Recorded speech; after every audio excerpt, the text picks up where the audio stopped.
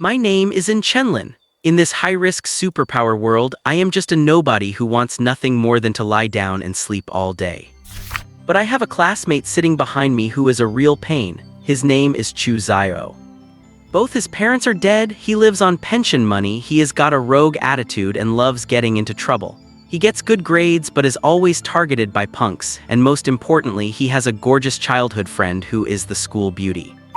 Based on my years of reading web novels, this kid is definitely a textbook main character. On Awakening Day 10 days from now, he will definitely awaken a world-shattering, god-tier superpower, face-slap his way to the top and save the world. As for me, I just want to quietly follow him around as a background character, leeching experience points. If the sky falls, he is 6 feet tall, so he can hold it up. To avoid getting in the way of his path to glory, I am sleeping every second I can get. After all, with my early awakened hidden ability, final imaginary calculation, my power automatically skyrockets as long as I close my eyes and sleep. Until this afternoon when I woke up in the park and found a mysterious blank purple book lying on my lap. The book had only one sentence. On April 9th, the starless void will appear in the eastern suburbs. Monsters will massacre the town, leaving nearly 100 dead or injured. I looked at the March date on the calendar, then at Chu Zio, who was currently fighting someone in the back of the classroom over the school beauty. My gut told me this book was definitely not a prank. A death flag for our main character, plus a death countdown from a book of prophecy.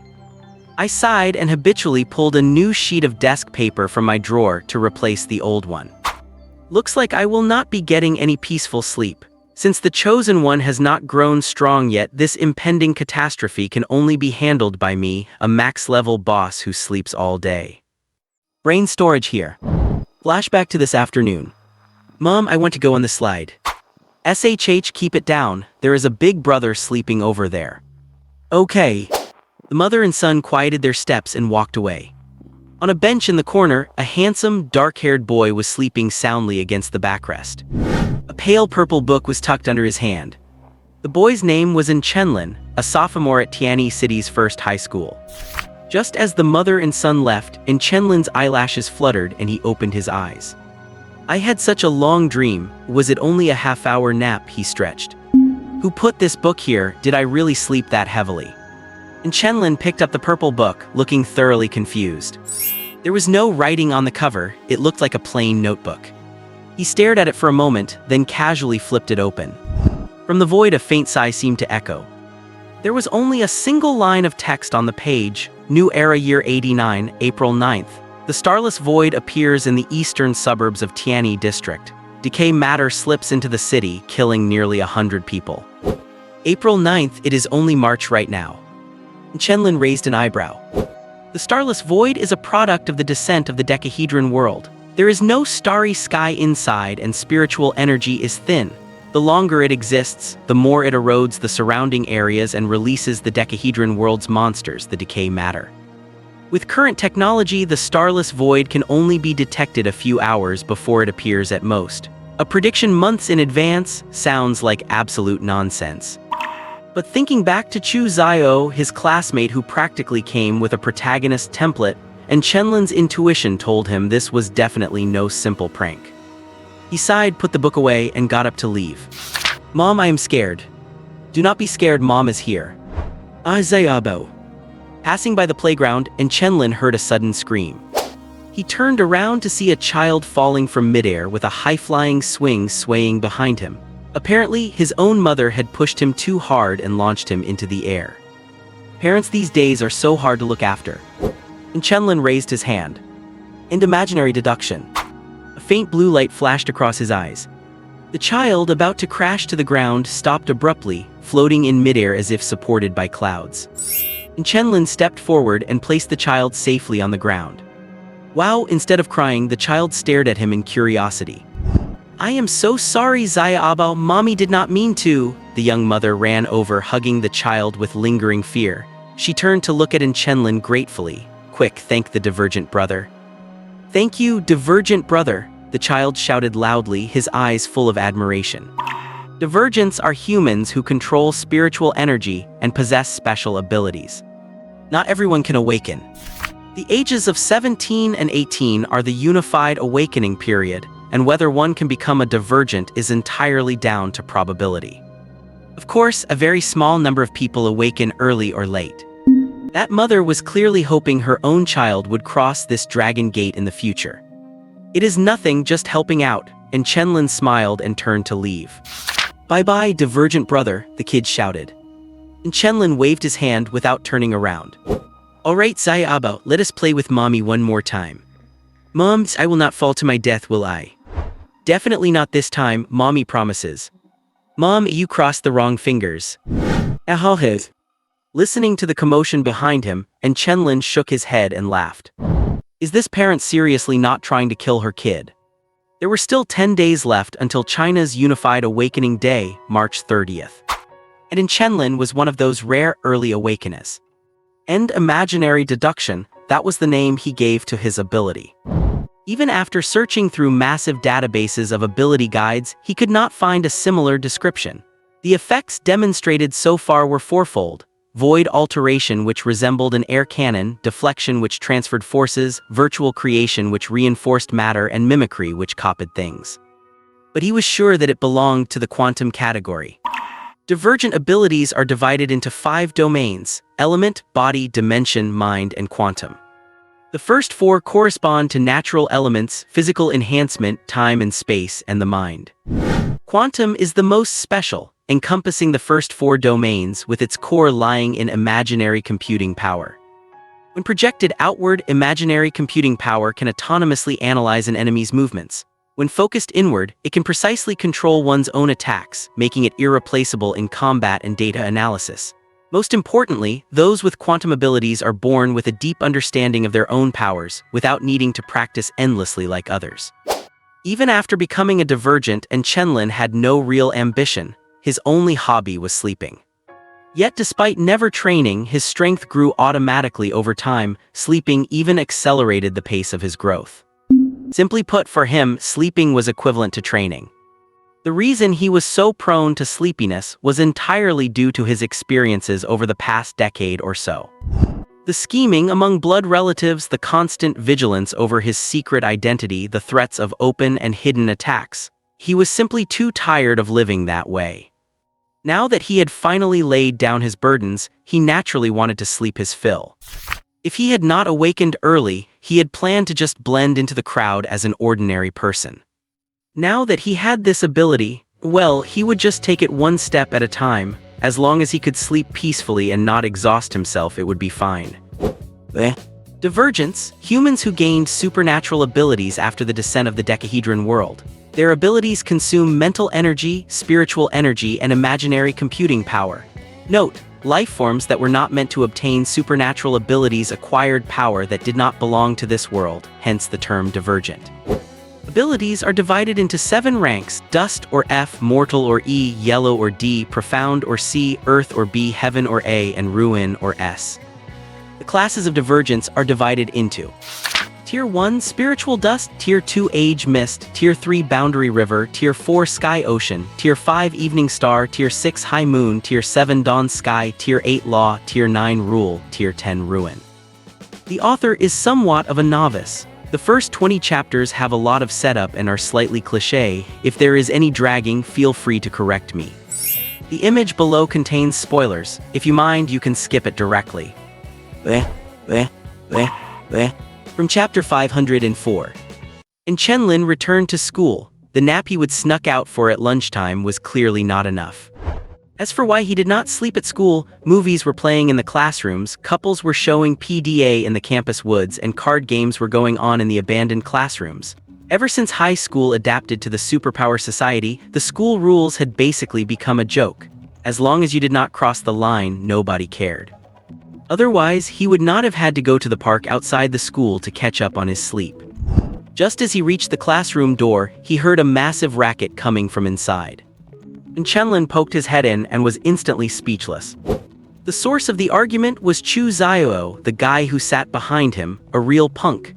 No need to guess the cause. Someone must have tried to hit on his childhood friend, the school beauty Lin Kainkyu, and this guy had jumped in to play the protective knight again. Both sides already had 2 strikes on their record and one more fight meant expulsion, so they were just shouting instead of throwing punches. The flying spit had actually cleared out a vacuum zone that nobody dared get close to. Wait, where the hell are those 2 standing? Holy crap, that is my freaking desk. These 2 spitting killer whales. The 2 arguers suddenly felt a chill run down their spines. Before they could even turn around, a hand grabbed the back of each of their heads. Bang! Their heads slammed violently into each other. Instantly seeing stars, the 2 of them fell backward. Swoosh! Under everyone's stunned gazes, and Chenlin expressionlessly ripped away the spit-covered paper mat on his desk, pulled a brand new, identical one from his drawer and laid it out. The movement was smooth as silk. The class bell rang right on cue. The 2 dazed guys got to their feet shakily, one scrambled back to his seat while the other stumbled out of the classroom. Man, and you hit way too hard, Chu Zio complained, rubbing his swollen forehead. Lin Kainkyu giggled, covering her mouth. Well, it is your own fault for always arguing over his desk. During your last few fights, you guys smashed in Chenlin's desk twice. That was an accident. They should not have insulted me in the first place, Chu Zio argued defensively. You could not entirely blame him. Chu Zio's parents were both fallen anomalists who died in the line of duty, so he lived off a government pension with the Lin family helping out from time to time. But because he had a school beauty for a childhood friend, he was a magnet for brainless bullies looking to pick a fight.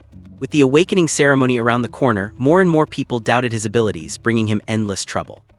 Orphaned childhood friend who is the school beauty, optimistic, money-loving, and constantly mocked. And Chenlin could not help but complain to himself, no matter how you looked at it, this guy fit the standard protagonist template perfectly. Although he did not have any grand ambitions himself, staying on good terms with a potential protagonist was all upside and no downside. That was why he had always been tight with Chu Zio and Lin Kainkyu. If the sky falls, let the tall guys hold it up. And Chenlin had no desire to be the tall guy, so Chu Zio was perfect for the job. And what if Chu Zio did not end up as the protagonist? Even better. Being a slacker alone is fun, but doing it together is double the fun. Just as the teacher walked in, Chu Zio tapped on Chenlin's shoulder and whispered, "Hey Anne, the awakening is in 10 days. What kind of ability do you think you will get?"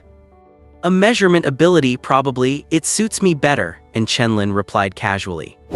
Measurement ability? That category is pretty rare. Chu Zio thought about it and nodded. But it definitely suits you. And Chenlin usually preferred sitting over standing and slacking off over working, but once he did take action, he always resolved trouble in the blink of an eye. This style perfectly matched the precise, fast, and powerful nature of a measurement ability. The odds of awakening a measurement ability are just as low as a dimensional ability. Sounds like you have a lot of faith in your luck, Lin Kainkyu chimed in with a soft laugh. No, I just think it suits me. Honestly, it is probably best not to become an anomalist at all. It is too much work, and Chenlin replied, looking completely unfazed. Lin Kainkyu was momentarily speechless. While everyone else was practically killing themselves to become anomalists, this guy was the exact opposite purely because of laziness. Society's preferential treatment of outliers is entirely paid for with their lives. The starless void that could descend at any moment, the formidable corruption, pioneering and exploring the prism world. There are death quotas everywhere. I thought that since I had not attended the awakening ceremony, these things were still far off. But of all things, and Chenlin had to awaken on his own. But as long as I can keep a low profile and stay safe, it should not be a big deal. Old and definitely thinks he can awaken. Chu Zio in the back seat grinned at Lin Kainkyu. Kainkyu, what do you want to awaken? I want a dimensional ability. As for me, probably a mind ability, Lin Kainkyu replied. And Chenlin's mouth twitched slightly. Mind, dimension, and quantum, the awakening rates for these 3 abilities were extremely low. The 2 of them were purely daydreaming. He only dared to say that because he had already awakened a quantum ability on his own. Abilities are divided into 7 ranks: dust, mortal, yellow, mystery, earth, heaven, and ruins, corresponding to the internationally used F through S ranks. 80% of people would end up disappointed, but Chenlin did not care. Since he had already awakened anyway, the rank did not matter to him. While the 2 behind him were still chattering away, and Chenlin's mind drifted off completely. Snap! The jog snapped. Out of reflex, and Chenlin ducked his head instantly. Whoosh! A half-broken piece of chalk grazed his scalp and hit Chu Zio's forehead in the back seat with pinpoint accuracy, leaving a white mark. Chu Zio, if you speak one more word, get the hell out and stand in the hallway, the teacher roared from the podium. Yes, sir, Chu Zio yielded instantly. The world was finally quiet, and Chenlin rested his head on the desk with satisfaction and fell asleep in a second. Thwack! Another piece of chalk flew over, hitting Chu Zio dead center once again. Oh, come on, teacher, do you have a crush on my forehead or something? Chu Zio cried out in pain. The teacher ignored him and threw another one. Thwack! Teacher, Chu Zio wailed in despair. Woken up by the noise, and Chenlin muttered groggily, "Where is that monkey screeching from?" Just as he lifted his head, a piece of chalk hit him right between the eyebrows with a sharp smack. And Chenlin instantly snapped awake, meeting the teacher's murderous glare. Get out, the teacher pointed at the classroom door. And Chenlin had no choice but to get up and head out. Ha ha ha, seeing this, Chu Zio could not help but burst out laughing. Chu Zio, you get out too. Huh, teacher, I did not even do anything, Chu Zio cried out, widening his eyes in protest. You laughed, that is disrupting classroom order. I am. Yes, teacher. Dejected, Chu Zio was forced to follow him out. Just as Chu Zio stepped out of the classroom, his desk mate Lin Kainkyu covered her mouth and giggled. Chu Zio suddenly poked his head back in. Teacher, Lin Kainkyu laughed too. Lin Kainkyu's smile froze, and she glared at him fiercely. Without even lifting his eyelids, the teacher said flatly, "You will keep standing next period." Teacher, you cannot play me like this. Make it 3 periods. Yes, teacher. Chu Zio pulled his head back and looked grumpily at Chenlin, who was yawning like crazy. Olden, it is all your fault that I got kicked out to stand here too. How is it my fault? Who told you to laugh at me? Besides, I am used to standing anyway. And Chenlin did not care at all. As the class is chronic sleeper, falling asleep in class was guaranteed and standing in the hallway was routine. Chu Zio was just an accidental byproduct. Sai, do you think our homeroom teacher had to kneel on a washboard at home or something? What the hell, he is asleep already. Chu Zio was about to complain, but when he turned around and Chenlin had already leaned against the wall and fallen asleep instantly. He was completely speechless. This guy could sleep like a log literally anywhere. Huh, you brought a book out to stand in the hallway. Chu Zio's gaze drifted down to a purple-covered book in Chenlin's arms, and he was instantly puzzled. Did he have a book with him when he came out? I do not think so. Unable to figure it out, he gave up and began to wander boredly down the hallway. Standing here within Chenlin, with no one to even chat with, was absolutely boring to death. This thing, did not I leave it on the park bench? And Chenlin stared at the purple book on the desk before him, lost in thought. If he had not opened it and seen the exact same words on the first page, he would have suspected he brought the wrong book. But clearly this was the book he left in the park, he just did not know who had brought it back. And Chenlin had also asked Chu Zio, but Chu Zio said it was the book he brought out himself and he did not see anyone give it to him. So did this fucking book just appear out of thin air? Why does this feel a bit ridiculous? And Chenlin opened the book, his eyes falling on the words on the first page. On April 9th, a starless land of nowhere appeared in the eastern suburbs of any district. Corrupted essence emerged from it, slipped into the city and killed nearly 100 people. It is now March 20th. Awakening takes place on March 30th, followed by a short holiday after the awakening.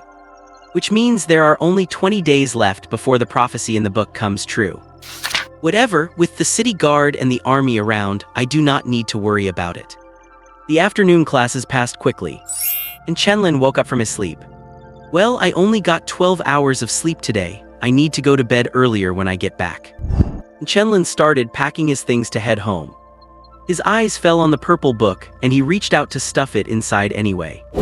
Before leaving school, Chenlin encountered students at the school gate filling out a wish collection form. Though it was called Wish Collection, it was actually just a place for those about to awaken to write down what kind of abilities they wanted. It was basically just a wish box. And Chenlin had not planned on filling it out, but someone approached him, so he wrote something down. He just wrote down whatever. Once he finished, he headed home. he had to rush back to cook, eat, and go to bed. As for having the self-awareness of someone who awakened early, what awareness, eating and sleeping is the only way to go. Training and all that, do not even think about it. Back home, and Chenlin made himself 3 dishes and a soup, all in single portions. Once he was done, he went asleep. In this life, sleep is the most important thing. Enough talk, time to sleep. Hello everyone. Late at night, everything was silent, and the city lights shone like brilliant pearls. Suddenly, a streak of pink flashed past the streetlights in the dark, as if a pink elf had run beneath them. But in the next moment, this pink elf appeared at the very top of the skyscraper. Late night really is not the best time to move around, but are not I being too strange? To actually come all this way just for a dream. Well, since I am already here, I might as well play around for a few days. Time to find a place to sleep, or I will get dark circles under my eyes. The pink elf vanished from the top of the building. Only the lights witnessed the elf's disappearance. Hello, do you still have any rooms available? Hello, are there any rooms left? In a 5-star hotel, a blue-haired girl and a pink-haired girl asked the same question at the front desk. The 2 girls glanced at each other. One had a cold expression, looking unapproachable. The other had a smile on her face, looking youthful and lively. Yes, we do. Please wait a moment. How many nights will you be staying? Okay, could you both please show me your ID cards? The receptionist said, and immediately began typing away on the computer. Soon 2 room keys were placed on the counter. Here are your room keys. If you need anything, please call the front desk. The 2 girls took their room keys and walked towards elevators in different directions. Changyan, have you arrived in Tianyi City? The blue-haired girl Meng Changyan answered the phone. A middle-aged man's voice came through. Yes, I have arrived in Tianyi City now. Meng Changyan said, looking up at her reflection on the smooth elevator doors. Good, I will call my friend tomorrow so you can enter the high school and participate in the awakening ceremony. Except for holidays, you should stay in Tianyi City for now. I will ask my friend to prepare a room for you. Thank you, Dad. Oh, and by the way, if you have time, go find someone named Chu Zio. He is the same age as you. Chu Zio's parents were my comrades in arms. They sacrificed themselves in an accident, so you can reach out to him or offer him some help. There is also someone else you should watch out for, a guy named Chenlin. His dad is not a good person, so you must keep your distance from this in Chenlin as well. Dad, how do you know this Chenlin is not a good person? Do not worry about the details. Actually, never mind. If you feel like Chenlin is a decent person, you can interact with him as you wish. I should not judge his child through biased eyes because of what happened back then. I will not say anything else. Study hard in Tianyi City. Okay, I will study hard. I am hanging up now. Bye. Bye. Hanging up the phone, Meng Changyan walked to the door of her room. Suddenly, she heard a slight noise nearby. Meng Changyan turned her head to look, only to see the beautiful pink-haired girl she had met at the front desk strolling over. The pink-haired girl also noticed Meng Changyan and walked up quickly with a smile. Meng Changyan's room number was 605, while the pink-haired girl's was 606. What a coincidence, may I know your name? The pink-haired girl looked Meng Changyan up and down, then asked with a smile. Meng Changyan also looked at the pink-haired girl. Although she knew she was beautiful, the pink-haired girl in front of her was just as stunning. Hello, my name is Meng Changyan said in a calm tone. The pink-haired girl nodded, then said to Meng Changyan. Hello, my name is Festina. Nice to meet you, Meng Changyan. Nice to meet you, Festina. Are you a foreigner? No, I am Chinese. Oh, my apologies. It is fine, but may I ask, Miss Meng Changyan, what brings you here? Sorry, I cannot tell you that. Oh, that is fine. See you tomorrow then. See you tomorrow. The 2 girls said goodbye and walked into their respective rooms. Meeting by chance, they had only briefly introduced themselves to each other. As for whether they would meet again next time, who knows? Hello everyone. And Chenlin fell deep into his sleep. Inside the school bag he left by the bed lay the purple book. This book contained the text that Chenlin had initially dismissed as a joke. However, beneath that text, another line of words now appeared. New Era Year 89, March 20th, Yin and Dai meet. Section break. Who is sleeping? Oh, it is Chenlin sleeping. Chenlin's sleep quality is really something others just cannot emulate.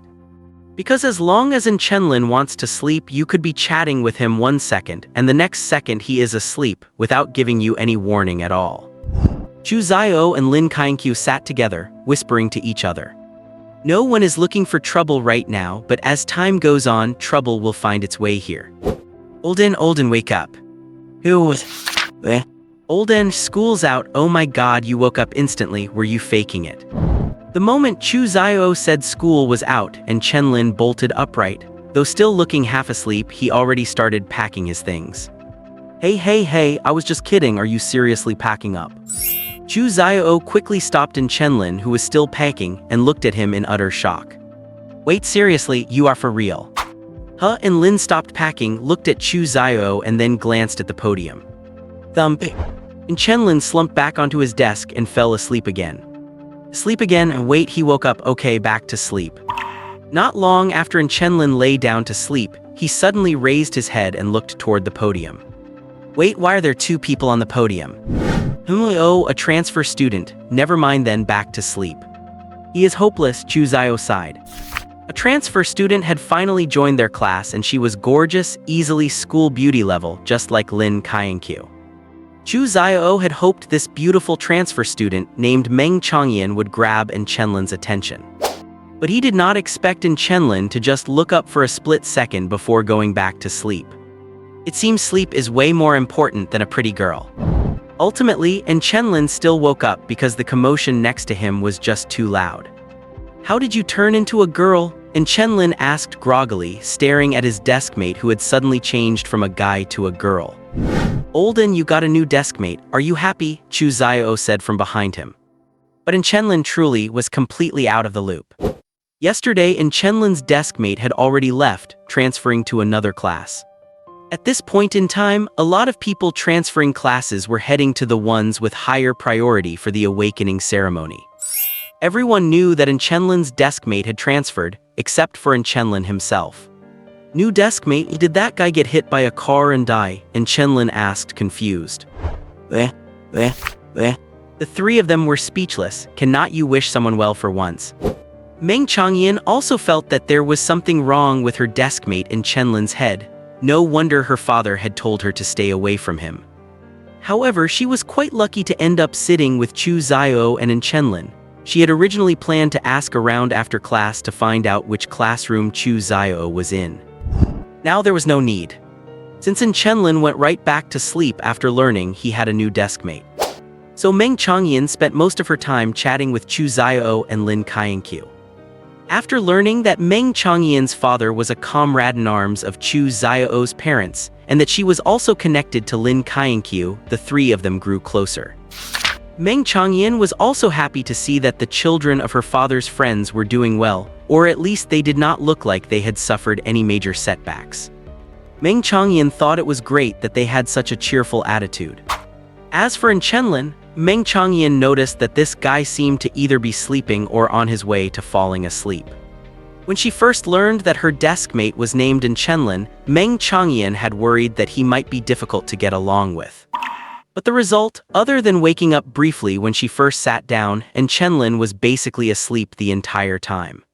When she asked Chu Xiao and the other, they told her this was completely normal for him.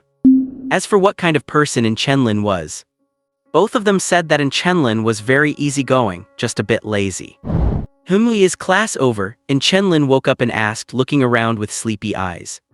Class is starting. Olden, wake up, the teacher is staring at us again, Chu Xiao quickly warned him when he saw the teacher glancing over. Okay, Chenlin forced himself to wake up and began to pay attention to the lesson. Halfway through the class, Chenlin suddenly turned his head, looked at the pretty, blue-haired girl next to him and asked in astonishment. Who are you? I do not remember you sitting here. Where is my deskmate? Chu Xiao and the other covered their mouths to muffle their laughter, while Meng Changyan, looking completely helpless, introduced herself. My name is Meng Changyan. I am a new transfer student and I will be your deskmate from now on. As for your old deskmate, you will probably have to go to class 1 to find him.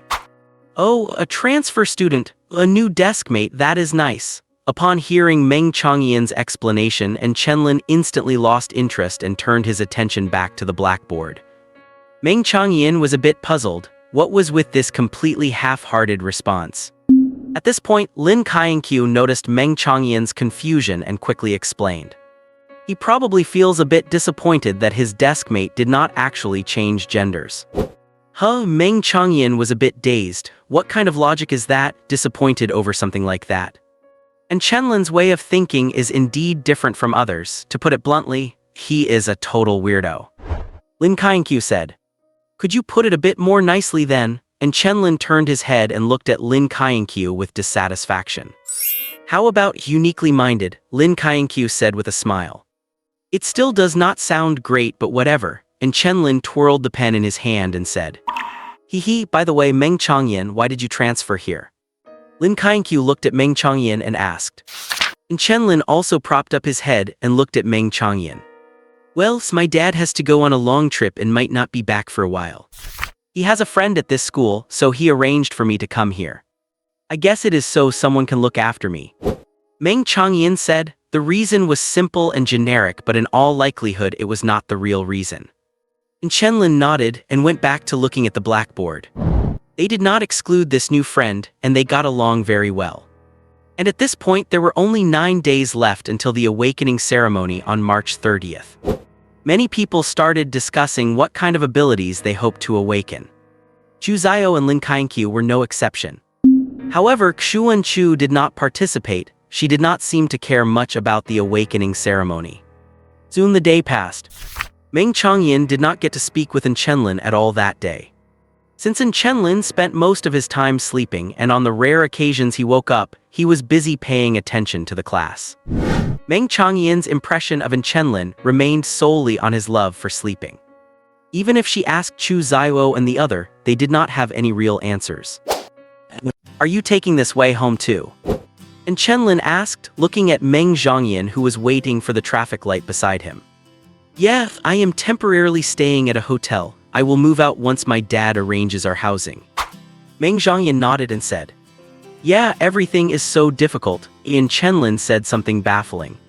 But Meng Zhongyan did not mind. After spending a day with him, she realized her desk mate would occasionally say things that were hard to understand. No, not really hard to understand, it was more like, everything he said was nonsense. Which hotel? Chenlin asked. The Grand Hyatt. We are going the same way, let us walk together. Sure. Chenlin and Meng Zhongyan walked back, turning heads from time to time. Why?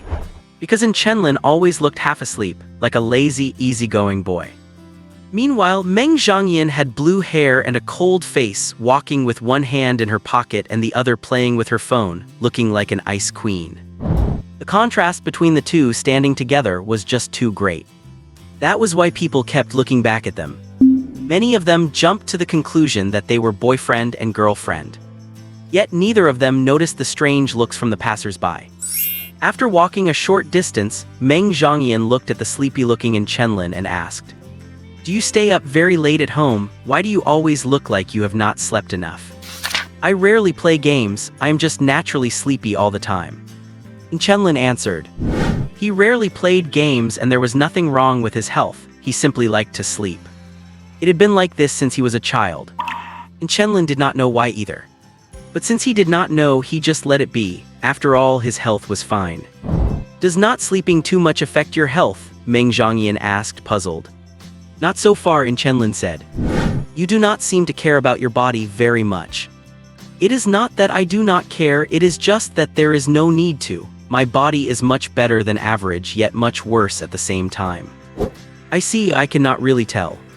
There is no need to, even I cannot tell. By the way, let me remind you, the awakening ceremony is in 9 days, did you know?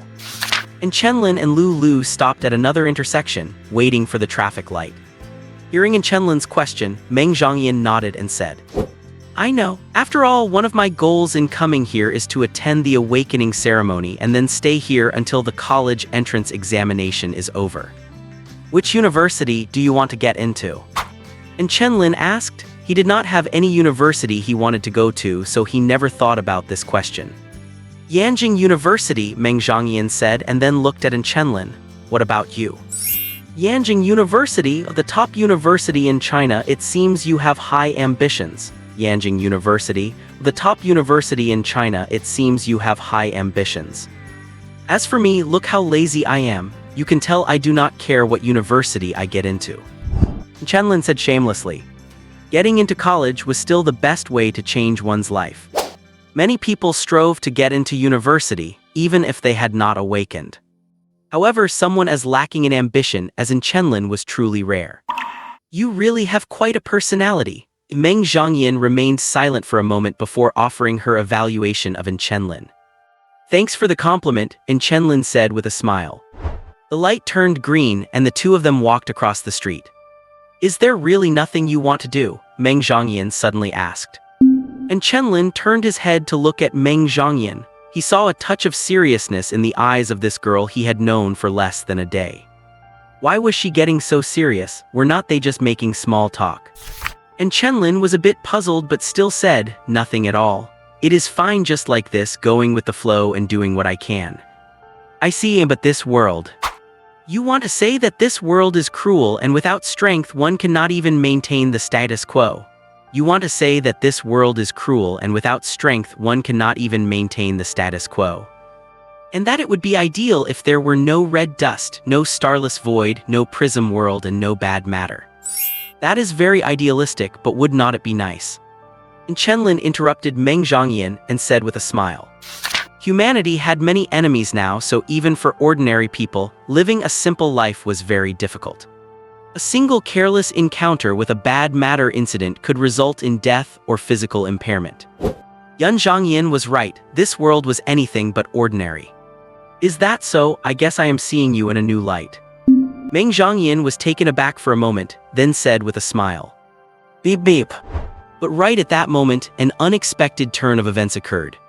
Accompanied by screams and loud shouts of warning, an out-of-control truck came rushing straight toward them. By the time Zhengyuan Zhangyan and Chenlin noticed it, it was too late to dodge. Meng Zhangyan could already imagine the sound of the truck crashing into her and the other pedestrians, followed by the screams of those nearby. Just when Meng Zhangyan felt there was no escape, Chenlin, who was standing beside her, slowly raised his hand as the spiritual breath inside his body began to stir, activating his void calculation power. Final imaginary calculation, space modification deceleration. An invisible force rippled out and the space around the truck suddenly became viscous, causing the truck's speed to slow down. But this was not enough because the truck was moving too fast and was too close to them. Even with its speed reduced, it would still crash into them with terrible force. They could not possibly withstand it. So, final imaginary calculation, offset dampening. The truck made contact with Chenlin's raised hand, and then something astonishing happened. The truck actually ground to a halt. Bam! But at the exact moment the truck stopped, a long crack suddenly appeared on the road on both sides of Chenlin and Meng Zhangyan. It looked as if it had been slashed violently by something. Phew! Chenlin let out a long breath, drenched in sweat. First, he had reduced the truck's speed to lower the impact force to a range he could withstand. Then he had redirected the impact force of the truck to empty spaces on both sides. This was the first time Chenlin had ever done something like this. Beside him, Meng Zhangyan looked at Chenlin in disbelief. Chenlin sighed, turning to show Meng Zhangyan his completely uninjured hand as he said with a smile. Look, when it comes to doing things you do not want to do, you often end up exerting yourself for some inexplicable reason. I am quite troubled by this too, because I woke up only to find that my dream has become a thing of the past, a memory to look back on. Chenlin fled with Meng Zhangyan. Before anyone could react, they had escaped from everyone's sight. Later, when the city guard came to investigate, they only reported that an anomaly student had stopped the truck, preventing any casualties. The city guard did not pursue it further, because it was not surprising for an anomaly to do such a thing. We almost could not get away. After running for a distance, Chenlin leaned against the wall, catching his breath slightly as he spoke. Meng Zhangyan was doing fine nearby, at least not gasping for air as much as Chenlin. Meng Zhangyan looked at Chenlin, suddenly realizing that this guy whose habits were extremely lazy was actually the one hiding the deepest. He had actually awakened early. I know what you want to say, yes, I awakened early. I know what you want to say, yes, I awakened early. It is a quantum ability, as for its grade I am not sure. And Chenlin recovered and grinned widely, smiling sillily at Meng Changyan. I do not understand. Meng Changyan stared at Chenlin and it took a long while before she spoke those few words. What? Chenlin asked, puzzled. I do not understand. Since you awakened early, it means your ability and talent must be near the top if not the very best. But you seem to have no purpose like drifting duckweed. Meng Changyan said, her gaze at Chenlin turning somewhat complicated. Chenlin fell silent for a moment, then looked at Meng Changyan and said with a smile. Duckweed, huh? I really do not have any purpose and I will probably just go with the flow. Becoming an anomaly to save the world is just too tiring. Duckweed, huh? I really do not have any purpose and I will probably just go with the flow. Becoming an anomaly to save the world is just too tiring. I am lazy, so I do not like doing that kind of stuff. Besides, if the sky falls, the tall ones will hold it up. I am not worried about what happens to me. What is wrong with being duckweed? Chenlin's words made Meng Changyan fall silent once again. In this era where everyone wanted to become an anomaly to fight for humanity, someone like Chenlin could still exist. But people like him often were not afraid of death, they were just tired of the fighting, tired of death. Meng Changyan did not know why Chenlin chose to leave his ability unused. Was Chenlin afraid, or was it something else? She fell silent for a moment, then asked, so what are you going to do next?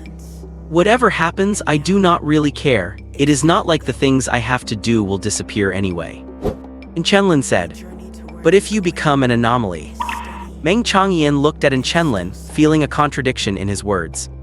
But Meng Changyan saw a carefree smile on Chenlin's face.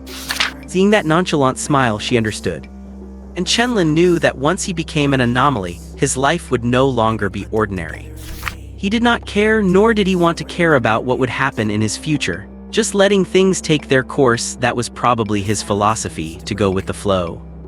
And if he could just be an ordinary anomaly, that would be even better. You want to become an anomaly and get into Yanjing Academy, that is your goal. You want to become an anomaly and get into Yanjing Academy, that is your goal. But my goal is simple, to avoid having so many troubles in my life. So do not worry so much, besides the world is a pretty good place, is not it? Chenlin smiled gently and continued walking forward. The world is a pretty good place, Meng Changyan muttered softly, unable to comprehend Chenlin's words. Perhaps Chenlin's way of thinking was not something she, who had only known him for a day, could understand. Oh right, Meng Changyan, keep this a secret for me. If anyone else finds out, I am done for. Chenlin suddenly said to Meng Changyan. Fine, I get it, I will not tell anyone. Helpless/Changyan could only agree to his request. Actually, she had no intention of telling anyone anyway. It was pointless and would bring nothing but unwanted attention. Thanks a lot. The two of them continued on their way back. Time flew by. 9 days had passed since Chenlin revealed his early awakening to Meng Changyan, bringing them to the day of the awakening ceremony. During this time, Meng Changyan spent every day with Chenlin and his two friends. With little interaction outside their group, the relationship among the four of them improved quite a bit. In addition, because they lived in the same direction, Chenlin and Meng Changyan walked home together every day, chatting idly along the way. The relationship between Chenlin and Meng Changyan also grew much closer. However, they would not have to walk together after the awakening ceremony, as Meng Changyan would have another place to live by then. Old An, wake up, the awakening ceremony is about to start. On the sports field, Chu Zio shook Chenlin, who looked completely half asleep, speaking in a tone of exasperated disappointment. Chenlin was getting more and more somnolent. In the past, he could at least pull himself together at a time like this. Now he wanted nothing more than to just sleep standing up. Standing in front of Chenlin, Meng Changyan could not help but turn her head to look at him. Meng Changyan had also noticed Chenlin's increasing drowsiness. But while Chu Zio had no idea what was causing this, Meng Changyan did. This was clearly the side effect of his quantum ability. Many powerful abilities have some minor side effects on the user in the early stages, though they are not life-threatening. However, they do cause slight disruptions to the anomaly's daily life. This was exactly the case for Chenlin. Still, Meng Changyan also knew that Chenlin had always been a heavy sleeper. He had just become even more so now. As Lin Zheng understood it, and Lin had probably shown signs of awakening long ago, otherwise this drowsiness would not have appeared. Alright, let Chenlin rest. We can talk when the awakening ceremony starts. Meng Changyan said quietly, reaching out to stop Chu Xiao from dragging Xingyu's any further. As the saying goes, you can never wake a person who is pretending to be asleep. If Chenlin wanted to sleep, there was no way Chu Xiao could wake him. True, Chu Xiao let go and looked at Chenlin. Yep, he did not fall over, and Chenlin had truly mastered the art of sleeping while standing up. While the others gathered around Chenlin discussing how one could fall asleep while standing, a pot-bellied middle-aged man walked onto the rostrum. The noisy students instantly quieted down. For they knew the moment that would decide their future had arrived. The awakening ceremony was about to begin. Is someone watching me? As everyone's eyes fixed on the rostrum, Chenlin opened one eye and looked to his left. Never mind, I cannot see anything. Chenlin gave up as there was absolutely nothing to be seen. Students, you are about to experience a day that will change your lives in this world. I am sure many of you have been waiting for this exciting day for a very long time. Why? Because the Hetero Order is the pride of all humanity. Everyone can be proud of becoming a Hetero Orderer. Regardless of the tier of the ability you awaken, becoming a Hetero Orderer means embarking on a completely different path. But please be patient, students. I still have a few words to say to you before we begin. Students, do you know what you came here to do? That is right, to take the most important step in becoming a Hetero Orderer, awakening. And do you know what becoming a Hetero Orderer represents? Hetero Orderers are the guardians of humanity. Hetero Orderers are beings who can shine bright no matter where they are, in what scene, or under what circumstances. Not everyone can become a Hetero Orderer, but I believe that all the students present here have the chance to become one, and you will grow to be the pillars of our society. And students, after you awaken and become Hetero Orderers, do not forget. Hetero Orderers are the pioneers of history. They are the high wall that uses flesh and blood to block danger when it arrives. They are the explorers who venture into and pioneer unknown frontiers. At the same time, no matter what, you must never forget that the most important mission of a Hetero Orderer is to protect humanity. Protect humanity from the intrusion of the corrupt. Protect humanity so they can live in peace in the cities. Protect humanity so that everyone can have an infinite future and infinite beauty. This is what a Hetero Orderer is. Great people who embody protection, progress, exploration, and resilience all in one. Now that you have become Hetero Orderers, you must move toward this goal. Make yourselves a blazing fire that shines upon the world. I declare the awakening ceremony of Tianyi No. 1 High School officially open. All students, please get ready. As soon as the principal took the stage, he began giving an inspiring speech. This was an annual routine, but the results got better and better every year. With just these few hundred simple words, all the students on the playground were worked up with excitement. Yes, becoming a Hetero Orderer and fighting for humanity, that is what a Hetero Orderer is supposed to do. After awakening through the ceremony, everyone would become a spirit dust tier Hetero Orderer, already separated from ordinary people. It is time to do things that fit the identity of a Hetero Orderer. And Chenlin was woken up by the noise. Everyone around him was fired up, but not him. Meng Zhangyan looked at Chenlin and nudged him. You do not seem to care at all. It would be too fake if I cared, and Chenlin said helplessly. Meng Zhangyan shrugged. True, after all you awakened early. To Chenlin, the awakening ceremony held no interest. He had awakened early and basically knew what to expect. The only fun he could get out of it was probably watching the moment others awakened. But given Chenlin's personality, he would probably sleep until the very end. After the principal finished his blood-pumping speech, the awakening ceremony officially began. The awakening ceremony utilized a floating crystal that was half a person's height, with two people undergoing it at the same time. During the awakening, a force would emanate from within to guide the person. If the guidance succeeded, the awakening was successful and the crystal would emit light representing their tier. Gray for dust tier, white for mortal tier, yellow for yellow tier, blue for mystic tier, orange for earth tier, gold for heaven tier, and red for ruins tier. Whatever ability they got would be displayed on the crystal. No color meant they failed to awaken. The process went by class, and in Chenlin's class was the 7th to go. Awakening was always accompanied by disappointment and excitement. Some awakened better abilities while others awakened poorer ones, and some did not awaken at all. This was very normal. Mortal tier physical reinforcement. Boohoo, what a trash ability. Mortal tier weak water. Failed to awaken. Ayorg, this is not real, hahaha, it is all fake. Yellow tier hardening. Failed to awaken. Teacher, will jumping from the 6th floor kill me? Earth tier body of stone.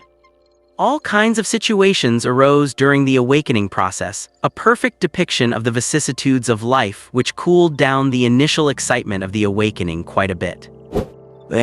With 50 people per class, 6 classes meant 300 students, but out of those 300, only 120 successfully awakened their abilities. Among these 120 people, 70% awakened dust or mortal tier abilities. The most stunning of all was the ability awakened by a boy named Lin Maoshan from Class 5. It was the Heaven tier fire element ability, Heavenly Repelling Flame.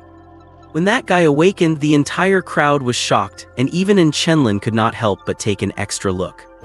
A Heaven tier ability was already highly advanced. Having a Heaven tier ability meant that one's future lower limit would not be low. As for the upper limit, that depended on oneself. In short, this first Heaven tier ability had already pumped up the atmosphere of the entire venue. And Chenlin could already imagine how highly valued this guy named Lin Maoshan would be. After all, a good ability meant a good future, even though abilities with lower tiers could sometimes reach incomprehensible heights. But those were rare exceptions. Most people still preferred to put their trust in those with high-tier abilities. At least the margin of error was not as small. Just like how top students would always get their teacher's attention, while weaker students received very little. Soon it was the turn of Chenlin's class. "Are you nervous?" Chenlin asked, looking at Meng Zhongyan. Meng Zhongyan shook her head and said, "I am certain I will awaken, so I am not nervous." "Fair enough, you usually seem quite confident. There are not many people who can remain this confident right now," Chenlin said. "Are not you confident as well?" Meng Zhongyan looked at Chenlin.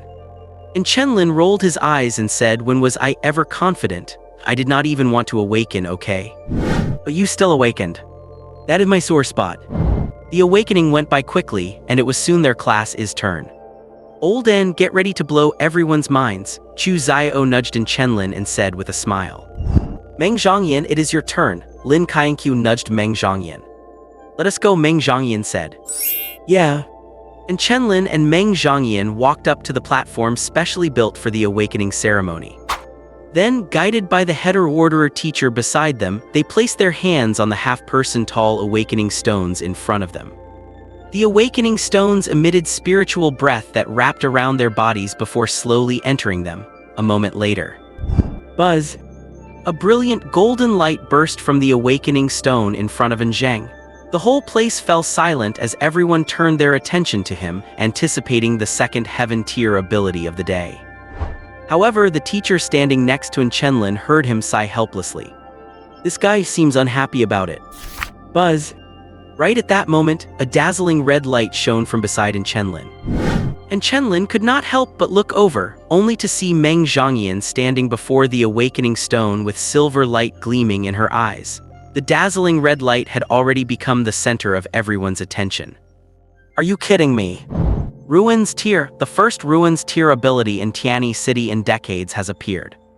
One Heaven tier ability and one Ruins tier ability awakened at the exact same time. This was unprecedented, even in other schools. Soon, their abilities were displayed in front of their awakening stones. Meng Zhongyan, Dimensional Spatial Ruins tier ability, Void Treasury Heaven. Chenlin, Quantum Type Heaven tier ability, Runic Evolution Calculation. A Dimensional Spatial ability, a Quantum Type Highly Offensive ability. Both of their abilities are absolutely rare. Currently, the rarest types among superpowers are definitely the dimensional abilities of space and time, as well as pure magnitude abilities within the magnitude category. What are pure magnitude abilities? Among magnitude abilities, there is one called celestial gravity, which is the power to control gravity. And force field abilities like these do not have parametric singularities like elemental or physical abilities do. These abilities rely entirely on one's own virtual calculation power and spiritual essence to function. This category of powers is known as pure magnitude abilities. Other magnitude abilities simply add virtual calculation power into the awakening process. Furthermore, virtual calculation power is not easy to use. A single mistake can cause the user's calculations to collapse, leaving them unable to fight. You could say magnitude abilities are the hardest to use and take the longest to master, but they are incredibly powerful. Then there are dimensional space abilities. The lowest grade for this type is yellow grade. That alone shows just how different they are. Whether for support or offense, space abilities are exceptionally powerful. The fact that space abilities naturally bypass most common defenses is enough to rank them as the strongest offensive powers. Unfortunately, people with space abilities are incredibly rare, just as rare as those with pure magnitude or time-based abilities. But right now, right here, a space ability and a pure magnitude ability have appeared before everyone at the same time. No words besides total shock could describe how everyone feels right now. Is this for real? And Chenlin looked at Meng Zhangyan with a complicated expression. He knew Meng Zhangyan had talent, but he never expected it to be this much. Void grade abilities. The potential of someone with this grade of power is at a level that other grades simply cannot reach. Every year, a few people awaken void grade abilities, but there are never more than 5. In all these decades, a void grade ability has never appeared at an awakening ceremony in Tianyi City. And now it has right next to him, from his own friend. Ah, she is fully buffed. I feel like my future just became even more unpredictable. And this piece of junk awakening crystal, what was that? Sigil derivation? My awakened ability has nothing to do with that, and it is much higher class, thank you very much. Wait a minute, higher class. Could I also have a void grade ability? Oh my god, good job, Mr. Awakening Crystal, though it would have been even better if you just failed me directly. Great, this is actually pretty good. And Chenlin let go and looked up to see burning gazes filled with jealousy, admiration, envy, and passion. Wait, what is with the passion? Basically, all kinds of stares were directed at him, making him feel a bit uncomfortable. However, what Chenlin did not notice was a faint flash of red within his golden light, though the sharp-eyed Meng Zhangyan caught it from the side. Just as Chenlin and Meng Zhangyan were about to step down, a discordant voice rang out.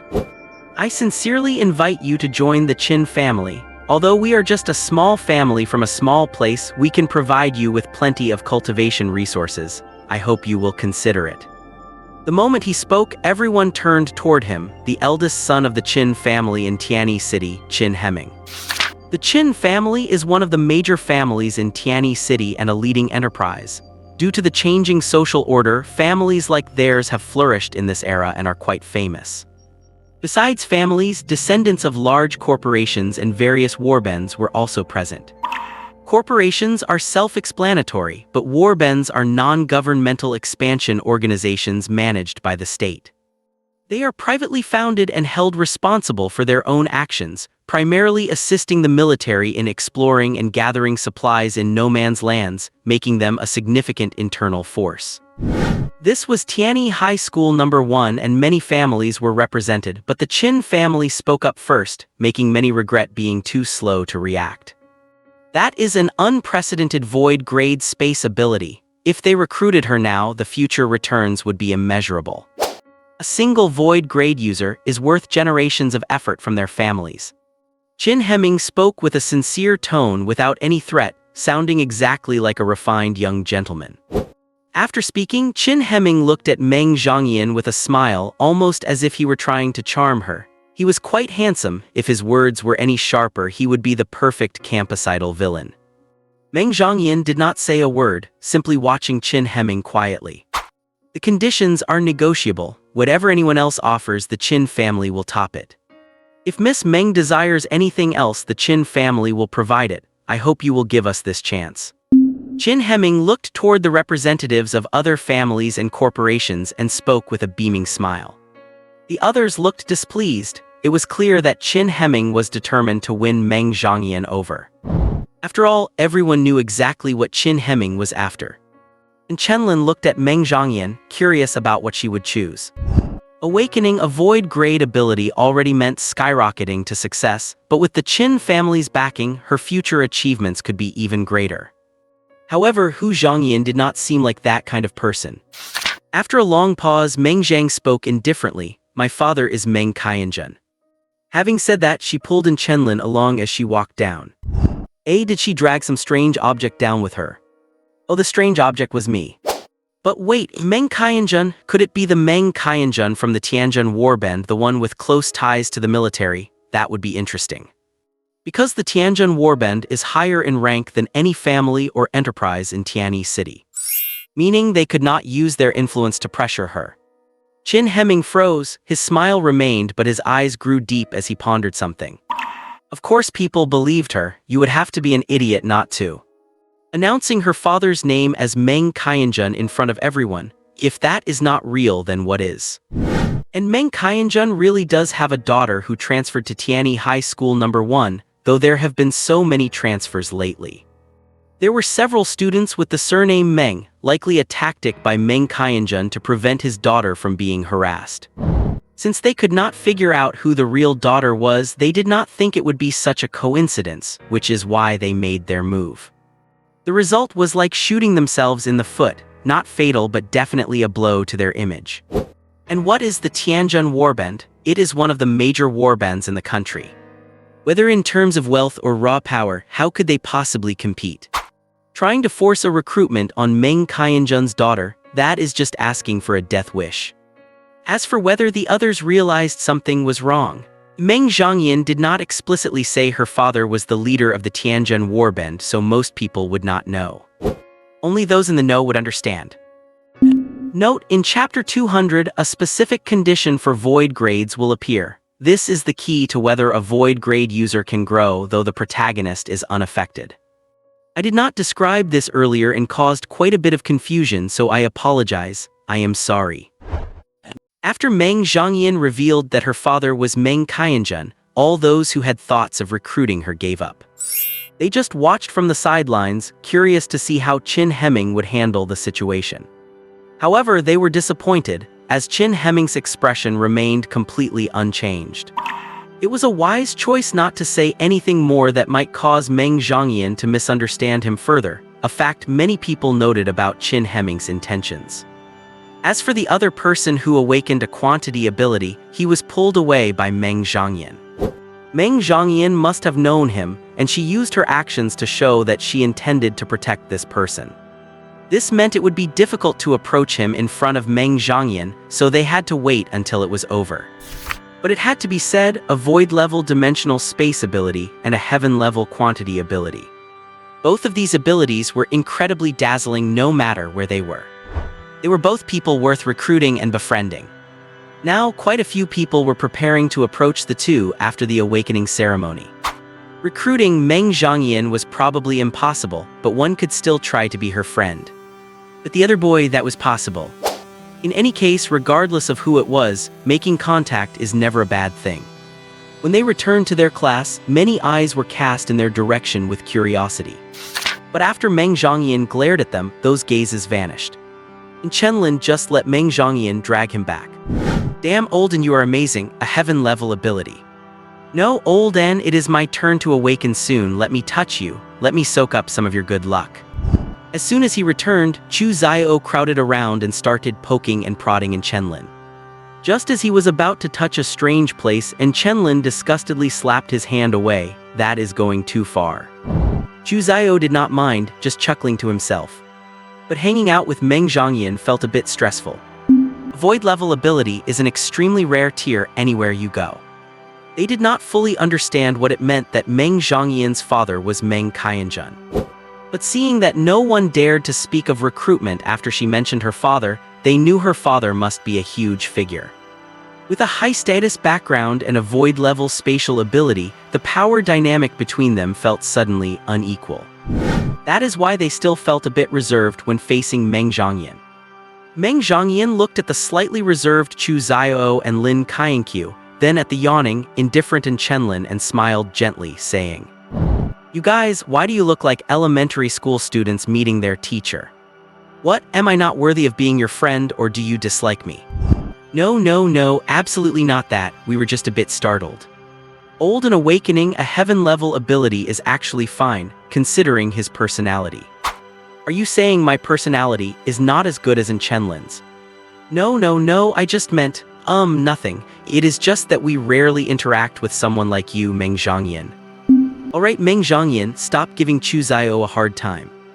We are just inexperienced folks, and your performance was truly too outstanding. We just feel a bit inferior. After all, having an alterer with a void-level ability by our side is really a bit intimidating. Do not be so reserved, I am not someone who looks down on others. To be honest, I was surprised that I awakened a void-level ability. It was far beyond my expectations. But awakening a void-level ability does not mean I am better than anyone else. After all, the ability tier only determines the lower limit, not the upper limit. Right, in Chenlin, did you fall asleep again?" As the three talked, they noticed in Chenlin, who was standing beside Meng Zhangyan, had fallen asleep on his feet again. His breathing was steady, giving off an air of being completely detached from the world. Meng Zhangyan could not take it anymore and reached out to wake him up. "What is wrong?" And Chenlin's body twitched and he looked at the three of them with sleepy eyes, confused. Meng Zhangyan felt a bit helpless. How could this and Chenlin be so unserious? "Sorry, I fell asleep again. What were you talking about? Keep going, I am listening." And Chenlin yawned and said, he had none of the joy of awakening a heaven-level ability, nor the excitement that others showed. It felt like it was something he had expected all along. There was no other way. By now, he could not say much else. He could only try to make others believe he awakened normally, rather than awakening early. As for the early awakening, he had not told anyone, and he rarely even used his ability. The outcome of the awakening might not match reality, but the trouble that a heaven-level ability brought him was far more than a little. So knowing that there would be more and more trouble ahead and that now was likely the most comfortable time, and Chenlin decisively chose to sleep more. After all, his ideals were easily realized in his dreams. And Chenlin really is relaxed. Lin Kainkyu felt a bit embarrassed. Others who awakened heaven-level abilities would want to shout it to the whole world.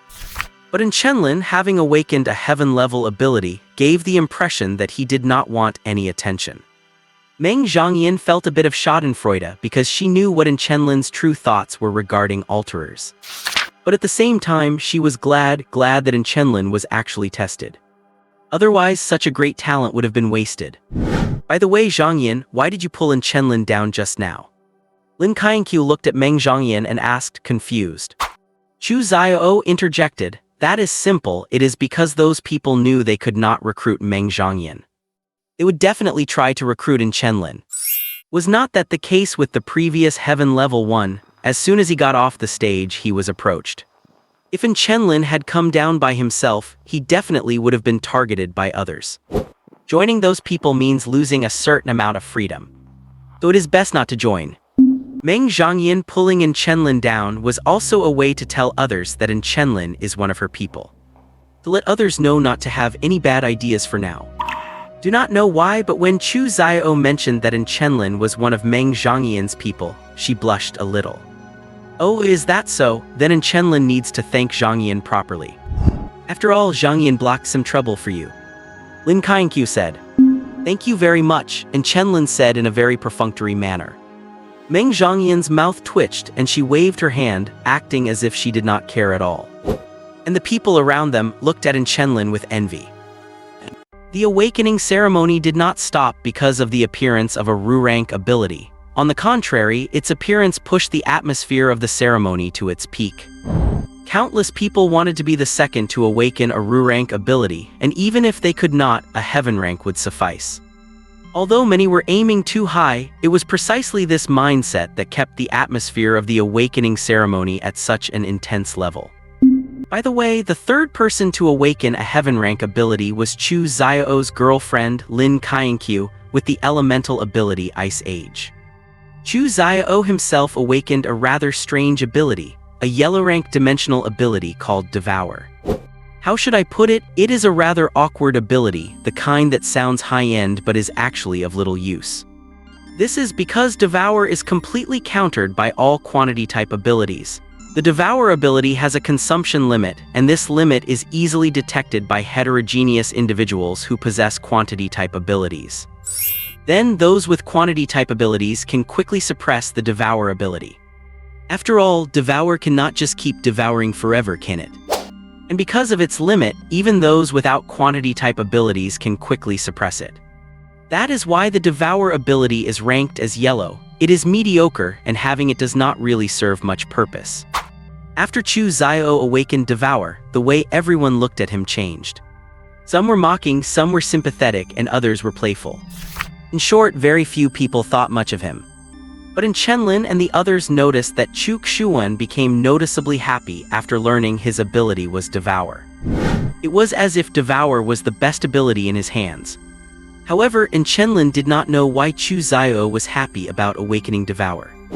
He did not care. Soon the awakening ceremony ended. Out of over 1,700 students from 35 classes, there was 1 Ru rank, 6 Heaven rank, 31 Earth rank, 68 Profound rank, 117 Yellow rank, 200 Mortal rank, and 291 Dust rank. 714 people awakened in total, far exceeding the number from previous years. You have to know that in previous years, having 500 people awaken out of 1,700 was considered good, but this time over 700 did.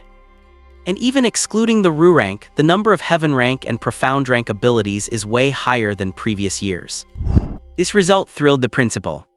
With so many promising students, the probability of getting into good universities will definitely be much higher than ever before. Immediately after the ceremony, the principal held a meeting to plan the training of these heterogeneous individuals for the coming year. The ceremony ended in the morning, and the new class assignments were released in the afternoon. But this time, the class assignments dropped everyone's jaws. In the past, assignments were random, and after the first month of testing, the top students were moved into Class 1. But this time, the rule was to take the average of the students' grades throughout their second year, excluding the highest and lowest scores. The top 30 scorers went into Class 1, the elite class. Oh, and for Meng Zhongyan with the Ru rank talent, she did not need to go through this. She was placed directly into the elite class. What was the consequence of this arrangement? Well, only 2 out of the 6 Heaven rank students made it into the elite class. Those 2 were in Chenlin and Lin Kainkyu. And Chu Xiao also made it into the elite class due to his own excellent grades. But Chu Xiao was not the most absurd case. Because the person ranked second in the class was a dust rank honor student. Yeah, that is just chaotic. After the assignments were released, many people were very dissatisfied and started going to the teachers to argue. But naturally, the teachers ignored them. Once the results were out, they would not change. Why did they suddenly change the initial class assignment rules? And Chenlin muttered, slumped over his desk with a look of annoyance. Is not Chenlin also in Class 1? Why does he look like he does not want to be there? Lin Kainkyu watched him slumped over the desk and asked, puzzled. Zhu Wang curled his lip and said, 9 times out of 10, it is because the elite class has a tense atmosphere, making it hard to sleep. He probably does not want to stay in the elite class. That is quite a personality, but with his Heaven rank ability, would not he be highly valued regardless of whether the rules changed? Lin Kainkyu said, Heaven rank abilities are rare resources, they are highly valued wherever they are. There are a lot of Heaven rank abilities in their batch, but that would not reduce the school's focus on them. Even if Chenlin wanted to slack off, it would not be possible, as the school and teachers would be watching him. So no matter how much Chenlin moans about the change, it is useless because there is only one outcome for him. Just then, Meng Zhongyan, who had been called away by a teacher, returned. As soon as she appeared in the classroom, everyone's eyes were fixed on her. But she ignored them and returned to her seat. Lin Kainkyu and Chenlin, you two should go to the principal's office, Meng Zhongyan said after sitting down. Sure, does the principal have something for us? Lin Kainkyu asked. Yes, you will know when you get there, Meng Zhongyan replied. All right, let us go in Chenlin. Lin Kainkyu stood up, pulled Chenlin along and left. After they left, Chu Xiao asked curiously, why is the principal looking for them? Meng Zhongyan said indifferently, security issues. High-level abilities are the most easily targeted by those with malicious intent at this stage. Calling them over is usually just to talk about safety, and then give them a pep talk. Promising some benefits to us, and then asking us to bring glory to the school. It is just that, nothing major. If you perform well enough, you can get those too. The rule for heterogeneous individuals is that the capable get more. I see, but will that work on in Chenlin? Chu Xiao suddenly asked. Meng Zhongyan was silent for a moment and whispered, probably not. Did you say something just now? Something similar to you. Oh. So, as the elite few who have just awakened, you must lead by example. Those who did not make it to the elite class should not be discouraged. After the next exam, you can prove your strength and join the elite class in one go. Alright, that is all I have to say. Students, you may return to prepare for your new classes. Just as Meng Zhongyan said, the principal first talked to them about safety and what to do in case of danger. Then came the pep talk, saying what they could get if they achieved certain levels. And Chenlin was not interested in any of it at all.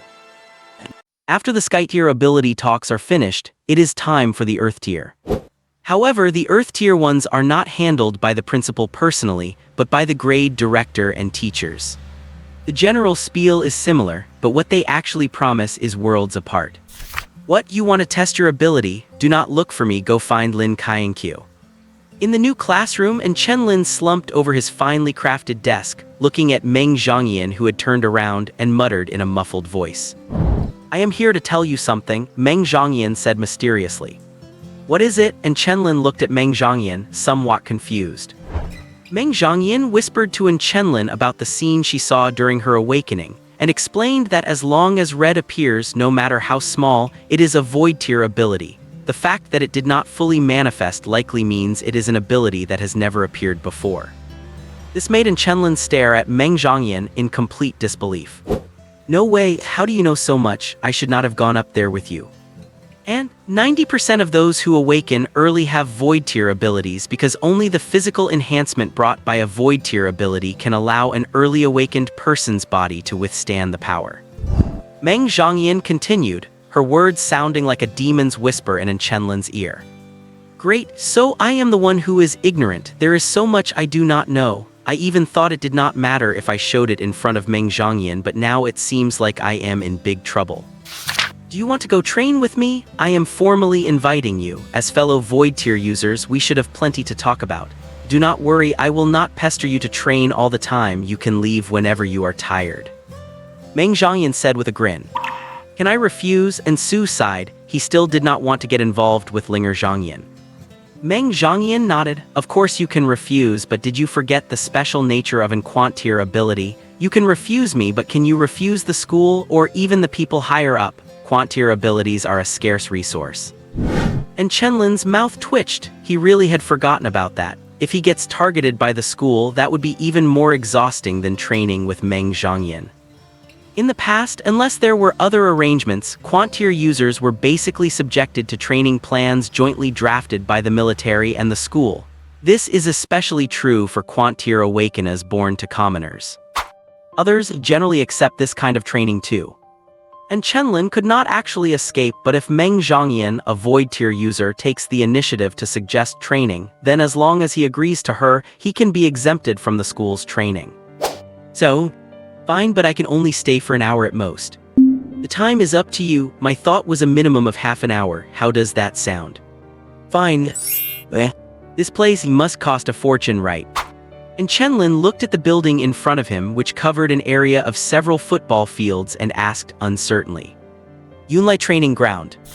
The largest Awakena training ground in Tianyi City. It is vast in size, high in scale, has perfect equipment, and some of the materials used in certain areas are extremely expensive metals. Whether for training or testing, the prices here are astronomical. However, Meng Zhongyan is the daughter of Meng Qianjun, a battle group leader. She must be very wealthy no matter how you look at it. So for Meng Zhongyan, this probably does not count for much. It is just that.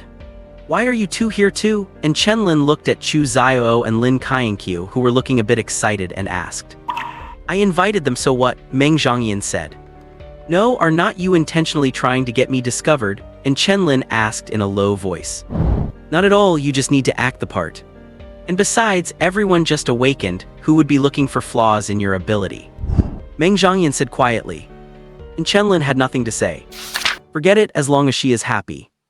Olden, you have to show us the power of your quant tier ability later. And Meng Zhangyan too. I have been wanting to see what a void tier ability looks like for the longest time. Zhu Zio was quite excited. He had 2 sky tier abilities and 1 void tier ability right next to him. This is a situation many people will never encounter in their entire lives. Yeah, sure, and Chenlin said in a perfunctory manner. Then, under Meng Zhangyan's lead, the 3 of them walked into the Yunlai training ground. Meng Zhangyan rented an E-tier training room, and then she dragged Lin Kaienqiu away. Where are you going? Chu Zio looked at the two and asked, confused. Changing into training gear, you do not expect to fight in those clothes, do you? Meng Zhangyan said, and then dragged Lin Kaienqiu around the corner.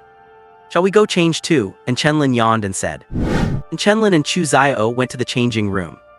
The training gear in the changing room was disposable but of good quality, and it felt quite comfortable to wear. I never expected this. You look so lazy all the time, but you actually have abs. Chu Zio poked in Chenlin's abs, looking quite surprised.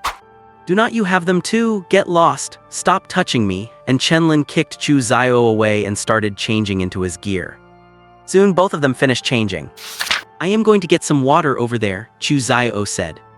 And Chenlin nodded and leaned against the wall, waiting for Chu Zio to return.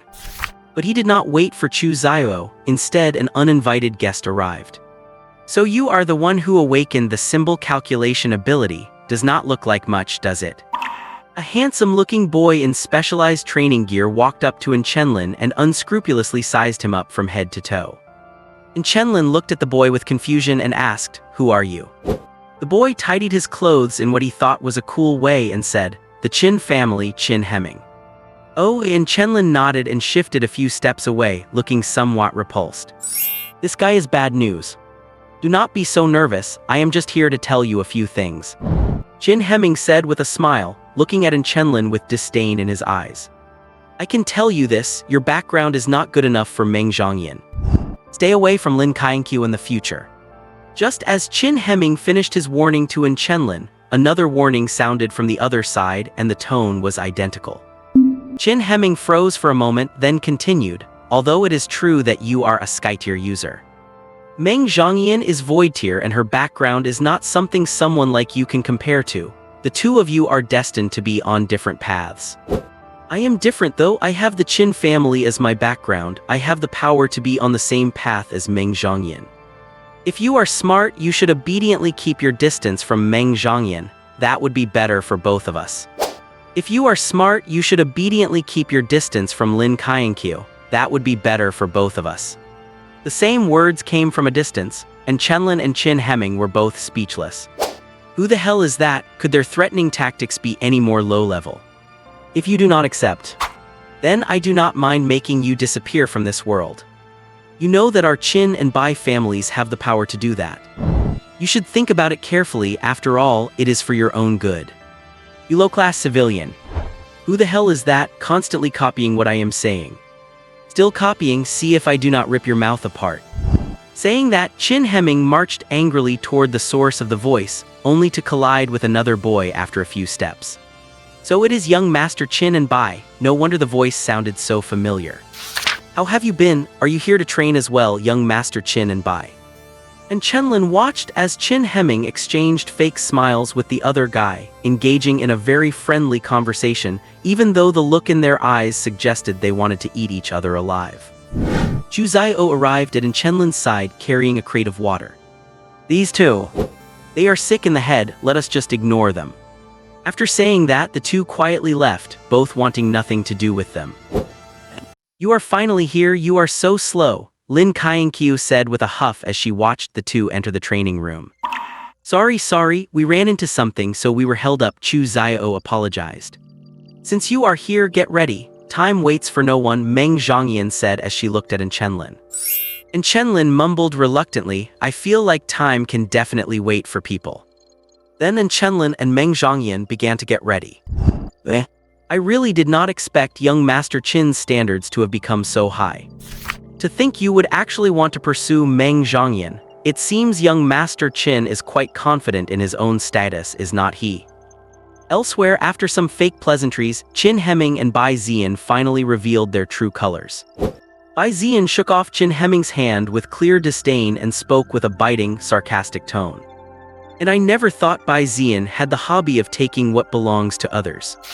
Anyone with eyes can see that Lin Qianqiu likes Chu Zio, and she does not care what his abilities are. Yet you still insist on pushing yourself in. Should I call you shameless? Or is it just that things stolen from others taste sweeter to you? Since when did young Master Bai become so pathetic? Qin Hemming did not lose an inch, countering with his own sarcastic jab. Bai Ziyan was not angered, simply saying calmly, "What would you understand, young Master Qin? Lin Qianqiu is a talented person, and only people like us can provide her with the best cultivation environment. And what does that Chu Zio have, a pretty face, or his dead parents, or maybe the feelings of childhood sweethearts? Do not make me laugh, those things are worth nothing. I believe Lin Qianqiu will soon see the reality of the situation. Being with me is much better than staying with that poor kid." Qin Hemming listened to Bai Ziyan's words, gave a scornful laugh and said, "To think young Master Bai's eye for people is so poor. Then again, the methods the Bai family uses to grow are not exactly honorable. So it is no wonder your perspective is so narrow. But do not project your mindset onto me, I am not like you. I will pursue Meng Zhongyan in a fair and upright manner. As for that guy with the heaven-grade power, he and I are competing fair and square." Bai Ziyan's expression darkened for a moment, but after hearing Qin Hemming's words, he retorted with a sneer.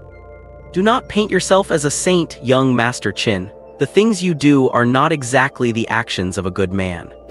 And you chase your Meng Zhongyan while I will keep my Lin Qianqiu. I suggest young Master Qin stays out of my business." With that, Bai Ziyan shoved past Qin Hemming and left. Qin Hemming brushed off his shoulder nonchalantly and said coldly, "A rude, uncultured brute. I really do not know why that guy Qin Ziming insists on hanging around someone like him.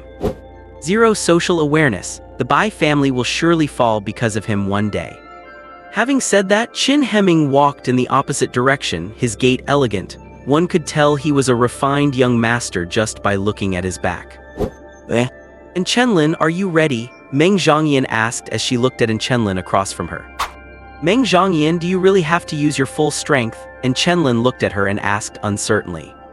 "Yes, only if you use your full strength can I better understand my own abilities," Meng Zhongyan said. They had both just awakened and had not spent much time syncing with their powers. They had only just tried to grasp the basics of what their powers were after awakening. As for actually using them, that was out of the question. So the post-awakening period of adaptation to one's powers alone would take quite a long time.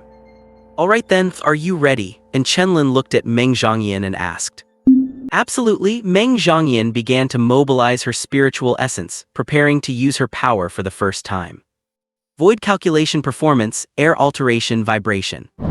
As soon as Meng Zhongyan finished saying the word, and Chenlin's expression shifted, and he threw a punch into the air toward her from where he stood. Hum. A humming sound resonated, and the air in front of them began to warp as a sense of crisis surged. "Must dodge, you know it is too late." Whoosh. Silver spiritual essence enveloped Meng Zhongyan and she vanished instantly, teleporting to the other side. A dull thud echoed against the wall behind where she had just been standing. A very precise attack, and Chenlin's use of spiritual essence and his understanding of his own power are both superior to mine. As expected, choosing Chenlin as my training partner was the right choice. Meng Zhongyan looked at Chenlin, a faint smile appearing on her cold face. She could not dodge it directly and had been forced to use the basic space ability, teleport, to evade the strike. "Holy crap, what just happened? What did Olden just do?" Chu Zio exclaimed from the sidelines. And Chenlin likely used the air to launch an attack at Meng Zhongyan just now. Because the attack speed was so fast, Meng Zhongyan had no time to dodge and had to use teleport to avoid it. Is this what a pure quantity ability is? The attacks are truly impossible to guard against and because of the nature of his power. and Chenlin's understanding of his ability is likely the highest among us. Lin Kainkyu explained to Chu Zio. One of the traits of quantity abilities is that the speed of comprehension is incredibly fast. Generally, those with quantity abilities grow very quickly in the early stages, but their growth slows down later on. Pure quantity abilities are even more so, but since they are so rare, there are not many case studies. At this moment, Chenlin's gaze drifted to the side. After his attack missed, he felt for the first time just how troublesome space abilities are. This kind of teleportation is a basic ability for most spatial power users. Extreme mobility means it is incredibly difficult to land a hit on a space ability user. However, it is just a little troublesome. I just need to adapt to it a bit. My own speed is not enough. I need to lure her in closer and suppress her in close combat. And Chenlin's eyes glowed with blue light. This was the trait that appeared when a pure quantity ability user activated their power. Whoosh! Silver light flashed on Meng Zhongyan's body again, and she vanished from her spot. Chenlin's eyes darted around, searching for her. Flash! This time, Meng Zhongyan appeared behind Chenlin and mobilized her spiritual essence without hesitation to unleash her ability. Spatial slash struck toward Chenlin. A high-consumption spatial slash, Meng Zhongyan is still a bit too impatient. Chenlin sensed the danger and immediately analyzed the type of attack. Though he was slightly surprised since even heaven-grade spatial abilities usually require development before gaining a spatial slash, yet Meng Zhongyan had it now. Is this the power of a void-grade ability? Immediately, just as the spatial slash was about to hit him, Chenlin sidestepped and dodged the attack. But the moment Chenlin turned to face Meng Zhongyan, she teleported right in front of him and kicked out with her long leg. Bang! Chenlin was sent flying by Meng Zhongyan's kick. But Meng Zhongyan, who had just kicked him away, furrowed her brows. It felt strange, like kicking a pile of cotton. She looked at Chenlin only to see that he was not landing at all. One hand was aimed directly at her. Void calculation performance, air alteration delay. Void calculation performance, air alteration vibration. Slash. Ability card, air alteration. After calculating with void calculation, use spiritual essence to alter the surrounding air. It remains air after the alteration, but it can take on states such as softness or hardness, or even apply force to the air to achieve unexpected effects. Teleport, a basic ability for dimensional space powers. The initial limit for teleportation is determined by the ability tier. The greater the distance, the more spiritual essence is consumed. Spatial slash, a spatial strike that uses space itself as a blade. Its damage and speed are correlated with one's strength. It is an ability that requires development for heaven grade and below spatial powers. It is a basic ability for void grade powers, but its initial power is relatively weak. The current base range is 100 meters and will continue to improve. Abilities and their skills will be marked with these brackets, while basic skills will not. Some derived skills of basic abilities will also have these brackets.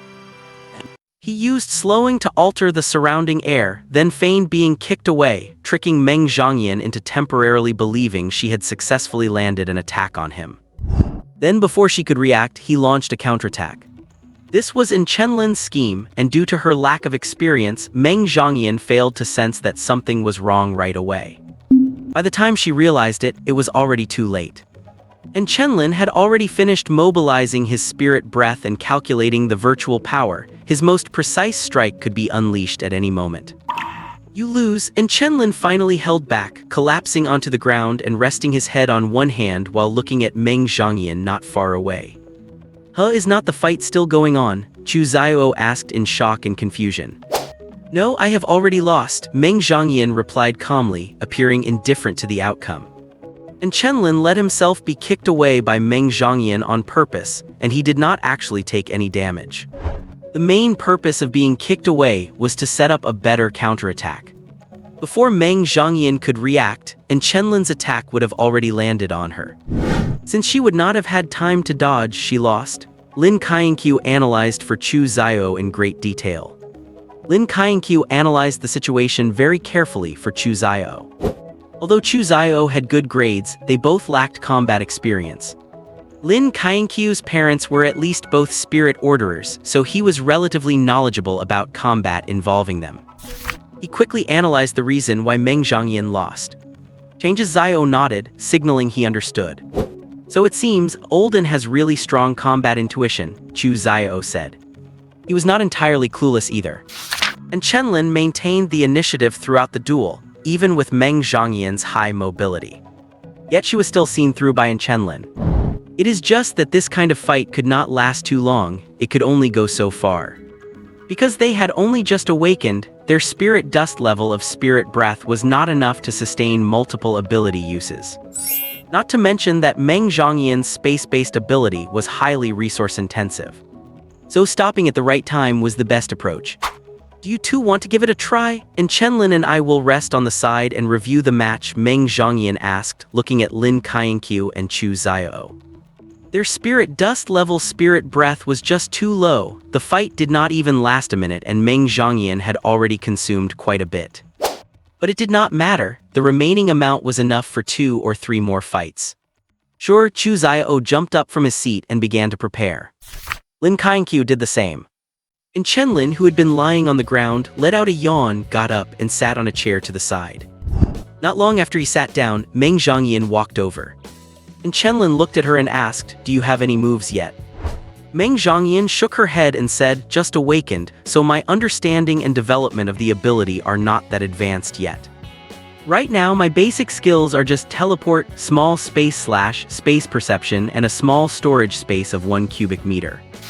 And Chenlin's mouth twitched upon hearing her words, and he said, "As expected of a void-level ability, you have 4 basic skills right after awakening. Even heaven-level abilities only start with 2 basic skills upon awakening, getting more depends on luck. Basic skills are not guaranteed for every ability, some heaven-level ones only come with 1. Basic skills are the cornerstones of understanding and developing one's power, they are quite important. Some basic skills can remain useful even later on. Take the teleportation in space-based abilities, for example. Generally speaking, Earth-level abilities and above have at least 1 basic skill, same for Heaven level. For anything below Earth level, getting a basic skill depends on luck. As for Void level, looking at Meng Zhangyan, it seems they start with at least 3. 2 active skills and 2 passive ones. No wonder she could react so quickly to his attacks. He had space perception. What about you? Your pseudo-heaven level ability should have basic skills too, right? How many do you have? Meng Zhangyan sat beside Chenlin and asked, while watching Chu Zio and Lin Kainkyu, who had already started fighting in the center. And Chenlin's ability was ostensibly the heaven-level rune calculation, but it was actually void-level. Void-level abilities usually have quite a few basic skills. And Chenlin definitely had some. Only 1, and Chenlin said, he had just 1 basic skill and he did not even know if it counted. Just 1, what kind is it? Meng Zhangyan asked, stunned. Having only 1 basic skill did not quite fit a void-level ability. Here, try throwing this at me, and Chenlin looked around, picked up a piece of paper, crumpled it into a ball and handed it to her. Meng Zhangyan took the paper ball suspiciously and threw it at Chenlin. Suddenly, she saw that the paper ball, which was clearly aimed at him, began to deflect as it got close and flew off to the side. "What, you did not use your ability?" Meng Zhangyan asked, looking at him. "I did not. This is my basic skill. I have a force field that naturally surrounds me. I can perceive anything within this field. Also, the deflection, I can concentrate to shift the direction of things thrown at me, but it drains my stamina extremely quickly. I usually do not use that part, I just keep the basic state active." And Chenlin said calmly, unbothered by Meng Zhangyan's amazement. "So you perceived me the moment I appeared behind you. No wonder you could react to my attack so quickly. This basic skill of yours is a bit broken." Meng Zhangyan was somewhat surprised.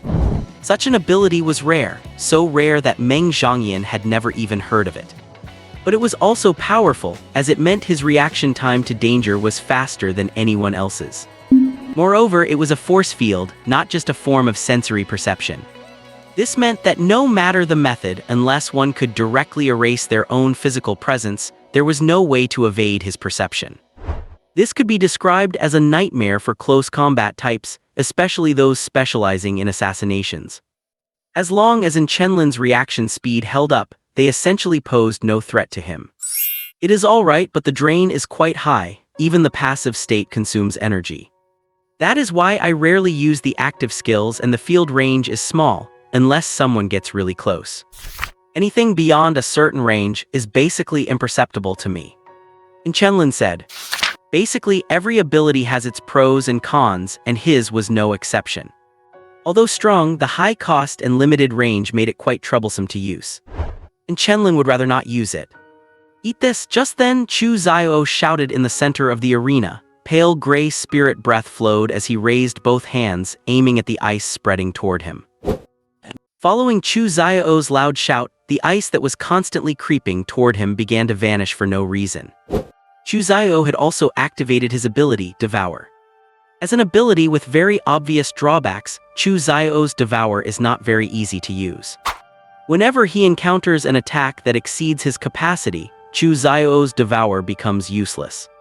However, Chu Zio, this guy really does have something up his sleeve, and Chenlin muttered as he watched Chu Zio. As expected, this guy Chu Zio is just the type with a protagonist template.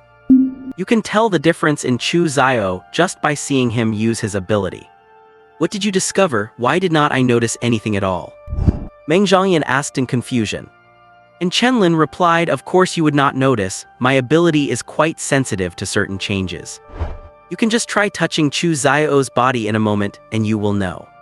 But simply put, Chu Lin does not fully absorb the attacks directed at him when he uses Devour. Instead, he absorbs part of it and transfers the rest onto himself.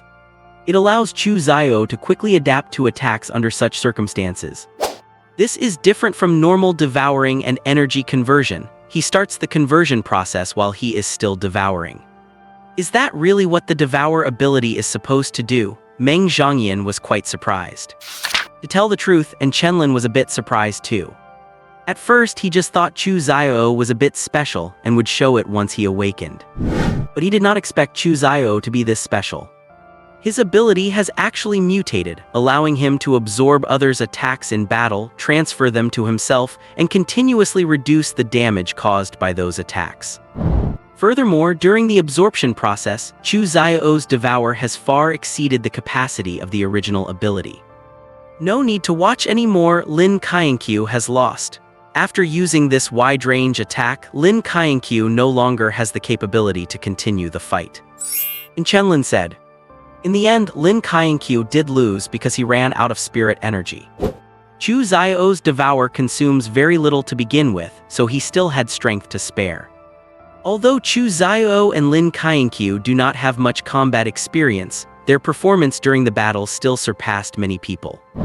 Let us go again once they are finished, Meng Zhangyan stood up. Fine, fine, fine, Chenlin said helplessly, then took a sip of water and stood up. This time, Meng Zhangyan did not lose as quickly, managing to last for at least 5 minutes. After fighting Meng Zhangyan, Chenlin also had a match with Chu Zio. The result was that Chenlin did not even give Chu Zio the chance to use his ability, ending the fight quickly and cleanly. And then it was Lin Kainkyu's turn, which means Chenlin won. And looking at Chenlin, it was as if he had not even exerted any effort. After spending over 40 minutes at the Yunlai training ground, Chenlin decided to slip away. Anyway, Meng Zhangyan had promised. I have not really used my ability much since I awakened. Using it so many times all at once, my body is not really used to it. Chenlin muttered as he yawned while walking down the road. Training with Meng Zhangyan and the others was very simple for Chenlin. Perhaps because of the nature of his quantity ability, such battles were useful at the beginning. But if Meng Zhangyan and the others only have these simple fighting styles, then future training will not be of any use to Chenlin. However, the advantage of not needing to change is that Chenlin will slowly grow stronger as he uses his ability. No need for cultivation, and I can slowly get stronger just by using my ability. Chenlin cannot even fathom why these things are happening to him. However, walking home, Chenlin did not notice a pink-haired sprite following him behind. This guy really is a strange one. His aura has grown just a tiny bit stronger. But it is about the same level as normal cultivation. How fascinating. He really did not notice me. Looks like I can have a nice chat with him. A void level quantity ability, I wonder which type it is. The girl with pink hair followed in Chenlin from a distance, her beautiful cherry-colored eyes filled with inquisitiveness. And Chenlin returned to his neighborhood but did not head straight home, instead finding a bench and sitting down. Why are you following me? I do not have money and I do not have good looks. What is so great about following me? And Chenlin looked to his left, there was no one there. I thought you had not sensed my presence. It seems you are not as simple as you appear on the surface. The third void-level quantity ability user in the world. The pink-haired girl emerged from behind a tree with a smile and walked over to sit beside Chenlin. The girl sat with her legs crossed, resting her chin on one hand, her smile still lingering. And Chenlin looked at the girl and sighed helplessly. You know all about these things. It really was you who cast your gaze upon me during the awakening ceremony. Why did he not want others to know that his ability was void-level? Because there are only 2 void-level quantity ability users in the world right now, and both of them are considered strategic-level assets. Quantity ability users are rare, but by the end, they basically become independent, powerful figures, and because of the unique nature of quantity abilities. Pure quantity abilities are strictly considered strategic-level abilities in every country in the world. Although his heaven-level quantity ability has not caused any issues yet, he will soon be noticed by those at the top.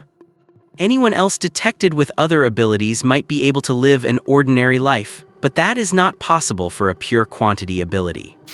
To put it simply, while others' awakenings are just recorded, once a quantity ability appears, the individual's information is already in the hands of the military and those even higher up. You are right, there has always been a force field around you. You sensed my gaze the moment I cast it, awakening early, having a void-level quantity ability and knowing quite a bit.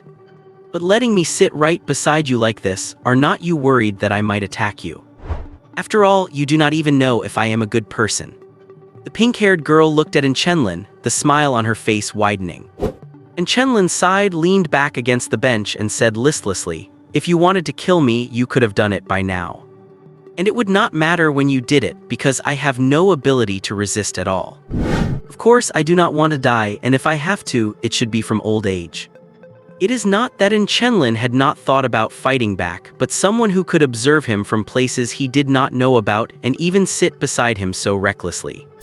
Either is extremely confident in their own strength, or simply has no malicious intent. So sticking to his philosophy of giving up, Chenlin did not do anything but choose to chat with this beautiful girl.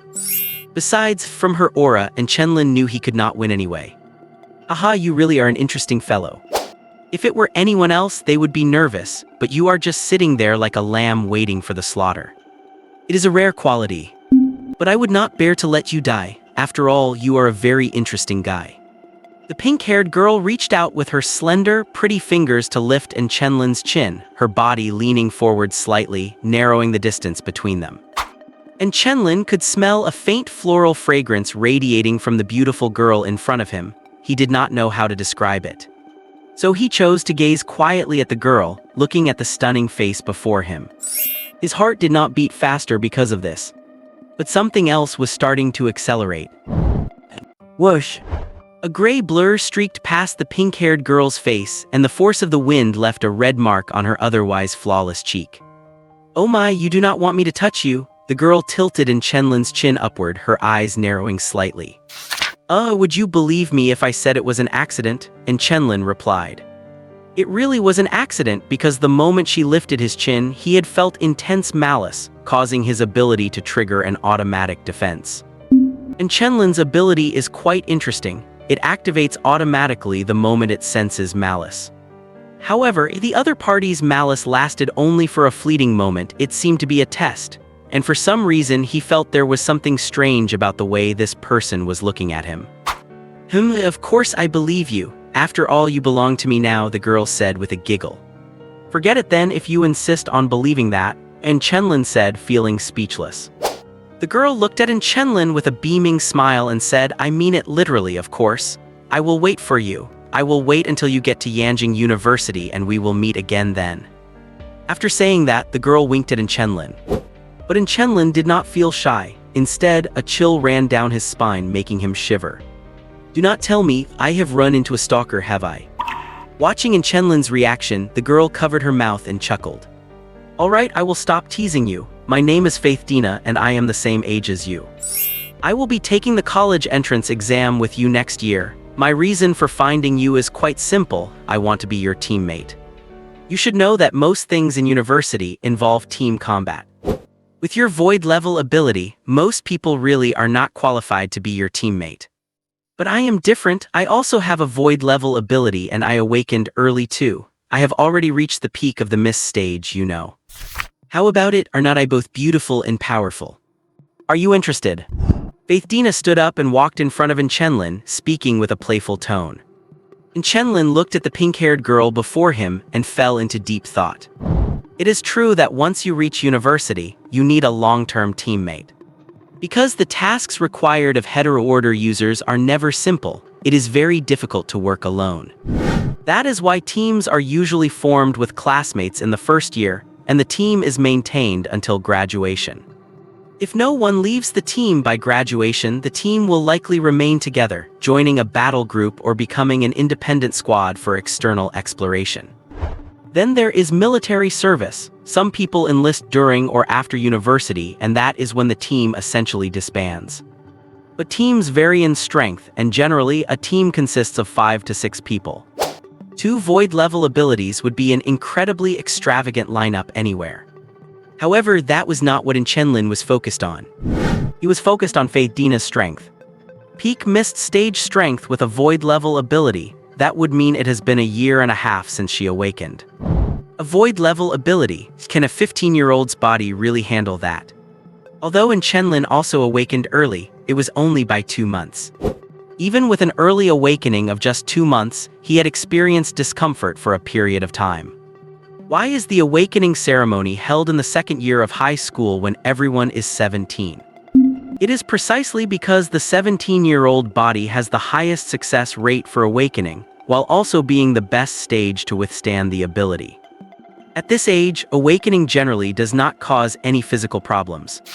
But early awakening is different. The earlier one awakens, the greater the physical discomfort, and there is even a risk of death. So do not even talk about cultivation. Most of those who awaken early are just trying to adapt to the discomfort. Yet Faith Dina awakened so early and still reached the mist stage. It is a bit strange. Faith Dina seemed to notice Chenlin's doubt and smiled. Although I awakened early, I was born at the mist stage. In other words, the moment I awakened, I was already at the mist stage, but the trade-off is that I cannot advance for a certain period of time. Even I do not know when I will be able to reach the Boundary River stage, you know. Chenlin nodded. That is indeed quite special. But the world is vast and full of wonders. There are others who have unique circumstances just like Faith Dina. So will you accept my request? I believe you will, Tilda.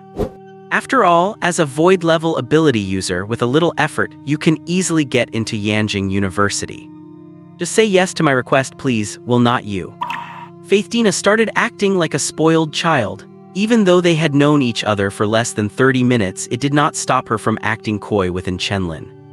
Chenlin could not handle it. He backed away a few steps, turned his face to the side and said, I will consider it. As for his situation, since his original plans had fallen through, he did need to think about how to proceed on the path ahead. However, he still wanted to aim for a simpler life. Entering Yanjing University, it has its pros and cons, and Chenlin had some thoughts but not too many. Then it is a deal. Trust me, nothing bad will happen once you become my teammate. And I am not a bad person, you know. Faith Dina's pink eyes shimmered with a faint light as she looked at Chenlin very earnestly. Chenlin looked at Faith Dina again, staring into her beautiful eyes, and fell into deep thought. Does he believe Faith Dina's words? To be honest, he does, because void-level abilities are indeed capable of things other levels cannot do. But why did not he agree right away? Because the speed at which Faith Dina changed her attitude was simply too fast. A moment ago, her intense malice toward him had triggered his ability's self-protection. But now she was acting like a little girl, being coy toward him. Faith Dina was not stupid. She knew that someone like her had far too many suspicious points. So what exactly made Faith Dina so confident in expressing her intentions? Because of her own beauty. He had to admit that Faith Dina was very beautiful. Meng Zhangyan and Faith Dina were the most stunning girls he had ever seen. What exactly was the reason Faith Dina sought him out? Was it because of his void-level ability? Heck, it feels like no matter the reason, it is not a good one. And Chenlin looked at Philistina, lost in deep thought. But Philistina did not give Chenlin much time to think. She brushed her long, slender fingers across his cheek and then stood up. "All right, since you are not saying anything, I will take that as a yes. It is your lucky day to have such a beautiful girl as your partner, by now," Philistina said with a beaming smile, then skipped away, quickly disappearing from Chenlin's sight. And Chenlin stared in the direction where she had vanished for a moment before walking away in silence. Let us just call it a sales pitch encounter today. The way Philistina came and went so quickly, it really did feel like a sales gimmick. Back home, Chenlin did not want to move anymore, so he ordered some takeout, ate a quick meal, and went to bed. Slept until 8:30. Great, damn it, I overslept again. Rushing to school at full speed. Great, I forgot they changed classrooms. Under the confused gazes of everyone, I hurriedly ran toward my own class. Finally, damn it, at least I do not have to stand outside for being late, since he is an anomalous now and the first day after becoming an anomalous has no actual classes. They were just going over the schedule until the end of the final year and introducing their anomalous instructor. By the time Chenlin arrived, their vice homeroom teacher who taught the academic subjects was already there, but he did not punish Chenlin. Now that they were all anomalous, the standard disciplinary methods for ordinary people would not really work anymore. Besides, it was the first day and many students were too excited to sleep, leading to quite a few being late. As teachers, they were used to it and could be understanding. "Old and as expected of you, you managed to be late even today." As Chenlin reached his seat, Chu Xiao immediately teased him. "Cannot help it, that is just how I am," Chenlin smiled and said, not caring at all. Meng Zhangyan was chatting with Lin Kainkyu about forming teams for university. Many people were staring at them as if they wanted to see right through them. Why? Because they are incredibly strong. Meng Zhangyan, Lin Kainkyu, and Chenlin, all three have immeasurable futures. If one could join the team of any of them, life would be much easier in the future. As for Chu Xiao, who is Chu Xiao? Never heard of him. Though they do know of that toad who wants to eat swan meat, Chu Xiao. He has a yellow tier ability and wants to pursue a heaven tier one. He should look in the mirror. Because of the relationship between Chu Xiao and Lin Kainkyu, many people look down on him. As for Chenlin, well, he is someone you just cannot afford to mess with. Just then, the vice homeroom teacher took a call. After saying a few words, he hung up, stood on the podium, and clapped his hands to grab everyone's attention. "Everyone, quiet down. Your homeroom teacher for the coming year is about to arrive. You can seek this teacher's help for any problems regarding your cultivation and abilities over the next year. And if you want to get into a good university, this teacher's advice will be extremely important." The vice homeroom teacher said. Becoming an anomalous did not make getting into university any easier. In fact, it was slightly harder than the academic exams. Furthermore, academic exams had things like guaranteed admission slots, but anomalous did not. Even those with ruin tier abilities were no exception. At best, they just had an easier time during the exams than others. Ruin tier ability users could get into the best universities in China without even taking the academic portion of the exam, simply because they were ruin tier. So if an anomalous wants to get into a good university, personal effort is still necessary. Therefore, the final year is an important period for study. That fact does not change just because you have become an anomalous. Most of the class quieted down, but a few people were still chatting. A moment later, a man with a cold, stern expression, looking extremely serious and wearing a black trench coat, walked in. "Sorry everyone, I'm a bit late. I am your homeroom teacher for Class 1, the elite class for the coming year. My name is Li Chang'an. I do not have any specific plans as a homeroom teacher, other than making you fledglings stronger, so that you can face next June's anomalous college entrance exam. Since we are not starting formal classes today, I will not say too much. We have some time left before school ends, so if you have any questions, feel free to ask. I will be sitting here, answering your questions as best as I can." Li Chang'an did not bother disciplining the classroom upon entering. He just sat boldly on the chair beside the podium, introduced himself, and quickly rattled off a few other points. And that was that. Now Li Chang'an sat on the podium, his eyes scanning everyone in the classroom with a cold detachment, as if he were trying to see right through everyone in the room. Chu Xiao, who was sitting next to Chenlin, remarked, "It seems this teacher thinks there is no need for self-introductions. Because the way classes were divided has changed, everyone here in the elite class is only here temporarily. It will change next month, so he probably only cares about you high achievers with heaven-tier abilities." This student whispering over here is partially wrong. I am indeed skipping self-introductions because many of you will be transferred out of this class next month, because it is completely unnecessary. But I will not just remember those with high ability tiers. Among anomalous, strength is the only truth. Even if you have a dust tier ability, as long as you are stronger than the others, you will be highly valued. I am sure everyone knows that there is a powerhouse in China with a mortal tier ability. But he has achieved things with his mortal tier ability that many heaven tier abilities could not.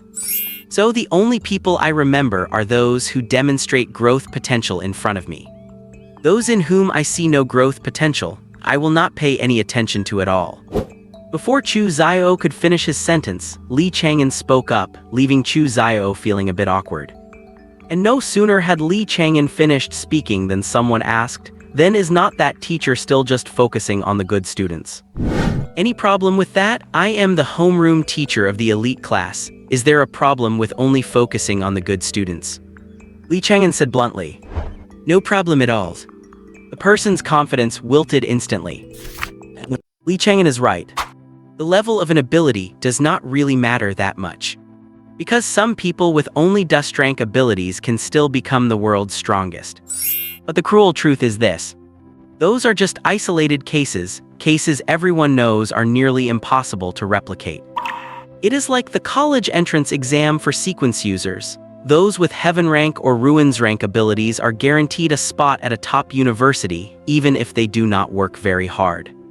For those below that level, it is possible, but it depends on the talent they demonstrate. And Li Chang'an's perspective is extremely clear. He only looks at the talent you show during your senior year, not your ability level. As long as you can demonstrate good talent, you are worth investing in. Take this class placement, for instance. Most students in the elite class are not there because of high ability levels, but because of their grades. Even if some of them eventually drop out of the elite class, they still get a month's worth of resources poured into them. Anyone with even the slightest bit of ambition will work hard to improve themselves during this month. After all, once you become a sequence user, the exam process changes completely. Teacher, if we take the top spot in the elite class, the resources for being number one go to us, right? A student asked. He was a common rank sequence user who, like most people in the class, got in based on academic performance. There are certain resources awarded to those who rank first in exams after becoming a sequence user. These resources are meant to assist their cultivation, and the resources in the elite class are generally the most valuable and the best. After all, it is the elite class, designed to nurture top-tier talent. So the treatment is anything but ordinary. Certainly, as long as you can take the top spot, the resources for the elite class is number one are yours. The world of sequence users is simple. It is survival of the fittest with priority given to the strong. Of course, you cannot apply this logic to ordinary people. Li Chang'an said. To be honest, the school is quite fair. But it is also not entirely fair. The unfair part lies in one's background. Unless your talent is exceptional, you cannot compete with those rich kids. But as long as you stay in the elite class, you get valuable resources every month. And all sorts of opportunities for accelerated growth. The treatment in the elite class is incomparable to any other class. That is standard practice for the elite classes in every school. And at our school, there is no shady business, though I cannot say the same for others. Because our principal is a military veteran with some actual connections. However, Chenlin was not interested in any of that. For him, staying in the elite class was simple. He would probably remain there even if he did nothing at all. Because he possessed a quantity type ability and a heaven rank one at that. It would not let him leave the elite class. Same for Meng Zhangyan. One for being unique, the other for being rare. But the others were not so lucky. And Chenlin and Meng Zhongyan were the absolute priority targets for development. This is where I can explain why Chenlin's ability is special, or rather, why the quantity type is special. First, quantity type abilities are rare and pure quantity type abilities are even rarer. Second, the quantity type is the key to breaking through the starless void. Trying to break the starless void with or without a quantity type ability is like night and day. A sequence user with a quantity type ability can break through the starless void more than 25 times faster than one without it. Since the starless void is filled with massive information streams, finding the core to break the void requires tracking clues within that information. And only a quantity type ability can accurately extract the correct information from those streams. That is why the quantity type is so highly valued. And Chenlin has a quantity type ability, it is heaven rank, and he is a damn pure-blooded quantity type. Talk about being fully buffed. If he ever wanted to leave the elite class, the principal would immediately ask him if he was planning to join the military. Because someone like him is incredibly popular in the army. So even before the exams in late April, 2 spots in the elite class had already been decided. Most people did not know. They still thought it would be distributed fairly. Naive. This first month is probably one of the few chances most people will ever have to stay in the elite class. It is a little grace from the school, unless they can prove themselves and stay on their own merits. He personally wished it were fairer so he could just slack off. No, it does not seem to be that simple. The conversation in the classroom soon ended. After the sequence user textbooks were handed out, they were dismissed. 3 days of break, and then classes would officially begin. After school, Chenlin followed Meng Zhongyan and the others to train.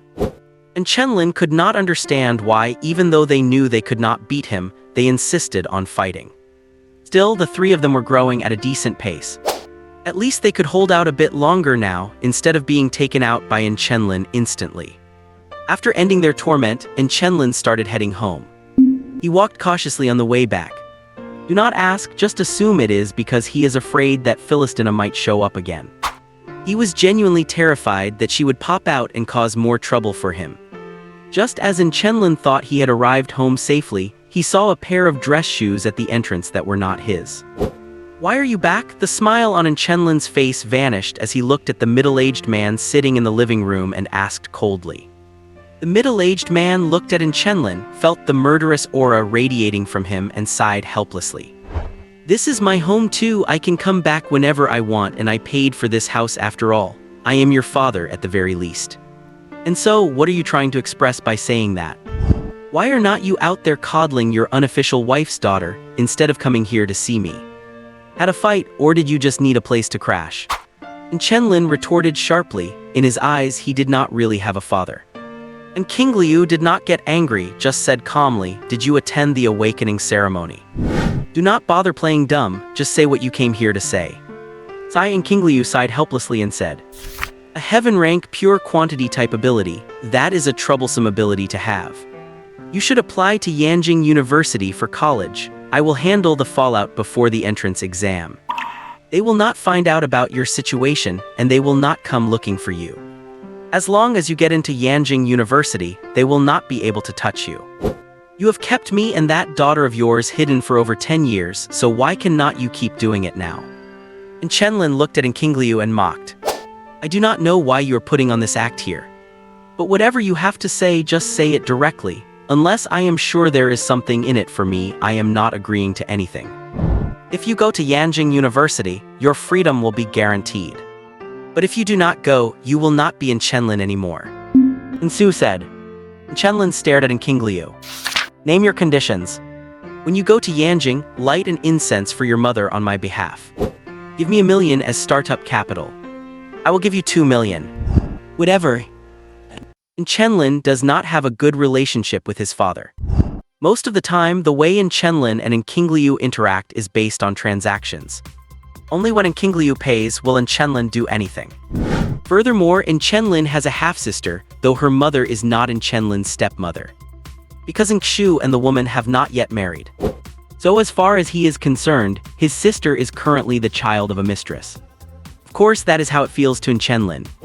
Returning to his room, and Chenlin threw himself onto the bed and muttered to himself, yanking university, ugh, that is enough. First it was a heavenly level, no, a ruin level ability awakening, and a quantity type 1 at that. Then he was targeted by a beautiful girl named Faithdana. And after that, there is the threat from afar, the Yuan family. The Yanking and family is a major clan in Yanking, and is also a well-known family of sequence users. For a family of sequence users, every single sequence user is considered family property. You ask about direct descendants? If being a direct descendant were a useful status, and King Liu would have no need to stay in Tianyi City. Only someone with a nasty personality like in King Liu could escape the cage of the Yuan family despite being a direct descendant. And Chenlin does not want the Yuan family to find him, but it is only a matter of time. Therefore, to ensure his personal freedom, and Chenlin must get into Yanking University. Is it possible to get into other universities? Actually, any of the 6 major universities would work, but Yanking University is the safest. After all, it is the top institution in the country. The people inside are either rich or powerful, and you cannot get in without real capability. Family background is of no use there. With university students backed by the school and located in the capital, Yanking, who is not there. Do you really think they care about some scion of a major family? The Yuan family alone is not enough to stand against Yanking University, which represents the state. Unless the Yuan family wants to be absorbed. So the level of safety inside is far greater than at any other university. Yanking University sigh. And Chenlin sighed helplessly, then closed his eyes and started to sleep. Nothing could disturb his sleep. In Yanking, Faithdana stepped off the plane and embraced a man who walked toward her. "Brother, thanks for coming to pick me up," Faithdana said, looking at the man in his 20s beside her, sticking her tongue out playfully. "You are my sister, of course I have to come pick you up. How was your trip? Did you gain anything? You did not get caught doing anything suspicious, right?" Fei Yulin asked. "Of course I did not get caught, besides, I am so beautiful that others were just busy looking at me. How could they possibly notice anything wrong, but I did gain quite a bit this time." Faithdana said with a smile. "Tell me about your gains. You suddenly flew to Tianyi City a few days ago, which gave us quite a scare. Your status is special. If even the slightest thing went wrong, Dad would beat me to death." Fei Yulin said with a smile, but he did not mean to blame Faithdana at all. He seemed very doting. "I originally felt that there was something in Tianyi City attracting me, so I wanted to go look for it. But I did not find it, but the gain I am talking about is not that. Brother, do you believe in love at first sight?" Faithdana looked at Fei Yulin, her pink eyes sparkling. Fei Yulin looked at Faithdana, slightly stunned by the excitement in her eyes. Was she serious? Was his sister finally not joking? "What, you found someone you like? Let me tell you first. If the person you like does not meet our requirements, our family will not let you be with him. Do not think it is cruel, this is for your own good, you know the issue with you." Fei Yulin said calmly, not taking it as a joke. "I know, of course, but I never thought I would experience love at first sight either. I have never had that heart-pounding feeling for any boy before. Even spending a few moments with him makes me feel happy, and even if I try to force myself to feel malice, it disappears after a moment, because I absolutely cannot feel any malice toward him at all. Forced malice goes against my true heart, and that is not my true nature. Brother, tell me, is this love at first sight?" Faithdana looked at Fei Yulin. Fei Yulin reached out and patted Zheng's head, saying gently, "It is not that I want to discourage you, but I am just stating the facts. You know your condition is special, and if he does not meet the standards, you are absolutely not allowed to be with him. This is something you agreed to when you were young. I know, but brother, can a ruin-level sequence user meet the standard?" Faithdana asked. Fei Yulin said calmly, "Being only a ruin level is not enough to waive all the requirements. I know, but let us wait until you see him later. I believe you will definitely be satisfied with him," Faithdana said confidently. This actually surprised Fei Yulin a little. What kind of person could make Faithdana this confident? In love at first sight at that. This made him a bit curious. What was Chenlin doing right then? He was facing the enemy preventing him from sleeping, his neighbor Li Dao. "Wake up, I am back, wake up and welcome me," a young man shouted, tugging at Chenlin's quilt. Squeak, squeak, squeak, a small monkey on the young man's shoulder was chirping excitedly. Damn it, why did Yanking University send you back with this monkey? I did not know Yanking University releases monkeys into the wild at regular intervals. And Chenlin pulled his quilt tightly, frustrated. Stop worrying about why the monkey came to your room, just get up and go back to sleep. Li Dao said while pulling the quilt. Squeak, squeak, squeak, the little monkey was also squeaking wildly on the side. Are you sick or what? Is there really a damn monkey in here? Does Yanking University actually hand out monkeys? And Chenlin tugged at his quilt, refusing to come out, but he did hear two strange sounds outside. There really is a damn monkey. Last time he just blurted out that if he had the ability, he should bring a monkey back from Yanking University. But he did not expect this guy to actually do it. He did not know this guy was a man of action. His execution is a bit too strong, is not it? I worked so hard to tame this thing. Did not you say before that you had the ability to get a monkey? I got one, now get up and go back to sleep. I do not want to. Though you woke me up just to show me this monkey. And Chenlin watched as Li Dao cradled a small golden-furred monkey, speaking with a touch of speechlessness. Do not you dare underestimate this monkey. I spent a massive amount of time catching this in the prism world.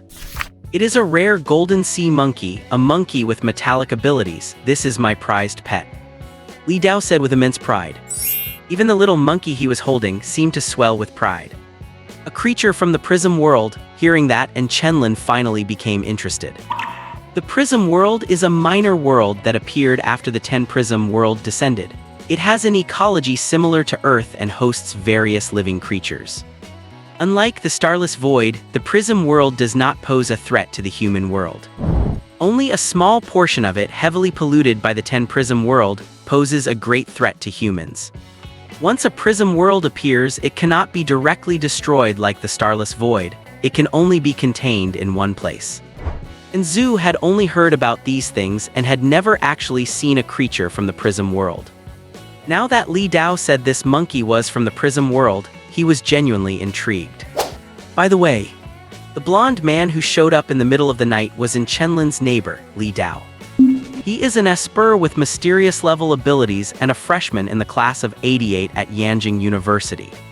He is also their senior, attending the same school as Chenlin. He was one of the only 3 people from their year to get into Yanjing University. He had a fairly good relationship with Chenlin and used to love dragging him around everywhere. But since Chenlin was quite lazy, it was always him dragging Chenlin out to play. You entered the prism world right after getting into Yanjing University, and Chenlin noticed something was off and looked at Li Dao suspiciously. Yeah, I was chosen as the main fighter to represent Yanjing in the national freshman competition. I got the chance to enter the prism world to improve my strength. Li Dao said with a smile. You cannot just go into a prism world whenever you want, because different prism worlds have different dangers. Although the prism world does not pose much of a threat to the real world, there are still many dangers inside. Low-level prism worlds are one thing, but surely the one Yanjing University uses is not that simple, right?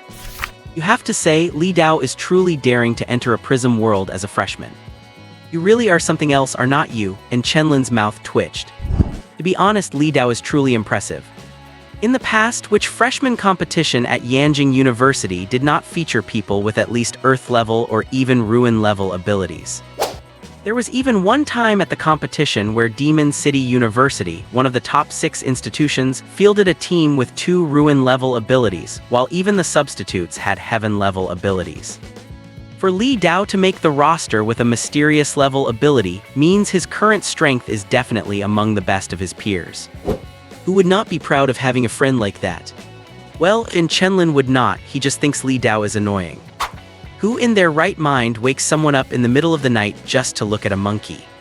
Even if it is a monkey from the prism world, it is still a monkey. How is this any different from waking someone up in the middle of the night to watch the stars? Damn it, it is not even a shooting star. But if Li Dao had brought a gorilla instead? Well, that might actually be interesting. That is true, you have no idea what kind of person your brother Li Dao is. I walked from the countryside to the county seat, then to Tianyi City. Then I awakened as a mysterious level esper, and then I got into Yanjing University. I would not dare say I am the strongest in our year. But in your eyes, I am definitely the strongest. Li Dao laughed, then raised his clenched fist toward Chenlin. Chenlin smiled helplessly and reached out to fist bump him. Yes, yes, you are indeed the strongest in my eyes, Chenlin said. Li Dao is a very inspirational person. He walked from the countryside to the big city and without any resources or background became the strongest in his year to get into Yanjing Academy. Now he has been selected as a contestant for the freshman competition. His ability has never been an advantage. What gives him the edge is his own confidence and absolute hard work. Whether Li Dao is the strongest objectively does not matter. In Chenlin's eyes, he is the strongest.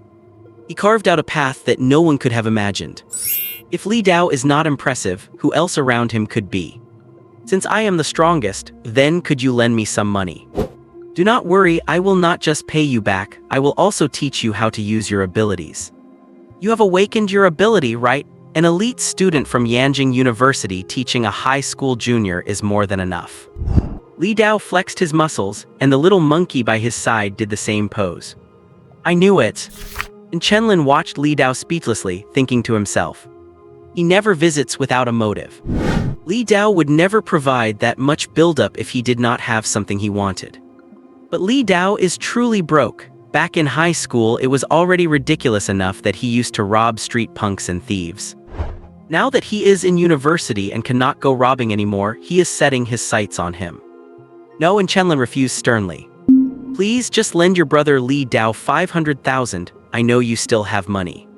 Li Dao lunged forward and hugged Chenlin's leg, begging.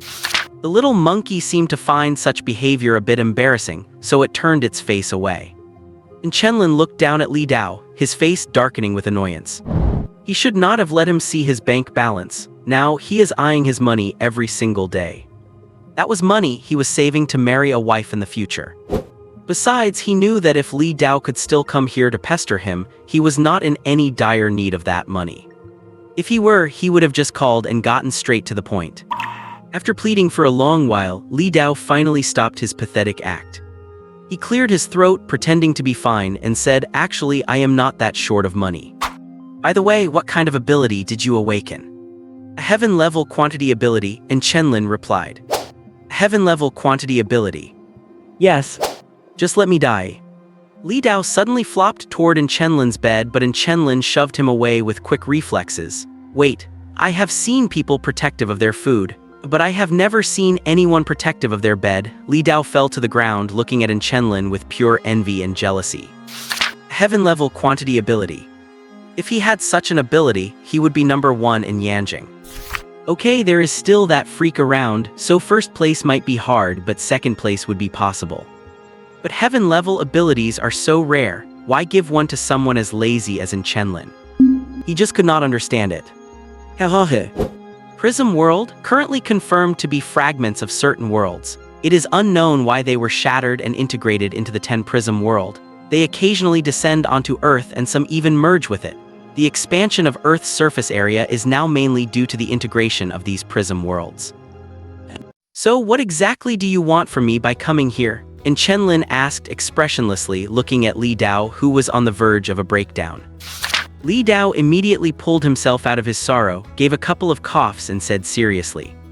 Well, you know there are a few open prism worlds around Tianyi City, right? I know, what about them? Chenlin asked, puzzled. There are indeed prism worlds in Tianyi City, and more than one. However, only 2 are fully open, and there is one in a semi-open state. It is just that I am a bit short on cash and I am heading back in a few days. I want to take you with me into a prism world to earn some money. Li Dao said with a lack of confidence. Chenlin. He looked out the window, then back at the excited Li Dao. He said indifferently, what is your current power level? Boundary River Stage 3rd Tier Early Phase, why? Li Dao asked. Bang! Chenlin kicked Li Dao away, pulled up his quilt and went asleep.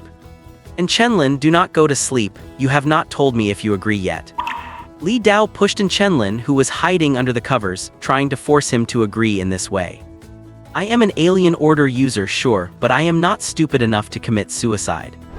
You are a Boundary River Stage 3rd Tier Alien Order user. I am just a newly awakened Spirit Dust Stage 1st Tier Alien Order user. If I go to Prism World, I might never come back. Besides, you are not inviting me, you are literally murdering me. Inviting someone who just awakened to go to a prism world, only you could come up with such a twisted idea. And Chenlin said, inviting someone who just awakened to a prism world. If this is not asking for death, what is? It is not like there is no danger in the prism world. If he enters with a spirit dust stage first tier power level, those dangers become immediately lethal. Many prism worlds do not even allow alien order users who have not reached the fog year stage second tier to enter. Ordinary people should not even think about it. With his power level and Li Dao's personality, entering a prism world is a 9-to-1 chance of death. Although it is not unheard of for spirit dust stage people to enter. But the probability of death is extremely high, and that is only if they stay on the periphery of the prism world. I really do not know what is wrong with Li Dao, as if going to college messed his brain up. Oh come on, is not your brother Li here, it will be fine. Li Dao said dismissively. Good heavens, you might not care, but I do, it is my life we are talking about. Go away, do not disturb my sleep. Go find someone else, why are you bothering me? And Chenlin would not listen this time, because Li Dao was genuinely trying to lead him to his death. Li Dao realized he had crossed the line with his joke, took a deep look at Chenlin hidden under the quilt and said, fine then, but you can consider my next request. What request? Chenlin asked from under the quilt without peeling it back. Get into Yanjing University and join my team, Li Dao said. And Chenlin, no, are you guys sick or something? Why does everyone want me to join your team? I am not joining, I am not some rare treasure that everyone wants. Get lost, go wherever you want to play. And Kingsu just could not understand, why does everyone want to pull him in as a teammate? Even if a team with a quantization ability is a complete team. Even if the heavenly rank quantization ability is extremely rare. Even if he does not have any affiliations right now. Even if he is still pure quantization ability. Even, wait, maybe I actually am worth recruiting. Forget it, that must just be my imagination. In any case, Chenlin does not understand. It is not like people do not awaken quantization abilities every year, so why pick on him? Li Dao watched Chenlin, who was curled up in his quilt and did not speak. Because he knew that Chenlin was genuinely unwilling to join. And well, it is a bit much to force him. He is 2 years older than Enlu, so by the time Chenlin gets to university, he will already be a junior. There is no real benefit for Chenlin to join his team.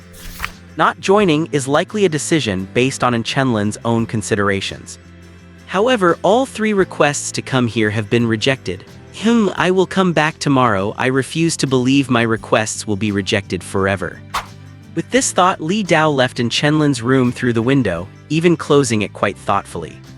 Squeak, the little monkey, watched Li Dao's determined figure leave. It seemed like he was going to do something. He had left it here. Yes, exactly, the person hiding in the quilt in front of it must be its new master. Then I can just hop on the bed and sleep, right? Just as the little monkey thought this, a hand reached out, grabbed it, opened the window and tossed it outside. 3, 2, 1, oh, it really got tossed down, thanks. Li Dao caught the little monkey and raised his hand to thank Chenlin. Squeak, squeak, squeak, the little monkey felt insulted, so it got angry for a moment. And then what? There is no then. So what, can it do anything just by being angry? It might be a monkey, but it is not a cute little pet. It knows the difference between being hungry and being full. Li Dao and the monkey left, and Chenlin could finally sleep peacefully. It is vacation time, I am definitely going to sleep until the afternoon. And Chenlin, get up! Chu Xiao pulled on Chenlin's quilt while Meng Zhongyan and Lin Kaienqiu stood outside the room. And King Liu was looking at the Chenlin lying on the bed with a strange expression. Why do they know where I live? Chenlin asked, curled up in his quilt, doubting reality. He felt this place was no longer safe and was no longer suitable to live in. Before, Facidiana found him in the residential complex. Yesterday, Li Dao climbed through the window in the middle of the night to find him. Now Chu Xiao and the others have found him too. And he never told anyone else where he lived. How did you guys find this place? Chenlin asked from under his quilt. We followed you when you left yesterday, Chu Xiao said very proudly. No, are you guys crazy? Why are you stalking me? Chenlin gave Chu Xiao a strange look, then looked at Lin Kaienqiu and the other one. Chu Xiao looked proud with no sense of shame. Meng Zhongyan and Lin Kainkyu, however, looked a bit embarrassed, acting as if they did not know Chu Xiao. Actually, they had followed in Chenlin together with Chu Xiao yesterday. It was just that Chu Xiao was more capable and found the front door directly. The others had just followed as far as the residential complex and then left. Forget about all that, let us go, we are going training. Chu Xiao said, pulling away in Chenlin's quilt. Why do I have to go through all this? Yunlai training ground, still the same place. Since Meng Zhongyan spends a lot of time in Tianyi City, she got a membership here. Just need to come by whenever. As for how rich Meng Zhongyan actually is, honestly, they do not really know, but being the daughter of a battle group leader, she cannot be poor. Still the same place used for training before. I have to say, the training quality for Meng Zhongyan and the others has improved a lot. Their progress is far ahead compared to normal people's cultivation. And who is training them? It is simple, and Chenlin. Yeah, that is right, because in Chenlin has quantified ability, his combat power is far beyond theirs, so he is the one who trains them. And in Chenlin also uses this as an opportunity to master his own abilities. The most critical reason is that they still have not fully understood their own abilities or developed their own skills. Basically, all their skills are only half developed. But in Chenlin's skills are versatile with many variations, and he is also the one with the best combat techniques among them. Even if the three of them went at him together, they would not necessarily win against in Chenlin alone. Quantified ability is truly absurd. I noticed you really get sleepy easily, Chu Xiao said while looking at the sluggish in Chenlin in the locker room. Well, my usual sleep time is over 10 hours. I was originally planning to sleep until noon, but you guys showed up, so now I am seriously sleep deprived. And Chenlin complained, his eyes filled with intense dissatisfaction. So how long did you sleep? Chu Xiao did not feel guilty right away but asked this instead. Because they went to find in Chenlin at 9 in the morning. Just 11 hours, that is not enough at all, in Chenlin said. Alright then, Chu Xiao did not have a single bit of guilt left. After becoming an order alterer, physical fitness improves, and their sleep time actually decreased a bit after becoming one. But in Chenlin, on the other hand, his sleep time has not changed at all.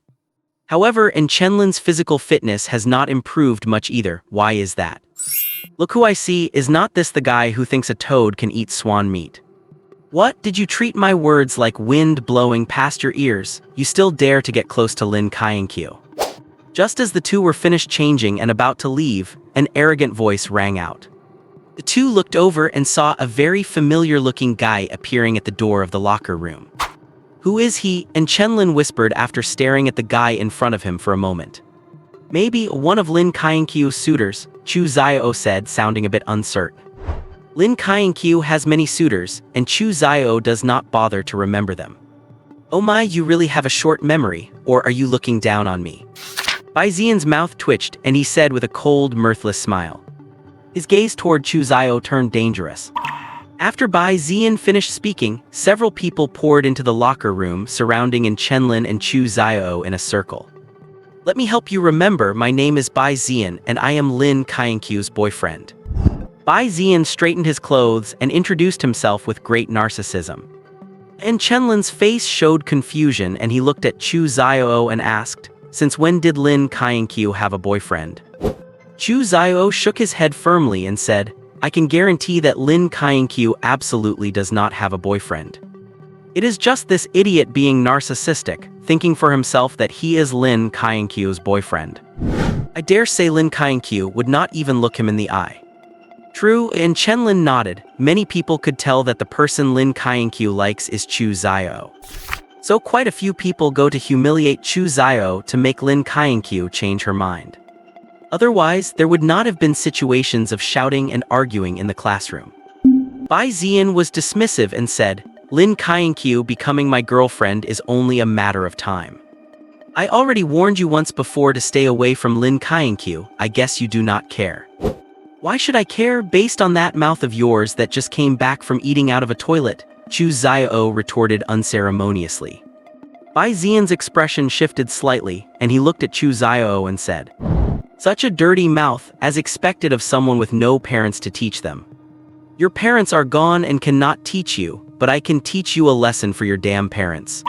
Beat him up if you break a leg, it is on me. After saying that, Bai Zian took a step back, looking like he was watching a show. Chu Xiao got annoyed upon hearing Bai Zian's words and rushed forward, intending to punch him. But he was stopped immediately by the people surrounding them. Stand still, we do not have to use abilities if we do not have to. But if you resist, I believe you will be on your knees begging us. Someone put a hand on Chu Xiao's shoulder and said with a sneer, "Screw your mother, I am going to shove your head up your old man's ass." Chu Xiao kicked out unceremoniously, sending the person blocking him flying. "You are courting death." The person behind saw that Chu Xiao actually dared to make a move, roared, and rushed to attack him. But Chu Xiao turned around and slapped him, making his head spin, and shouted, "Do not you know you should not talk so loudly to your father?" People from all around closed in. Although Chu Xiao could fight, he was outnumbered and quickly started to struggle. However, Chu Xiao was still stubbornly holding his ground. On the other side, Chenlin looked at Chu Xiao surrounded by a crowd and fell into deep thought. Should I go help or should I watch from the sidelines? Still watching the show, then I will break your leg first, a voice rang out behind Chenlin. Chenlin turned his head very calmly and saw someone kicking towards his leg. Bam! Chenlin raised his hand and pressed lightly on the person's abdomen, and the guy who wanted to break his leg was sent flying. Before the others could react, they heard Chenlin say coolly, "I'm not Chu Xiao, you guys started this." After speaking, Chenlin lunged out and kicked one of them in the leg. Along with the sound of bones cracking and screams, a man was kicked to the ground by Chenlin. "Damn it, you bastard, you are looking for death." One person cursed, flames appeared on his hands and he charged at Chenlin. Chenlin dodged the flames sideways and kicked the man's hand, breaking it directly. Bam! Chenlin grabbed someone by the arm and threw him over his shoulder into the others. Suddenly, a faint frost appeared on Chenlin's feet. He turned his head to see someone smiling at him, thinking he had succeeded. But the next moment, bam! Chenlin shattered the frost directly and kicked the person flying. "What a moron trying to use ice on me," Chenlin muttered. "Even Lin Kainkyo's ice has a hard time freezing him. You think this little bit of ice can affect his movement? Keep dreaming." Chenlin's natural constitution might be weak, but he is no ordinary quantified ability user. Using his ability to enhance his own combat power is very simple for him. Why does Chu Xiao not bother with Chenlin? Because he knows that this bastard is stronger than him, otherwise he would have handled it all by himself long ago. After all, Bai Zian came looking for him. But he thinks Bai Zian is a real idiot. He does not even know where he found these people, who look quite old but are still only Tier 1 Spirit Dust rank anomaly users. They are not very strong and their abilities are weak. It seems they do not train often, otherwise why would people older than them still be stuck at Tier 1 Spirit Dust rank? Chenlin cannot understand where a young master like Bai Zian found these thugs. After Chenlin finished off the people around him, Chu Xiao also started to exert himself. Chu Xiao, who was initially suppressed, got stronger and stronger, and then the people around him could not beat him anymore. In a few quick moves, Chu Xiao knocked them all down. Chenlin actually knows why Chu Xiao is like this. Because Chu Xiao's ability, Devour, is mutated and has the characteristic of converting what he takes into his own power. So as they fought, these people lost their attacking power and were then beaten up by Chu Xiao. After getting hit a few times, Chu Xiao's physical fitness increased. Chenlin is speechless. Does this Chu Xiao have some kind of beating to level up system? He gets hit and gets stronger, no, tougher. He could clearly see that these people's hands started to ache by the end. Damn it, a bunch of sons of bitches, go back and be your dung beetles and play with your poop. Chu Xiao kicked the people he had knocked down around him and said viciously. Chu Xiao is in a bit more of a mess compared to Chenlin, who has at most a little dust on him. Chu Xiao's training suit has several holes in it. But the others are in a worse state. Chu Xiao hit them hard. Everyone he knocked down will need a long time to recover. Unless there is a healer with healing abilities to treat them. Healing abilities are equally rare. Hey, why did you bring such small-time thugs? These people are absolutely not worth it. Chu Xiao panted and said shamelessly. We are students from the 3rd middle school. One of the people lying on the ground who was not too badly hurt whispered. Eh? No, you're telling me you, a bearded man, are a student. Yeah, right. It really is. Chu Xiao and Chenlin fell into silence as they looked at the student ID the man took out. 12 people, each with an appearance that did not match their age. The two looked at these people, and then looked at the ugly expression on Bai Zian's face. My god, is this guy a pervert? Why does he always look for such special people? Chu Xiao whispered. That is what I was thinking, but it does not look like it. And Chenlin said. Then he must be a bottom. Makes sense. You too, Bai Zian gritted his teeth. What kind of people are these? In just a few words, they changed his sexual orientation. The two men's voices were not quiet, they could hear them perfectly. What, you do not accept it, Chu Xiao said arrogantly. Do not think that just because you beat these people I will. Ooh, who ambushed me? Just as Bai Zian wanted to say something, an article of clothing was thrown directly over his head. Chu Xiao looked at Chenlin, who waved his hand and then handed a piece of clothing to Chu Xiao. Chu Xiao was a bit confused, but upon seeing Chenlin wrap the clothes around his hands, he understood. There are no surveillance cameras in the locker room, only outside. Now that the door is closed, nothing can be recorded from outside. Wrapping your hands with clothes means your hands will not hurt when you fight, and you will not leave many wounds on the person. This plan is brilliant. Hehe, Chu Xiao gave a lecherous laugh. And Chenlin looked at the people lying on the ground and said, everyone close your eyes, otherwise you will see things you should not see. The people on the ground closed their eyes one after another. And just as Bai Zian was about to take off the clothes, Chu Xiao punched him in the head. And then he got a kick from Chenlin. I am from the Bai family, just try touching me. Bai Zian shouted in a hurry. Hit him harder, after this he will have bodyguards around him, and Chenlin said. Chu Xiao was slightly stunned. That makes sense.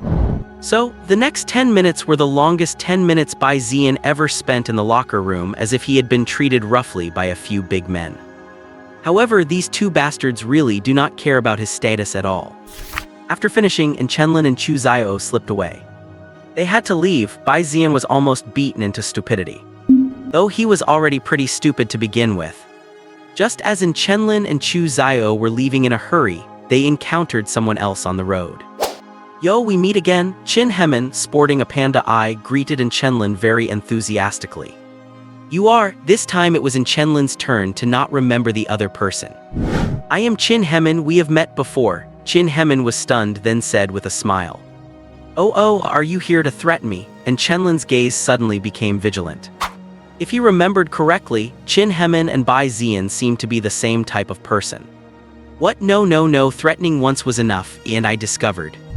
Discovered what? Meng Zhangyan hits a bit hard. What is it? Meng Zhangyan hit you?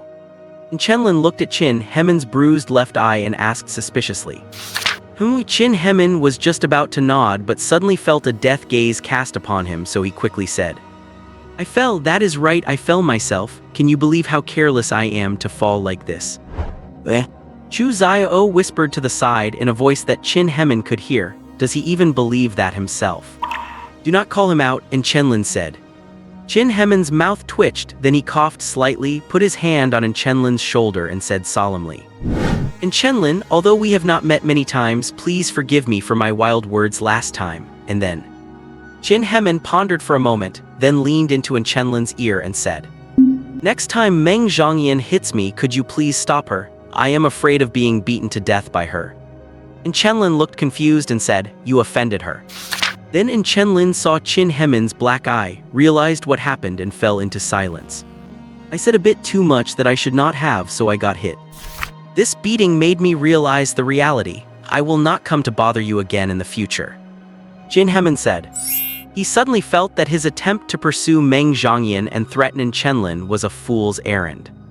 Meng Zhangyan is definitely not a girl he can handle. This black eye is the best proof. So Chin Hemin gave up decisively, stopped refreshing his negative impression at the very least to protect himself. Chin Hemin left in a hurry. He sought out Chenlin just to make an impression. Because he knew that in the future, he would inevitably cross paths with Meng Zhangyan and the others. Meng Zhangyan's personality was not for him, so he chose to give up before he even started. By making an impression on Chenlin now, perhaps he might be shown mercy and spared later on.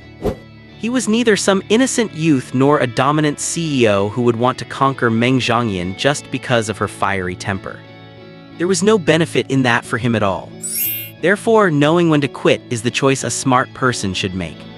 After saying this, Qin Hemin left and headed toward the locker room. And Chenlin watched Qin Hemin's retreating figure, feeling a bit confused. And Chenlin felt a bit disappointed. If Qin Hemin had really provoked Meng Zhangyan, maybe he would not have to train anymore. Ugh. Damn it, I cannot do it anymore. I really cannot go on. And Chenlin lay on the ground, panting heavily as he spoke. These people, Meng Zhangyan and her friends, really fight ruthlessly. He had not rested for an entire hour. If nothing else, his improvement during this training period was probably the greatest. Because they would force him to fight no matter what. If he lost, he had to fight, and if he won, he still had to fight. For an hour, it was just him being tortured. They did not treat him like a human being at all. The three of them, including Meng Zhangyan, were also exhausted, but they looked at Chenlin lying on the ground with strange expressions. Why was Chenlin so tired? Because the three of them had teamed up against him, forcing Chenlin to use his full strength. And what was the result? The three of them fought for a long time without even breaking through Chenlin's defense. There was only a single footprint on his clothes. And that footprint was only there because Meng Zhangyan used a teleportation sneak attack to kick him. At first, they thought that after training a few times, they had figured out Ferrari secrets. But once they started fighting, my god, Chenlin still had trump cards. At this stage, if you fight Chenlin, you will never know how many trump cards he still has. For example, the attack methods Chenlin had used before were all like air cannons. But today, facing the three of them, his attack method changed to redirected attacks. Redirecting attacks and then fighting at close range. This caused Meng Zhangyan and the others to suffer quite a few losses. It can only be said that Chenlin is worthy of being a pure power type, as his initial combat strength is unmatched by others. After Chenlin lay on the ground and begged for mercy, they stopped pressing the attack. The three of them attacking together was already a bit like bullying Chenlin. And they still could not beat him. Rest for a bit, we will go eat in a while. Meng Zhangyan walked to Chenlin's side and reached out to pull him up. I want to sleep, Chenlin said miserably. Meng Zhangyan looked helpless. Why do you always think about sleeping? You cannot just deprive others of their right to sleep, can you? Besides, I was dragged out by you guys early this morning. Do not think I do not know that you always sleep for at least 9 hours. How did you know? That is none of your business. Chenlin was pulled aside by Meng Zhangyan to rest. Chenlin really had a tough time with them here. As a couch potato who does not like to move, Chenlin's greatest joy is sleeping. But Meng Zhangyan and the others are all full of energy and they are highly motivated, each of them wanting to be admitted to Yanjing University and become a powerful figure looked up to by everyone. And Chenlin, well, just staying alive is pretty good. By the way, is not Chenlin's ability a bit off? Chenlin had just laid down when he heard Lin Kainkyu ask with some curiosity. It startled Chenlin so much he sat right up. Meng Zhangyan's heart also gave a violent jump. Could it be that we have been found out? Chenlin's ability is Fai Yuan Haixuan, right? Is not that a high attack, low defense ability? And the attack method is mainly based on slashing, right? Chenlin has never used any slashing attacks, has he? And his defense is also very strong. Lin Kainkyu said. She had specifically gone back to learn about their abilities. Among them, Fai Yuan Haixuan is touted as the most offensive ability among quantum abilities. It is extremely powerful in its offense and is difficult to defend against. The only drawback is that it has no extensive defensive measures, basically consisting only of attack moves. No matter how it is developed, the defensive measures remain the weakest. But Chenlin never used a slashing attack from start to finish, and his defensive means were much stronger than what she had looked up about Fai Yuan Haixuan. Regarding this, how should I put it? Chenlin did not know how to answer for a moment. Instead, Meng Zhangyan answered for him, we are all still at the Lingchen level and do not have much combat power yet. It is normal for Chenlin not to use real attacks, as it would hurt us. Do not I also refrain from using my space slashes on you too? As for defense, we are not very strong, so are not some simple defensive measures enough? That is true, I do not think we could block in Chenlin's slashes either, Chu Xiao said. Is that why you use space slashes on me? And Chenlin asked quietly from the side. You are fine, are not you? Meng Zhongyan said, then thought of something and asked. Do you have any attacks similar to the slashes of Faiyuan and Haixuan? Although this managed to fool them for now, if you never use those attacks in the future, you will still be seen through. I do, and Chenlin said. You really do? How many moves have you been hiding after all this time? Meng Zhongyan's gaze suddenly became sharp. You are trying to trick me into talking, and Chenlin paused, then said. HMPH. Ahoy. Skill card, Offset. Creates an offset field around the user which can change the direction of attacks directed at the user or weaken them. Let us take a break and grab some lunch. Although it is a bit early for 11 o'clock, we have been sparring for a while now. You are all hungry, right? Meng Zhongyan said. I agree, you guys dragged me here before I even had breakfast. And Chenlin lay down beside Meng Zhongyan and raised a hand as he spoke. Do not you usually skip breakfast anyway, Chu Xiao said. And Chenlin silently lowered his hand and said, mind your own business. Ahaha, Lin Kainkyu laughed. When he is not being serious, and Chenlin is actually quite easygoing and funny. Just a bit lazy. So where are we going to eat later? Wherever anyway, and Chenlin is paying for me. Get lost. Are you sure? Inside a van parked outside the Yunlai training grounds, several people were squeezed into the small space. Positive, that Void Tier 1 and the other 2 Heaven Tier 1s come here to train every single day. They showed up today even though it is a holiday, and they always stay for 1 to 2 hours. They have not come out yet, so they must still be inside. One of them said, Good, kill the Void Tier and the Heaven Tier 1s, take the one with the ability augmenting power. If they resist too hard, kill them too. We cannot allow China to have so many Void Tier ability users anymore. Then why are not we going after the Void Tier 1 in Yanjing? Are you stupid? China just awakened 5 Void Tier ability users. This one is the easiest to approach and kill. We start with this one and someone else will deal with the rest later. I heard someone is already trying to approach one of the Void Tier individuals. Some people from the US are approaching them, probably to recruit them. If they can be recruited, that is best, it saves us the trouble. Stop talking, prepare to move out. Understood. How much does it cost to rent a training room here? At the reception desk of the Yunlai training grounds, a group of people arrived, and one of them leaned on the counter to ask the young lady working there. Hello, would you like a private training room or an open one? The young lady said. The training grounds are divided into private and open areas. Open areas are like gyms, where training facilities are shared and a large crowd is all in one place. This is also the cheapest option. Then there are the private rooms, like the one in Chenlin and his group rented. They have fewer training facilities, but they are less crowded, and the price depends on the number of people entering. Private rooms are also soundproof, so no one can see what you are doing inside. The open areas are different, they are basically all under surveillance. The most expensive rooms at Xuan are the B-tier training rooms. There are only 3 of them and they are basically booked year-round. There are 3 open areas, and together they are about the size of 2 soccer fields. Everything else is private. Let us get an E-tier one, how much is that? The man leaning on the counter asked.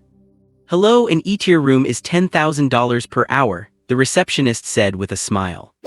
What, 10,000 an hour? The man exclaimed, thinking it was absurdly expensive. Sir, the open areas only cost 100 an hour. The receptionist replied with a smile. She had seen plenty of people like them. Private rooms simply are not something ordinary people can afford. Ordinary people just go to the open areas. Aside from being more crowded, there is no real difference. What do you think? The man looked at the others. One of them took out his phone, checked it, and said, E-tier. The man nodded and said to the receptionist, an E-tier room for 1 hour. All right, would you like to pay by QR code or cash? Card. Very well, sir, your private training room is ready. Here is your room card. The receptionist handed him a card. Only this card could open the private training room. Let us go. The man took the card and followed the guide robot away. Which room are they usually in? Number 3. We are in luck. We are in room 4 right next door. We will not do anything for a while. As soon as they come out, we strike immediately. No extra words, this time I want everyone killed. Once they are dead, we leave here fast. Even if we have to split up to run, we leave no survivors. Even if the guards are changing shifts now, we have to finish this fast. Remember, leave no one behind. Understood. Operation start. Bang. Just as they were moving forward, the leader suddenly bumped into someone. Are you sick or something? Are you blind? Cannot you watch where you are going? Bai Ziyan sat on the ground, holding his butt and shouting at the person in front of him. He had been beaten up by Chenlin and Chu Zio, and it took him over an hour to recover. Now, getting bumped into like this made the injury on his butt hurt even more. Ignore him, just keep moving, one of the men in the back said. After saying that, the group tried to ignore Bai Ziyan and just leave. But they thought wrong. They were dealing with Bai Ziyan, a wealthy young master, a pampered brat. Hey, you bump into me and think you can just walk away. It is not that simple. Bai Ziyan said, then stood in their way to block their path. And the people who had been beaten by Chenlin and Chu Zio earlier while supporting each other, saw Bai Ziyan causing trouble again and silently stepped back. They were already injured. You should not hit people who are already hurt. Should we hit him? One of them whispered. Damn it, he is just a fool, do not bother. Beat him to death. We still have a mission. Then we will just have to spend 5 minutes beating him first. Fine. Seeing the glint of malice in their eyes, Bai Ziyan panicked and quickly said, what are you doing? I am warning you, I am from the Bai family. Beat him. The men could not take it anymore. One of them kicked Bai Ziyan down and then they all swarmed him, beating him up. Just then, Meng Zhongyan and Chenlin's group walked out of the training room and happened to encounter the scene of Bai Ziyan being pummeled on their way to change clothes. Meng Zhongyan frowned at the sight and looked at the few people supporting each other on the side, asking, what is going on here? I do not know, they all replied in unison. Let us go around, Meng Zhongyan said and pulled out her phone to send a message. Boom. At that moment, Chenlin slammed Meng Zhongyan's head down as a fireball flew over them and exploded against the wall, leaving a massive crater. These guys are not right, Chenlin said calmly, then raised his hand toward the people behind them. Void simulation, space alteration, absolute quake. The people who were about to charge were pushed back by an invisible force. By the time they recovered, they saw Chenlin leading Meng Zhongyan away, while Chu Zio was pulling Lin Kainkyu along. Seal this area. Understood. There is an explanation behind every reason, so please be patient. The author did not put everything out at the very beginning. Both the assassination attempts and the lack of protection will be explained later.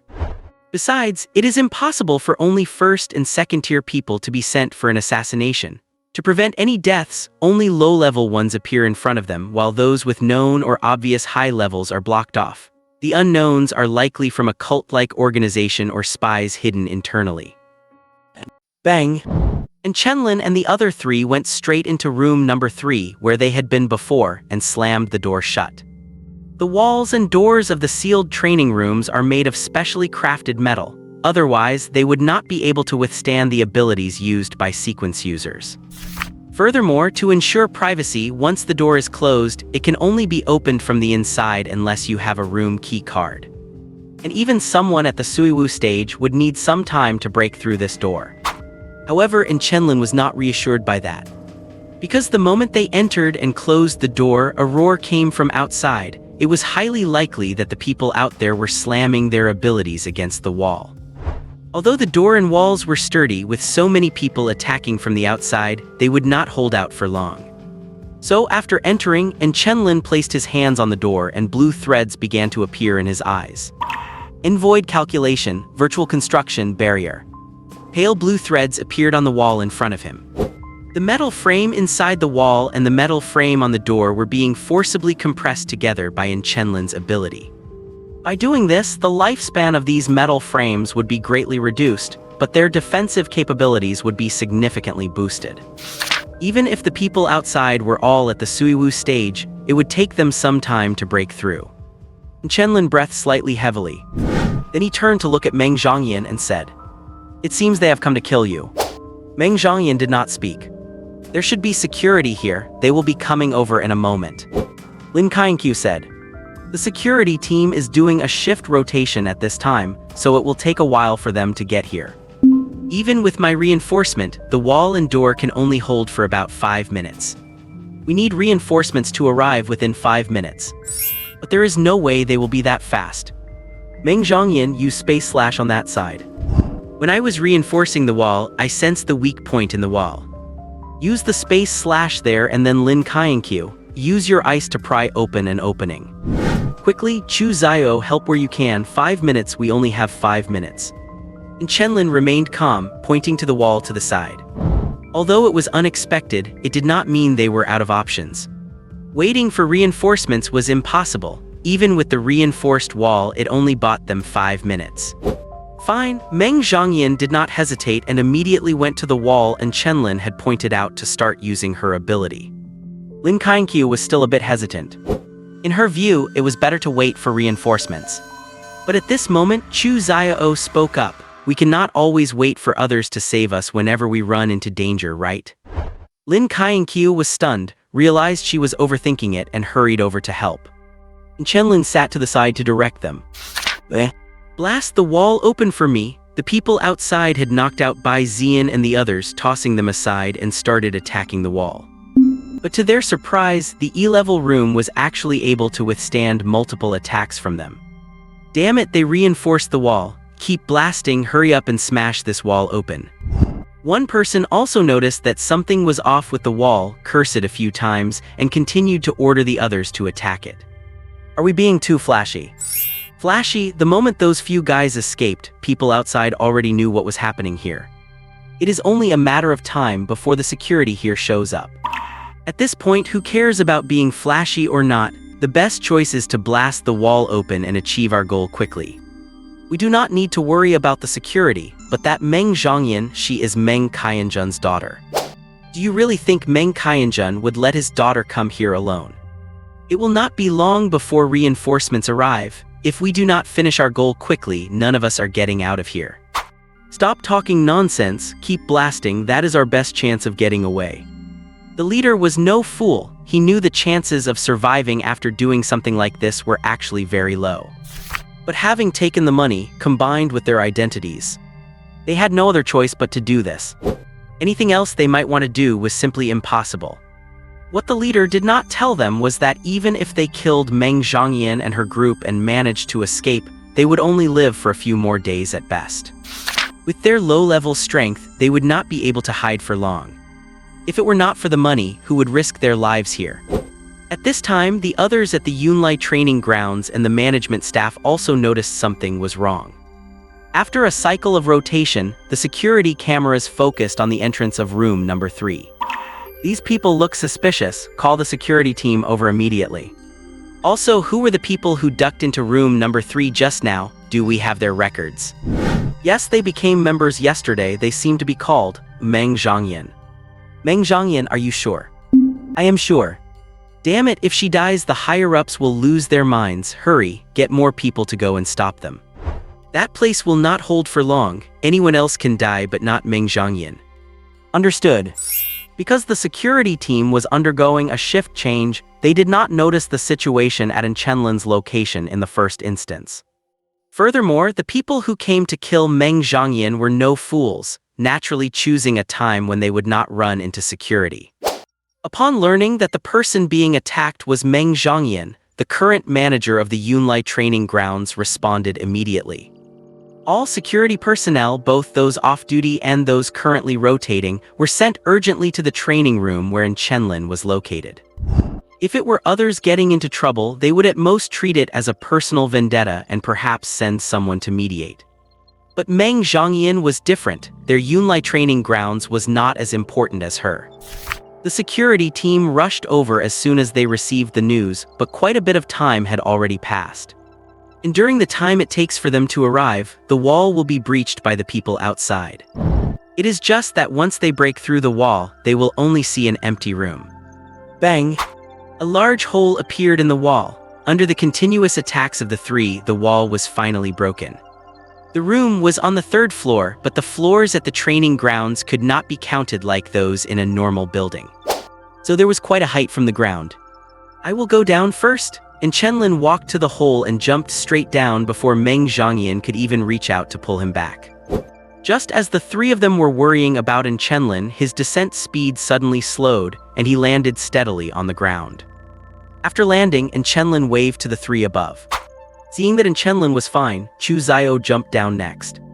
Then came Meng Zhangyan, and Lin Qianqiu was the last. Lin Qianqiu stayed back to freeze the area around the hole to buy more time. After spending a great deal of stamina to freeze the area around the hole, Lin Ru jumped down and Chu Xiao caught her. Meng Zhangyan had teleported down, so she did not need catching. "What do we do now?" Meng Zhangyan asked, looking at Chenlin. "Run, I cannot beat them," and Chenlin spread his hands and said.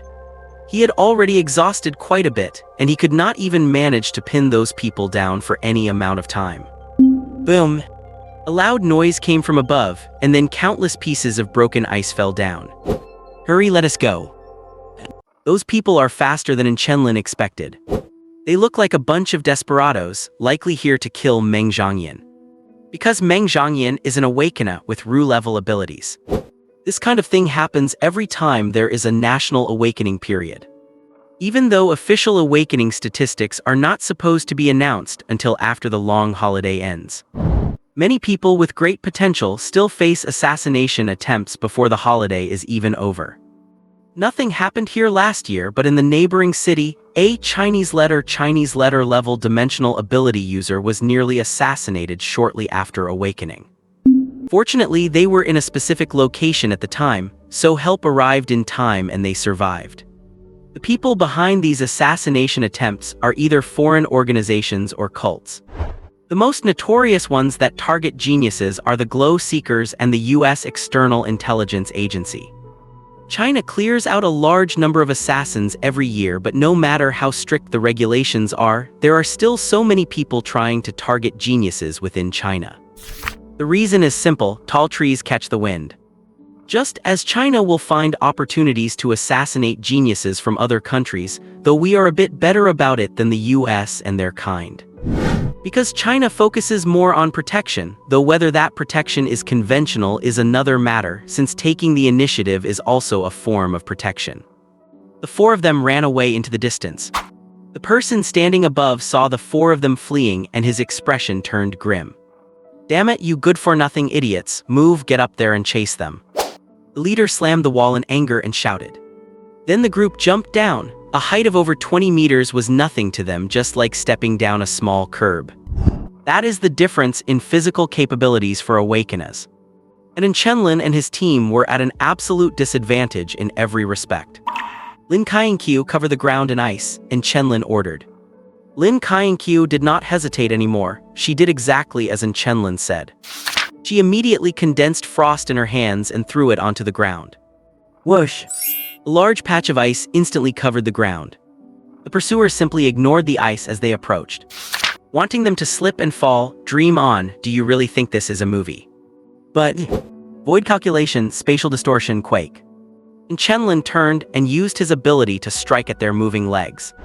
Because their focus was on Meng Zhangyan and the others, and coupled with the ice on the ground and the invisibility of Chenlin's attack, they could not react in time and crashed to the ground. The ice spread and temporarily encased them. Boom! One of them manifested fire in his hand and punched the ice on the ground hard. The ice shattered and they got up to continue the chase. But by now, Chenlin and the others had already put some distance between them. Cough, cough, why did they have to build this place so big? And Chenlin complained speechlessly while running. The Yunlai training ground is remote and vast. They had not seen a single person for ages. Even if they did see someone, it was not guaranteed they could help, as the enemy was numerous and their power levels unknown. And Chenlin, what should we do now? Meng Zhangyan asked, looking at the pursuers behind them. What can I do? Can your spatial teleportation take us away? And Chenlin turned to Meng Zhangyan and asked. Huawei Zhangyan shook her head directly. No, I have not reached that level yet. If I try to teleport with others, I will just end up slicing both myself and everyone I am carrying into shreds.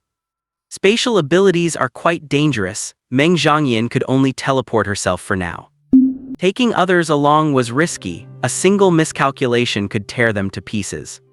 This is the main reason why spatial abilities are not suitable for carrying others until they have matured. Then I am out of options, just try to hide from them. And Chenlin said he had the ability to run himself, but Meng Zhongyan and the others might not. He could not just leave them to die, so he had to think of something else. In all honesty, it is very difficult for fresh awakeners like them to evade such a hunt. And who knows where the security guards are, probably just reaching the room door. Such an unreliable place, I should not have come. Splitting up probably would not work either. With 1 Ru level and 2 Heaven level enemies, they were definitely going to kill everyone. Splitting up would only speed up their death. What to do? Just as Chenlin was deep in thought, a gentle breeze blew by and a familiar voice sounded. Leave it to me, watch my little Goldie.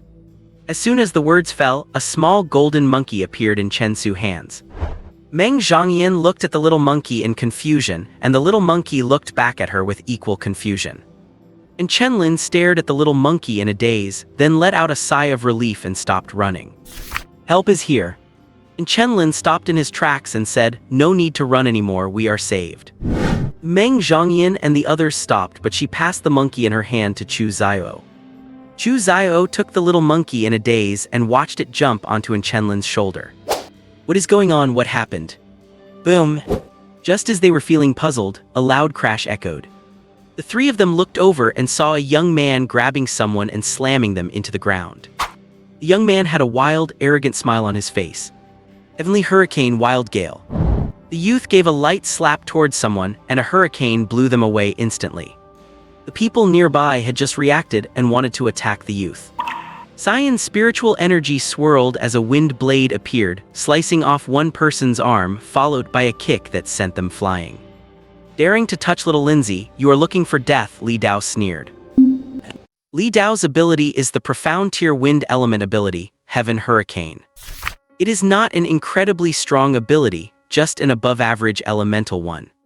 But that also depends on who is using it. Li Dao, one of the top 5 combatants among the freshmen at Yanjing University. He is a key player set to compete in Yanjing University's summer freshman tournament. Li Dao's strength is truly not something these would-be assassins can handle head-on. In just a single encounter, 3 arms went flying high into the air. Li Dao has taken his mediocre wind element ability and pushed it to an extremely aggressive level. Cyan wind blades appeared incessantly, and in just a few moments he took down everyone who was chasing Chenlin and the others. These people were all at the Suiwu stage, and even one person at the Jiha stage was defeated in a single exchange. This is what a genius, a so-called prodigy, looks like. Done. 3 minutes later, Li Dao wiped some non-existent sweat from his face and smiled. Clap clap clap. Chu Zio and the others were dumbfounded, looking at Li Dao as if he were a monster. Meng Zhongyan and Chenlin were fine, as one had seen many strong fighters, and the other knew exactly what Li Dao was capable of. No matter who these people are, assassinating a newly awakened anomaly user will basically get them locked up, and there would be no repercussions for whatever they do to these thugs. That is why Li Dao did not hold back. The people chasing them have basically lost all ability to move. Once security arrives, they will just need to keep a light watch on them. Is it really okay to just leave them lying there? Chu Zio asked, looking at the people fallen on the side. Do not movies usually have plot points about planting evidence or something? Oh, do not worry about it. They are just guys working for money. They have no idea who is behind this. And they do not have that mentality of committing suicide if the mission fails. They are probably hired by some overseas forces. If they were a cult, I would have dislocated their jaws. After all, I would be a bit harsher with a cult. Li Dao said flatly and reached out to catch the monkey, little Jinzi, as it returned. How do you know that? Chenlin asked. Last year, I participated in a mission to crusade against a cult and some overseas organizations. I killed quite a few people and learned a thing or two. Assassin activity is always very high at this time of year. If I were still at school, I would probably be taking some bodyguard missions. But well, I can also get some money for taking these guys down. Li Dao said. He entered Yanjing University last year. Unified awakening usually happens in the 2nd year of high school, so he knows quite a bit about these things. What university are you from? Meng Zhongyan looked at Li Dao and asked. Mentioning this piqued Li Dao's interest. He puffed out his chest and said proudly, Li Dao, class of '88 at Yanjing University, combat major, mentor Liu Yusheng, ranked 3rd among Yanjing University freshmen. My ability is Heaven Hurricane. It is a profound tier ability. Li Dao certainly had a reason to be proud of this. Yanjing University is not something just anyone can get into, and the combat major is the most popular of the popular. And being ranked 3rd means he is among the top 3 in overall combat strength among all freshmen at Yanjing University. And to be in the top 3 at Yanjing University with just a profound tier ability is a level of strength that most people have to look up to. After hearing Li Dao's self-introduction, the 3 of them were a bit surprised. Surprised by Li Dao's strength. Getting into Yanjing University already marks you as a genius, but being in the top 3 among freshmen there means the person has absolute strength. You have to realize that Li Dao only has a profound tier ability. It is not that no one with a profound tier ability has reached this point before. But those people are too far removed from them, while Li Dao is a living example standing right in front of them. Holy cow, you are a big shot. Chu Zio's eyes lit up as he started to circle around Li Dao to observe him closely. A living, breathing example of a genius is right in front of him. Of course he has to observe carefully. Big shot is an overstatement. I would just say I am among the stronger ones of my generation, Li Dao said somewhat modestly. And Chenlin looked at the modest Li Dao and whispered to Meng Zhongyan and Lin Qianqiu. Look at this guy, his tail is about to poke into the sky. Meng Zhongyan and Lin Qianqiu rolled their eyes at Chenlin. And Chenlin and Li Dao clearly know each other. Otherwise, if someone else tried saying that, they would definitely be beaten up by Li Dao. They are not stupid. Li Dao reached that position entirely on his own merit, not to mention he just saved them. They could not bring themselves to tease Li Dao. But the relationship between Chenlin and Li Dao is clearly good, so Chenlin is totally unfazed by Li Dao's bragging. He and Chenlin, I saved you once so you owe me a favor deal. Li Dao threw his arm around Chenlin's shoulder and said with a grin. And Chenlin's expression suddenly turned strange as he looked at Li Dao and said, Do not tell me you were following us the whole time. How else would you have appeared so perfectly on time? He did not think Li Dao had been following them at first, but once those words came out it smelled heavily of a conspiracy. Do not say it like that, I saved you after all. Li Dao gave an awkward laugh. He really had been following Bai and the others. And Chenlin stared at Li Dao for a moment, then turned to Meng Zhongyan and said, Do not bother looking, this guy definitely took a mission to come here, otherwise he would not have shown up so promptly. Li Dao, why are you so dense? Why did not you just say so last night instead of letting us suffer? Li Dao awkwardly touched his nose and said, Little Lin, there is no need to expose everything. Besides, I do not know Meng Zhongyan, but I know you, so keeping quiet was for your own good. He had indeed taken a mission to return to Tianyi City. He is different from other geniuses and prodigies. His strength was earned through hard work, plus his ability is not that outstanding. So he has more freedom than the others. Many geniuses get assassinated when they go out on missions, but he does not because his ability is not prominent. Because he was bored, he took the mission to protect Meng Zhongyan, who was in Tianyi City. In his eyes, Meng Zhongyan is a genius, and him coming to protect her was just the icing on the cake. However, not everyone who is outstanding gets protection because millions of people awaken in China every year and there is no telling how many of them have good natural talent. So most of the time, they just watch and wait, sometimes even putting some pressure on these so-called geniuses. If they make it through without causing any trouble, only then can they truly earn the title of having good talent.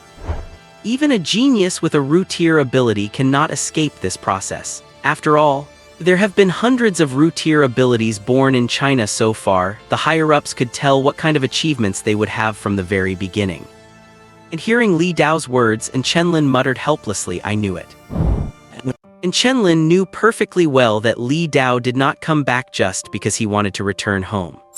As a top-tier freshman at Yanjing University, Li Dao only ever leaves campus when he is on a mission. He probably only comes back once during winter or summer break. He would not be back at any other time. At first, he thought Li Dao had just taken a mission involving the prism worlds around Tianyi City. But he never expected that Li Dao was actually targeting Meng Zhongyan.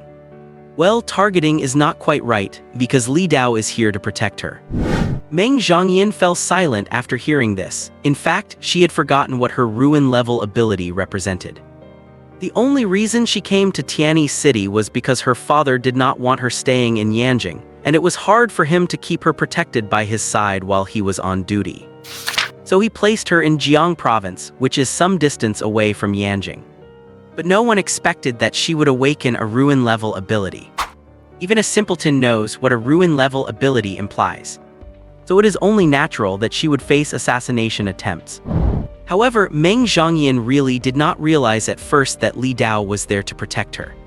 "May I ask who sent you to protect me? Missions usually have a sponsor, right?" Meng Zhongyan asked, even though she already had the answer in her heart. "Meng Qianjun, your father. He posted the mission through the school, and besides Yanjing University, others should be coming from different universities too." Li Dao said, "This was not a secret after all, the sponsor was her own father. It looks like your dad wants you to get in touch with people from good universities early, though that probably was not his primary intention. Otherwise, he would not have invited students but would have posted it on the Transorder network instead." Chenlin shrugged and said, "It is quite clear that by choosing to post it within the universities, Meng Qianjun wants Meng Zhongyan to choose which school she wants to go to based on the people sent by those institutions. Since freshmen have already been in school for over half a year, their conduct and style can represent the university they attend. This is actually good, at least her dad is not making the decision for her but letting her make her own choice." Li Dao and Meng Zhongyan paused, then looked at Enlu. "What, is not that just it? First, let you students stand in the front to fend off the weaker assassins. Then the people her dad sent will block whoever comes later. That is a clever plan. Starting by acting weak, there will not be any problems. And once his own people arrive, he can round them all up. But before they arrive, you will have already interacted with these people, and you will get an initial impression of those universities. However, Meng Zhongyan, do not think Yanjing University is full of people like this guy just because of him. He is probably the only unreliable one in the entire university." And Chenlin said, pointing at Li Dao. He knew exactly what kind of personality Li Dao had. It would be a miracle if he did not tarnish Yanjing University's reputation while on a mission. It is just because Li Dao's ability level is not high, but he is powerful and short on cash, and the mission happened to be in his hometown, so he took the job. The fact that others have not shown up yet means they are all interested in Meng Zhongyan, otherwise someone like Li Dao who had zero interest would have arrived ages ago. Li Dao saw this point very clearly. "Xiao Lin, you do not have to call out the unspoken. How are the others supposed to act when they arrive?" Li Dao whispered. As a peer, he naturally wanted to put in a good word for his future competitors. Even if just a little. "So what, even if they come, they will just be making wedding clothes for you. Do not think I do not know what you are thinking. You will definitely take the lion's share of the mission reward. I will not say more, but those other hypocrites will be seen right through once they arrive." And Chenlin said, Li Dao only came for the reward and had no other ulterior motives, so Meng Zhongyan would not have a bad impression of him. But the others are different, they have not shown up yet and who knows what they are plotting. "My dad, what terms did he set?" Li Dao paused and said, "No special terms, just money. I needed money so I took it, but that might not be the case for others." Li Dao was smart enough to know why Meng Qianjun posted the mission. Meng Zhongyan and Lin Qianqiu were not fools either. After Chenlin's explanation, they understood. "I understand," Meng Zhongyan nodded. "What a waste of money." She had no interest in any university other than Yanjing University to begin with. She would probably be even less interested after the people from those other universities arrived. So Meng Zhongyan felt there was no need for her father to go through all this. However, Li Dao did save them, which meant her father's decision at least helped a little. "By the way, Ms. Meng, I would like to ask you for a favor." Li Dao let go of Chenlin's neck and rubbed his hands together as he spoke. Chenlin kicked him the moment he saw that and said, "Do not you dare come up with any lousy ideas here. It is not a lousy idea, this time it is definitely not. Go ahead, if it is something I can do, I will help you." Meng Zhongyan said helplessly. She felt she could do at least that much for her savior. That is the spirit. Actually it is nothing major, you just need to accompany me to the black market. Li Dao said, his request not seeming overly demanding. The black market, why go there? Is there something you want to buy? Meng Zhongyan asked. The black market was a place that was half legitimate and half illicit, where many rare items would end up. And Chenlin remained silent for a moment, then realized what Li Dao was planning before he could even finish his sentence. He kicked him again. Damn you, you are really trying to pull something like that.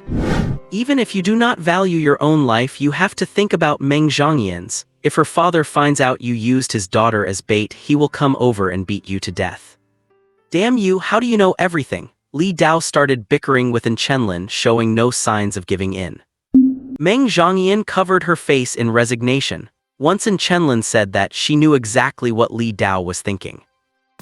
And Chenlin, cannot you show me some respect for once? Li Dao said, sounding a bit exasperated. Respect, my foot, the last person who gave you respect ended up in the hospital because of your schemes. You want to drag me and my friends into your trap? Not a chance. Chenlin said bluntly. Changyan, what is this guy from Yanjing University trying to do? Chu Zio asked in confusion. He still did not quite get it. Meng Changyan pondered for a moment and said, I am a void-level esper, and this is the period when I am most frequently targeted for assassination. Usually, anyone who assassinates a student during this time can directly claim a bounty. And generally speaking, there are also bounties on assassins or those who are on wanted lists. The black market itself is a semi-legal, semi-illegal place. It is a gray area. If I enter the black market, there is a very high probability that those who want to assassinate me will come for me. What he wants to do is have me go to the black market as bait to draw those people out. It is very dangerous, otherwise Chenlin would not be this angry. After Meng Changyan finished speaking, she looked at Chenlin, who was still bickering with Li Dao, and smiled gently. It was a beautiful smile. From the moment Chenlin met those people, he never thought about saving his own life but rather protecting theirs as much as possible. Right now, he is also protesting against Li Dao purely for her sake, even though it is obvious that Li Dao is just playing around with him. Oh, I see, so how much money is one person worth? Chu Zio nodded, then suddenly asked. Meng Changyan looked at Chu Zio with a puzzled expression and said, Assassins like that have a bounty of 10,000 if they are not on the wanted list, and if they are, it depends on the warrant. An Esper's bounty starts at 50,000 for the Lingchen level. The Suiwu level starts at 150,000, and the higher the level, the higher the bounty. Why are you asking this? Then Meng Changyan saw Chu Zio's eyes light up at the mention of money. Bang! And Chenlin directly grabbed the little monkey on Li Dao's shoulder and threw it at Chu Zio, hitting him right on the head. Then Chu Zio and the little monkey both crouched on the ground, holding their heads. Chu Zio, do not you dare be reckless. Doing this kind of thing is easy to get killed, and Chenlin warned. I know, why are you reacting so strongly? Chu Zio said, confused, but soon he realized something.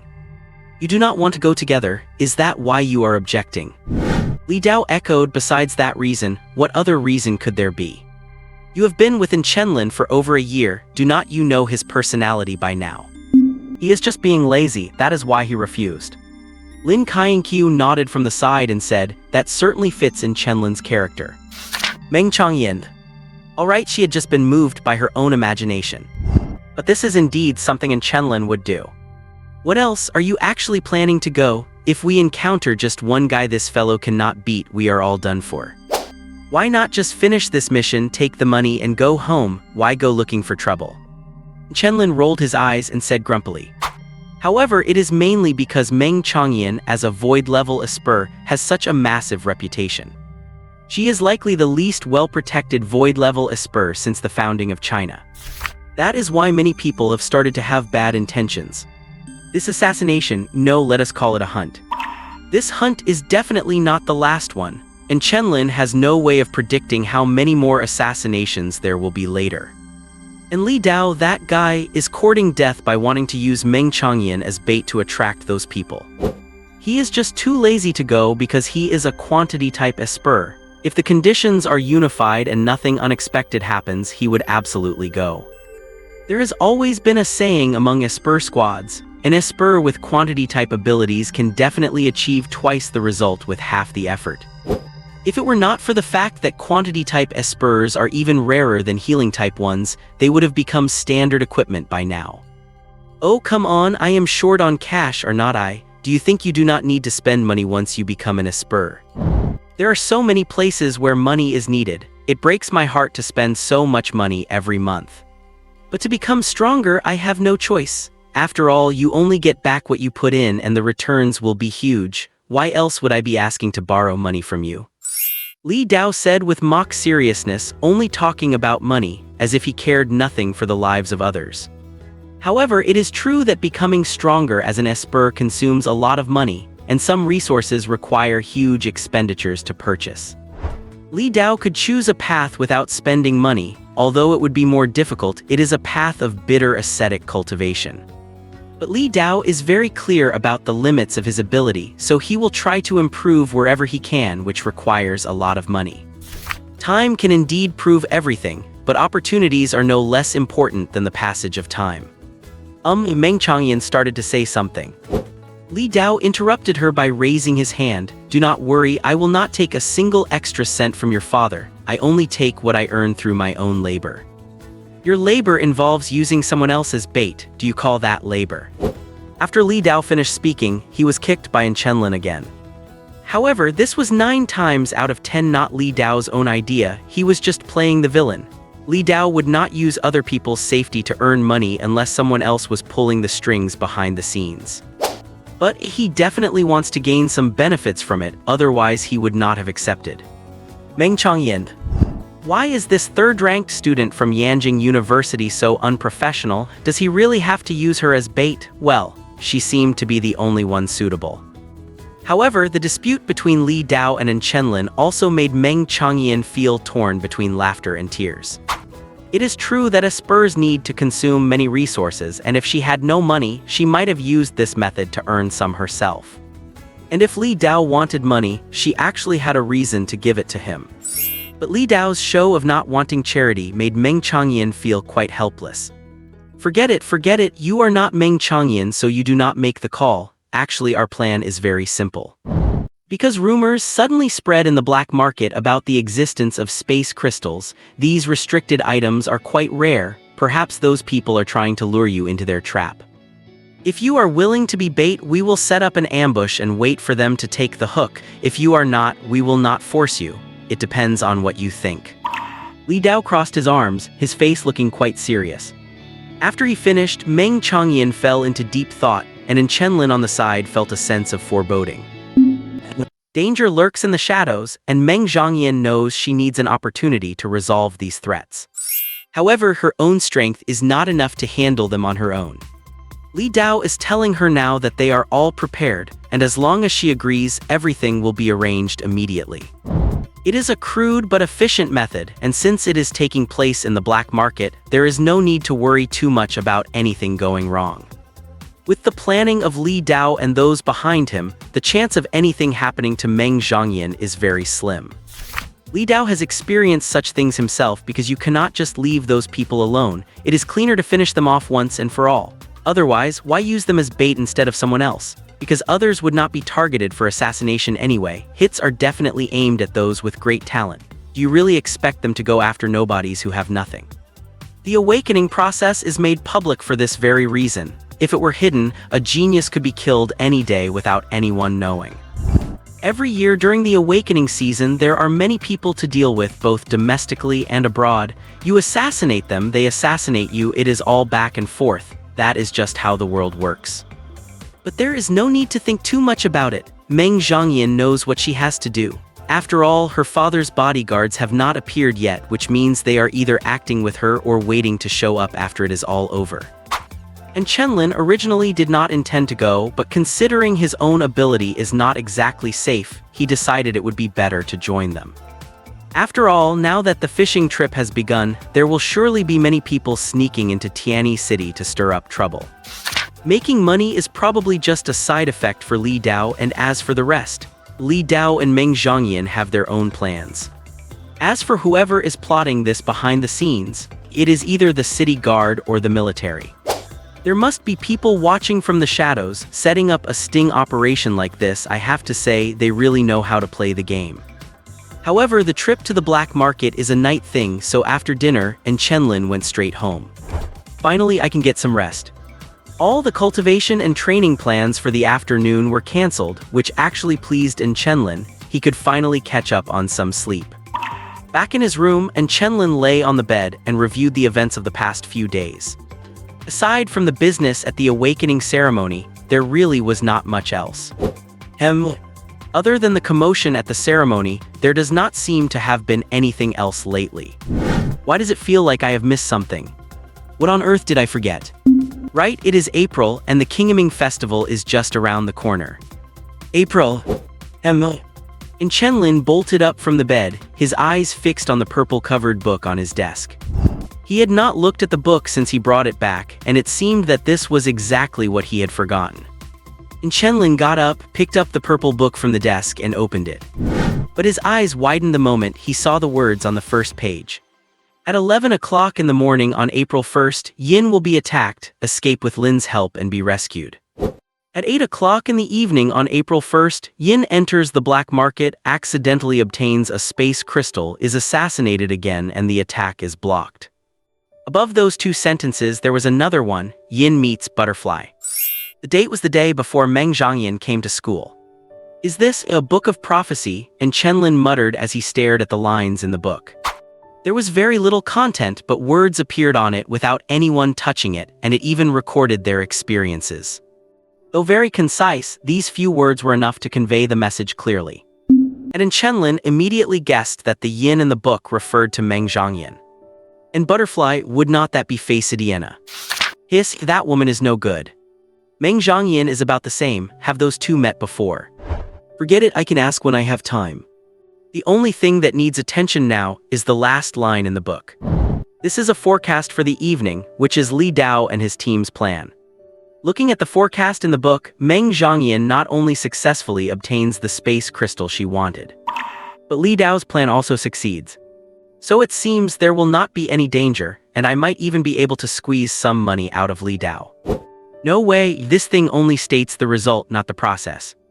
And Chu Xiao and the others are not mentioned here, it is not very credible.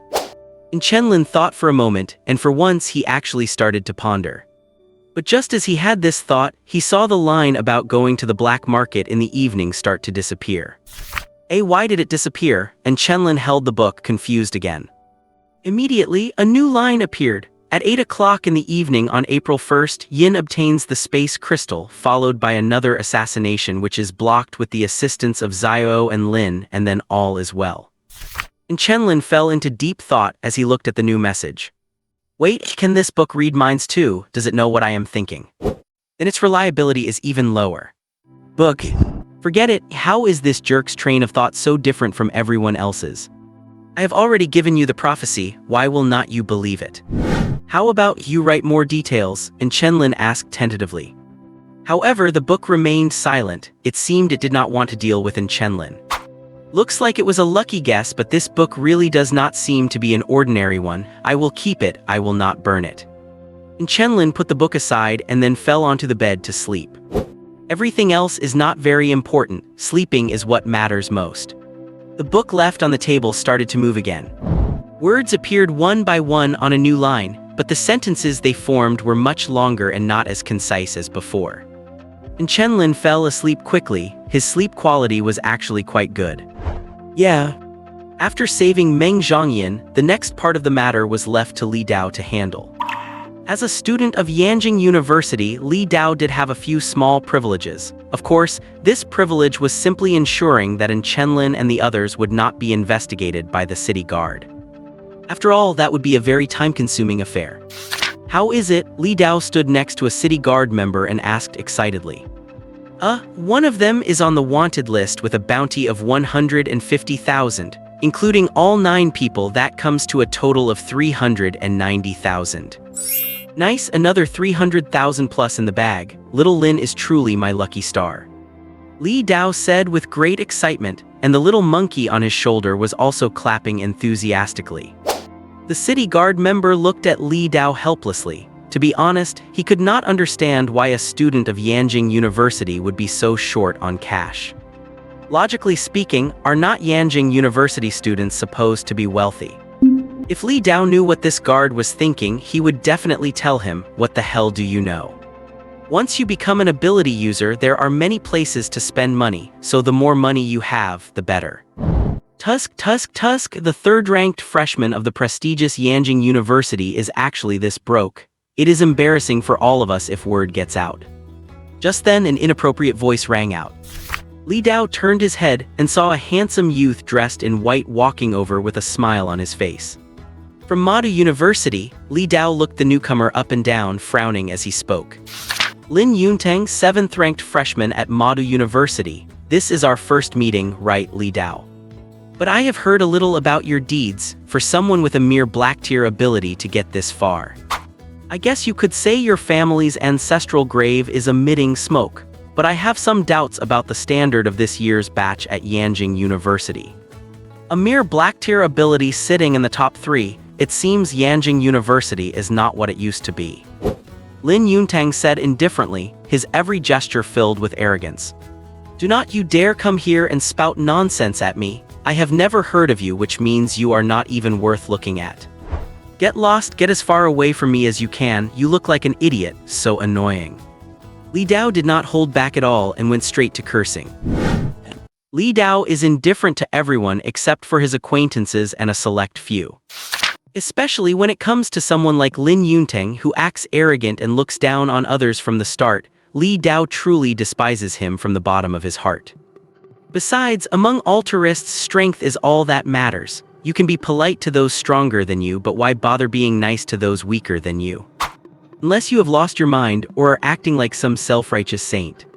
Lin Yuntang's face turned incredibly ugly after being scolded by Li Dao, and he sneered. As expected of someone from the slums, you have absolutely no manners. How vulgar.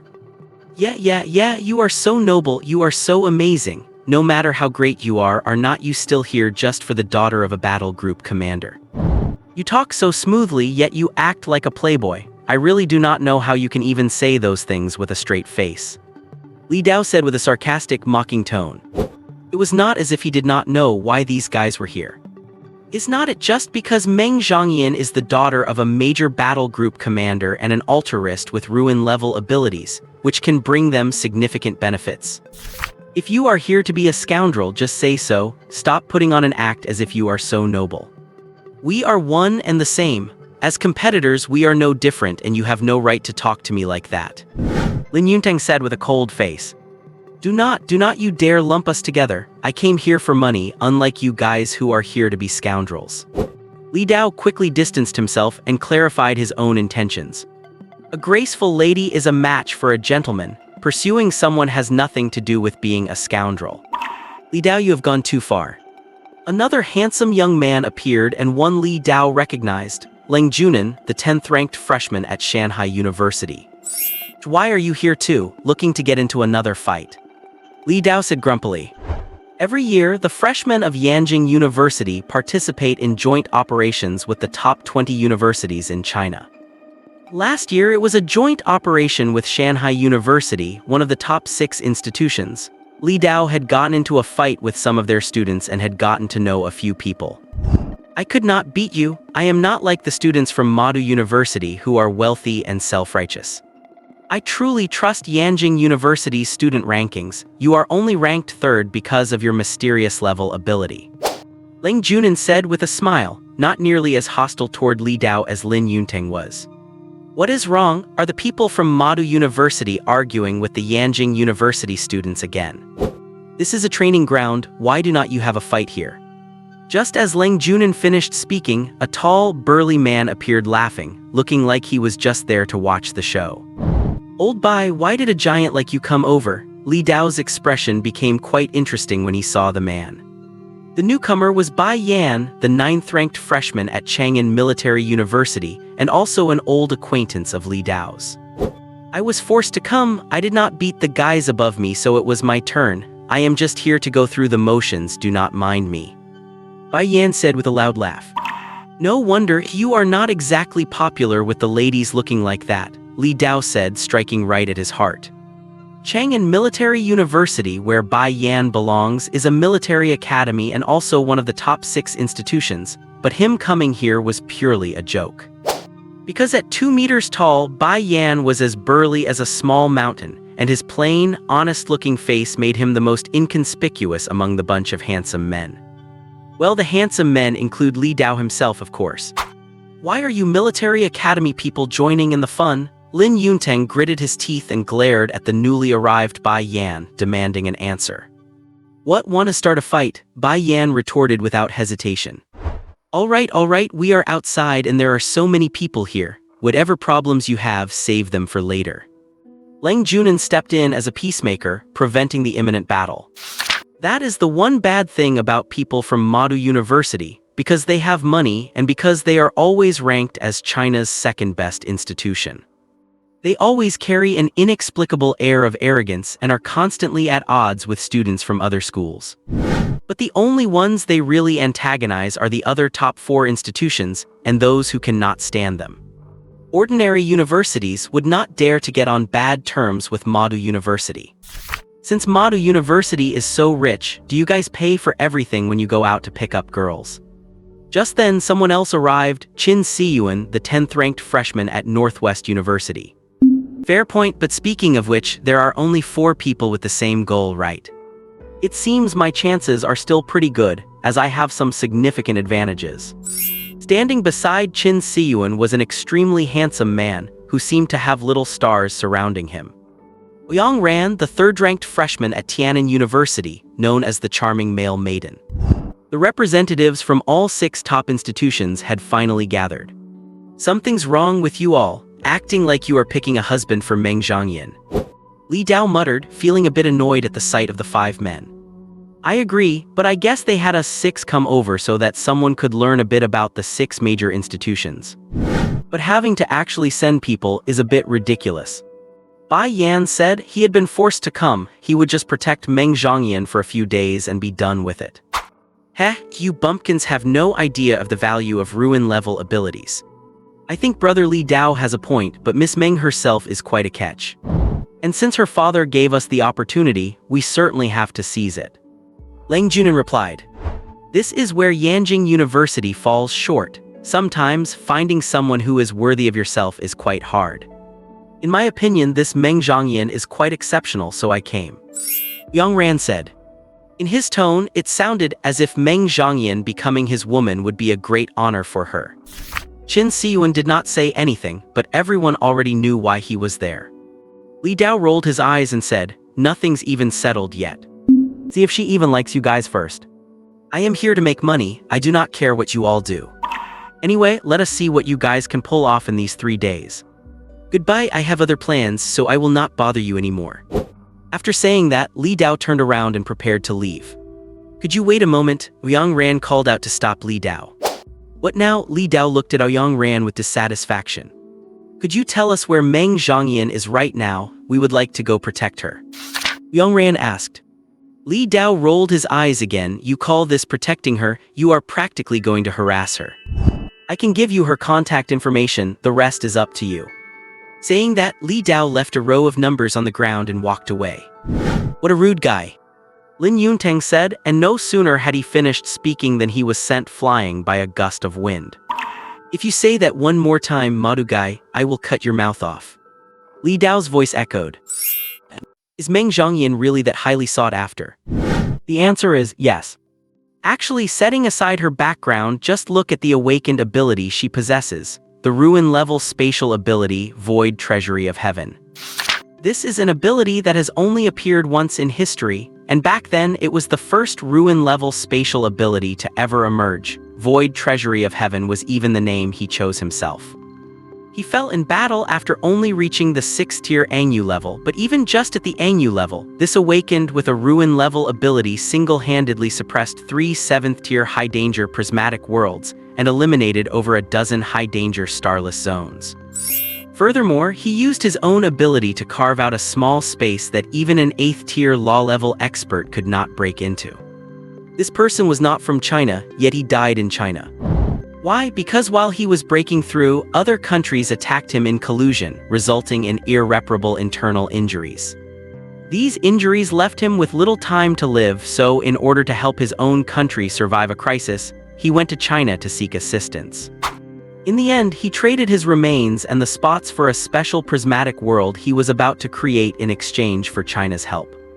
In his final moments, he used all his strength to forge that special prismatic world and used his ability to write down his insights regarding spatial powers.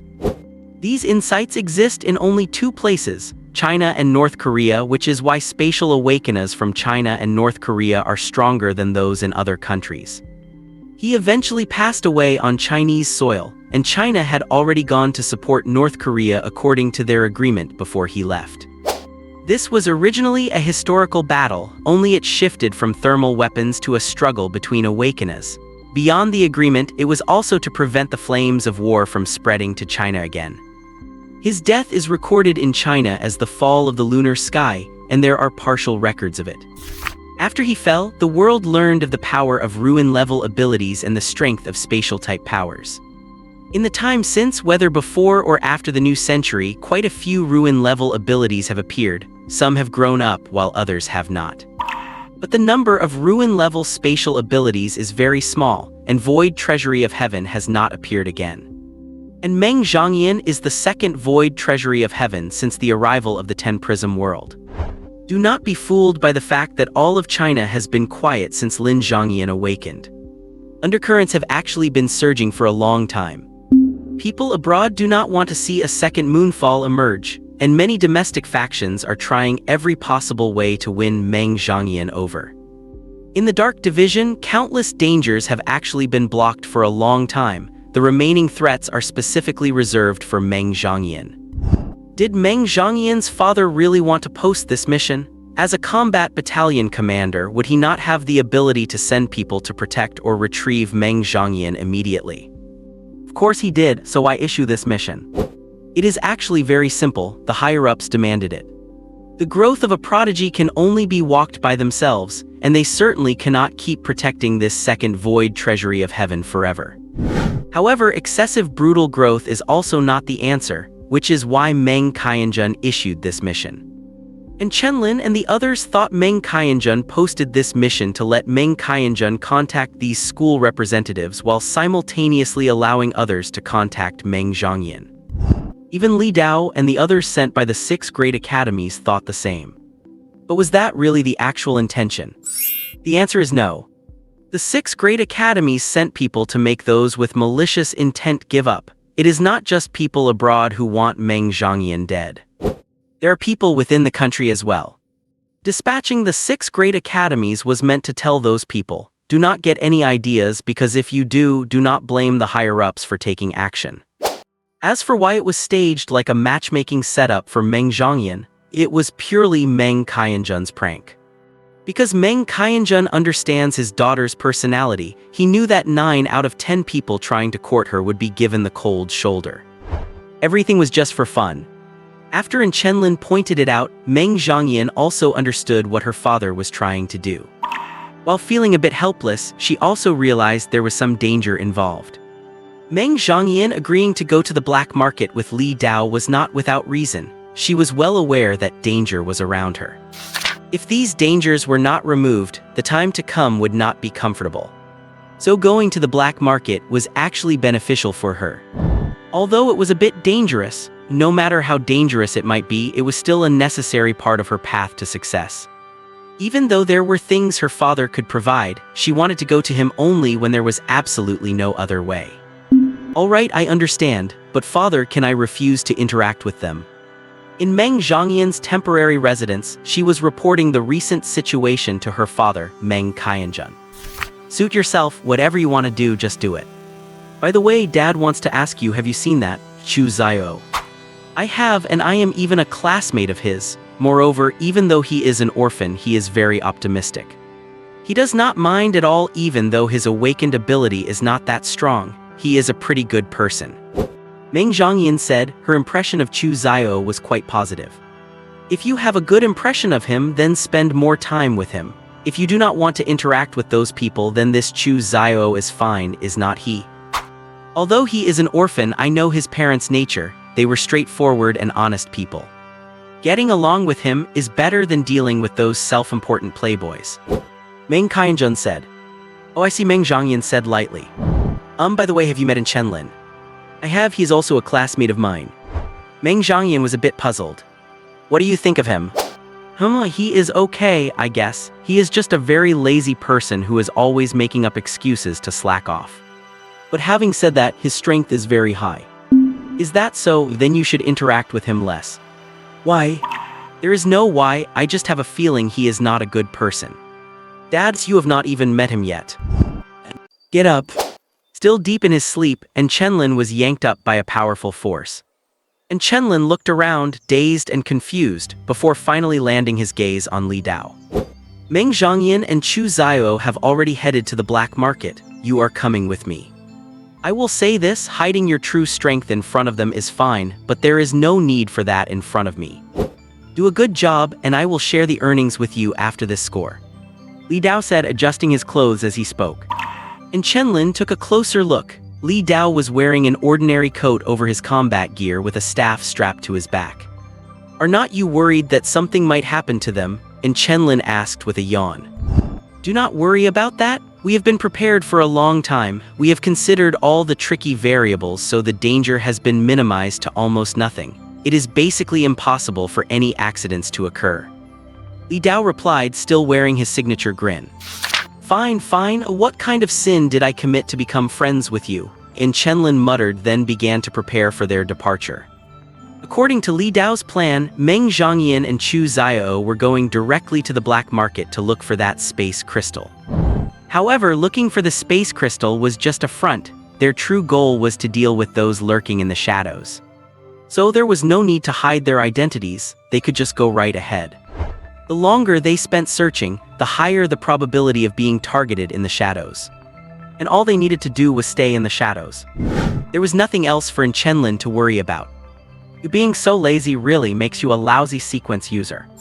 Once you enter Yanjing University, never mind, you will probably still be exactly like this. It is really bizarre how you can be so strong despite that. Li Dao looked at Chenlin, who still looked completely clueless, and said helplessly. Yanjing University is not a place where just anyone who gets in is guaranteed to succeed. Yanjing University is much stricter than average universities. Every year there are specific task quotas and even requirements for power levels. If you do not meet those quotas, you will be expelled directly by Yanjing University.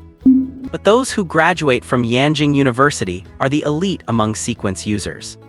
Graduating from Yanjing University is incredibly difficult, and being able to graduate means you have already surpassed other sequence users of the same level.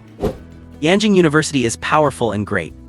But the internal competition at Yanjing University is also intense. And Chenlin's personality is not well suited for Yanjing University.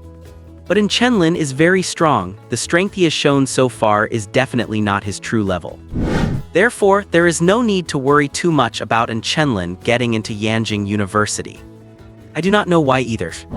Chenlin replied perfunctorily, though he knew the reason perfectly well. You fine, once you are ready, come with me. Li Dao was left speechless and could only give up on trying to persuade Chenlin. In fact, if he thought about it carefully, his worry for Chenlin was entirely unnecessary. Because Chenlin has a heaven-level ability, even without much effort, he is naturally stronger than other abilities. And he knew one thing, Chenlin was not as simple as he appeared on the surface. Let us go, Chenlin said, and left with Li Dao. They set off following Li Dao, taking a cab to a certain location before proceeding on foot. After walking for about half an hour, Li Dao and Chenlin finally reached the Tianyi City black market. The black market exists in the gray area between legal and illegal. To say it is informal is not quite right, as most of the storefronts are legitimate and even the street-side vendors sell normal goods. In fact, many places follow proper procedures, pay taxes, and fighting is strictly prohibited. They even conduct periodic crackdowns on vice. But to say it is formal, the transactions here rarely follow market prices, and it still shares the characteristics of a typical black market.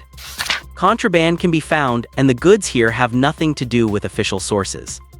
Regardless of whether they are genuine or fake, there is no one to help you seek redress. You have to handle disputes with the vendors yourself. Moreover, most backalley deals happen here. The black market is a melting pot where those who have committed crimes and even fugitives often hide out for a while. Why does a black market exist? It is quite simple. Official supplies are generally limited, and most official resources are reserved for training their own personnel. And while the items sold by major corporations are legitimate, they are quite expensive. The rarer the item, the more expensive it is, and some things are simply not available. The black market is just harder to manage, and verifying the authenticity of items is difficult. Everything else is free. You can find treasures here that others do not recognize. You can also buy trash or items that have been smuggled into China. In short, it is a mixed bag where you can find all sorts of people. Entering the black market, Li Dao headed straight toward Meng Zhangyan, bringing in Chenlin with him. Upon arriving near Meng Zhangyan, they saw a handsome man standing next to her, engaging in awkward small talk. Meng Zhangyan said almost nothing, while the man kept talking to himself. Chu Xiao and Lin Kainkyu were behind them, looking around at the surroundings with curiosity. "Who is that guy?" and Chenlin asked, looking at the handsome man with suspicion. "That pretty boy from Tiannan University. Definitely not a good person," Li Dao replied. "Not a good person?" And Chenlin watched as the guy gave his contact information to a girl while still chatting with Meng Zhangyan. Even though it was the girl who had initiated the request. "But you cannot just hand it over like that, can you? You are flirting." And Chenlin understood who he was dealing with. But it was clear that Meng Zhangyan had no desire to engage with him. Understandable, really. Not many people like someone with such wandering eyes. However, the guy seemed very confident in his charm and kept on exuding it.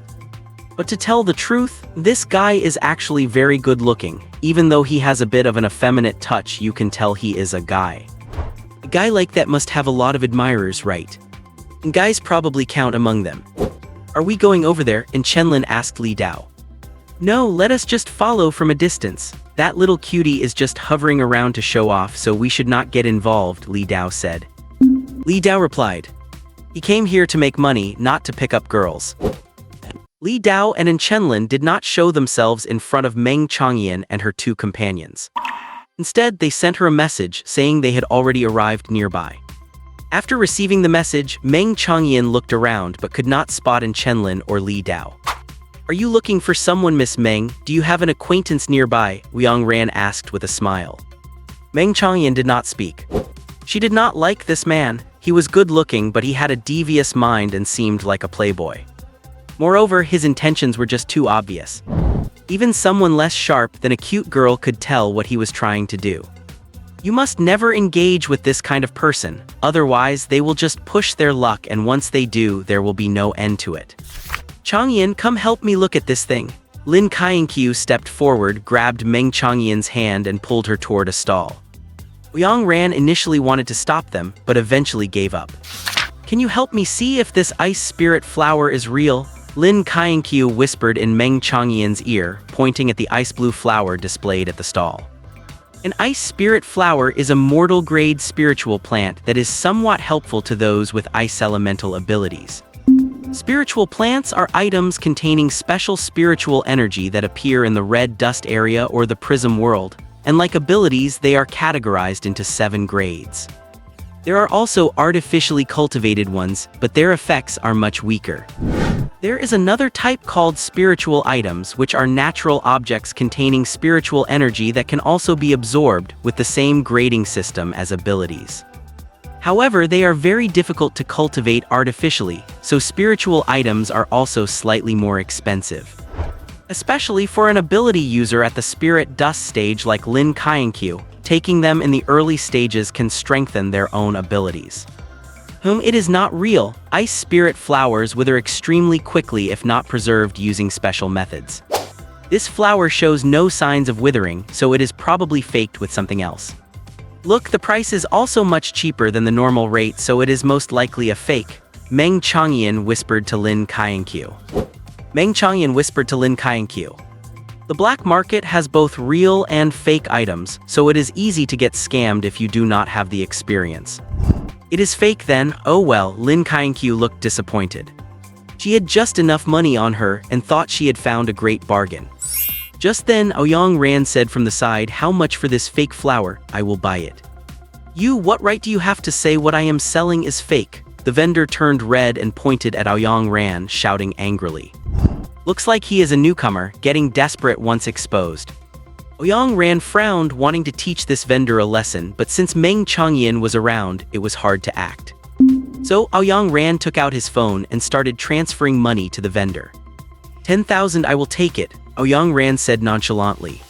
The vendor was stunned for a moment, then immediately put on a smiling face and said, "Alright boss, let me pack it up for you." Looks like a total sucker. An ice spirit flower is just a low-tier mortal-grade plant, and the best quality one costs at most 10,000. But this is a fake flower, it costs less than 50 to make. Making over 9,000 in profit, just thinking about it makes me happy.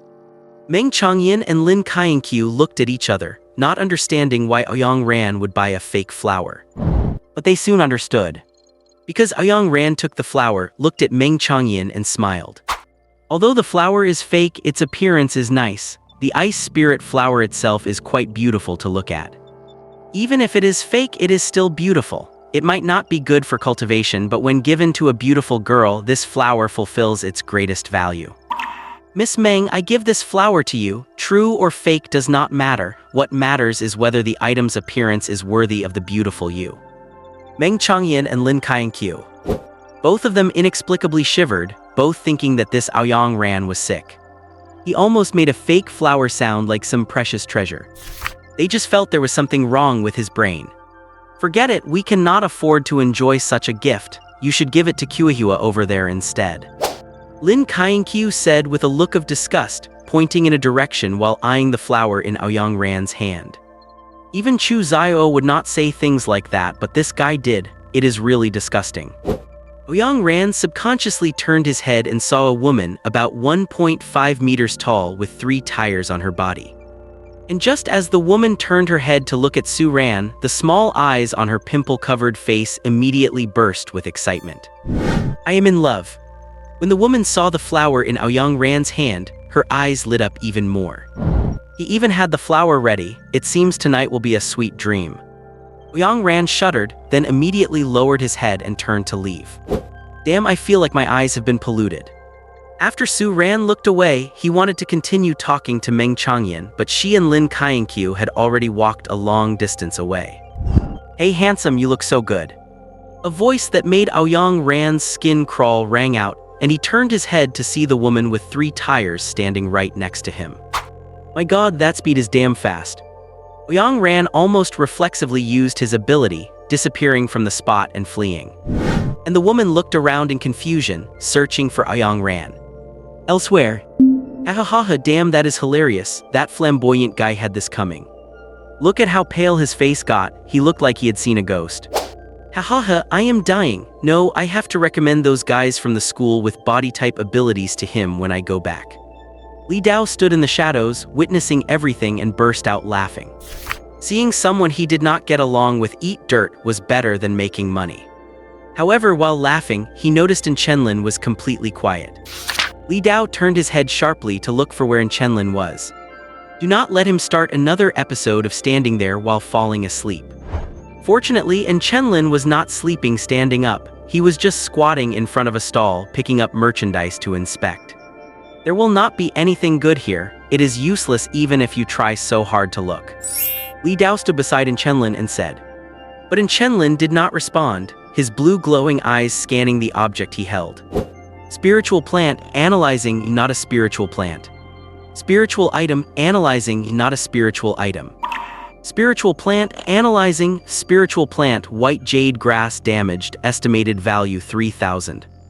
That is right, Chenlin was using a special application of his ability, analyzing and determining the authenticity of spiritual items and plants.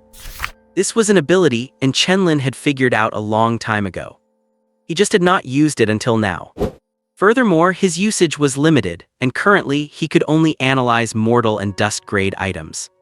Although he could analyze damaged items, the analysis was not very accurate. Because his analysis relied entirely on descriptions from the books in his mind, he did not dare claim 100 accuracy in judgment. If he touched the real thing and recorded it, then he could be 100 correct. Note, there will not be too many descriptions of cultivation resources in the early stages, as low-level resources do not provide the protagonists with any qualitative leaps. Therefore, the consumption of cultivation resources will only be mentioned briefly and not described in detail. Little Lin, have you spotted something worthwhile? Li Dao asked curiously. It is more than just something worthwhile. Most of the items on this stall were picked out by Chenlin because they were useless. Only a small portion of them were actually useful.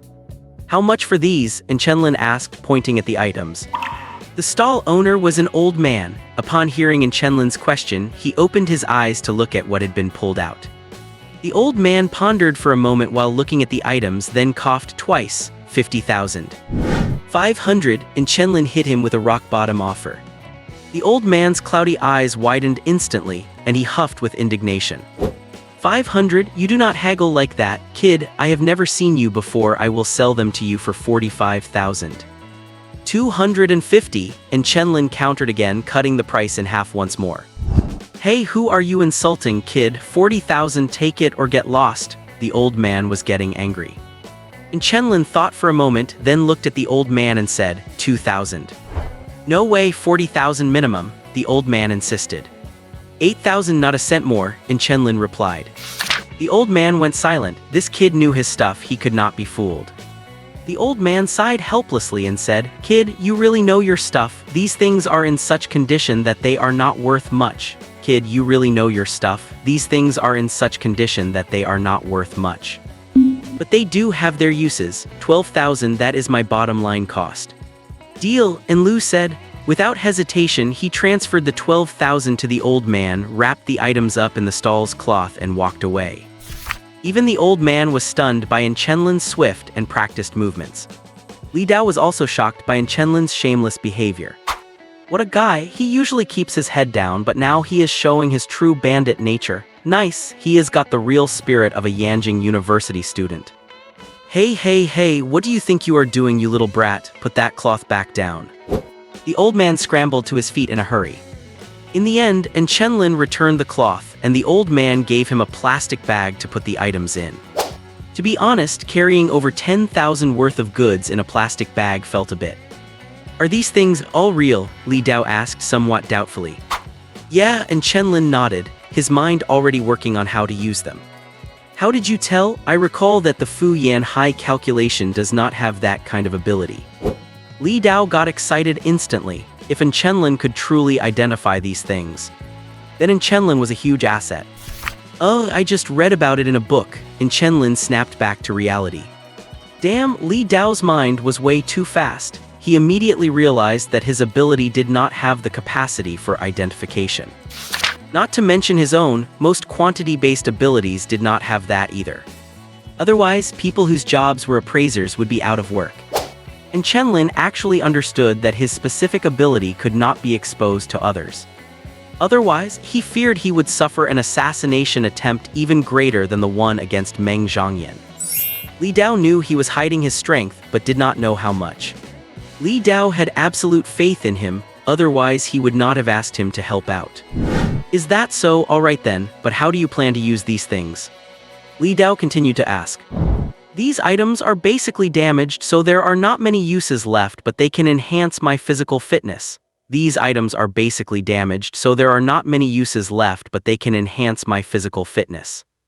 My physical fitness is average, so I need to strengthen it properly. Chenlin said. Among the four of them, Chenlin had the most average physical fitness.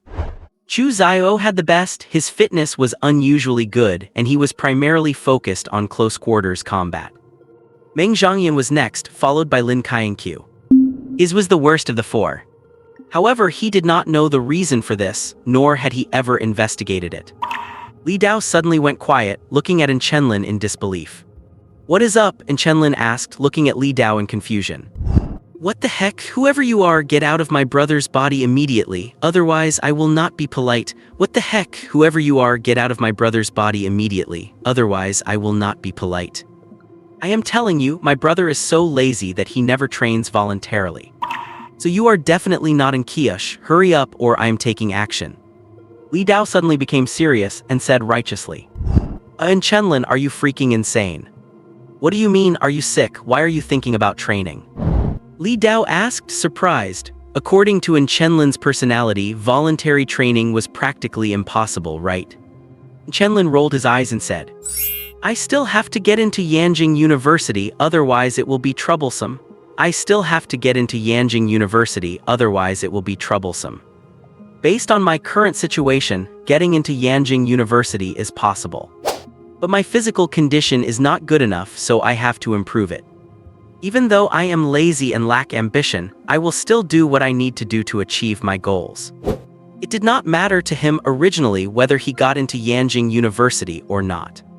But after what King Liu said, he had to get into Yanjing University. He did not want to be used as a tool his entire life. Only he could use others, nobody was allowed to use him. I guess you have a bit of drive after all, but on that note, just how bad is your physical fitness? Li Dao asked. Generally, once you become an ISO sequencer, your physical fitness is different from that of an ordinary person. Even if it is the worst, it should still be much better than an average person.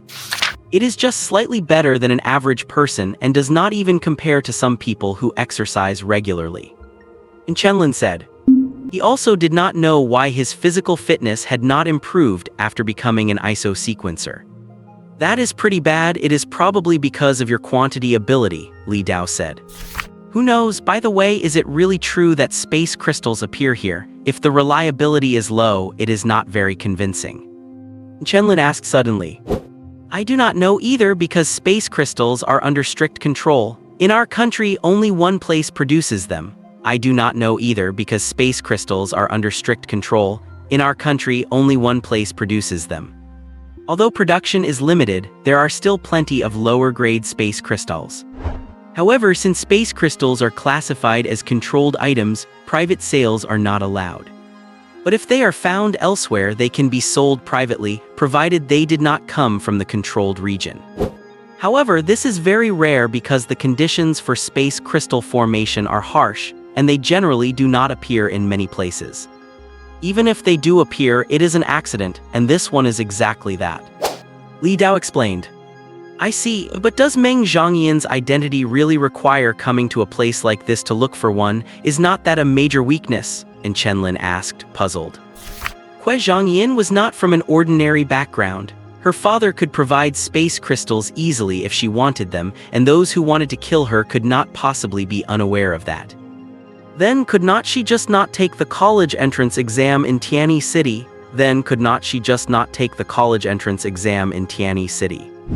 Honestly, it was probably to get away from Yanjing so she could find real, trustworthy teammates.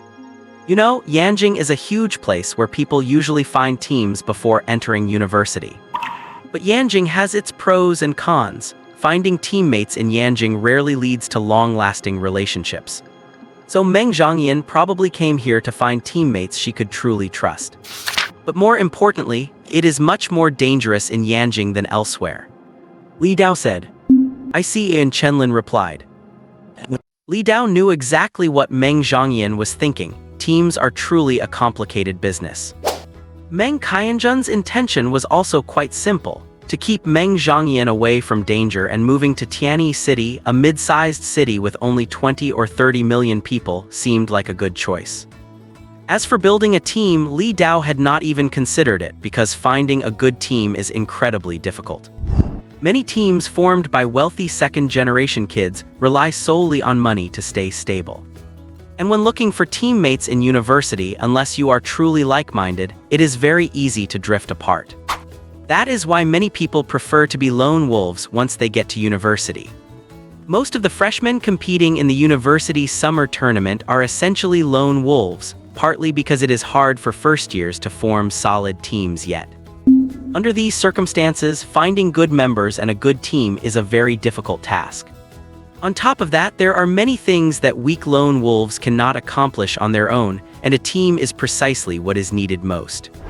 Li Dao also knew that Meng Zhangyan wanted to bring in Chenlin and the other two in as her teammates to establish a basic framework for a team. The final member would likely be recruited in university to complement the group's strengths, which would make the team more stable. However, what Meng Zhangyan herself had not realized was that the core of the whole team was not her, but in Chenlin.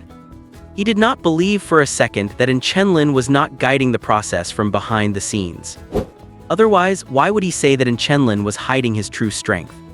Sai, what a shame, you will be a freshman by the time I am a junior. By then I will probably have my own team and will have started taking on missions. If you were in the same year as me, I would definitely drag you in to be my teammate. Li Dao said. Whether it is his intelligence or his personality, Chenlin is perfectly suited to be the invisible support in a team. He keeps a low profile in normal times, but when there is work to be done, he is absolutely reliable. Meng Zhangyan definitely picked the right person, though she will need to nurture Chenlin's personality a bit. And she will need to nurture him as a whole. His physical condition is lacking. Wait, that is not right. It seems like everyone who teams up with Chenlin ends up playing a raising game. If you do not nurture him, Chenlin does not seem all that useful. Why does it feel like raising a pig? Li Dao thought to himself. Do not even think about it, I would not like being on a team with you, you would annoy me to death. Chenlin rolled his eyes and said. Meng Zhangyan had told him her idea earlier, and he had neither accepted nor rejected it. He just felt that there was still a whole year left, and he would cross that bridge once he got into university. And then there is that Facety Na, she is also a difficult one to deal with. Just keeping up with Meng Zhangyan is exhausting enough, and if he gets into Yanjing University, there will be yet another person to deal with. That is a somewhat desperate thought. I know, wait, why is there an extra person? Li Dao said, then let out a confused sound. Chenlin looked closely and saw a young girl standing next to Lin Kainkyu, chatting awkwardly with Meng Zhangyan. Oh, that is someone from our class, I think her name is Lin Fei. She usually chats quite openly with Lin Kainkyu and Meng Zhangyan. Chenlin said, but after speaking he frowned slightly. Why is she here? I see, those other guys are mostly around here too. Now we just wait for those people to show up. Li Dao said, remaining skeptical about Lin Fei's identity, but with Chenlin here, he figured he did not need to worry about it. There are 6 people in total, and he and Aoyang Ran are already here. The others are in the shadows. They are not as eager as Aoyang Ran to rush in and curry favor. Fine then, let me take another look. Chenlin yawned and said. But as he spoke, Chenlin sensed something was not right. He immediately walked up to a stall, picked up an unremarkable palm-sized stone, and began to examine it carefully. A faint blue light flashed in Chenlin's eyes and a look of intrigue appeared on his face. How much for this stone? Chenlin looked at the stall owner and asked. The stall owner was a middle-aged man who had lost an eye. He stared at Chenlin with his one remaining eye and said nothing. Fine, it seems you know what you are doing. But I am curious, how did you manage to appear here with this thing without being discovered? Supposedly, people already know this thing is going to appear, so you should have been found out by now. Chenlin weighed the stone while saying these inexplicable words. I have my own methods, of course.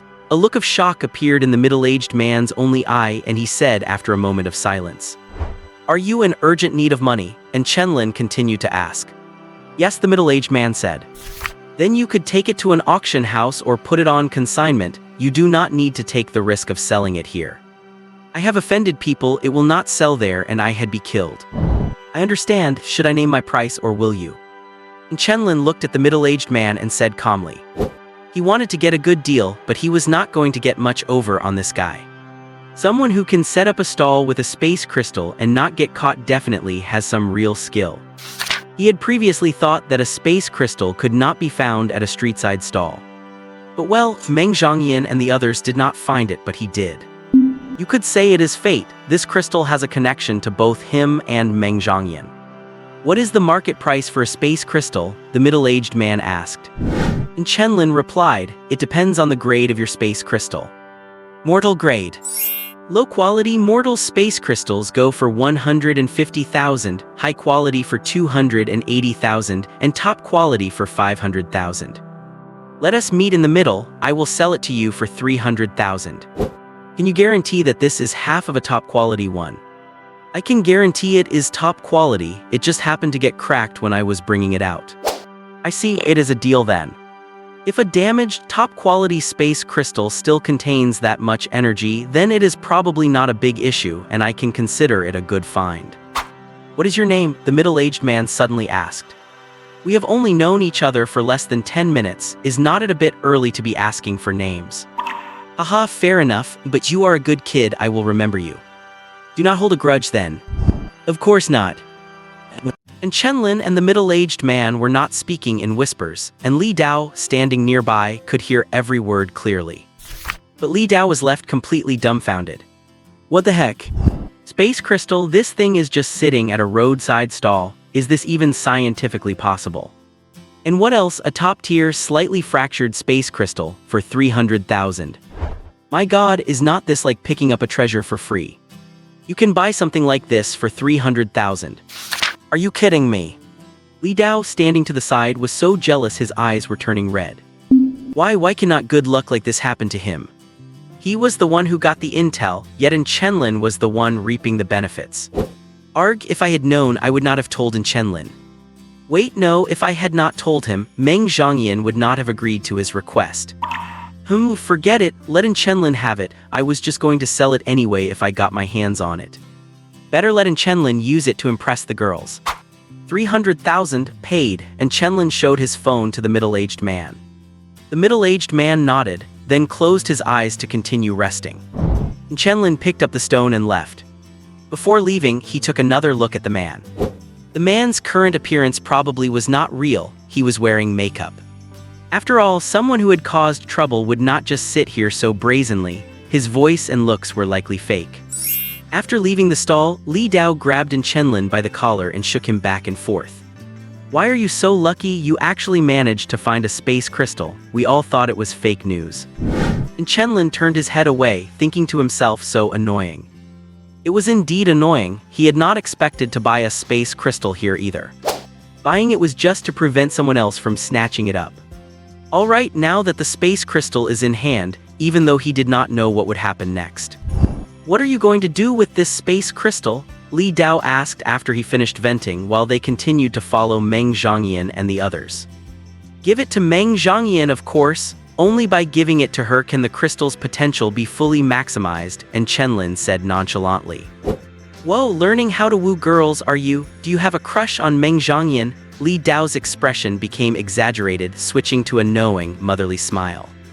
What are you thinking? I am obviously going to sell it to her, and Chenlin rolled his eyes and said.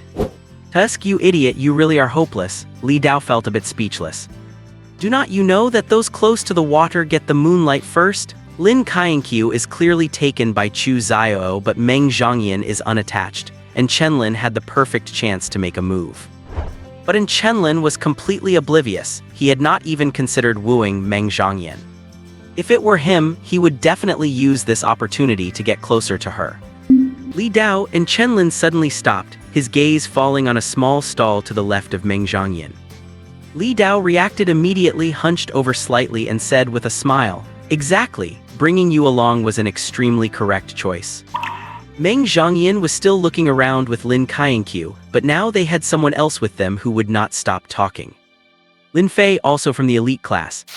After running into them at the black market, she had somehow joined them. She was also here to buy something. By the way, where is Chu Xiao? Why have not I seen him? Lin Fei suddenly asked.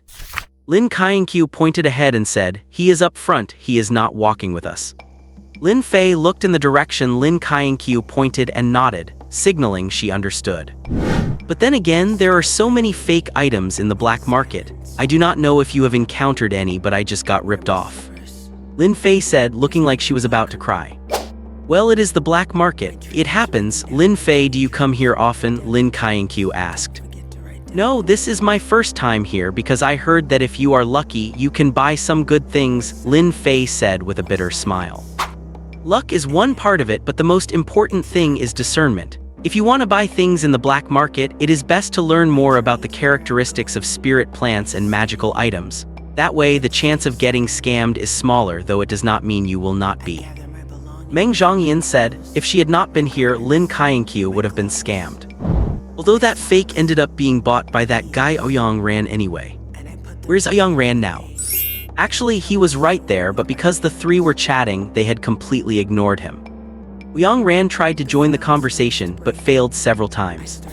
So his gaze fell on Lin Fei. Miss, are you in the same class as Zhang Yin and the others? Ouyang Ran asked with a gentle smile. Lin Fei looked at Ouyang Ran, a flash of longing crossing her eyes again, but she still answered with a smile. That is right, judging by how you address her, you are close to Meng Zhongyan. What is your relationship? Just we are strangers. He wants to hit on me and I do not want to pay any attention to him, Meng Zhongyan cut in. He could not let Ouyang Ran talk nonsense. Ouyang Ran's expression turned a bit ugly, his smile becoming stiff. Although he had known for a long time that Meng Zhongyan did not want to deal with him, hearing her say it directly still made him feel unwilling to give up. But what could he do about being unwilling? Keep trying, of course. Even though as the campus hunk of Tian'an University, he had never been this groveling before, she possessed a rare void-level space ability. She was worth it, otherwise he would not be staying here. Just then Ouyang Ran felt a sense of crisis. Meng Zhongyan sensed it right after him. A moment later, boom! Ouyang Ran raised his hand to block a brute's punch, looking at the assailant with cold eyes full of contempt.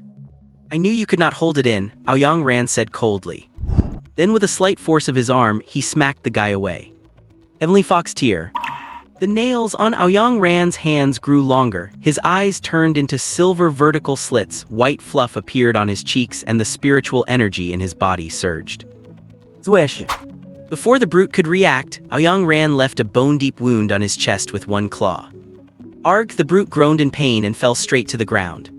Just a Suiwu level daring to attack? Do you really think I am a soft target? Ouyang Ran wiped the blood off his hand and said coldly to the brute. But soon, Ouyang Ran realized something was wrong and turned to launch an attack. But the moment he turned, a Saiyan figure rushed over. Heavenly Gale 3 Cloud Slash. Li Dao pulled a long pole from his back and drew a thin sword from it. A Saiyan breeze wrapped around the thin sword, and then Li Dao swung it out. Swish. Dozens of Saiyan wind blades appeared, driving back a G-level assassin who was trying to advance. Little fox, your vigilance is not good enough, is not it? Li Dao held his thin sword with a mocking tone. Tusk, Lin Ran looked extremely annoyed, spat lightly, and then said with disdain.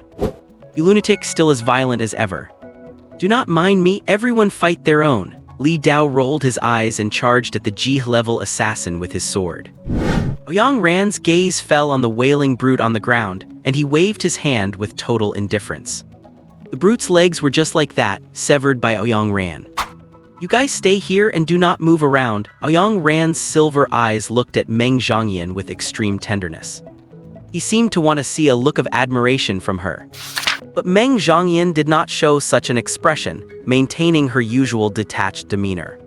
Tusk looks like she is really not easy to fool, Ouyang Ran thought to himself. Immediately, Ouyang Ran turned sharply and swiped a claw, directly forcing back several Suiwu-level attackers. Your grandpa is here, suddenly a rough roar rang out. A figure like an iron tower landed in front of Meng Zhongyan, cracking the ground and kicking up a cloud of dust. Cough, Bai Yan, are you trying to kill me? Ouyang Ran fanned away the dust in dissatisfaction and yelled at the arrival. Dead crossdresser, stop bothering me. Bai Yan rolled his eyes, then mobilized his spiritual energy and punched out, directly sending a Suiwu-level guy flying dozens of meters and embedding him hard into the wall. How violent, Ouyang Ran said with disdain, then began blocking those trying to push forward. Are not you guys going up? Lin Yuntang, standing high up, looked at the other two and asked. Do not rush, the big ones have not arrived yet, Qin Siyuan said. If you are in a hurry, you can go first. But these small fries are being blocked by those two guys. I am afraid if you go up, you will only be able to watch from the sidelines. Lang Junin said with a smile. Tusk, physical abilities are such a hassle, Lin Yuntang said with some irritation. The two currently fighting, Ouyang Ran and Bai Yan, both had physical abilities and were both heaven level. Ouyang Ran had the physical transformation ability Heavenly Fox. Bai Yan had the physical ability Solid Sinking Body.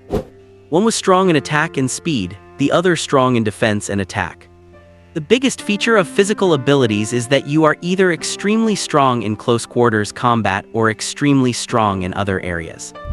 With these two around, they did not even need to make a move against the Suiwu level attackers. Gyuda Gyuda. Physical ability branch, beast transformation. As the name suggests, the body enters a beast-like state, gaining a super enhancement in physical attributes. Dimensional ability branch, space, uses space as a foundation for attacks, defense, and support. Intent ability branch, healing, support type abilities that provide healing and combat power enhancement. They are all Boundary River level transorderers. The only difference is that they all have heaven-level abilities, while Li Dao only has a mysterious level ability. But Li Dao might be the strongest one here. Ranking 3rd at Yanjing University really carries some weight. Even Aoyang Ran, who is also ranked 3rd, might not be able to beat him. With Li Dao here, that Boundary River level assassin will not be able to stir up any trouble. Even if 2 or 3 more show up, he can hold them off. So there is no point in them making a move now. The enemies have already been assigned. But why did they come? Aside from those who did not get a chance, the extras either look down on Meng Zhongyan or they think too highly of themselves to bother getting close to her. What are you thinking, coming for an assassination with such low strength? Li Dao looked at the Boundary River level assassin in front of him and muttered speechlessly. Li Dao was speechless, but was not the assassin in front of him speechless too? How would he know why this guy in front of him is so strong? As a Boundary River level, it is not like he cannot defeat others at the same level. But he is at least considered to have average strength in the Boundary River. However, the guy in front of him is just too strong. He plays with his wind element ability with masterful perfection. Every time he tries to attack, he basically cannot hit Li Dao, and just after a brief exchange, he has already sustained quite a few injuries. Li Dao is not planning to kill this Boundary River level assassin right now, because he is waiting for more people to show up. At this moment, Lin Kainkyu had hidden behind Chu Zio. I thought there would be many people, but I never imagined there would be this many. Lin Kainkyu watched the 3 people fighting and said, looking a bit scared. Chu Zio was not as scared, but he also said, this is definitely not a battle we can participate in. Indeed, they are all just spirit dust level beginners who have just awakened, while those who came to assassinate Meng Zhongyan are basically at least year fog level. If they tried to intervene, that would just be throwing their lives away. They also noticed an interesting phenomenon at the moment the fight started. Everyone nearby left, and they packed their things and cleared out very quickly. It was as if they did not want to get involved, but it also felt like they were already used to this. However, this is the black market, and it is relatively normal for fights to break out in such places. It is just that this one is a bit more serious. Meng Zhongyan stood at a distance, watching the 3 fight, not leaving rashly. In this situation, staying put is the best thing to do. On the side, Lin Fei was also scared out of her wits, hiding behind Meng Zhongyan and asking constantly, "What happened? I am not going to die here, am I? Meng Zhongyan, do you know what is going on?" Meng Zhongyan did not pay attention to her. After all, Lin Fei was not part of the plan and was just caught up in this. The fewer people who know, the better. There are not many people appearing yet, but more will definitely show up later. If Lin Fei runs around and something goes wrong, that would be terrible. However, since the battle began, apart from Li Dao, no one noticed a person standing in the corner in the back. This person was Chenlin. Chenlin watched the battle not far away and thought to himself, fights in the black market are usually stopped in time, and it is not like there are not powerful people in the black market. The fact that those people have not appeared yet means they have likely been instructed by someone else to stay in the shadows and not interfere. The purpose of these people is to step in only if someone even stronger appears. If I am not mistaken, the city guards should also be operating from the shadows. Li Dao is not some reckless fool. He also knows that this move is putting Meng Zhongyan on the spot. So a plan like this must have been coordinated in advance. The goal is to cooperate with the city guards to smoke out some of the bugs hiding in Tianyi City. These bugs are not these guys who suddenly rushed out to assassinate Meng Zhongyan, but those hiding in the shadows who look no different from normal people. As for those who came from the universities, they were probably used as pawns by Li Dao. But if Li Dao made such a decision, it is almost certainly because of money. This guy would do anything for money. Thinking to this point, and Chenlin let out a helpless sigh. The reason Li Dao wanted him to come is actually very simple, to watch for any bugs that might approach Meng Zhangyan. Great, he is even using me. That is just something Li Dao would do. But even if I found someone, what could I do? I cannot beat the strong ones, and the weak ones would be taken care of by Meng Zhangyan. It is probably to see how much of his own strength he is hiding. This guy really is not giving up on probing him. Just then, a figure rushed toward Meng Zhangyan at high speed from behind, with lightning crackling in their hands. Another one is here, coming out in the open. Not a sleeper agent, and Chenlin thought indifferently while watching the scene. Should I be worried about Meng Zhangyan? No way, there are still 3 people who have not shown up yet. Do you really think those people from the 6 major universities are just here to watch the show? Clang! A cold glint flashed, forcing back the Boundary River level assassin who had suddenly appeared. Lin Yuntang tapped his long blade on the ground, instantly appearing in front of the opponent and kicked out. Boom! The opponent flew away like a cannonball, and Lin Yuntang did not intend to let them off. Wielding a silver blade, he flickered like a flying butterfly. Clang! The blade swung again, but the opponent dodged it. Not bad, huh? Looks like we can have some real fun now, Lin Yuntang said with a smile. Lin Yuntang heaven-level dimensional space ability, breaking square flash. The top-ranked students of the 6 universities have basically all reached the Boundary River level, and those at the very top are basically all geniuses and prodigies. Li Dao really put in a lot of effort to reach the Boundary River level, otherwise his cultivation speed would not have kept up. And this guy, is it a space ability? It should be offensive. Such an ability cannot even beat Li Dao. That guy is probably arrogant and overly reliant on his ability. And Chenlin watched Lin Yuntang's fight and performed a quick analysis. The people from the 6 major universities are indeed very strong, but some of them have weaknesses in certain areas. But that does not mean their strength and rankings are fake, just that they have a lot left to learn. Boom! A pillar of fire erupted in the distance, and another person joined the battle. It was a fire element ability. It looks like they really want Meng Zhangyan dead. There are 3 Boundary River levels now. There are over 10 Year Fog level people too. If I am not wrong, the last one from the 6 major universities will appear shortly. And Chenlin thought to himself. But not long after he finished that thought, a cold mist appeared in the distance. The last university participant had made their entrance. Next, 1 or 2 more Boundary River level people will likely appear to stall the students from the universities. And then they will make their move on Meng Zhangyan. That part is nothing new, it was expected. The bugs should be appearing soon too. Chenlin scanned the area and slowly raised his hand. Just as Chenlin had anticipated, 2 more G-level fighters appeared after the others joined the fray. One teamed up with another to hold off Li Dao, while the second one went head-to-head with Aoyang Ran, a guy who could cripple his opponents in just 2 or 3 strikes. As for Bai Yan, that muscle-bound guy was just there complaining about why no one came to fight him. You have to say that these academy people are all battle-hungry, and although they have some brains, not a whole lot. They really thought of themselves as Meng Zhangyan's bodyguards. But everything that happened today only occurred because Li Dao had struck a deal with certain people. To be accurate, they were bodyguards, sure, but they were being used by Li Dao as thugs. I guess the others did not expect that people from the academy would show up.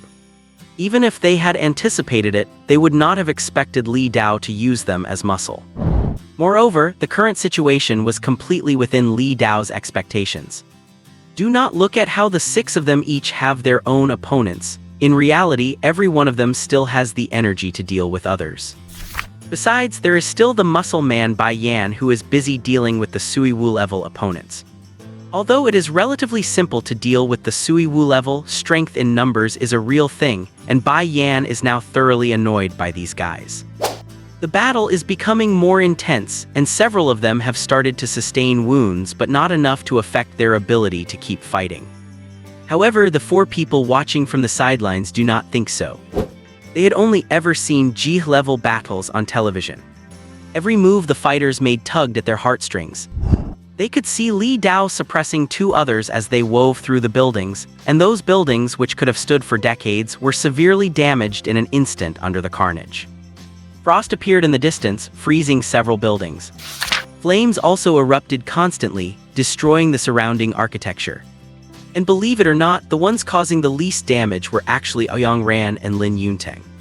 These two basically only fight individuals, and their attack range is relatively small, so they did not cause much destruction. But their hits really hurt.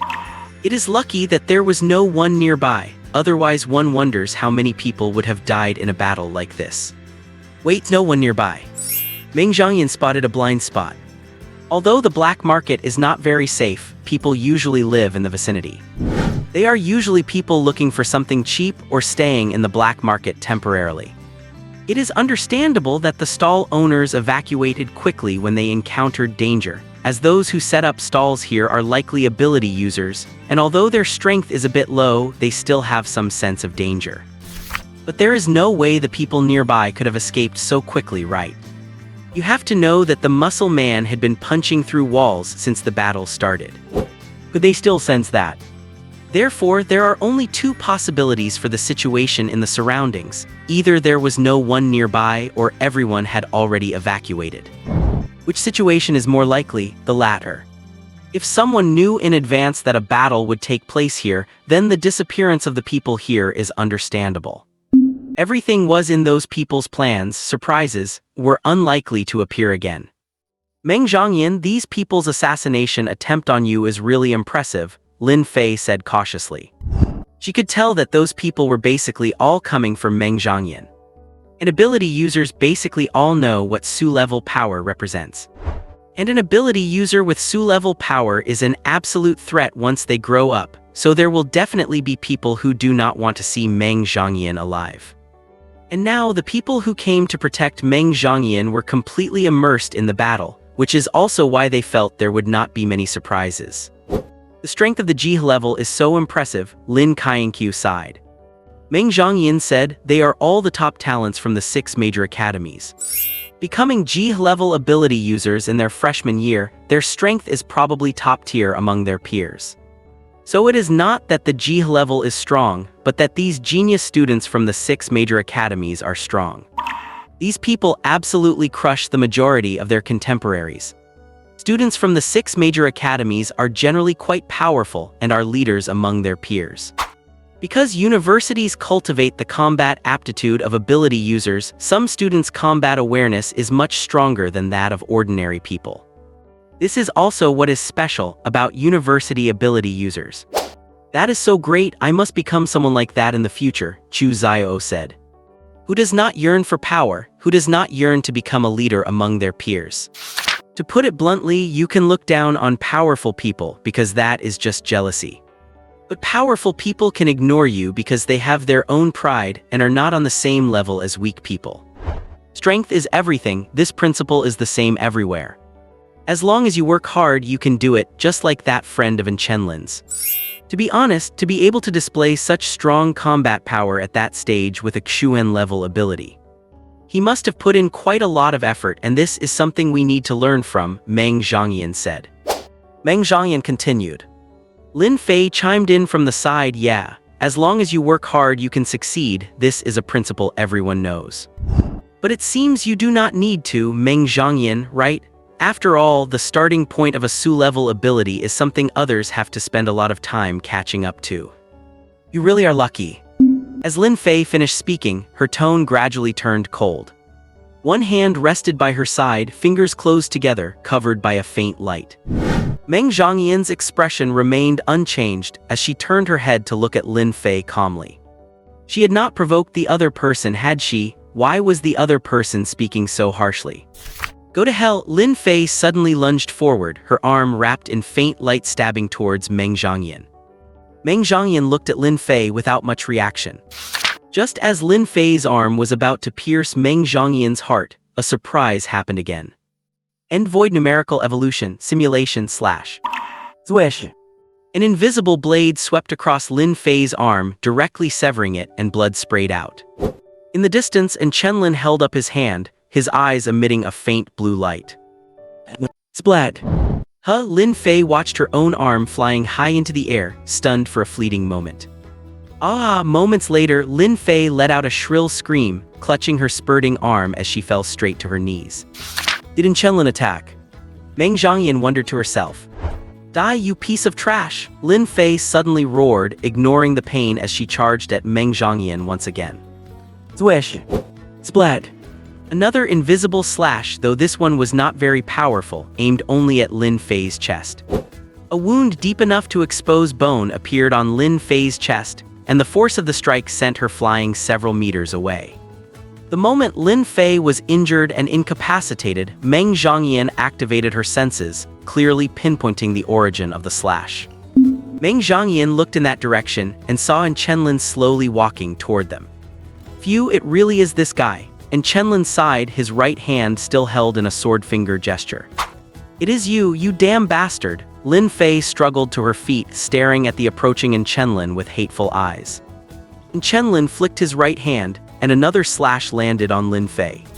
Not only did it leave another wound, but it sent her flying once again. Tisk, where did this person come from anyway, a cult, or from abroad? Chenlin muttered as he walked. Chenlin had not expected from the start that Lin Fei would be the one trying to assassinate Meng Zhangyan.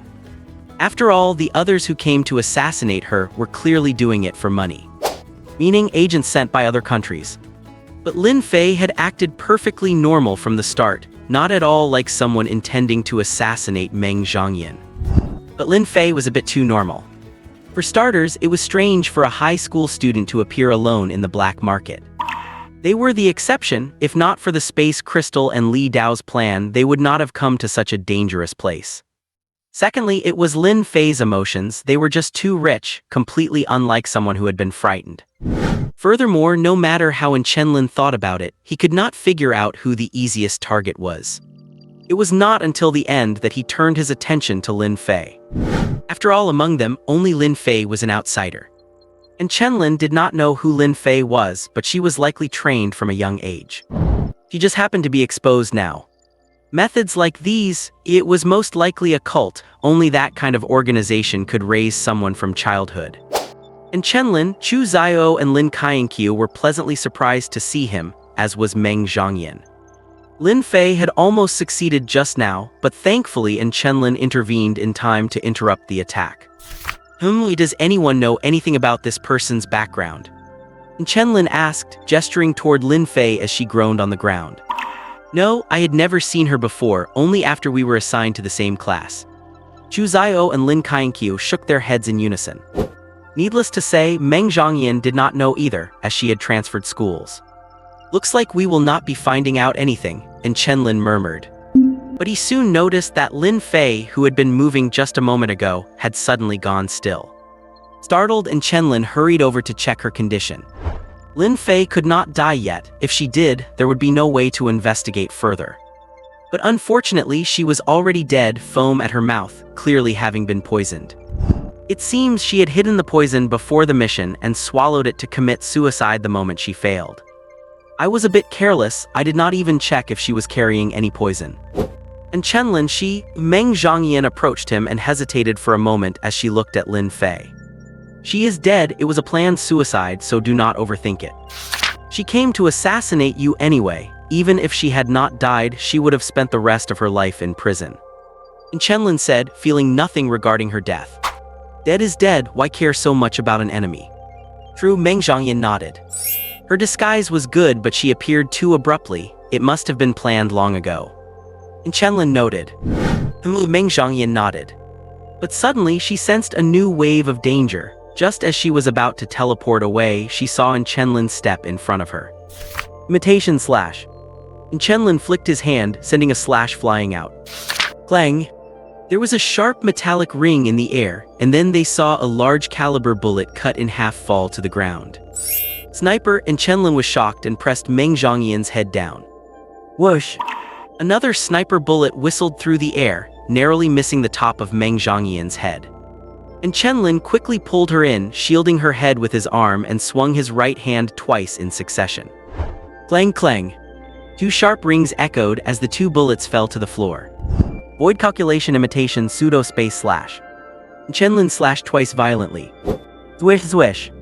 Two invisible slashes infused with spatial power flew out. The attack was so stealthy that the snipers on both sides did not even react.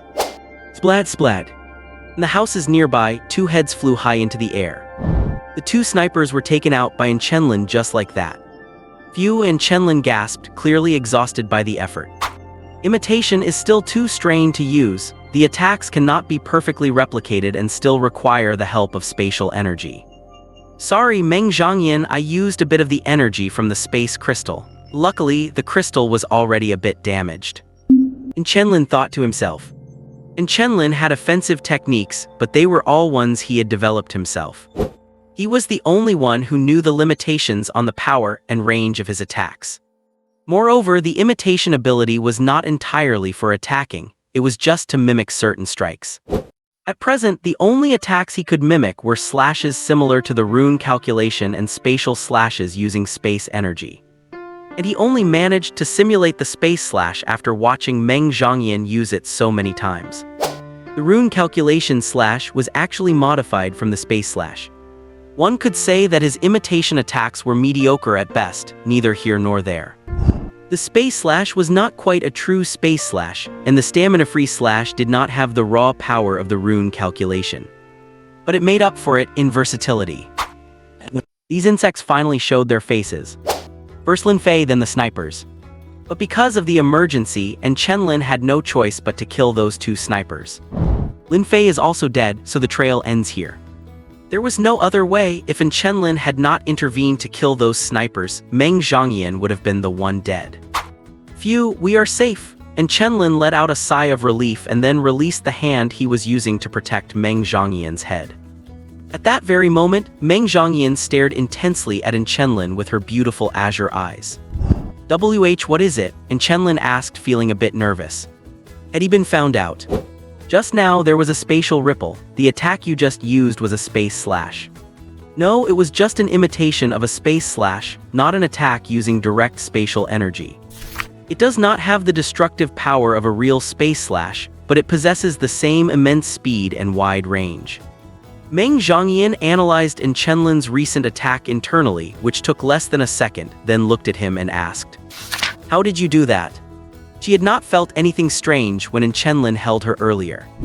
Chenlin is a quantum ability user, so it was not surprising for him to pinpoint the origin of the attacks in the shortest possible time. But after his last two attacks, Meng Zhangyan clearly felt that his moves contained spatial energy. This spatial energy was very weak and sparse, as if it were attached to something else. In an instant, Meng Zhangyan realized exactly what it was attached to. It was the invisible slash Chenlin had used to attack and block the bullets. The spatial energy was attached to the slash, exceeding the original range and speed of the attack. However, it did not bypass massive amounts of defense like a real space slash, it was a pseudo-space slash. But that was enough. Combined with Chenlin's quantum ability, as long as he identifies the enemy's location. Two pseudo-space slashes are guaranteed to hit. The strength of a quantum ability lies in the fact that it is extremely difficult to dodge its attacks. Undoubtedly, the move Chenlin just used was a pseudo-space slash. She was not worried about thermal weapon attacks because she had specialized protection against them. She was not actually worried about the previous attack either, it was just that Chenlin acted faster. It is just that she forgot to tell Chenlin, but if she had, would she have ever seen him use such a technique? But how on earth did Chenlin do it? A space slash is impossible to perform without spatial energy, and even specialized spatial ability users might not be able to develop it. She possesses a void-tier spatial ability which includes a weakened version of the space slash as a basic skill. It is smaller in range and power but very fast. How did Chenlin, a quantum ability user, manage to use a space slash? Can I choose not to say? Chenlin knew what she was asking about, so he scratched his cheek and said, "Like hell I can tell her. I cannot exactly say I learned it by studying her attacks, right?" And it was not just her attacks. He had basically analyzed and learned from Chu Xiao and Lin Qiankyu as well. But Chu Xiao's Devour ability is different from ordinary ones, and it cannot be used unless you have the same power. However, Lin Kaienqiu's attacks, like Meng Zhongyan's, cannot be performed without an external energy supply.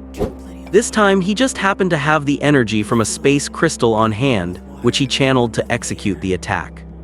If not for that crystal, he would have had to use another way to get Meng Zhongyan out of danger. And if he told her, Meng Zhongyan would understand his ability even better. That would mean no more slacking off during future training. So, weighing the options, it is better to keep it to himself. Meng Zhongyan stared at Chenlin, making him feel a bit unsettled. I understand, let us face the remaining attacks together. Meng Zhongyan said and turned around. Phew, glad that worked. Chenlin exhaled, then found a safe spot to rest. But what Chenlin did not notice was that Meng Zhongyan's ears had turned bright red as she turned away from him. At that moment, a flush spread across Meng Zhongyan's face, and she had turned around specifically to prevent Chenlin from seeing her like this. Meng Zhongyan placed her hand over her heart. My heart is beating so fast. It was calm just a moment ago, why cannot I settle down now? How did Chenlin protect her earlier? He had pulled her close and protected her head against his chest. Although it was brief, that instant had sent her heart racing. This was the first time she had been in such close contact with a boy outside of training. Meng Zhongyan, are you all right? As the attacks paused, Lin Kaienqiu approached and asked with some concern. I am fine really, do not worry about it. Meng Zhongyan was startled, then quickly composed herself and said, Is that so? Lin Kaienqiu looked at Meng Zhongyan, feeling a bit suspicious. It is nothing, the situation was just very urgent, I am still a little tense. Meng Zhongyan said, I absolutely cannot reveal the real reason. Glad you are okay, I guess I am just ignorant, I never expected the assassination attempt on you to be this serious. Lin Kaienqiu looked at Lin Fei's corpse, then thought of how Chenlin blocked the bullets earlier, feeling quite tense. Meng Zhongyan was silent for a moment before saying, This is the nature of the competition. They believe that even if they sacrifice 100 or 1,000 lives to kill me, they find it worthwhile. It is the same for void tier abilities and in fact for your heaven tier abilities as well. It is just because I am here, it seems like I have overshadowed your radiance. She even acted as a shield for Chenlin. If people knew Chenlin had a void tier quantum ability, the assassination attempts against him would likely be even more intense than hers. For some reason, Meng Zhongyan felt a bit relieved that no one knew about Chenlin's true status. And Chenlin seemed to trust her, as if he did not think she would spill his secrets. No, that is not it at all. Besides, Chenlin and I should be thanking you. Although it sounds bad to say, if it were not for you, Chenlin and I would have been the targets. Chenlin is fine, but for me, honestly, if I were in this situation, I would have died here a long time ago. So I must thank you. Lin Kaienqiu said, speaking from the heart. After seeing Meng Zhongyan targeted repeatedly, Lin Kaienqiu also realized that having great power is not necessarily a good thing. Meng Zhongyan has a void tier ability, and she just happened to be near them. If Meng Zhongyan were not with them, they would likely be next in line as assassination targets, given their own high-level abilities. Although heaven tier abilities might not draw assassination attempts as intense as Meng Zhongyan's void tier 1, they are not something they can easily handle as newly awakened users. Nothing to thank me for, Meng Zhongyan said. She wanted to say that she was actually a burden to them and that it was because of her that the attacks were so fierce. And is it true that no one is targeting Lin Kaienqiu and the others? They're worried, but they were all fended off. The reason she was not is because she is the bait. Meng Zhongyan knew she was the bait. Specifically used to lure out those foreign criminals, as well as some individuals hiding within the city. The results were a success. As bait, Meng Zhongyan did not just attract a large number of people who wanted to assassinate her. It even drew out people like Lin Fei, who had been trained from a young age and were lurking in Tianyi City. This was undoubtedly a great success. But the only thing not taken into account was the subject's own feelings. Watching the battle that was still ongoing, though the outcome was already clear, Meng Zhongyan felt a bit helpless and irritated. Because there were simply too many people coming to assassinate her, even though she had anticipated it, it exceeded her expectations. In the end, she had underestimated her own importance. And as for Li Dao, who plotted the entire process, Sure enough, anyone who can rank third at Yanjing University is no pushover. Whether in terms of scheming or combat strength, he is the strongest among the 6 currently fighting. He seems to have no hidden agenda and appears rather carefree. But he is exactly the type of person who is careful despite a rough exterior. Getting people from other institutions to work for him for free, that is truly impressive. As she thought about this, Meng Changyan looked at Chenlin. She suddenly felt that Chenlin had come here precisely because he knew what Li Dao intended to do. That was why he showed up. Chenlin would not have come if they were not in any life-threatening danger. Chenlin's ability could protect her at a moment's notice. It was because of this that Chenlin followed Li Dao here. Chenlin, he really is not an ordinary person. And Meng Changyan could feel that Chenlin did not want to stand out. But that move he just made to protect her already stole the show. And the reality was indeed exactly that. It was not just Meng Changyan who noticed Chenlin's power. The people currently fighting also noticed how formidable Chenlin was. Quantum ability. And a high-level quantum ability at that. Someone like that had already captured their attention. Tusk, little Lin is really impressive. The most lethal way to show off is to do it unintentionally. If I did not know which school you were aiming for, I would have wanted to claim you as my own. Li Dao watched Chenlin's performance and grumbled in his heart. No one expected Chenlin's timing to be so perfect, so heart-stoppingly well executed. At this point, it was impossible not to notice him.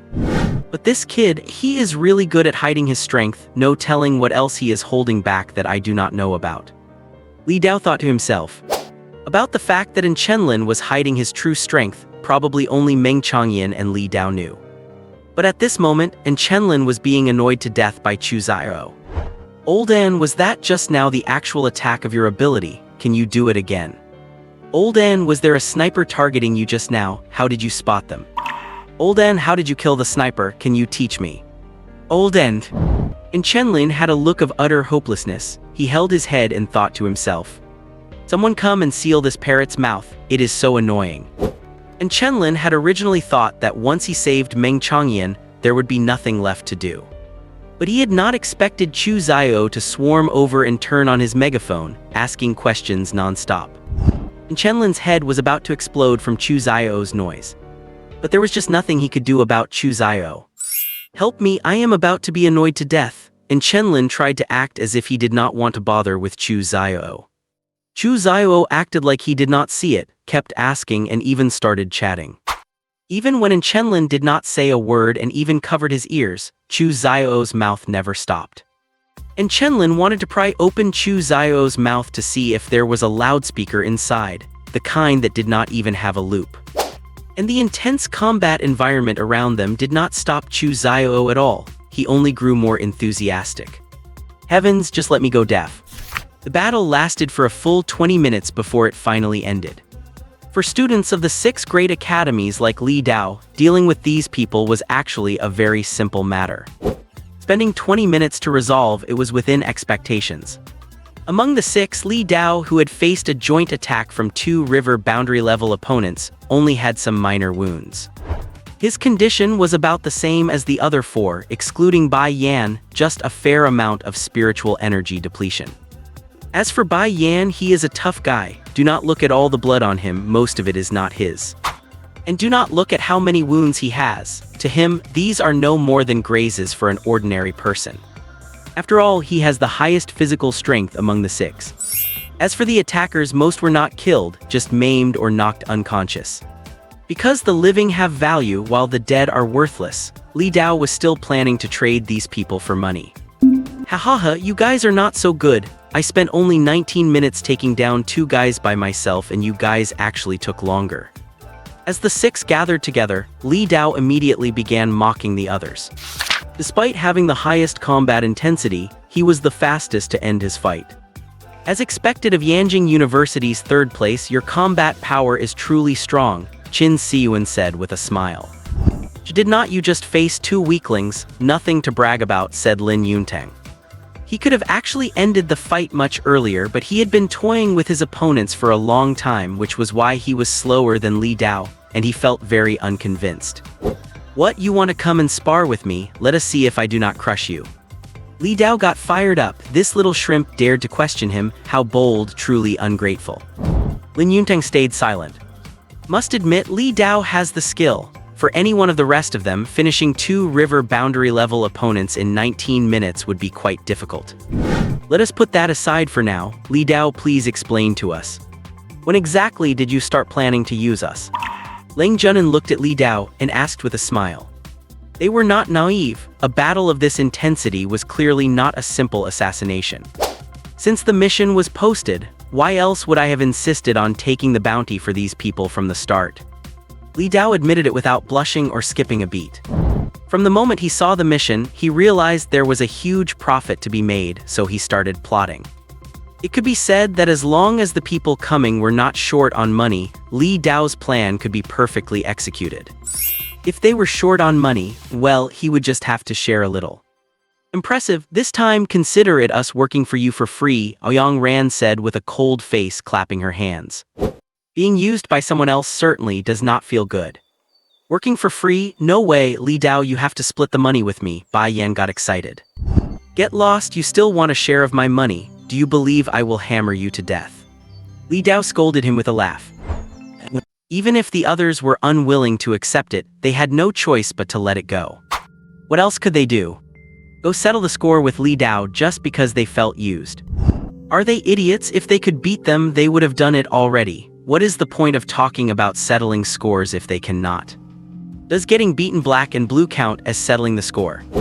They are not brainless. They know when to avoid a sharp edge instead of stupidly walking up to get beaten. Geniuses and prodigies all have their own pride, unlike those 2 thick-skinned people, Bai Yan and Li Dao.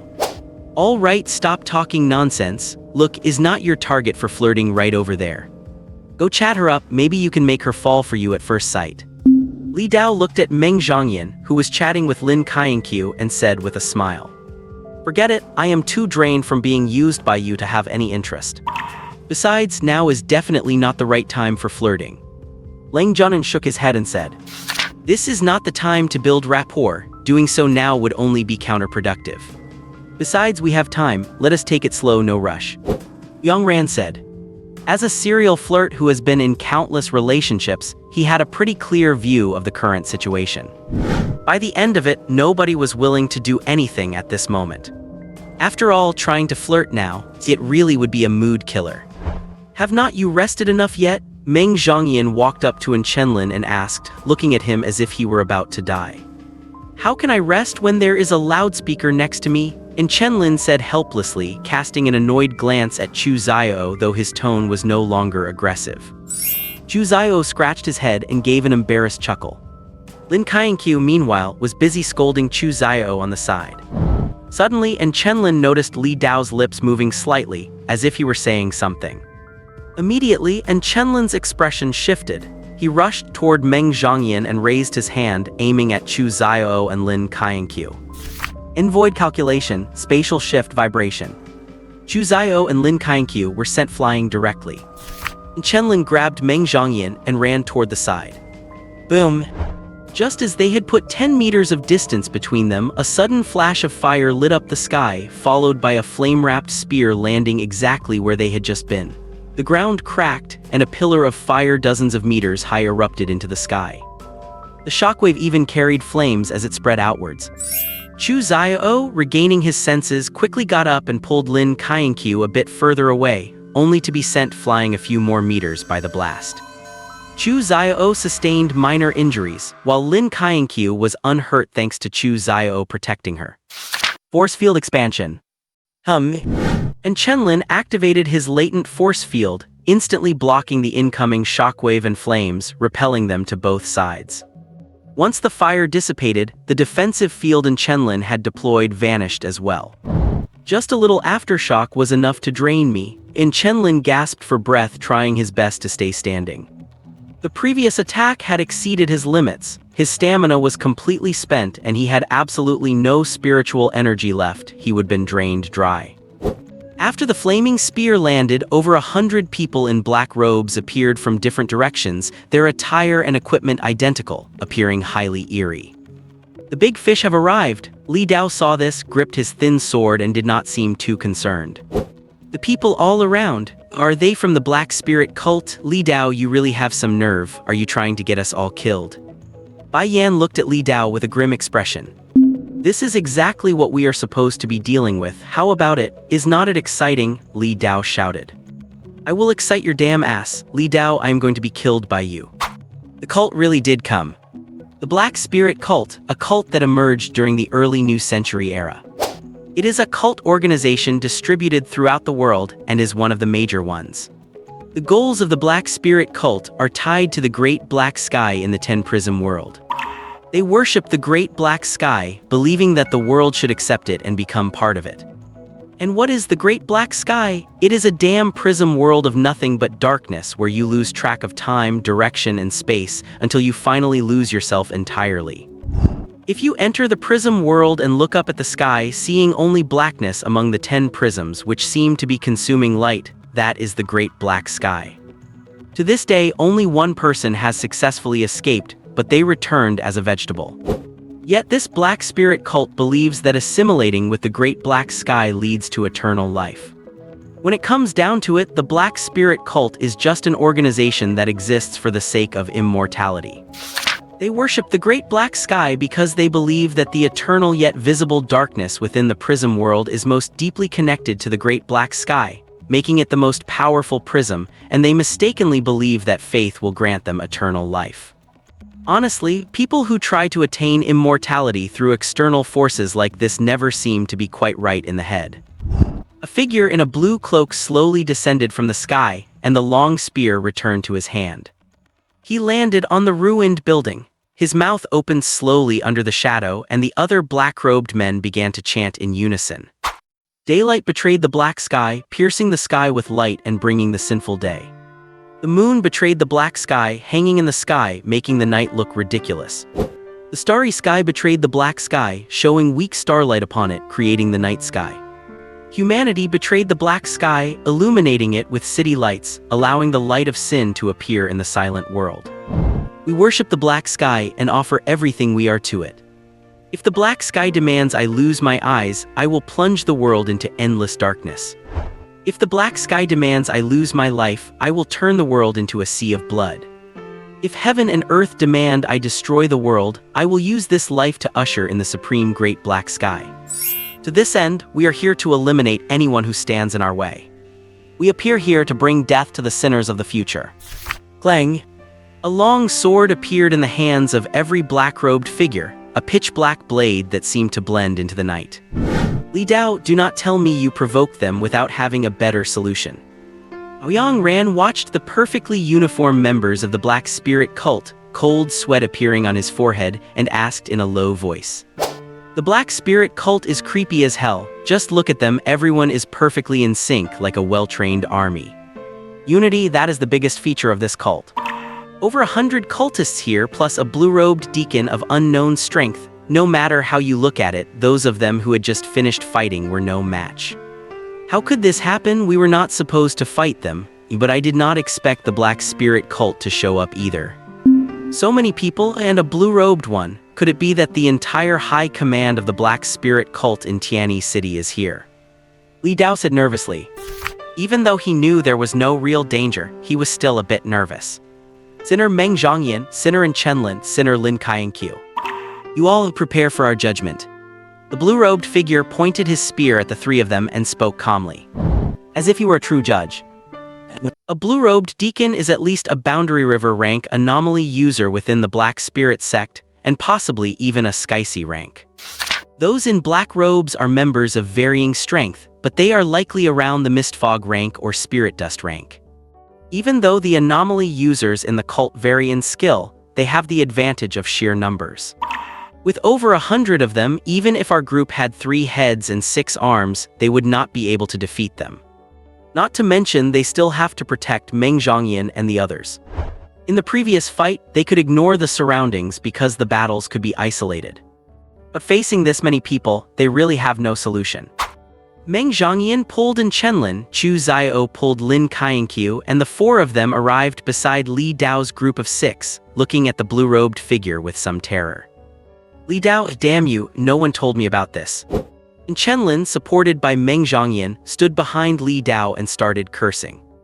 Li Dao could only smile sheepishly. He had definitely set them up this time.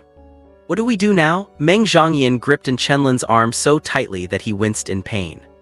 Damn, why is this girl's grip so strong? What do you mean, what do we do? We do not need to fight, Li Dao said nonchalantly. Their mission was already complete, and what followed was not their job anymore. What do you mean? Meng Zhangyan was confused. But before Meng Zhangyan could finish her sentence, a stream of light appeared in the distance, rushing toward the blue-robed deacon. Immediately afterward, a brilliant light erupted nearby, and the ground began to shake slightly. Audacious cultists, how dare you act so recklessly here? The stream of light descended, knocking the blue-robed deacon right off the high building before he could react. A man with wings made of fire emerged, hovering in midair, his eyes filled with murderous intent. Splat! The black-robed members in the vicinity were also hit by unknown attacks. Soon, people in uniforms rushed out from the other side, 2 of them ganging up on each black-robed member. The stronger black-robed members could hold out for a bit, but the weaker ones were suppressed in an instant. Cow-wide, the blue-robed deacon shouted in disbelief as he saw the newcomer. One of the captains of the Tianyi City Guard, a Sunset Star rank powerhouse. That is not right. Did not the intel say all the captains of Tianyi City were on missions? And the chief captain had returned to the capital to report right. Why is Kaozu still here? It is your grandfather here. Is it a big surprise? Are you shocked? This is the big surprise your grandfather has for you. Cow-wide laughed. Flames erupted on his fists and he slammed them together. The scorching fire burst forth like a sun, spreading out to both sides. You city guards tricked us. The blue-robed deacon was not stupid, and he immediately understood the situation. The information they had gone to such lengths to obtain was fake. They had chosen to strike at this time precisely because they knew the captains of Tianyi City were away. They had even grandly recited their cult's doctrines while attacking. And the result? These people were preparing to be the oriole that snares the mantis from the very beginning. They thought that by waiting until the 6 academies finished fighting, they were the oriole. But they were wrong, they were the damn mantis. Glad you know, do not worry, I will not let you get away, Cow-wide said with a smile, then dived down. Seeing this, the blue-robed deacon turned and tried to run. As a Skycy rank anomaly user, how could he possibly be a match for a Sunset Star rank 1? And they were on a mission, not suicide soldiers. Unless he crushed his own heart and brain, he had no means of suicide. Trying to run, keep dreaming, Cow-wide roared, accelerated to catch up with the blue-robed deacon and began to beat him up. The blue-robed deacon was probably regretting it by now, not for trusting the false information put out by the city guard, but for why he chose to recite those doctrines at the start, just to show off and apply pressure. What kind of cult recites their doctrines while killing people in someone else's city? They are not those knights. But it was too late to regret it now. He only had 3 choices. First, escape with all his might, then keep a low profile while ensuring the rest of the members in Tianyi City are not discovered. Second, die here, and that would be the end of it. Third, be captured alive and interrogated for information. Even though he was a blue-robed deacon, he did not want to die. He pursued eternal life. If the Black Spirit sect did not also pursue it, he would not have joined in the first place. Besides, the Black Spirit sect's ideals differed from his, so he had no intention of dying for the church. That is something only a fool would do. Run, the more you run, the more excited I get, Cow-wide shouted excitedly. Li Dao and the others. Your city's captain is quite unique, Aoyang Ran said after thinking for a long time. He is just a bit odd, Li Dao said sheepishly. Are you sure? Aoyang Ran looked at the other city guard members who were behaving much like their captain. Listening to their villain-like laughter, it felt like they had entered a bandit's den. Li Dao happened to know this captain, and he was also speechless at the fact that the man acted more like a villain than the villains themselves. Are your city guards always like this? Why do they act like thugs? Meng Zhangyan leaned over to Chenlin and whispered. There is a team in Tianyi City that used to be soldiers. That army spent years performing border expansion missions. Because no communication devices worked in the red dust, they lost their way in the uninhabited zone. They ended up in another country. To survive near the red dust, they ended up acting a bit like bandits before being secretly brought back. Their personalities changed slightly due to the red dust, and they were always charging head-on. The losses were too great, so they were reassigned to the new teams in Tianyi City. They kept that temperament the veterans taught the recruits, and they basically never made mistakes. So this team is a bit. And Chenlin told Meng Zhangyan what he knew. To be honest, it was quite embarrassing. Because it was a sensational case that rocked the whole country. Are they that borderless army? Meng Zhangyan said, surprised. Yeah, and Chenlin said. Borderless army was the nickname for that troop that wandered into another country and occupied the mountains. Because even if the red dust blocked communication equipment, every city has its borders. They just thought it did not matter, cross the border, and that led to what happened next. What exactly did they do? That area was where the small country grew a special type of spirit plant, and they dug them all up. Whenever the small country sent people to catch them, they would hide in the red dust. Once discovered, they were secretly brought back. This happened more than 20 years ago. 5 years ago, this incident started appearing in textbooks because the things that army brought back were very important. It is just that the people in the team were not great. The once honest soldiers all turned into soldier rogues. And the recruits they brought up were the same. Meng Zhangyan never expected that she would see the city guard formed from that team here. But the higher-ups in Tianyi City must have regretted it back then. Actually, the city guard in Tianyi City has always been a major weak point. The regular army is fine, of course, but the military does not handle non-terrorist incidents within the city. And because they were lacking in strength, they brought in a unit that had been forced to retire, thinking it would boost their combat capabilities. And then, well, that is how we ended up with such a distinctively unique city guard. That is right, a very unique city guard indeed. If I saw this in the military, I would not be surprised, but seeing it in the city guard. What were the higher-ups in Tianyi City thinking? Meng Zhangyan was a bit confused. And Chenlin rolled his eyes and said, how would I know? Maybe their brains just short-circuited. But aside from that, this city guard's combat strength is actually quite strong, and since they were originally from the military, their team coordination is excellent. Although they are no longer the original army, they still retain that military style. In less than 10 minutes, the battle was over. Out of over 100 people, more than 20 were killed, and the blue-robed deacon was beaten unconscious by Cao Wide. That was satisfying. Li Dao, if you have jobs like this in the future, count me in, Cao Wide said heartily while dragging the blue-robed deacon. Definitely, next time for sure, pleasure doing business with you, Li Dao was grinning from ear to ear.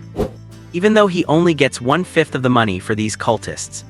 But with over 100 people and a blue-robed deacon, the bounty will not be less than 1 million. No wonder some people love being bounty hunters, it is so profitable. Bang! Just as Li Dao was feeling pleased with himself, someone suddenly kicked him from behind, and he knew exactly who it was without looking. What is it? What are you trying to do? Li Dao asked, looking at Chenlin. Give me 300,000 or I will not join you on the next mission, and Chenlin said while panting for breath. He still had not recovered from the exertion. Li Dao realized this would not do, and Chenlin's ability is a vital one. Even if Chenlin wanted to go and sell himself as a freelance mercenary, there would be tons of people lining up to hire him. Since he and Chenlin are friends, he should share some of the profits. It is only right, I will give you 300,000 in a bit, Li Dao made a rough calculation. 6 Boundary River level targets, if they were not wanted, would be at least 500,000 each, so 2 million total. But 2 are dead and corpses do not pay. The others at the misstage level are worth at least over 1 million. As for the cultist minions, they are not worth nearly as much. Because these people are targeting the nation's future leaders, the higher the ability level, the higher the bounty when caught. It is only because Meng Zhangyan has a ruin-level ability that they can get this much money.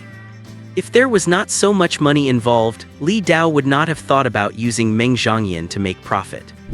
It is only because of the current situation that there is a bounty. If Meng Zhangyan were to grow up, catching people in similar situations later might not pay at all. The 100 or so cultists plus the blue-robed deacon are worth about 10 million, and 1/5 of that is 2 million. This single trip brought in a full 5 million, plus there is still the mission reward once the task is officially finished. This is a massive payday. Brother Li Dao, you see, even if I did not have a great contribution, I still put in a lot of effort, right? Chu Xiao shamelessly leaned in. He had originally wanted to try and catch one while things were chaotic. But his strength simply was not enough to get involved. Although he managed to boost his body a bit using the aftermath of the battle to devour energy, he still could not participate in the actual fighting. Still, it is good to have some gains. After all, these people's attacks were stronger than Meng Zhongyan's and Lin Qianqiu's. Absorbing them makes him stronger faster, but unfortunately he got full very quickly. I need to have a good talk with you about that. Li Dao pulled Chu Xiao's shoulder and dragged him aside to whisper. Li Dao, I want to cut too. Bai Yan, seeing this, felt indignant. He is a poor guy too. Go play somewhere else. Li Dao kicked Bai Yan away and continued whispering to Chu Xiao. He is not going to lead Chu Xiao astray, is he? Lin Qianqiu asked softly, coming up to Chenlin. And Chenlin and Meng Zhongyan. Was Chu Xiao ever good to begin with? And Chenlin and Meng Zhongyan said in unison. I guess you are right. Lin Qianqiu thought about it carefully, and it seemed that was indeed the case. This is awkward. But on another note, after this operation, there should not be anyone left to assassinate Meng Zhongyan, right? Lin Qianqiu asked. It is not that there will not be any, but rather that the next ones to assassinate her will not be these kinds of people. There will probably be a quiet period, and then the people coming to assassinate will not be at this power level. That is the duty of us temporary bodyguards. Liang Ran walked to Meng Zhongyan's side and said with a smile. I totally forgot these people were my temporary bodyguards. Meng Zhongyan felt a bit embarrassed. To be honest, she did not want them. Because she felt none of them were easy to approach except for Li Dao, who was more down-to-earth. Bai Yan is full of military spirit. Lin Yuntang is full of arrogance. Lang Junin is always smiling, does not look like a good person at all. Lang Junin. Qin Siyuan, just a Chinese letter, a man of few words. Yang Ran feels a bit too flashy, do not like it. Only Li Dao, whose heart is entirely on money and tricking in Chenlin, is better. More accurately, he is more relatable. Meng Zhongyan actually likes someone like Li Dao who works hard to break the limits of ability levels to become a powerhouse. She admires that drive in Li Dao. You are Meng Zhongyan's bodyguards, surely you are not going to stick around her forever, right? Lin Qianqiu discovered a blind spot. Yes, Ouyang Ran said with a smile. That smile made the three people on the side grit their teeth. But Meng Zhongyan suddenly jolted and quickly said, No, and Chenlin, do you have an empty room at your place? I want to stay for a few days. And Chenlin looked confused. Do not go grabbing at straws when you are in a panic. Is not Lin Qianqiu here? Why come to my place? Yeah, you can come to my place, right? Lin Qianqiu also looked at Meng Zhongyan in confusion. Meng Zhongyan said solemnly, No, I cannot drag Lin Qianqiu into this. If anything happens next, staying with Lin Qianqiu would definitely bring disaster to her. And Chenlin was full of question marks. No, you mean you can just pick on me and mess things up at my place? Lin Qianqiu on the side suddenly realized, that is true, if they encounter another assassination it is best not to destroy things. But looking at the situation around here, tada, complete ruin. Well, it is definitely not a good thing. Meng Zhongyan looked at Chenlin and nodded very firmly. Chenlin felt a bit tired. The city guard came and went quickly. They left as soon as they had finished clearing the scene. As for the broken walls and ruins left here, that was not their concern. They do not care about the black market. Rebuilding is a matter for the black market's management to handle. In this gray area, the higher-ups will at most pay a little compensation. That is the downside of being in the black market. You have to pay your taxes as usual, but if anything happens, you are on your own. So the job of a black market manager is truly difficult. Li Dao and the others also headed back. However, they were on a mission to protect Meng Zhongyan. So even as they dispersed, they did not go very far from her. And Chenlin went back too, though he had to be supported while walking. Because his spirit energy was completely exhausted, and so was his physical strength, moving had become quite difficult. And so Chu Xiao helped him all the way back. Once home, and Chenlin sent away Chu Xiao, who wanted to come in again, and finally sat down to rest after such a busy day. And King Liu was not at home. He was probably out saving people again. That is just what life is like for a healer, running around everywhere as a doctor. Ah, I never want to go out with them again, and Chenlin sat on the sofa and groaned to the heavens. Going out with Meng Changyan and the others once feels like I am about to die. My heart was in my throat the whole time, and I even nearly died once. After resting on the sofa for a while, Chenlin got up to take a shower and had a quick bite to eat. Then he returned to his room, ready to sleep. But the moment he got back to the room, his eyes fell on the purple book on the table. The prophecy in the book was right, after all, even if it only gave a rough outline without showing specifics. But if it were not for me and Chu Zio, Meng Changyan would have been hurt in this operation. Still, I forgot to give the space crystal to Meng Changyan. And the sequence seems different too. It does not seem like much of a book of prophecy. And Chenlin thought to himself. Yes, he had observed the changes in Chu Zio. Chu Zio was running back and forth while Li Dao and the others were fighting, simply to absorb the energy residues left behind. Several times when those residues were about to land on Meng Changyan, Chu Zio absorbed them. If it were not for Chenlin, Meng Changyan would have been killed by Lin Fei by now.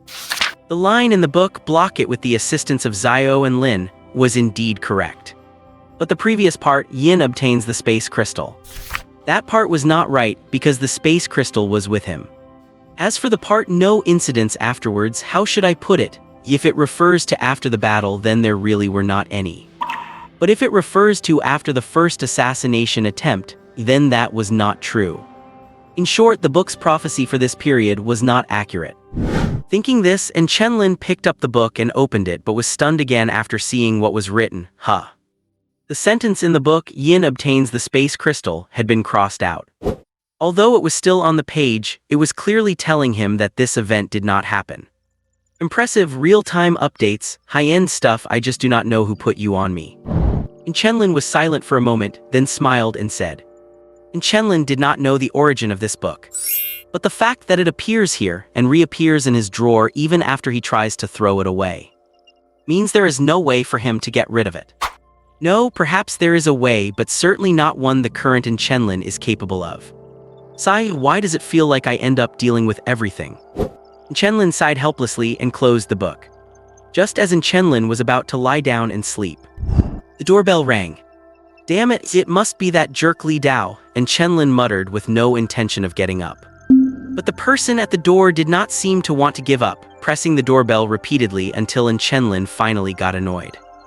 Li Dao, I will, Meng Changyan, Chenlin was ready to open the door only to see Meng Changyan standing there with a small backpack. Am I bothering you? Meng Changyan looked at Chenlin, tilted her head and asked. Wait just a second, Chenlin rubbed his eyes and shut the door. Meng Changyan looked confused. What is going on? Did he think he saw a ghost? A moment later, Chenlin opened the door again only to find Meng Changyan still there. He really was not hallucinating. Do you believe I am real now? Meng Changyan said. No way, you are being serious. I thought you were just talking. He thought Meng Changyan was just saying that earlier and would not actually come over. But now, Meng Changyan had not even sent a message and just showed up at his door. Is not this just acting first and asking later, knowing he would not agree? Of course, staying at Lin Kaienkyu's house is not safe for her. Chu Zio is an orphan, and I should not bother him. So after thinking it over, it is better to come to you. They probably will not guess that I would stay at a boy's house. Meng Changyan stood at the door, her beautiful eyes fixed on Chenlin. I see you, Arg, you really leave me with no privacy. Fine, whatever makes you happy. I am going to sleep. The room next to mine is empty. Or you can just find any room to sleep in. Chenlin scratched his head, speechless, and had to compromise. Since she is already here, he could not very well chase Meng Changyan away. It would be terrible if something happened to her on the way. Thank you. Meng Changyan smiled and walked into Chenlin's home. Chenlin looked at Meng Changyan, then at the moonless, starless sky outside. It was truly fitting. His own mood was just as gloomy right now. Sai, who did I offend to deserve this? Chenlin sighed helplessly and closed the door. To be honest, Chenlin really had no idea that Meng Changyan was thinking along those lines. Looking at Chenlin, Meng Changyan suddenly gave a sweet smile and said, All right, I will pay you rent. I am not staying for free. Chenlin let out a soft sigh. It was not really about the rent. But I still want to thank you. Even though you were reluctant, you still let me stay at your place. But you do not have any ulterior motives toward me, do you? Meng Zhongyan's tone suddenly shifted, and she asked in Zhu with a playful smile. And Chenlin looked at Meng Zhongyan, his eyes clear and guileless. Finding it a bit dull, Meng Zhongyan sighed and said, I know you are not that kind of person, you do not look like one at all. But I do not understand why my father wanted me to stay away from you and even told me not to go near your father. I met your father this morning, and I am a bit confused as to why my father would say those things. Hearing Meng Zhongyan suddenly bring up his father and King Liu, and Chenlin's expression shifted slightly, and he fell into deep thought. By the way, is your father home? I should really let your family know I am here since I invited myself over. Meng Zhongyan looked around and asked curiously. He is not home, and I think I know why your father hates him. And Chenlin walked to the living room and used the kettle on the coffee table to pour some water for Meng Zhongyan. I was just saying. Meng Zhongyan paused but shut her mouth when she saw the cold look on Chenlin's face. Meng Zhongyan walked into the living room and sat on the sofa. And Chenlin handed the water to Meng Zhongyan and said, My father is definitely not a good person. He is a healer among the ability users. I have no idea what his ability level is or what his current strength is. But I know what he did in the past. He was also a member of the battle group back then, back in the time your father first established it, I assume. Your father probably never told you that their battle group once faced a major crisis. 2/3 of the entire group were seriously injured.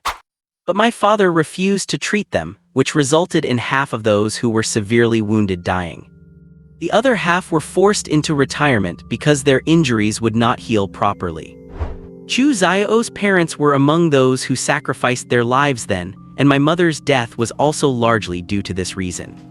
Not long after my mother died, he brought me to Tianyi City. Actually, the reason he came here was because he had an illegitimate daughter around my age living here, born just a month after me. That is likely why your father hates mine. My father is just a piece of trash. I do not like him either, but because of some circumstances, I ended up returning to where I used to live. So, after hearing that, what do you think? And Chenlin sat on the sofa watching Meng Zhongyan calmly, as if what he had just said was not anything of great importance. Meng Zhongyan fell silent. She had not expected their fathers to have such a history between them. It was a strange twist of fate that all four of their parents had been together back then. But for Chenlin, it was a cursed connection, because what his father had done was truly unforgivable. Many people died because of Chenlin's father, including Chenlin's own mother. That man who looked so kind and gentle was actually such a person back then. Why on earth? However, Meng Zhongyan would not distance herself from Chenlin just because he told her about the past. Because that was Chenlin's father, not Chenlin. She had spent enough time with him to know exactly what kind of person he was. She was more curious about one thing. Did Chu Xiao and Lin Kainkyu know? Do they know? Meng Zhongyan asked in a low voice. Yes, I told them right after I met them in high school. And Chenlin said, his tone remaining calm. Meng Zhongyan froze, looking at Chenlin in disbelief. And Chenlin gave a helpless, wry smile and added, You thought I would hide that from them. I would not do that because constant avoidance and regret are exhausting. I am lazy, I do not want these things constantly lingering around me. So shortly after school started, I told Chu Xiao and Lin Kainkyu. And then Meng Zhongyan asked curiously. He beat me up, and Chenlin said. I know that makes sense, but... Meng Zhongyan was puzzled. But why am I still such good friends with Chu Xiao and the others, right? And Chenlin said, a look of resignation appearing on his face. That is because of Chu Xiao. He is not the type to hold a grudge, after thinking it over for a class period. He realized it was my father's doing, and since I told him the truth, he decided to let it go. He only let it go as far as I was concerned. Even after knowing the cause of his parents' death, he still wanted to investigate the truth for himself. He felt that just hearing it from me was not enough. He needed to find out for himself. In his own words, once I know the truth, if it still has something to do with your father, I will beat you up again. That is just the kind of person he is, very reckless. Seeing Chenlin's resigned expression, Meng Zhongyan could easily imagine the scene of Chenlin getting beaten by Chu Xiao and then being dragged by Lin Kainkyu to apologize. And Chenlin has a good heart. The fact that he was open about it sets him apart from most people.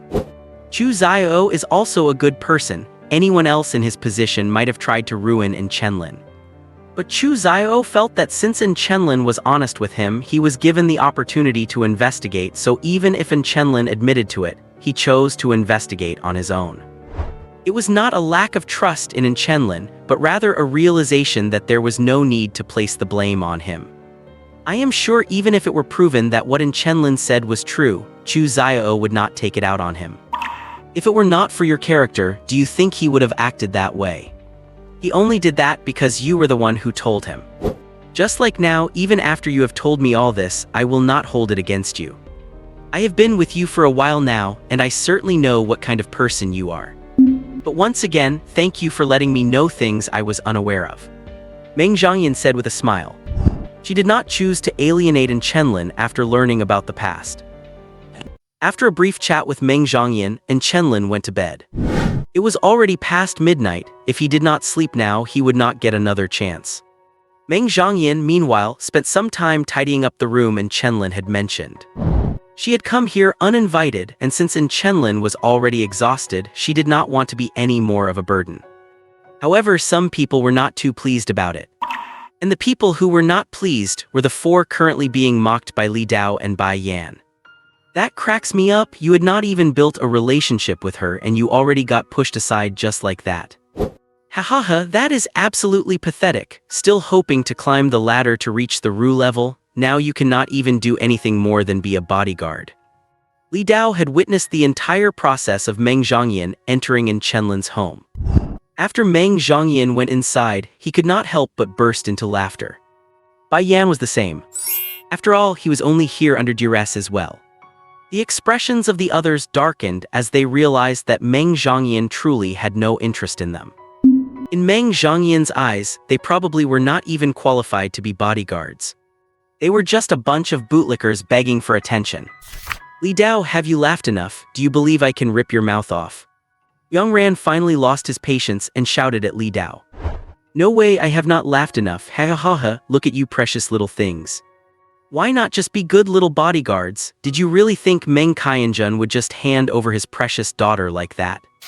Are you stupid? Meng Qianjun is not part of your families or great clans.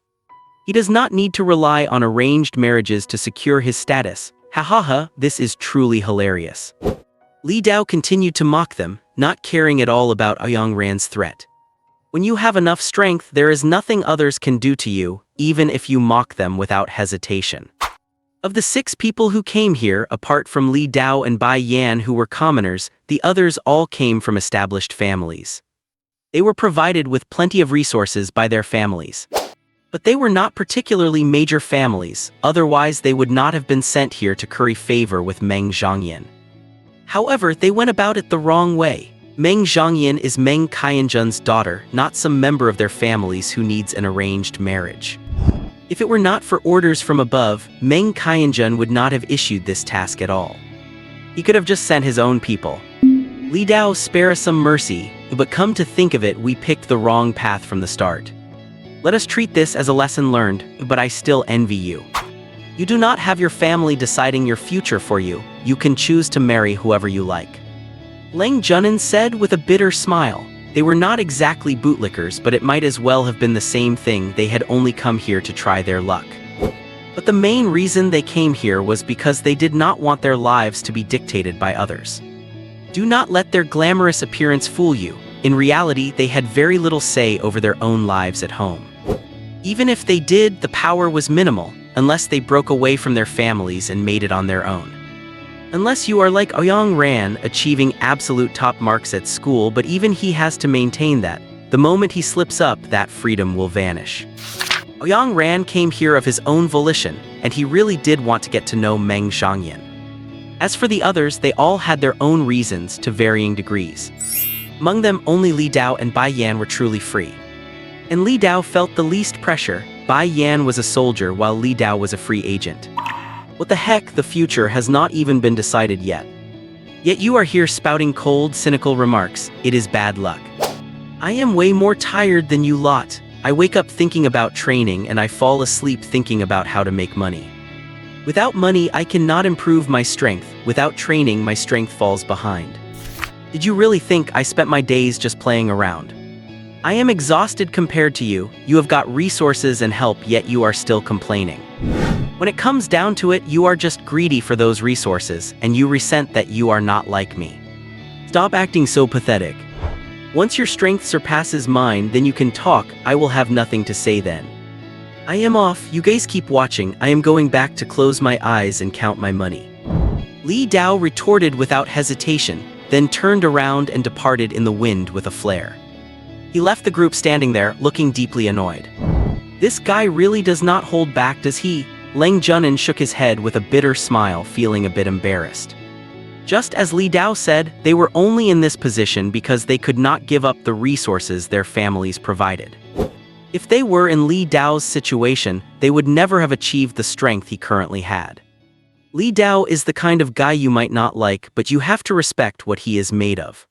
He speaks the truth. Bai Yan is supported by military resources. Although he works hard, he is at least better off than that bastard Li Dao. Compared to Li Dao, we really are falling behind. Yang Ran said helplessly. Although they basically could not stand each other, they really had to give credit where credit was due. Remember when they heard the third-ranked student at Ankin University had a mysterious level ability, they all thought Yanjing University was done for. Many people thought that way. But none of the top 10 there were easy targets. Any one of them, if plucked out, would be among the top 5 of any of the other 5 universities. Li Dao had never relied on anyone. His strength was earned through his own hard work. If he were born in our situation, he would not necessarily be better than us. Lin Yuntang gritted his teeth as he said this. He hated Li Dao the most. Hey, Lin Yuntang, you are getting desperate. You have a heaven-level spatial ability and you are getting triggered by Li Dao, who has a mysterious level elemental ability. I have finally figured it out. You are just a small-minded person. Bai Yan got fired up. He and Lin Yuntang did not get along. Veins popped on Lin Yuntang's forehead as he glared at Bai Yan. Do you believe I will rip your mouth off? Come on then, if you have got the guts, do it. Bai Yan was not afraid of Lin Yuntang. Lin Yuntang turned to draw his blade.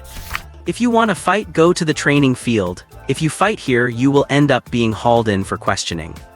We are not at Yanjing University. We do not have those special privileges. Jin Siyuan, the quiet one, said helplessly. He was genuinely afraid that these two would actually start fighting here. Exactly, but since we are on the subject, why do not we talk about how to deal with Li Dao's ability? The freshman competition is in a few months, and Li Dao is definitely going to participate. Let us analyze it so we can come up with a strategy to counter him. Lang Junin suggested. The people here would all basically be participating, some as substitutes, some as main contestants. How are we supposed to analyze it? It is easy to analyze his ability. But what makes it strong is Li Dao, the one using it. What is the point of analyzing it? You know Li Dao is a lunatic. It cannot be analyzed. Bai Yan said helplessly. Everyone went silent. That really was the case. Li Dao's ability is not that strong. The strong one is Li Dao himself. And his fighting style, the nickname Li the Lunatic, is not just an exaggeration. Yanjing University is going to be first again this year. The 5 of them sighed helplessly. Are you doing okay in Tianyi City? Meng Qianjun's message came through on her phone. Although it was not a call, she could still feel his concern. He could not help but worry. Meng Zhongyan was his only daughter. He had previously thought that sending Meng Zhongyan to Liu City would allow her to cultivate people she could trust. But he had not expected her to awaken a void-level ability. He could well imagine the kind of scrutiny a void-level ability would attract. He almost regretted sending her to Tianyi City. If she had been by his side, he could at least have protected her properly. Now that she was in Tianyi, his superiors told him not to intervene too quickly. They put it nicely by calling it fostering a genius, but in truth, they just wanted to see what this genius was made of. Was she worth focusing resources on? Was she worth the great effort to protect? Could she become a powerhouse? These were the things they needed to see. A genius is not just a genius. Meng Qianjun was helpless against this situation. I am fine, Dad. The university students you hired are all very skilled and I have not been hurt. Plus, my friends are also protecting me. Meng Zhangyan replied. Because she was staying at Chenlin's place for now, it was not convenient to make a phone call. However, those were words from the bottom of her heart. Li Dao and the others were indeed capable. Their strength was not something an average person could compare with. Combined with their combat techniques, they were a rare breed among their peers. Though they talked a bit too much, their skills were definitely top-notch. I see, if that is the case, then I can rest easy.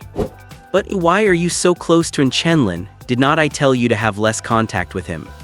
Dad, Chenlin is not what you think, he told me. Meng Zhangyan kept it simple and clear as she told Meng Qianjun what Chenlin had said. She had expected her father to fall silent after hearing this.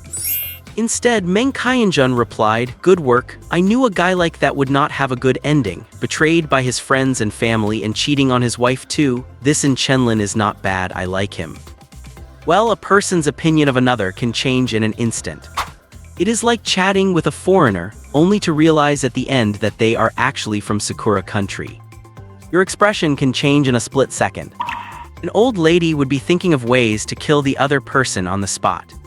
Face changing is an intangible cultural heritage of China, and it is a skill that many possess. Meng Zhangyan smiled as she looked at her father's message, feeling quite happy.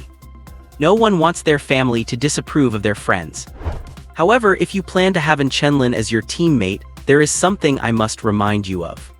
Meng Qianjun sent another message. What is it? Chenlin's father is no simple man, and his son will not be some sweet little thing either. You should have sensed it, Chenlin is unusually clever, although I have not met him.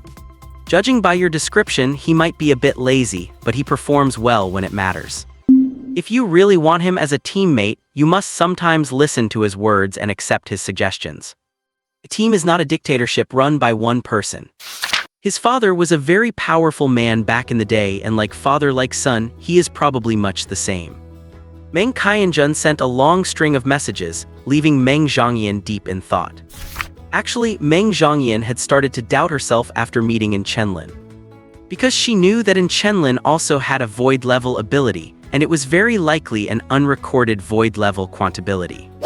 Most people assume that the void-level spatial ability is the rarest of all. But in fact, that is not the case. The rarest ability is actually the void-level quantability. Heaven-level quantabilities do exist, but pure quantabilities are quite rare. And since before the new century, only 3 void-level quantabilities have ever appeared. One has already fallen, and the other 2 are still in the world. Although those 2 are void-level quantabilities, they are not pure ones, but even so, their combat power is top tier. Chenlin is the 4th void-level quantability, and he is very likely a pure one. Moreover, Chenlin's strength and intelligence both surpass hers. If she were to form a team with them, she would actually prefer Chenlin to be the leader. But Chenlin is such a lazy person, he definitely would not want to do those things. And she doubted herself too. If she formed the team and became the leader, would she really do a better job than Chenlin? I understand, thanks for the reminder, Dad. Going to sleep now, good night. Meng Zhangyan replied, then lay on her bed staring at the ceiling. She raised her hand and looked at her slender fingers, her eyes fixed on the scene from when Chenlin had saved her. And the subsequent unique spatial fluctuations. Chenlin, you are truly strong and so mysterious. On your. Meng Zhangyan pondered. She thought of many things, and as her thoughts wandered, her face suddenly turned red. She covered her face with both hands. What on earth am I thinking about? The next day, Meng Zhangyan woke up very early. Because so much had happened, her sleep was quite light. She did not do much after waking up, and after practicing for a while, she thought about having breakfast. But upon reaching the living room, she remembered this was Chenlin's house, and it was not great to just take someone else's things. But he probably would not care. She thought of Chenlin's personality and whispered to herself. She then went to the kitchen and opened the large refrigerator with a sense of apology. Wow, this Chenlin, he is really something. Meng Liu looked at the fridge full of meal boxes with embarrassment. The top 3 layers were filled with boxes, and on them were notes, braised pork ribs. The bottom 3 layers had packaged meals, a total of 18, enough for 6 days of 3 meals each. Apart from breakfast, which was repetitive, the lunch and dinner meals were essentially all different. Because he was so lazy, this guy spent one whole day cooking everything and then just heated them up to eat. Honestly, this was the first time Meng Zhongyan had met such a person. However, it smells so good. Under the guise of being concerned for Chenlin's health, she opened one and took a sniff. Delicious, it was so delicious, you could not make this without having some special talent. Just then the doorbell rang. Meng Zhongyan covered the box and put it back, swallowed her saliva and went to open the door. Uncle and you, holy crap, Meng Zhongyan, why are you here? Wait, you are actually staying here. Wait, you are actually staying here. Chu Xiao stared at the person in front of him, dumbstruck, his mouth hanging open. Meng Zhongyan was lost in thought for a moment when she saw Chu Xiao. Uncle N. Did Chu Xiao not seem to hate Chenlin's father? It was not that he did not hate him, but that he was enduring it, waiting for later. Chu Xiao was also a special person. The short break for the order breakers has come to an end. What lies ahead for them now is a year of non-stop cultivation, training, and study. Being an order breaker was never an easy path. At the very least, order breakers get far fewer holidays than regular students. With the break over, all the classes have been separated. Order breakers move to a new teaching building, which is closer to the school's training grounds. It is quite a distance away from where the ordinary students study. The reason is that besides the standard curriculum, order breakers have combat classes, and if any ordinary people were to stumble into those. Quite a few schools end up arguing with parents about this every year. And did you sleep well again? Chu Xiao asked while looking at the yawning Chenlin. When have you ever seen him awake? Meng Zhongyan teased from the side. And Chenlin glanced at Meng Zhongyan and asked, when are you moving out of my place? What, are you trying to kick me out already? Meng Lin laughed. No, do not you feel unsafe living in a boy's house? And Chenlin said, peering at Meng Zhongyan with his bleary eyes. Ha ha ha, as soon as he finished speaking, the three of them burst into laughter. Even if you really had that thought, you would never actually do it because you are too lazy to move. Chu Xiao exposed Chenlin without hesitation. Meng Zhongyan had been staying at Chenlin's place for 3 days, and according to her, those 3 days were spent mostly with the four of them together.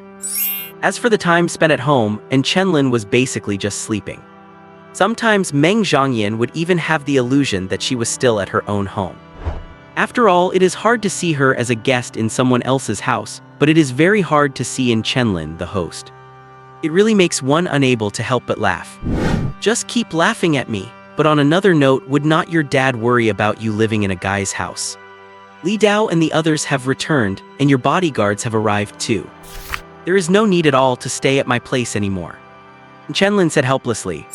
3 days equaled the first day suffering an assassination attempt, and not a single one after that. Because for those 3 days, Meng Zhongyan was always with them. At first, those people from the academy would try to get close to Meng Zhongyan. Later, they became true bodyguards, and once her father's men arrived, they left. Now Meng Zhongyan also feels a lot more peaceful. And there is the matter of the space crystal that Chenlin gave her, although she has not absorbed it yet. She is not quite ready to absorb such a premium item yet. Then there is the matter of Lin Fei. It seems to have been hushed up, and the school told them she was on an extended leave. But in reality, those who know know. Honestly, I actually do not want to move out. What is with those looks? Meng Zhongyan said, and then saw the different looks on the three people's faces. Chenlin looked desperate. Chu Xiao looked curious. Lin Qianqiu had a look of curiosity mixed with gossip. What are you thinking? Are you addicted to living at my place? And Chenlin looked speechless and desperate. He could not understand Meng Zhongyan's train of thought. Staying at the house of someone you have only known for 10 days is not that nerve-wracking.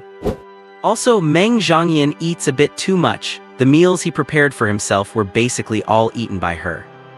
Meng Zhongyan, tell me, what are you thinking? Lin Qianqiu's eyes darted around and she pulled Meng Zhongyan aside to whisper. Meng Zhongyan realized she had said the wrong thing and started stammering on the spot. That is right, what was she thinking? Because it felt comfortable living at Chenlin's place, or because Chenlin's cooking was delicious, or was it easier to train there? I was just saying it, do not take it seriously. Meng Zhongyan could not think of a reason why she would say that, so she just stuck out her tongue and said something random. Alright then, but let me tell you in Chenlin, Lin Kainkyu started whispering. Hearing the start of it, Meng Zhongyan hurriedly interrupted, Stop, stop, stop, I do not want to hear about in Chenlin's embarrassing stories. Why, Lin Kainkyu asked. You have already told me all of them over these past few days, Meng Zhongyan said helplessly. Whenever Lin Kainkyu had a chance, she would tell her all the scandals about in Chenlin and Chu Zio. She had said so many over the past few days that Meng Zhongyan really did not want to hear anymore. Haha, I guess I said too much, let us go, class is about to start. Lin Kainkyu pulled Meng Zhongyan along and started running. And Chenlin and Chu Zio were still walking slowly, and Lin looked spiritless and Yun Zio was looking at his phone. What are you looking at? And Chenlin looked at Chu Zio's phone and asked. An overview of this year's awakening stats detailing how many people awakened this year, released by the central authorities, authoritative and just posted. Chu Zio said. Tell me more, and Chenlin showed rare interest. There are many more people who awakened this year than usual. Nearly 10 million order breakers awakened throughout China. On average, every high school had over 400 awakenings. Tusk, this ratio is incredible. The highest number in the past was only 8 million. Chu Zio said. And Chenlin nodded from the side. That was indeed a significant increase. Since the arrival of the 10-edged world, after experiencing an initial sharp decline in population, the population recovered to the levels of the old era by the 15th year. After that, there was a massive explosion. Because the world became much larger after the 10-edged world arrived, combined with the constant expansion of territory. By the new era, the population was basically several times what it used to be. Although 10 million order breakers awakened, the total number of high school students who participated in the awakening was a full 65 million. In the end, these 10 million order breakers are actually a normal proportion within the entire Chinese population. After all, the number of registered order breakers in China is already quite high, and most of their current power was won by themselves. But speaking of which, 10 million order breakers in the end, only about 1 million will probably go to university. It is not that easy for order breakers to go to university, and they can forge their own paths even without one. Holy crap, 5 ruin-level abilities awakened this year. Chu Zio suddenly exclaimed, attracting in Chenlin's attention again. This information was not being kept a secret at all. But 5 ruin-level abilities, that is a bit of an exaggeration, is not it? In the past, the highest number China ever had was only 3. There are 2 more this time. I wonder if the quality has improved this year. Any names mentioned? And Chenlin asked.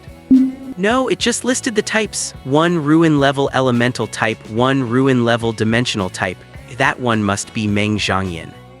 There are also 2 ruin-level physical types, and a ruin-level quantity ability. Oh my god, and the world just produced its 3rd ruin-level quantity ability. Chu Zio said with astonishment. And Chenlin fell into silence. The 3rd ruin-level quantity ability. The value of this person is higher than that of Meng Zhongyan. It seems the reason Meng Zhongyan has not faced any more assassination attempts is entirely because of this guy. I just wonder if it is a pure quantity ability. This really is a surprise. And besides Chu Zio, there were others watching this information released by the central authorities. It caused quite a stir. People were still discussing it right up until class started. Meng Zhongyan is in Chenlin's desk mate. Facing such a situation, she asked. What do you think, the 3rd void-level quantum ability user in this world? What do I think? I look at it with my eyes, what else can I do? This is not something I can control, so what impact does a void-level quantum ability have on me? It is best if they can grow up, but the country will not let them fail to grow either. And since it was announced publicly, they clearly want this person to become the number 1 of our generation. If a person wants to grow, they have to face countless challenges. Their name is probably already known to other countries and various organizations, provided they can survive. Basically, that makes them the number 1 of our generation. Actually, you are the same. The rarity of your dimensional ability is about the same as his. The challenges you will face next are about the same as his, and similar to those of the other void-level abilities. You will become the benchmarks of our generation. That is a tiring thing to do. I certainly do not want to do it. Chenlin seemed indifferent. He did not want to fight for the title of the third void-level quantum ability user. These are all empty names, everything depends on future performance. Chenlin's words were both within and beyond Meng Zhangyan's expectations. Within expectations because Chenlin's personality is not the type to care about such things. Beyond expectations because Chenlin saw through the situation so thoroughly. Meng Zhangyan actually knew these things too because her father had told her. From the moment these void-level abilities are discovered, their growth is planned. Flowers that have endured the wind and rain cannot be cultivated in a greenhouse, so the training plan is quite hardcore. In 1 year's time, they will demonstrate their strength at the college entrance exam. Will you help me? Meng Zhangyan propped up her head, looking at Chenlin, who was sprawled on the desk about to fall asleep. I will, Chenlin said without hesitation. Meng Zhangyan was stunned. She had expected Chenlin to say he would not. But she quickly realized that Chenlin was using her to cover up his own abilities. Meng Zhangyan gave a bitter smile and said, I feel like I cannot hide your radiance. If you cannot hide it, then forget it. Life is just that simple. Being able to eat, drink, have fun, and get some good sleep is enough. Chenlin said. He did not have any grand ambitions, but the nature of the situation was very subtle. From the moment he awakened his heaven-level quantum ability, he knew that if he wanted to stay under the radar, he would have to rely on Meng Zhangyan. Then do you have any thoughts about protecting others? Meng Zhangyan asked with a smile, her eyes filled with a hint of probing. Chenlin's expression became extremely speechless. Meng Zhangyan's mouth twitched, she snorted and stopped talking to him. This guy in Chenlin is really unsentimental. Soon the bell for class rang. Then Li Chang'an walked in, carrying nothing at all. All right, I will not say much about other things, and we do not have an opening ceremony. You only need to know that I am your homeroom teacher, and also your instructor for practical combat. Next, I am going to talk about the abilities we ability users have obtained.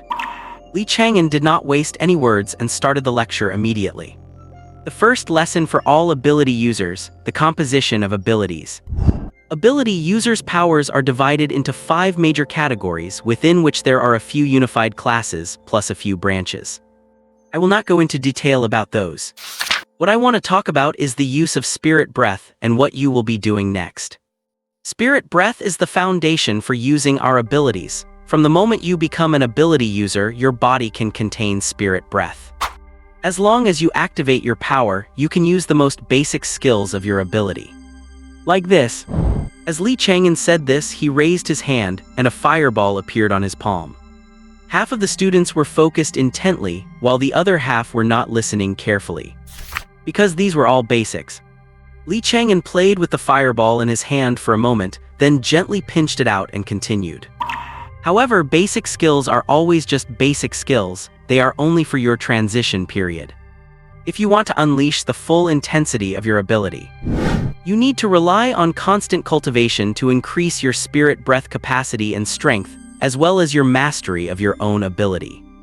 The more spirit breath capacity you have, the longer your endurance, while intensity represents the potential power your ability can exert. Mastery of ability is your staged understanding and development of your powers. Spirit breath is the foundation of abilities and an indispensable part. Next are mental power and void calculation, although void calculation is unique to quantum abilities. Generally speaking, people with quantum abilities are relatively smart. Is that quantum ability user in our class sleeping? While lecturing, Li Chang'an originally wanted to look at the only quantum ability user in the class, which was in Chenlin. He ended up seeing Chenlin sprawled on his desk. Suddenly, everyone's gaze in the class gathered there. Meng Zhangyan, who was sitting to the side, was just about to waken Chenlin up when Li Chang'an interrupted her. No need to wake him up, he has the ability to sleep. After saying that, everyone looked confused. And Li Chang'an continued. This brings us to the second point I wanted to discuss, how to use abilities and unleash their power. Actually, it is very simple, just keep training your own ability and spirit breath and you will be fine.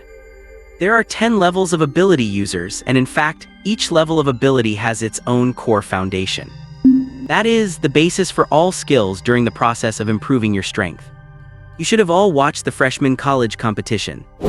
You have seen those college students use some dazzling skills, and these abilities are all developed and extended from the core ability.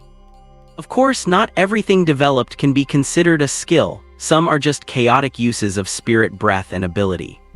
The core ability is not a single skill, but rather a new categorical change in the ability of an ability user at a certain rank. Depending on each person's constitution, the core ability that appears at each rank of an ability user will be different. This is why even with the same ability, there can be different skills and different manifestations. What you need to do now is to understand your core ability as soon as possible, and then start developing skills. Then what does this have to do with quantum abilities? Someone asked, because it is hard for ordinary people to know the special nature of quantum abilities. This is not something taught in previous textbooks. Because quantum abilities have what is called a core ability from the very beginning, and even possess skills other than the basic ones from the start. This is the difference between quantum abilities and yours. They won at the starting line from the very beginning. So for the quantum ability user in our class, it is fine even if he does not listen to the current lessons. Li Chang'an explained. Wow, many people exclaimed. So that is what quantum abilities are.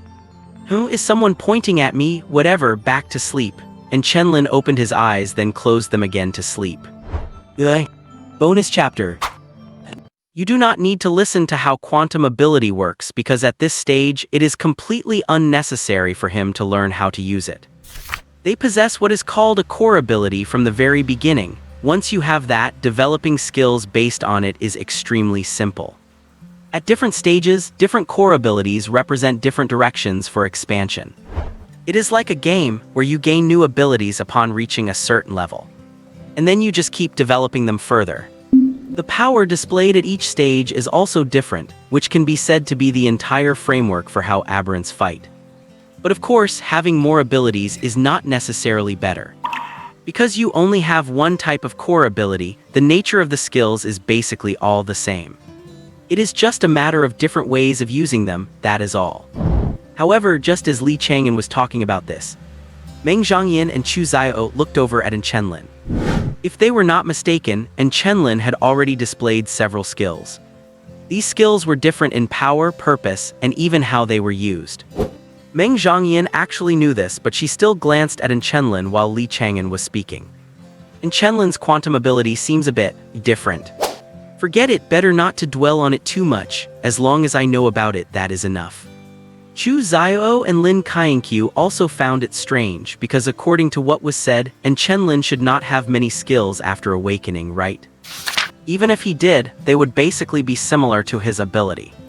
They did not know what core ability Fian Hai Suan possessed, but they knew its primary ability was slashing. Even if the core abilities differ, they should still be variations of the ability itself, right? Why was not that the case for Chenlin?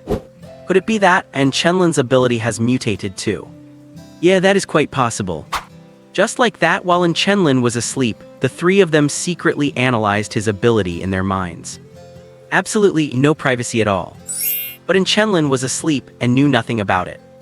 Alright, I have finished what I needed to say. Next, we are going to put it into practice. Everyone gather in the hallway, we are heading to the practice arena. After lecturing for over half an hour, Li Chang'an stopped and told everyone to go to the practice arena. Talking about aberrant stuff in theory is useless. You have to practice. It just so happens that there is a quantum ability user in the class, so the practical side should be fairly easy. Li Chang'an had already mapped out what to do next. And the person Li Chang'an wanted to use for the demonstration was currently being dragged along by Meng Zhangyan, looking dazed. What is going on? Is school over? And Chenlin had not even realized what was happening even after being dragged to the practice arena. What do you mean school's over? We are starting practice, we are still in class. Chu Xiao said from the side, then looked elsewhere. They were not the only class coming out at this time. It seems the teaching process was mostly the same. But as soon as these classes came out, many people cast extremely unfriendly looks at their class. Why were they looking like that? Actually, it is simple. Many felt that people who did not deserve to be in the elite class had made it in. And many capable people did not get in even though they could have. Although this situation was due to changes in the class placement rules, that did not stop people from other classes from being hostile towards the elite class. Chenlin and Chu Zio also sensed an unpleasant gaze. Following the line of sight, it turned out to be that guy with the surname Bai watching them. "What is his name again? Bai something?" Chu Zio asked in a low voice. "Do not know, does not matter. Why care about others? We have got beef, that is all that matters." And Chenlin said, then let out a yawn. "Besides, it is not like I am the one who has beef with him." And Chenlin thought to himself. Seeing Chenlin say that, Chu Zio did not say anything more. Next, a spiritual dust level individual will demonstrate his ability for you all. Watch carefully and feel free to ask if you have any questions. Li Chang'an said, then looked towards Chenlin. Chenlin was half asleep, his mind completely unfocused. Others were a bit excited because after the demonstration by the person Li Chang'an mentioned, they would practice on their own. During this practice, there would be teachers on the sidelines providing guidance. However, some had a look of disdain, as they would have better educational resources at home. Chenlin, it is your turn, Li Chang'an shouted at Chenlin, who was standing at the back of the line. "What the heck, me?" Chenlin woke up instantly, pointing at himself in confusion. "That is right, you are the only one who can demonstrate right now," Li Chang'an said, then turned to another teacher nearby. "Go and fetch that device and get it set up quickly." With that, Chenlin was pushed by Meng Zhongyan in front of everyone. Suddenly, everyone's eyes were fixed on Chenlin, being stared at by hundreds of people gave him goosebumps. Soon, the teacher sent by Li Chang'an returned carrying 4 small, ball-like devices. Then placed them in 4 different spots, arranging them into a square. This device can visualize the fluctuations of spiritual breath when he uses his skills later. "That is the only thing you need to watch," Li Chang'an said, then looked at Chenlin.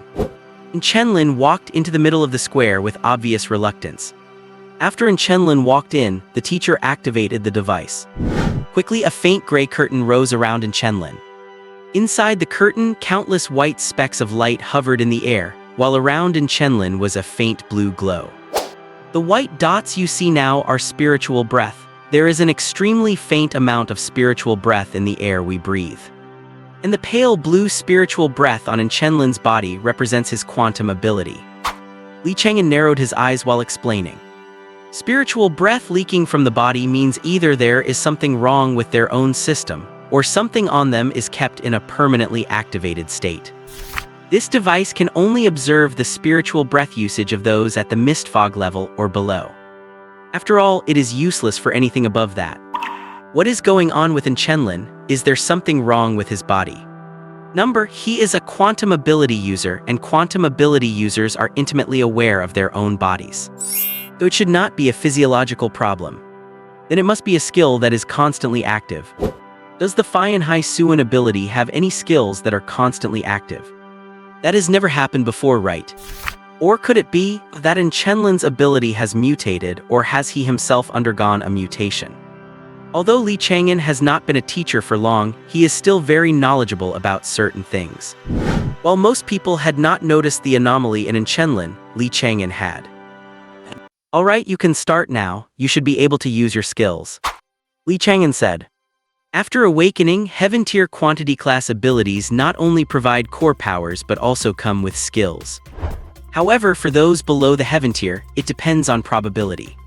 That is what makes high-rank abilities special. "Do I have to?" Chenlin asked with a bitter face, looking completely reluctant. "Well, it is because we forgot to find someone of the Spirit Dust tier," Li Chang'an said. "We usually look for others, but we forgot, so we have to draft some labor." Whether it was a genuine mistake or not, Chenlin had no way of knowing. He could only stand in the middle feeling like he was about to cry. Suddenly, Chenlin's eyes became serious. Under everyone's gaze, more and more blue light appeared on his body, resembling a faint flame clinging to him.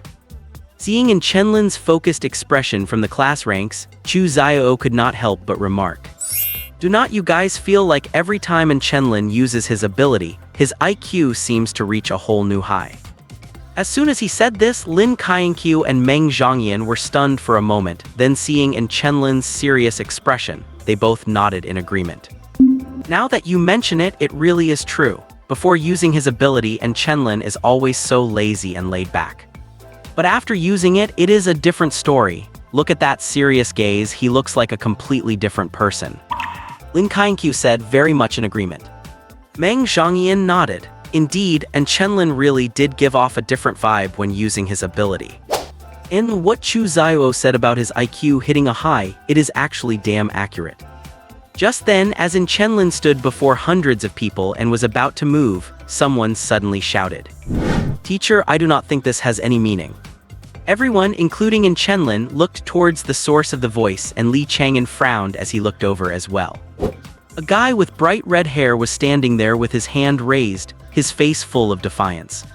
He was one of the 6 students with heaven-tier abilities named Li Kang, and his ability was a fire-type elemental power called Colorful Flame. It was a fire elemental ability with multiple forms. "What is on your mind?" Li Chang'an asked. Here, as the homeroom teacher of this elite class, he was the highest authority. Like this, we can only see him using his ability, and we only see the process from the outside. And since we are all order breakers, just watching is not enough. To truly grasp it, he has to show us in a different way. Li Kang said with a smile, his eyes fixed on Chenlin with a provocative look. "You mean you want to fight him? You want to show everyone by having a brawl?" Li Chang'an asked with a smile, though it seemed more like he was mocking Li Kang. "Exactly, I am also an order breaker with a heaven-tier ability. Even though I have not fully understood my core ability yet. I do not think there is a huge difference between people who have just awakened. So I think we should have a duel. That way, everyone can better see how an order breaker uses their abilities." Li Kang said as he stepped out, looking at Chenlin with disdain. "Student, think carefully. From the moment a heaven-tier quantity class ability is awakened, it skips the stage of understanding the core ability and then developing skills. You are facing an order breaker who, in addition to basic skills, has other advanced ones. Even with such a gap, do you still want to proceed?" Li Chang'an asked, looking at Li Kang. "I am sure," Li Kang said confidently, drawing cheers from the crowd. But there were also some looking at him as if he were a clown. Meng Zhongyan and the others could barely contain their laughter in the ranks. "All right then, teachers, go up and set it up." Li Chang'an laughed and began instructing the other teachers. Soon, the gray light screen, which had only been a few meters wide, expanded several times, forming an arena dozens of meters across. "Go in," Li Chang'an said, stepping aside to act as the referee. And Chenlin looked at Li Kang, who appeared before him, feeling completely puzzled. "Bro, what are you thinking? He has a quantity class ability. It is a type of ability that is stronger than others right from the start. They have all just awakened, and even if they practice, they have only just begun to understand their core abilities. Simply put, besides basic skills, any move they use is essentially the rawest form of their power. What do I mean by raw? It means high consumption, low damage, and hard to control. Some are just for show and do not actually deal any damage at all." "Do we know each other?" and Chenlin asked Li Kang, looking confused. "We do not, I just came to prove I am better than you," Li Kang said confidently, looking down his nose at him. Looking down his nose, and Chenlin really wanted to find 2 wooden sticks and shove them in there. How can someone be this shamelessly confident?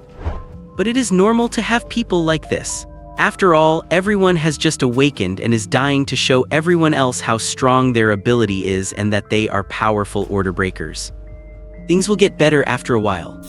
After all, this world has no shortage of geniuses. Does this proof of yours actually mean anything?" and Chenlin asked suspiciously. "Does not their school have several heaven-tier abilities? Why pick on him?" "Oh right, there are so many students here. Losing would be embarrassing, that makes sense. It does not need meaning, my challenge does not need any special reason," Li Kang shouted passionately. "This guy is such a chunabiu," and Chenlin thought to himself. However, at this moment, Li Chang'an suddenly spoke up. "Both sides prepare, regular duels stop at the slightest touch." Hearing this, and Chenlin's eyes sharpened. Under the gray barrier, spiritual energy resembling blue flames appeared once more. "I cannot wait," Li Kang said excitedly, as red, flame-like spiritual energy began to manifest on his body. These were the standard phrases used in ordinary duels. Just by looking at the intensity of their spiritual energy, Li Kang appeared slightly stronger than in Chenlin. The onlookers went silent instantly, holding their breath as they watched the first close-range duel between order breakers. Alright, the duel begins. Whoosh. As soon as Li Chang'an gave the order, Li Kang charged at Chenlin, two different colored flames appearing in his hands. To everyone else, Li Kang's spiritual flame seemed to grow even more intense. But Chenlin simply raised his hand, his fingers held together in a sword gesture. Seeing Chenlin's opening stance, Meng Zhongyan and the others knew that Li Kang had lost. Limitless void numbering technique simulation / When Li Kang was still a few meters away, Chenlin calmly slashed his hand through the air. Everyone saw Chenlin's spiritual energy erupt for a split second, only to return to its original state just as quickly. Whoosh. Whoosh. Li Chang'an appeared beside Li Kang and quickly pulled him out of the way. Where Li Kang had been standing just a second ago, a 3-meter-long scar appeared on the ground. If Li Chang'an had not intervened in time, Li Kang would have been sliced in two by the invisible strike. The others had no idea what happened, but they knew Li Kang had been saved by Li Chang'an, which meant he had lost. Li Kang, one of the 7 with Heaven Tier abilities, was taken out in a split second by Chenlin, who also held a Heaven Tier ability. The entire field fell silent. Rumble. Skill card Simulation analyzes and mimics the attacks of others. However, most require the corresponding energy to be replicated, for example, pseudospace / Void Construction uses one's own spiritual energy to alter the fundamental strength, hardness, or thickness of materials. Ability card Colorful Flame Heaven Tier, a fire-type ability with multiple colors. Each fire has different power, and merging various flames produces miraculous effects. Symbolic Derivation Calculation Heaven Tier, a focused attack ability among quantity class powers. Most attacks are invisible slashes, powerful and varied in form, a very versatile combat ability. At this moment, the entire venue fell silent. Except for a few, everyone present was left completely dumbfounded. They were so stunned by what happened on the field that they were speechless. What just happened? They had expected the fight between Li Kang and Chenlin to be an evenly matched contest. They also considered the possibility that Li Kang might be stronger and defeat Chenlin with some effort. And in the process of the fight, show them the powerful stance of a heavenly level ability. But they never imagined that Li Kang would not even last 5 seconds. He did not even get close to Chenlin before being knocked out in an instant. You have to understand, once the referee intervenes in a duel, the one being saved is considered the loser. And from the start of the fight until Li Chang'an stepped in, it had not even been 5 seconds. That 3-meter-long trail on the ground is proof that in just a few seconds, Chenlin used his ability and caused Li Kang to be defeated immediately. And so, a battle with absolutely nothing to watch unfolded. Wow! After a brief silence, students from several classes erupted into loud exclamations. Then they all started whispering to each other. Damn, Li Kang got taken out in one hit, the gap is way too huge. All I saw was Chenlin wave his hand and it was over. Are you kidding me? How is that possible? The teacher intervened, which means the situation was indeed critical. If I am not mistaken, what Chenlin used was a skill developed from his core ability. And this was a move Li Kang could not dodge at all. That is why the teacher stepped in. Tusk, even among the heavenly level there are gaps. Seeing how confident Li Kang was earlier, I thought he was really something, but he lost in a single exchange. A bit disappointing. That Li Kang just does not know how to use his ability. If it were me, that Chenlin would definitely lose. If you are so good, get in there yourself, stop all that empty talk. The students started debating intensely. Some questioned the authenticity of Li Kang's heavenly level ability. Some realized the difference in the degree of ability development. Some were analyzing the situation, while others were arguing with each other. Regardless, Chenlin's performance set the whole place on fire. They never expected Li Kang to lose so quickly. Chenlin's display also made them realize that skills developed from core abilities are on a completely different level than basic skills. This made many of them eager to quickly master their core abilities and develop their own unique skills. Thank you for the match, Chenlin retracted his hand and said with a smile. Meanwhile, Li Kang looked at Chenlin in utter disbelief. He had not expected to be defeated in a single hit either. Alright, the battle is over, and you have seen the result. Chenlin defeated Li Kang like a lightning strike, so. Li Chang'an announced the result of the duel and was about to use it as a basis for his lecture when he heard someone shout. "I have not lost, the fight is not over yet." Li Kang stood up with a grim look on his face, his eyes locked onto Chenlin. "I have not even touched him yet, the fight had not even truly started, so the result of this fight does not count. One more time, one more round and I can definitely beat this guy to a pulp." All eyes in the room were focused on Li Kang and Chenlin. Li Chang'an and Chenlin both frowned as they looked at Li Kang. Li Chang'an just sighed helplessly. He could understand why Li Kang had such a huge reaction. Li Kang has a heavenly level ability and was supposed to be one of the top students in the school, so it was already a blow not to get into the elite class. And now, challenging Chenlin, who is also heavenly level, only to be crushed in a single hit. That was a huge embarrassment. At their age, they are full of competitive spirit, and he originally wanted to put others in their place in front of everyone. But now, he is the one who got slapped in the face, so of course, he is unwilling to accept it and wants to save face. Although calling for a rematch is a sign of not giving up. But he could not care about that anymore. When Li Kang said he wanted to challenge Chenlin again, many people's looks toward him changed. The homeroom teacher of Li Kang's class looked absolutely terrible. Chenlin sighed helplessly and looked at Li Chang'an. Li Chang'an asked Li Kang, "Are you sure you want to have another duel?" "Yes," Li Kang growled. This time, he would definitely wash away his previous shame. "All right then, Chenlin, do you have any objections?" Li Chang'an asked, looking at Chenlin. Before Chenlin could speak, Chu Xiao jumped out. "I have an objection, let me fight him." Chu Xiao looked a bit excited, though no one knew what he had noticed. Chenlin and Li Chang'an glanced at Chu Xiao, then looked away, making a decision in silent agreement. Li Chang'an stepped out of the gray curtain area and said loudly, "Both sides prepare again." "Old N, let me do it. What is the point of you bullying a newbie? Boo-hoo-hoo." Chu Xiao refused to give up and kept shouting. But toward the end, Lin Kainkyu covered his mouth. "A challenge is a good thing, but it is not right for you to say it like that." Hearing Chu Xiao's words, Li Kang's expression turned even worse, and his eyes looked even more venomous toward Chenlin. However, Li Kang did not trade any more insults, he simply got into a fighting stance. Chenlin also took on a completely different fighting stance than before. Spiritual fire appeared on them again, but Chenlin's was entirely different this time, concentrated on his hands and feet. "Whoa, he is doomed!" Seeing Chenlin's fighting stance, Chu Xiao said in a tone that suggested he was looking forward to a show. Whenever Chenlin takes that stance, it means he is going to start torturing people. All three of them have basically suffered at his hands before.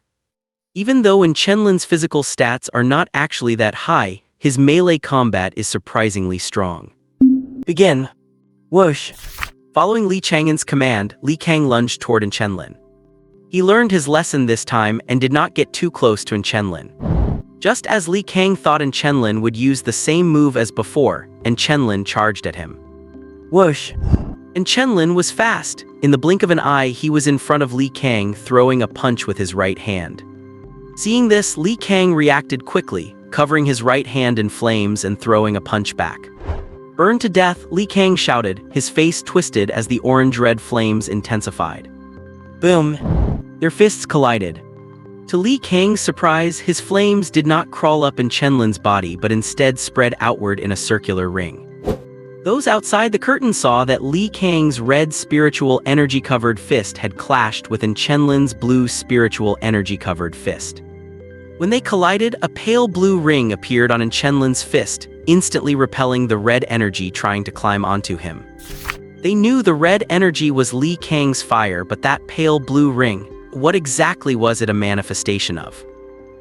Deflection. We have suffered quite a lot from this over the past few days. Meng Zhangyan watched the techniques Chenlin was using and smiled helplessly. Over the past few days of being together, the three of them had basically figured out the moves Chenlin used most often.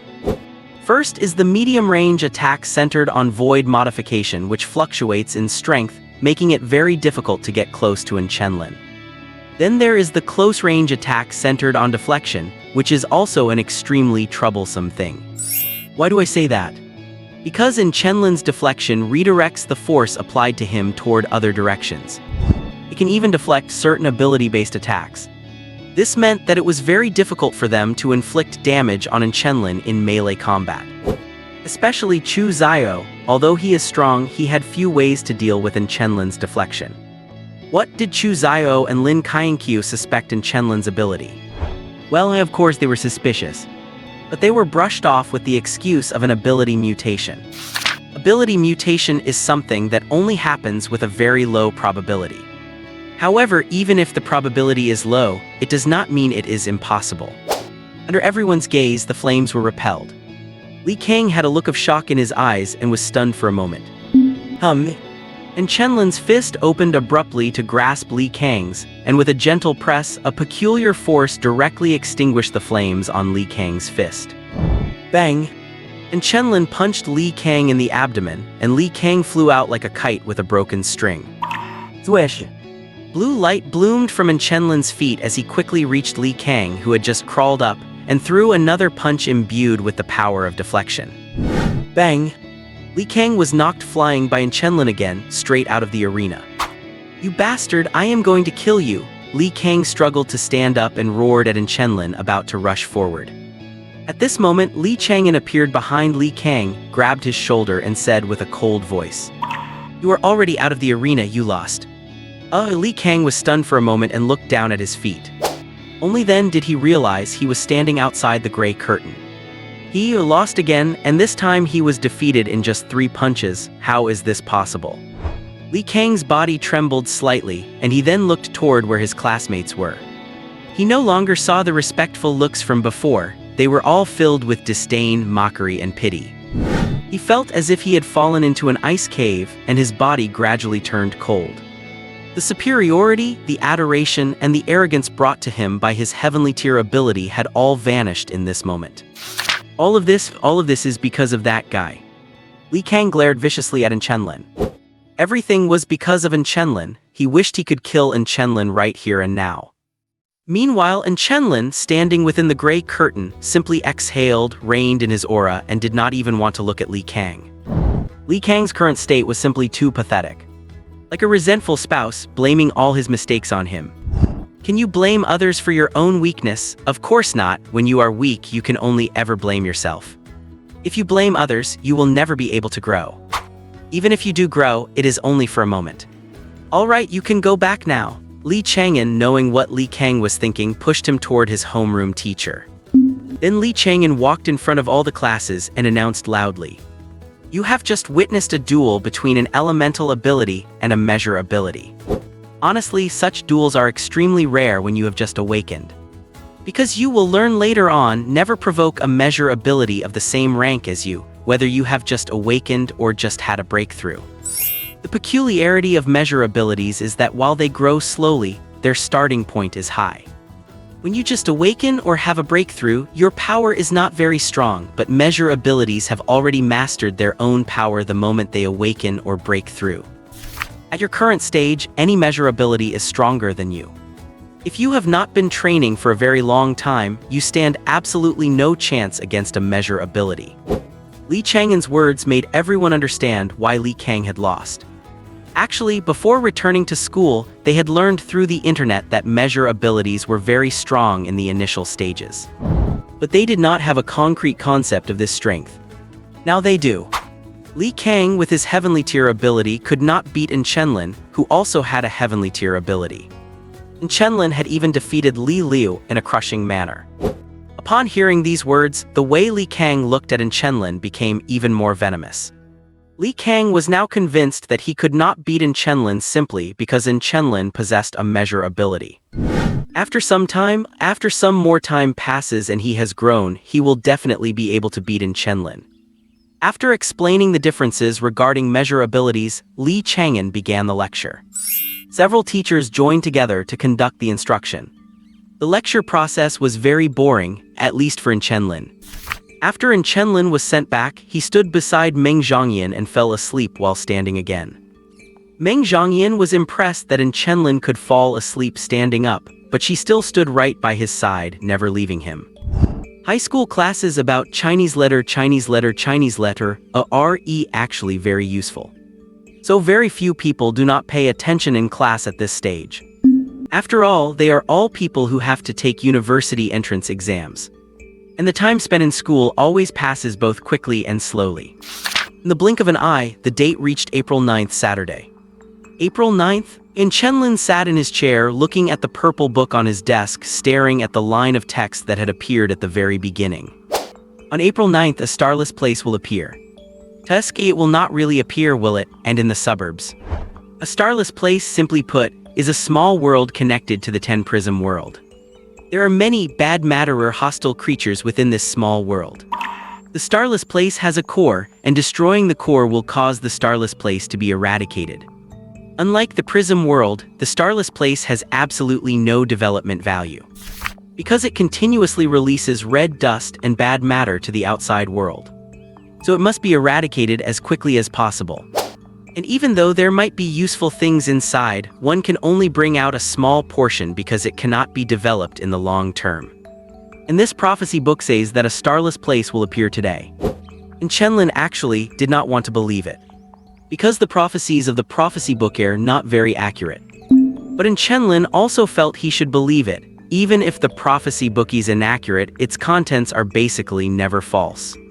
What, you ask, why Chenlin does not let others read it to increase its credibility? Forget it, and Chenlin long ago discovered that he was the only one who could see the contents of this book. And it cannot be destroyed by fire, water, tearing, or even sword strikes. Even if he throws it away, it just comes back. Prophecy book, God knows what I have been through lately. And Chenlin was currently debating whether he should go over and take a look. After all, starless dead zones are extremely dangerous things, and so is the malign matter. If one entered the city, it would absolutely cause a massive amount of casualties. But, damn it, you gave me a prophecy but did not provide the exact location. What do you want me to do? And Chenlin held the book in his hand and kept waving it around. This lousy prophecy book predicted today's events, but it did not tell him the specific location. This left him with an idea but no way to act on it. He had the strength but nowhere to channel it. He had thought about reporting it to the city guard, but this was an uncertain situation. If he reported it and it turned out to be false, he would be punished. If it were true, he would definitely be investigated. After all, even the instruments could not detect a starless dead zone far in advance. If he knew about it before the instruments did, he would certainly be under suspicion. He would not necessarily get arrested, but his easy life would definitely be over. That was something Chenlin could not accept. So he had to think it over carefully. After all, his life was already chaotic enough. If it got any worse, he would suffer a nervous breakdown. Just as Chenlin was contemplating what to do next, Chu Zio sent a message. Old N, I read in a book that my ability has a huge absorption range. Tell me, do you think I could absorb malign matter? Seeing the message from Chu Zio, Chenlin was a bit confused, but he still replied. I do not know, but if you have a chance, you could give it a try. He really could try if he had the chance, since Chu Zio's ability was no ordinary thing.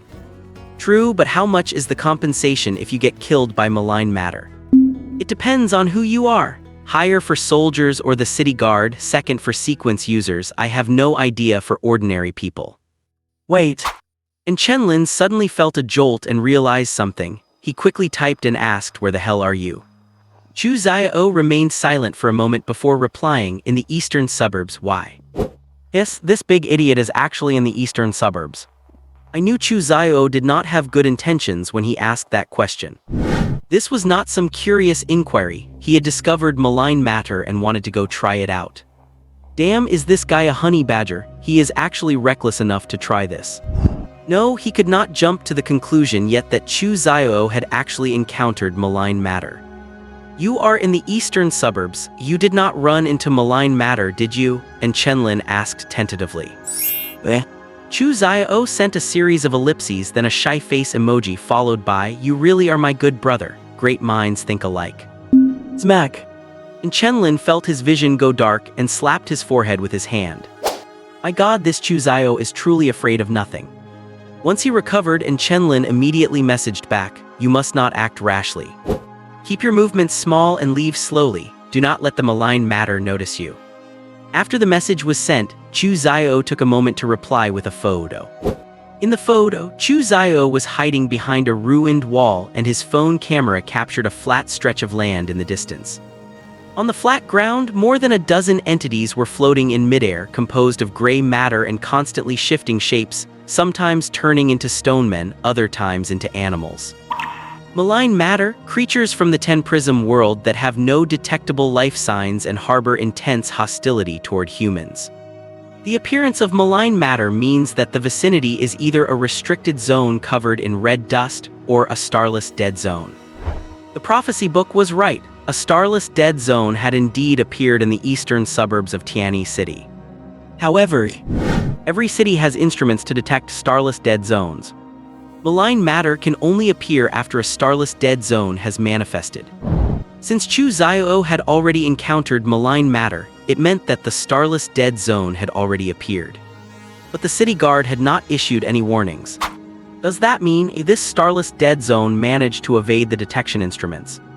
And Chenlin broke out in goosebumps, cold sweat streaming down his back. If a starless dead zone could evade detection, that would be fatal for humanity. No, he could not just sit by and do nothing anymore. And Chenlin immediately grabbed his phone and messaged Chu Zio. Get out of there immediately, I will find someone to rescue you. You absolutely must not provoke the malign matter. Also, send me your location. On the other side, Chu Zio, who was hiding behind the wall without daring to make a sound, saw the message from Chenlin and sent his coordinates with a look of despair. Damn, I really blew it this time. Why did Chu Zio come to the eastern suburbs? Because he wanted to find some decent items in this uninhabited area to absorb. Like some scrap metal or perhaps some special stones. Why look for these things? Obviously for his ability. His ability is absorption, but not in the traditional sense. He can convert non-living matter into his own strength. He had been doing this for a while now. Back at the black market, he was absorbing impact energy to enhance his own endurance. Absorbing metal and stone were both meant to improve his physical durability. As for why he did not just buy metal or stone to absorb. Great question. Because he is broke.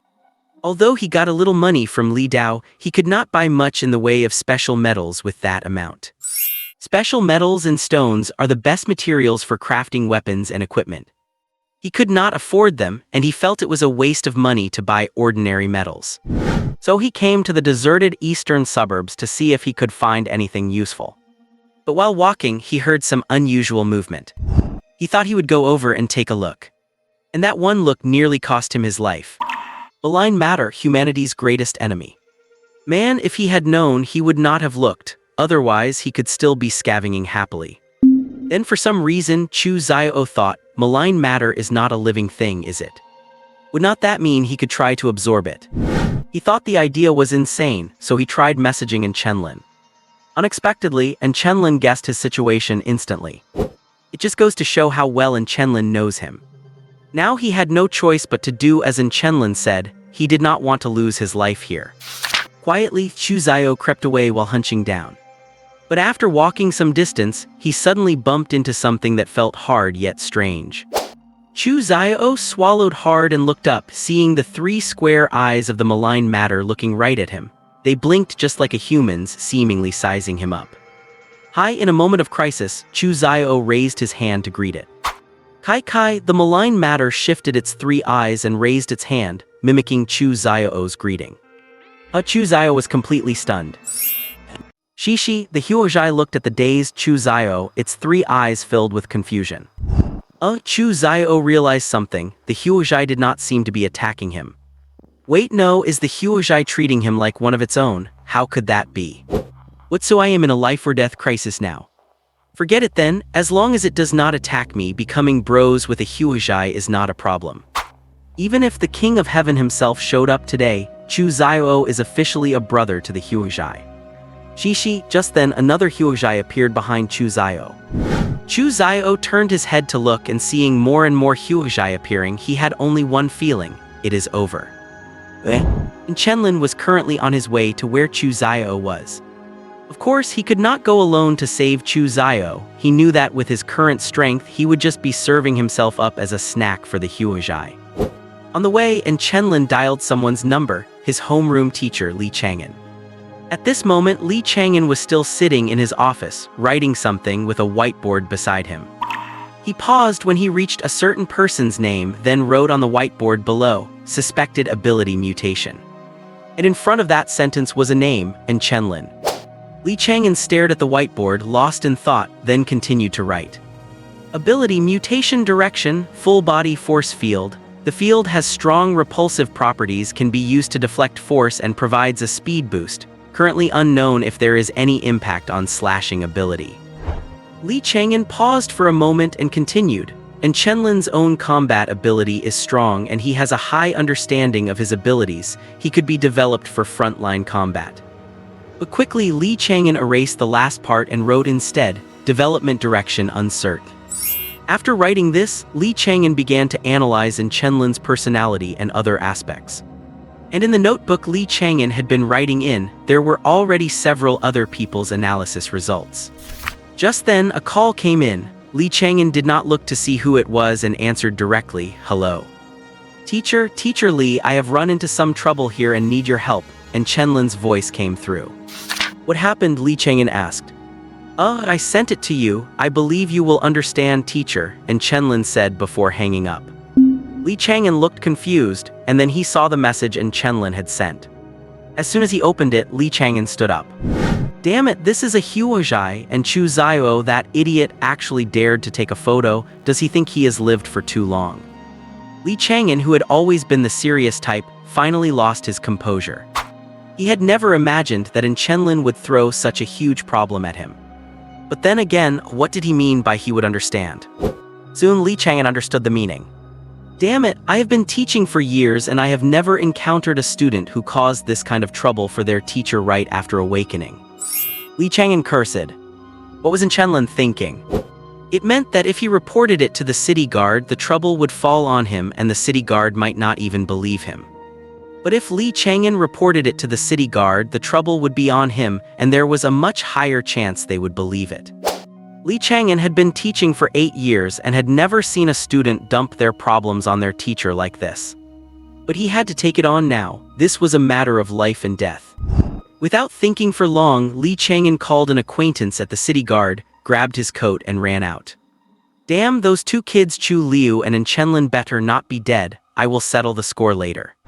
At this moment, Chenlin, who was riding in a taxi, suddenly shivered for no reason and thought, "Chu Zio has not died yet, right? He is not cursing me before death. Probably not. That guy is like a cockroach. He must be hiding somewhere now. Hold on a bit longer, Chu Zio. I am coming to collect your corpse. No, wait, I am coming with backup, hopefully." And Chenlin was not even sure if Li Chang'an or the city guard would show up by the time he got there. But there is nothing else he can do now, right? Chu Zio was sitting stiffly in a corner, watching with a grim expression as the Huozhai in the distance kept changing their forms. He could be certain now that these Huozhai really were not intending to attack him.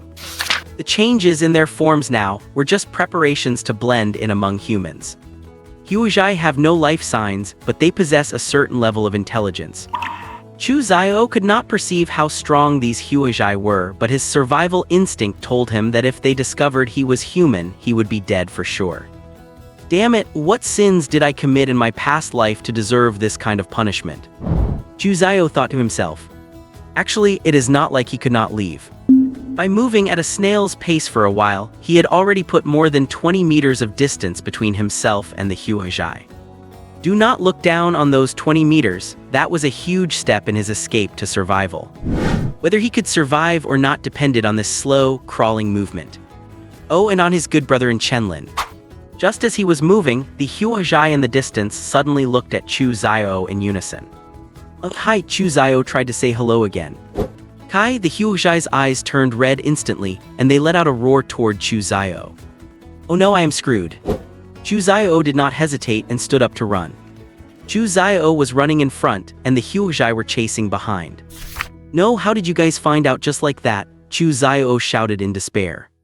But there was no point in doing anything else now, he just had to keep running. But the Huozhai were clearly stronger than Chu Zio, and therefore much faster. It did not take long for Chu Zio to be caught up with. Just as Chu Zio thought his honorable life was going to end here. A flash of fire descended from the sky. Huizhai, get back to your 10-prism world. Li Chang'an was erupting with flames and a powerful aura was being released from him. Wow, Chu Zio exclaimed as he watched Li Chang'an drop from the sky. But Li Chang'an turned his head and glared at him, making Chu Zio cover his mouth involuntarily. Kai, the Huizhai were not scared when they saw Li Chang'an and they charged straight at him. Li Chang'an also turned his attention to these Huizhai. H-mist level Huizhai, not bad, still within a manageable range. It is just that I do not know where the Starless Nowhere is. If I cannot find the Starless Nowhere, killing the Huizhai is useless. Li Chang'an thought to himself, then spread his hands, and crimson flames erupted from his palms. Whoosh! Li Chang'an turned into an afterimage and charged directly at the Huizhai. H-mist level Huizhai were a disaster for Chu Zio, but for Li Chang'an, who was at the peak of the boundary river, they were easy to handle. Chu Zio had successfully escaped danger. Separation. Well, the author would like to say that since I do not have a backlog of chapters and I am still a student, 2 or 3 chapters is usually the limit. I might add more, but not right now. And if you have any questions, feel free to point them out. I am just a struggling author, so there is still a lot to learn. If there is something written badly, feel free to mention it and I will correct it. And finally, I would like to thank all the readers who are reading this book. Thanks. Chu Zio was successfully rescued just as Chenlin arrived. And the reinforcement he brought, Li Chang'an, did not disappoint, well, except for overstepping his bounds. And Chenlin had guessed that Li Chang'an would arrive before him, and if he had arrived first, he definitely would not have lifted a finger to save Chu Zio.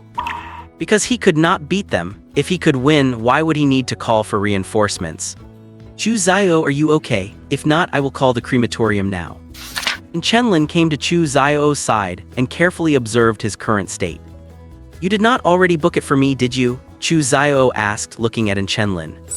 No, that is a waste of money, and Chenlin said, then looked at Li Chang'an, who was battling the bad qualities in the distance, and added, Is not the teacher a fire type? I will just have him burn you later and then the crematorium can just pack up the ashes. Chu Zio looked at Chenlin in confusion. Are not you going to take me with you? And Chenlin said without hesitation, I find you repulsive. Chu Zio. Boom.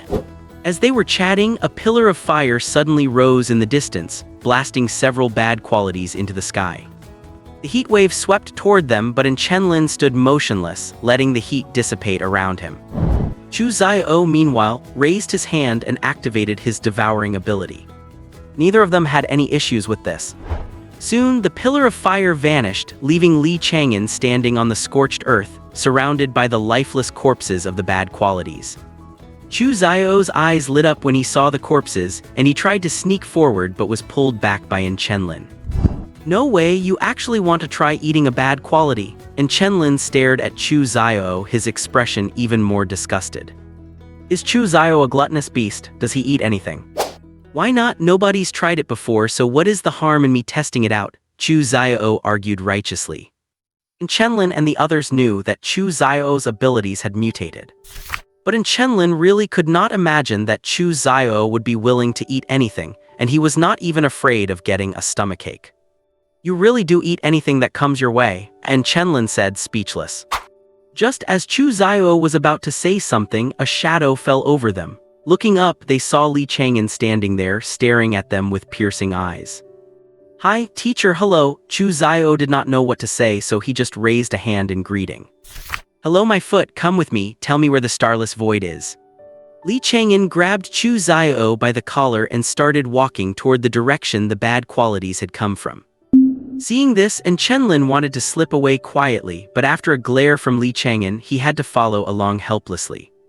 I do not know, I just saw these bad qualities when I got here. I have no idea where the starless void is. Chu Zio struggled, but realizing he could not break free from Li Chang'an's grip, he resigned himself to his fate. However, as they passed by the corpses of the bad qualities, Chu Zio reached out, grabbed a piece, and hid it in his pocket. And Chenlin, following behind, witnessed the entire criminal act. This guy really does not know when to give up.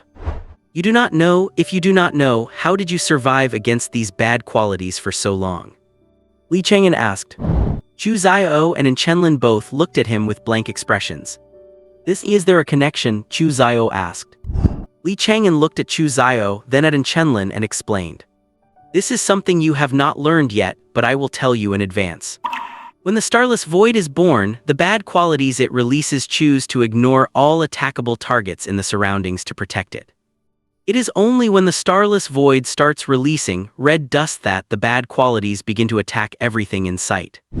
Bad qualities have powerful perception. These were mid-stage level, they would have sensed you from that close long ago. The only reason they did not attack is that the starless void had not started releasing red dust yet. Think carefully now, where exactly did you encounter those bad qualities? Chu Xiao and Chenlin fell silent. Chenlin was busy absorbing this new knowledge. As for Chu Xiao, he was silent because he had not moved far from his original spot, maybe a few dozen meters at most. And now Li Chang'an had already led him and Chenlin outside of that range. He did not seem to have found the starless void anywhere either. Teacher, I found those bad qualities right where we were just now, you have already walked past it. Chu Xiao said suddenly. Li Chang'an paused for a moment and then quickly headed back. Why did not you say so sooner? If it was right back there, it would be easy to handle. Wait a minute. Li Chang'an looked at Chu Xiao and questioned, you stayed in one place for so long without running. Chu Xiao felt a bit embarrassed. He thought, if I could have run, I would have left a long time ago. Heaven knows why these bad qualities did not attack me and just kept staring at me. But what the teacher just said, that should explain it. I do not know if you are really stubborn or just a sweet little idiot. You are lucky to be alive until I came to save you. In that situation, the bad qualities just had a low desire to attack. It does not mean they would not have. Li Chang'an said, speechless. A normal person would have run away, would not they? But you stayed with those things for a full 10 minutes without dying. That was purely luck. Chu Xiao could not explain his situation either. He really had not expected the bad qualities to ignore him and not let him leave. The three of them arrived at the spot Chu Xiao mentioned, but besides a small clearing, there was nothing there. Not even the red dust that signaled the appearance of the starless void. This made the three of them wonder if the starless void had even appeared here at all. And Chenlin was wondering if the starless void could be somewhere else. With the prophecy book in his possession, he was certain the starless void would appear, but he did not know the exact location. He could not exactly pull out a book in front of them and ask where it was, could he? Teacher, could it be that the bad qualities were not right next to the starless void? Chu Xiao asked, looking at Li Chang'an. Li Chang'an pondered for a moment and said, it is possible, but I am not sure. Li Chang'an had encountered the starless void before. But it was truly rare for the bad qualities to appear while the starless void remained impossible to find. For now, he figured there was only one scenario. The bad qualities had moved away from the starless void's vicinity. Otherwise, there would be no reason why they could not find it. Just then, Chenlin seemed to notice something and took a few steps forward. Olden, Chu Xiao and Li Chang'an looked at Chenlin, not knowing what he had discovered. Within Chenlin's perception, a spot on the clearing ahead was radiating a faint energy. It had been caught by the force field surrounding Chenlin. Walking to a certain spot, Chenlin pointed to it and said, teacher, throw a punch right here. Although Li Chang'an was a bit skeptical, he wrapped his arm in flames and threw a punch with all his might. Snap!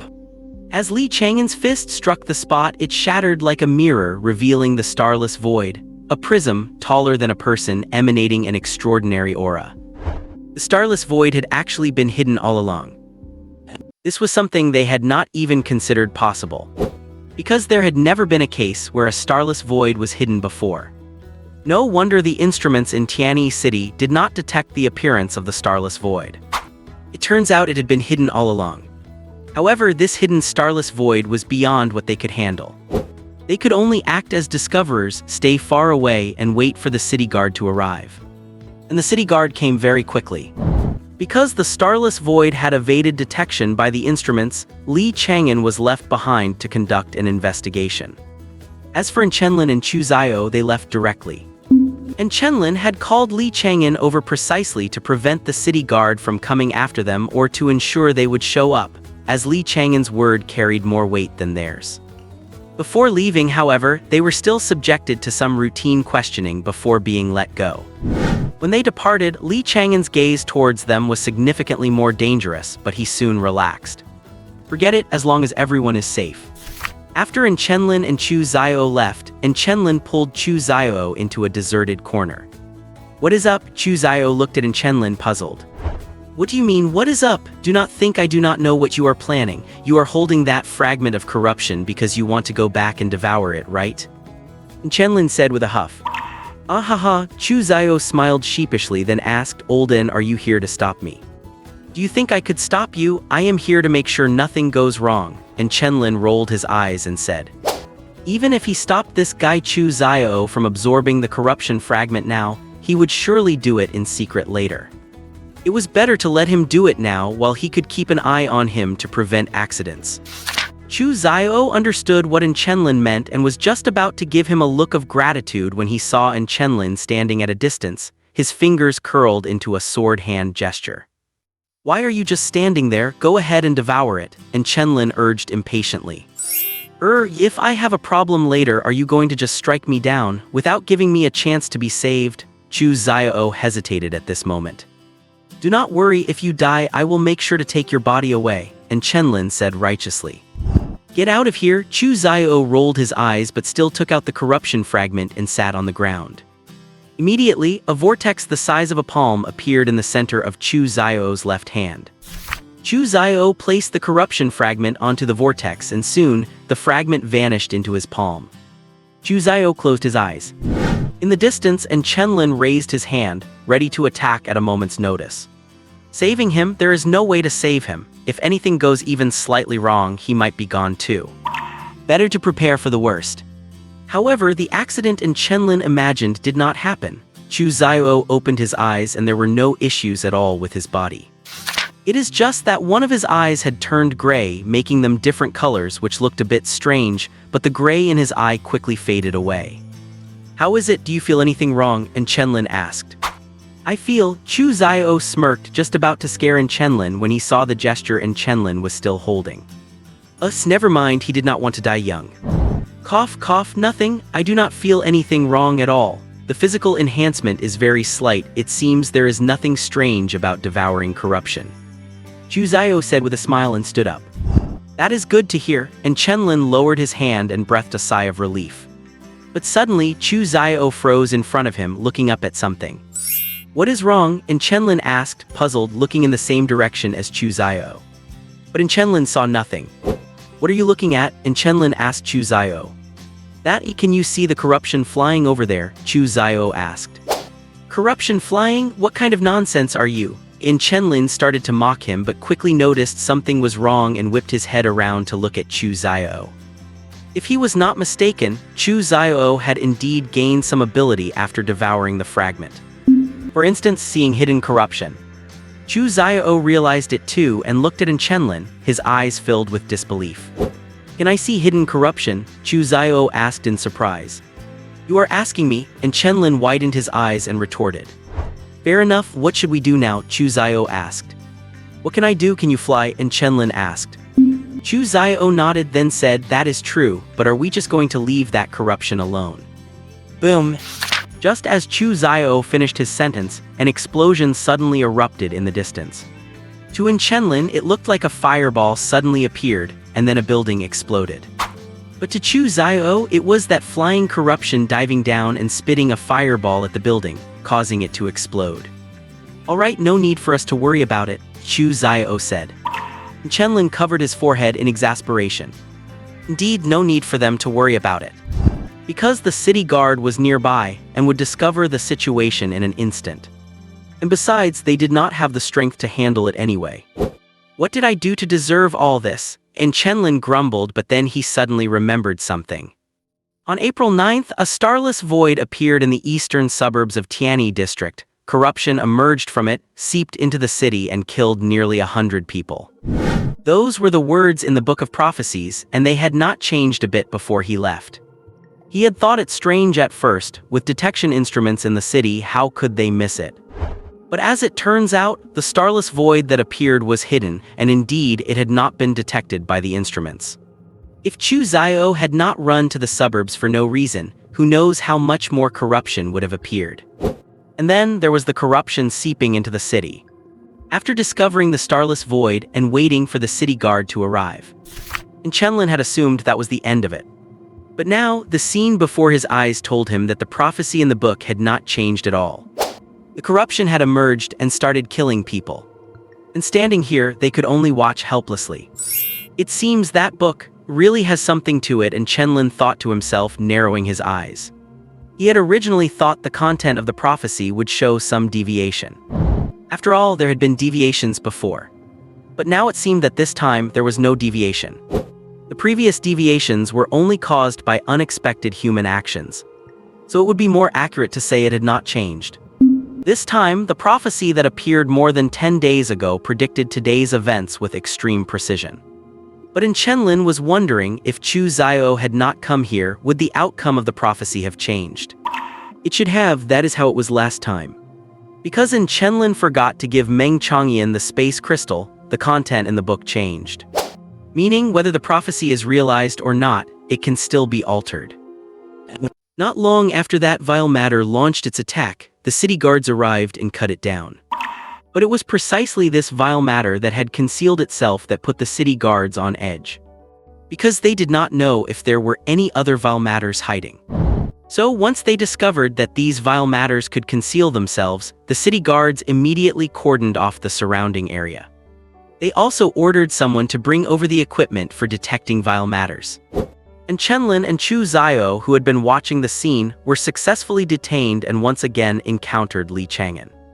To be honest, the city guards were not the least bit surprised to see other people here. After all, it is the suburbs, you get all kinds of people here. But what are you two students doing here? Secret deal, two guys making a secret deal. If Li Chang'an had not been there, and Chenlin and Chu Zio would not have been able to leave without giving a good explanation. Then, Chenlin and Chu Zio were subjected to Li Chang'an's death stare over a dozen times. These two really are troublemakers. I will have to put them through extra training to burn off some of their energy later. No, I have to send them back before I go back to the city guard headquarters. Can you believe it? You are just spending a quiet weekend working on your lecture slides, and one of your students nearly dies.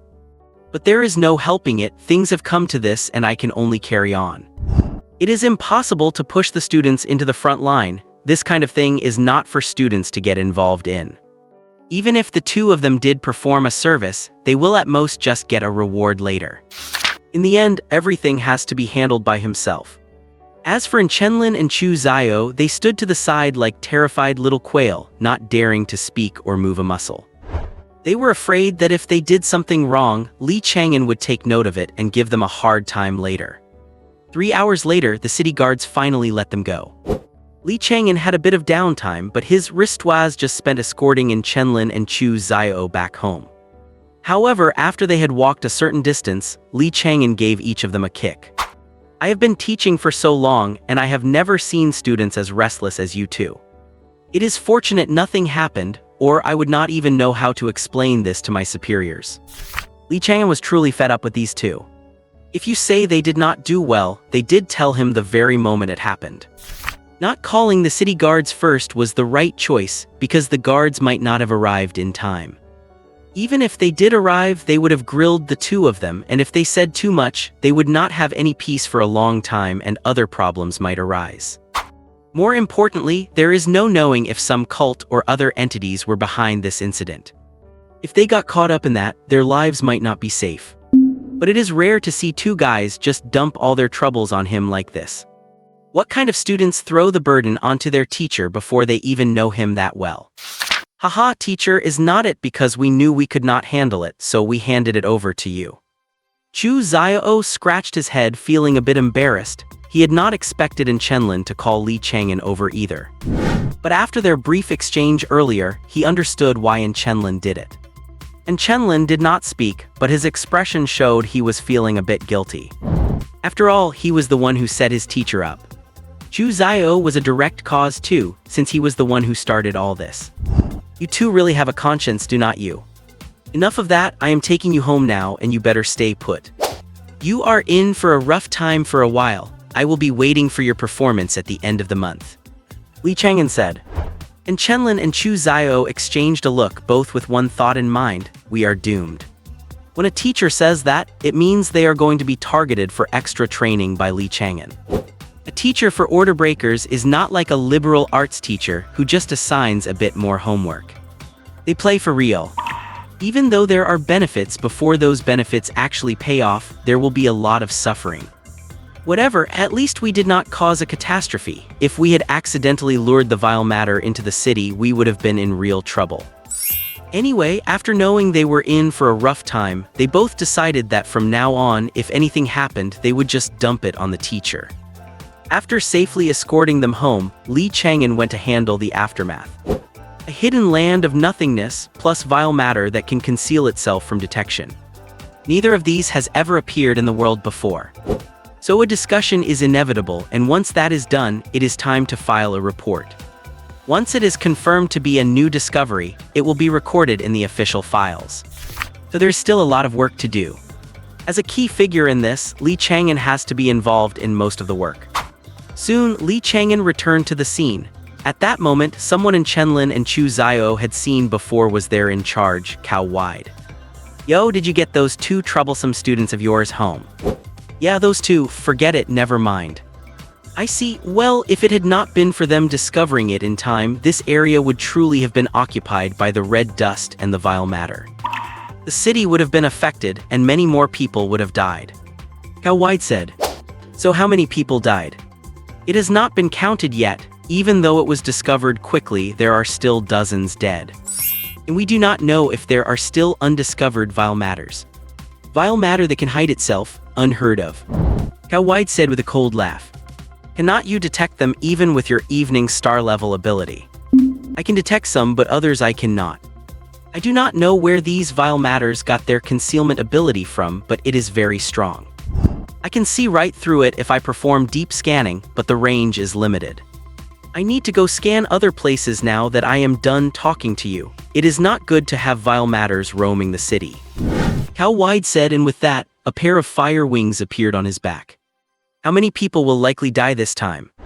"Hard to say. If I am fast enough, the death toll might be kept around 100 or so. If I am slow, it will only be more," Cao Wide replied, and then flew off into the sky. Li Chang'an watched Cao Wide leave, then turned his gaze back to the cordoned-off land of nothingness. Various devices to suppress the appearance of red dust had already been placed nearby. There were also many people using different instruments to monitor the situation in the vicinity. As long as even a small amount of data is detected, it will be extremely helpful for further investigation. However, due to the unique nature of this land of nothingness, it is highly unlikely that civilian order breakers will be brought in. It will likely be the military. Li Chang'an guessed correctly. Not long after, the military arrived to take over the site and seal off the area. Everything here will be locked down until it is properly identified, probably for about a month. How unpredictable life is. Monday, another pleasant weekend has come to an end. But for Chenlin and Chu Xiao, things are about to get unpleasant again. As soon as the weekend passes, it means their disaster is coming.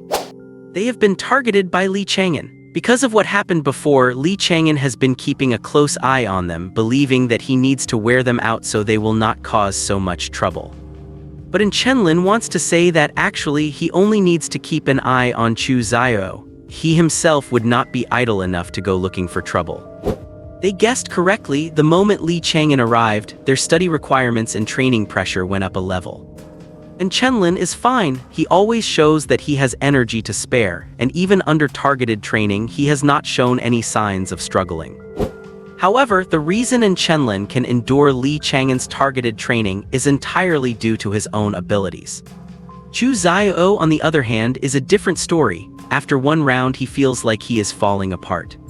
If it were not for his good physical fitness, he would have surrendered after just one session. Seriously, the teacher is just too ruthless. I feel like I am about to expire. Sitting in his seat, Chu Xiao said with a look of hopelessness. Lin Kainkyu and Meng Zhongyan were on the sidelines, laughing at Chu Xiao's expense. They also did not know why Li Chang'an had started targeting them. However, Chenlin is completely unaffected. He just comes back and goes to sleep. Chu Xiao, conversely, is exhausted, feeling as though he were training for both of them. How on earth did you guys provoke the teacher? He was not like this before. Lin Kainkyu asked curiously.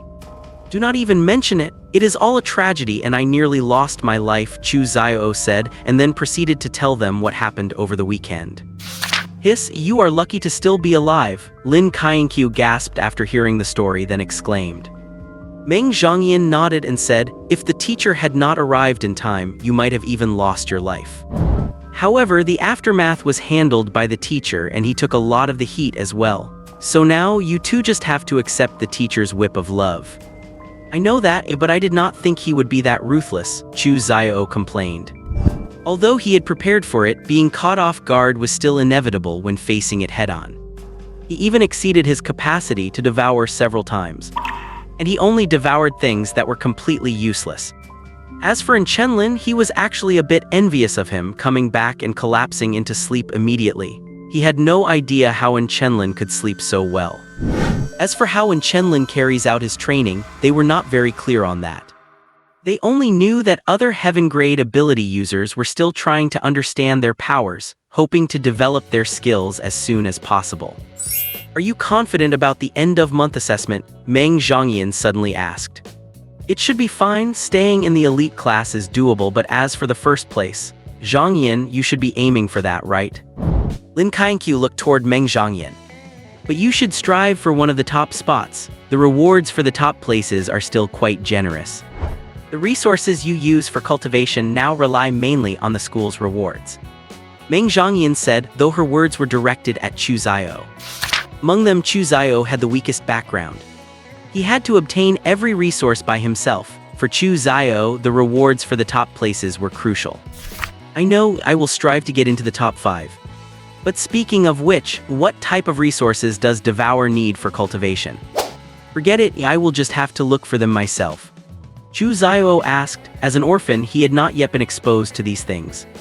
All his money went into buying standard cultivation resources, like non-attributed spiritual plants and artifacts. He still could not afford anything considered more valuable. He finally understood why Li Dao was so obsessed with money. An alien sequence user cannot survive without it. As for the resources needed for Devour, he did not seem to need to look for specific types, he just had to eat whatever was available. Thinking of this, Chu Xiao reached out and nudged Chenlin, who looked at him in confusion. Old N, lend me some money. Before Chu Xiao could finish, Chenlin had already fallen asleep again. Chu Xiao felt a bit awkward. Lin Kainkyu mocked Chu Xiao from the side. You are trying to borrow money from Chenlin. Do not you know his ability consumes even more resources than yours? I suppose that is true, Chu Xiao said with some embarrassment. Different ability levels consume resources differently. However, to become stronger, resources are absolutely necessary. No one can become a peerless expert without the help of resources. And everything is either given by others, inherited from predecessors, or fought for by oneself. Chu Xiao can only rely on himself now. But after a moment, Chenlin sat up again and handed a card to Chu Xiao. What is this? Chu Xiao took the card and looked at it carefully. A drug test. Lin Kainkyu leaned over and immediately understood what was written on the card. Chu Xiao and Meng Zhongyan. Old N, can you not scam your own brother? Chu Xiao threw the card back at Chenlin. Are not you short on money? This is a perfect fit for you, right? Chenlin said while lying on the desk. Fit for my? Chu Xiao was just about to curse, but then he suddenly realized something. Meng Zhongyan reacted quickly as well, saying directly. You mean let him test experimental potions for alien sequence users? Chu Xiao's ability is a mutated form of Devour. Potions contain large amounts of herbal ingredients, and Chu Xiao can use his ability to convert the energy within them. This way, Chu Xiao can not only improve himself by using the potions but also earn some money. Chu Xiao's eyes lit up immediately. This method seems like a brilliant idea. Potions for alien sequence users are generally used for recovery or enhancement. They are strictly for their use, not for ordinary people. Generally, they are only used when carrying out missions. But are not these potions all meant to be usable? If they are experimental potions, does not that mean there is some danger involved? Lin Kainkyu asked with some doubt. That depends on Chu Xiao himself, theoretically, as long as he does not absorb energy beyond his capacity. Chu Xiao himself should not have any problems. Also, he cannot absorb energy higher than the spirit dust level. Exceeding that would be problematic. But generally, there should not be an issue. If you are at the spirit dust level, they will only give you spirit dust level potions. I happen to have one here, you can take a look. Meng Zhongyan explained to Lin Kainkyu, then reached out and produced a light blue potion out of thin air. This action made the eyes of Chu Xiao and Lin Kainkyu bulge. A spatial storage from a space-type ability, it is something only a very small number of space-type users possess. Although limited in size, it is incredibly convenient and useful. Although there are spatial storage items on the market now, they are extremely expensive. Unlike Meng Zhongyan, who awakened with one already attached. It would not be an exaggeration to say she carries millions worth of goods with her at all times. This is a potion to enhance and assist the cultivation of water element powers, a supplementary potion. It is spirit dust level, you can hold it and sense it. Spirit dust level potions are very easy to perceive. As long as you do not feel a sense of rejection, it is safe. Meng Zhongyan said, her display of wealth dazzled the two of them. Meng Zhongyan is probably the wealthiest among them. But most of the time, she does not really show it. Chu Xiao took the potion into his hand and began to examine it carefully. Indeed, a spirit dust level potion does not cause any sense of rejection, but since it is a water element potion, it holds no attraction for Chu Xiao. When Lin Kainkyu held the potion, he felt a slight attraction but not much. The effect of these auxiliary cultivation potions is very poor if the user's ability does not match the element. So they were just holding it to take a look. As for why Meng Zhongyan had a water element potion, they had no way of knowing. Soon class was over. Knowing he could earn money by acting as a test subject for potions, Chu Xiao excitedly went off to find a hiring company as soon as class ended. Will Chu Xiao be okay? Lin Kainkyu asked with some concern, watching Chu Xiao skip away. He will be fine, as long as he is not foolish enough to reveal the unique aspects of his ability, nothing will happen. After all, the people at those pharmaceutical companies do not know that Chu Xiao is not drinking the potion, but rather converting it into energy he can use. Chenlin said from the side while yawning. What happens if he gets caught? Meng Zhongyan asked from the side. What else could happen? He will just get a beating. This kind of drug testing job is voluntary anyway. Even if they get scammed, they just have to suffer in silence. Chenlin said indifferently. Anyway, he is not the one testing the medicine, so he does not care. Why do you know so much about this? Meng Zhongyan asked curiously. Well, my father often cleans up the mess for these potion companies, acting as their secret advisor, so I know some inside information, and Chenlin said. Lin Kainkyu poked his head out and asked, does your dad work with potions too? No, he is in charge of healing. Potions always end up having little issues here and there. The potion companies do not want anyone to die, so they get healers to step in. My dad does this quite often. Although the problems with the potions are frequent, they basically never exceed a certain range. Otherwise, I would not have let Chu Xiao try this. Chenlin said faintly. In fact, he really does not want to talk about what his father does. Your dad is really something else, Lin Kainkyu sighed weakly. I will take that as an insult to him, and Chenlin said. Time passed quickly, and in the blink of an eye, it was the end of April. This is also the time for the first assessment for most high schools. A month is actually enough to see the gap between different sequence users. This first end-of-month assessment will replace quite a few people in the elite class. Those who are strong will remain in the elite class and enjoy the best resources and teaching. Those who are weak will be directly eliminated. And compared to the first month, the resources from the second month onward are the real big deal. However, for many people, being able to enjoy the elite class resources for 1 month is already enough. Many people with good grades but poor abilities do not count on staying in the elite class next time. Meanwhile, those with outstanding abilities who have performed excellently during this period have long been eyeing those 30 spots in the elite class. Many people are just waiting for the end-of-month assessment. And the first hurdle of the assessment that many cannot pass is the academic exam. Honestly, after awakening as a sequence user, there are a lot of people with poor academic grades. Why were Chenlin and Lin Kainkyu the only heaven-level students in the elite class at the beginning? It is simply because the other heaven-level students did not have good enough grades to get into the elite class. Therefore, there was no shortage of people scratching their heads during the academic exam. Of course, there were also people sleeping. But these people have either given up because their grades are bad anyway, or they are like Chenlin, who has stable grades and went to sleep right after finishing quickly. Of course, for now, Chenlin is the only one like this. The academic exam lasted for a day and a half. Then came the real test. There were 2 parts to the test in total. The first part of the ability test, skill testing. A month has passed since they awakened their abilities and their first test. A month is enough to create the prototype of a skill. Although the skills each person creates will differ due to their own characteristics, the basic direction is there, and as long as there is a prototype, the basic direction is easy to see. The first test is to check whether the basic direction of these students' skills is correct. Of course, there was one exception. This one is the only user with a volume ability in their high school. That is right, it is Chenlin. The special nature of the volume ability means Chenlin does not even need to go through this process. His is not a skill prototype at all, but a complete skill. So he did not need to take the first test at all. This made many people very envious. You have to know that during this period, many people spent a lot of effort to develop their own skills. Chu Xiao went to test drugs every day until he was almost vomiting. Lin Kainkyu spent money to buy spiritual plants and potions to assist his cultivation. Meng Zhongyan did not spend much money. She absorbed half of the space crystal that Chenlin obtained on the black market.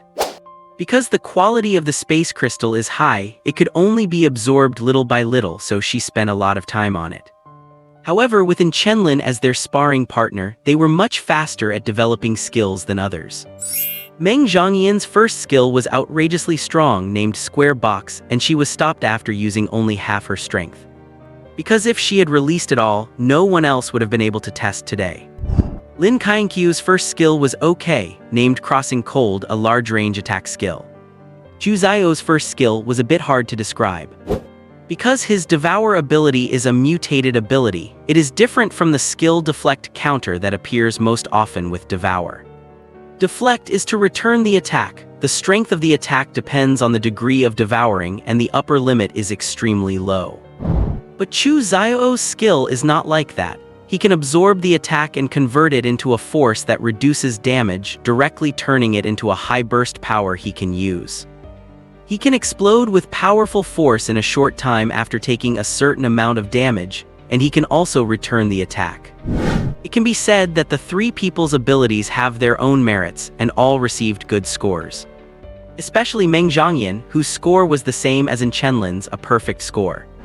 Chu Xiao was given an above-average score by Li Chang'an. One could say there is no one higher than him among the yellow-level abilities.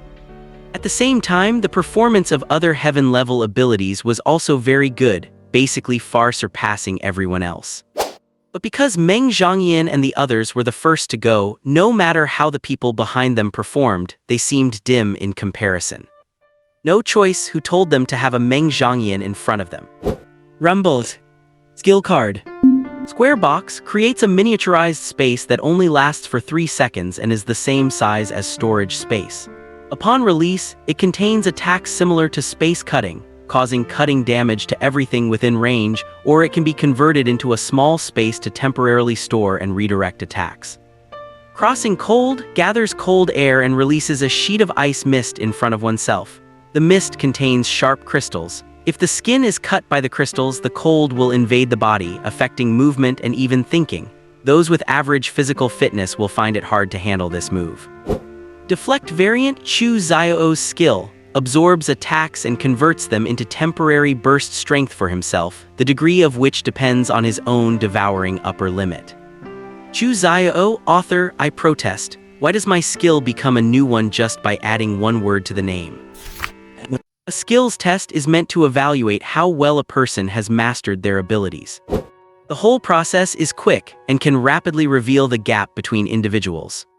Those who have not even formed a rudimentary version of their skills are usually either not working hard enough or lack natural talent.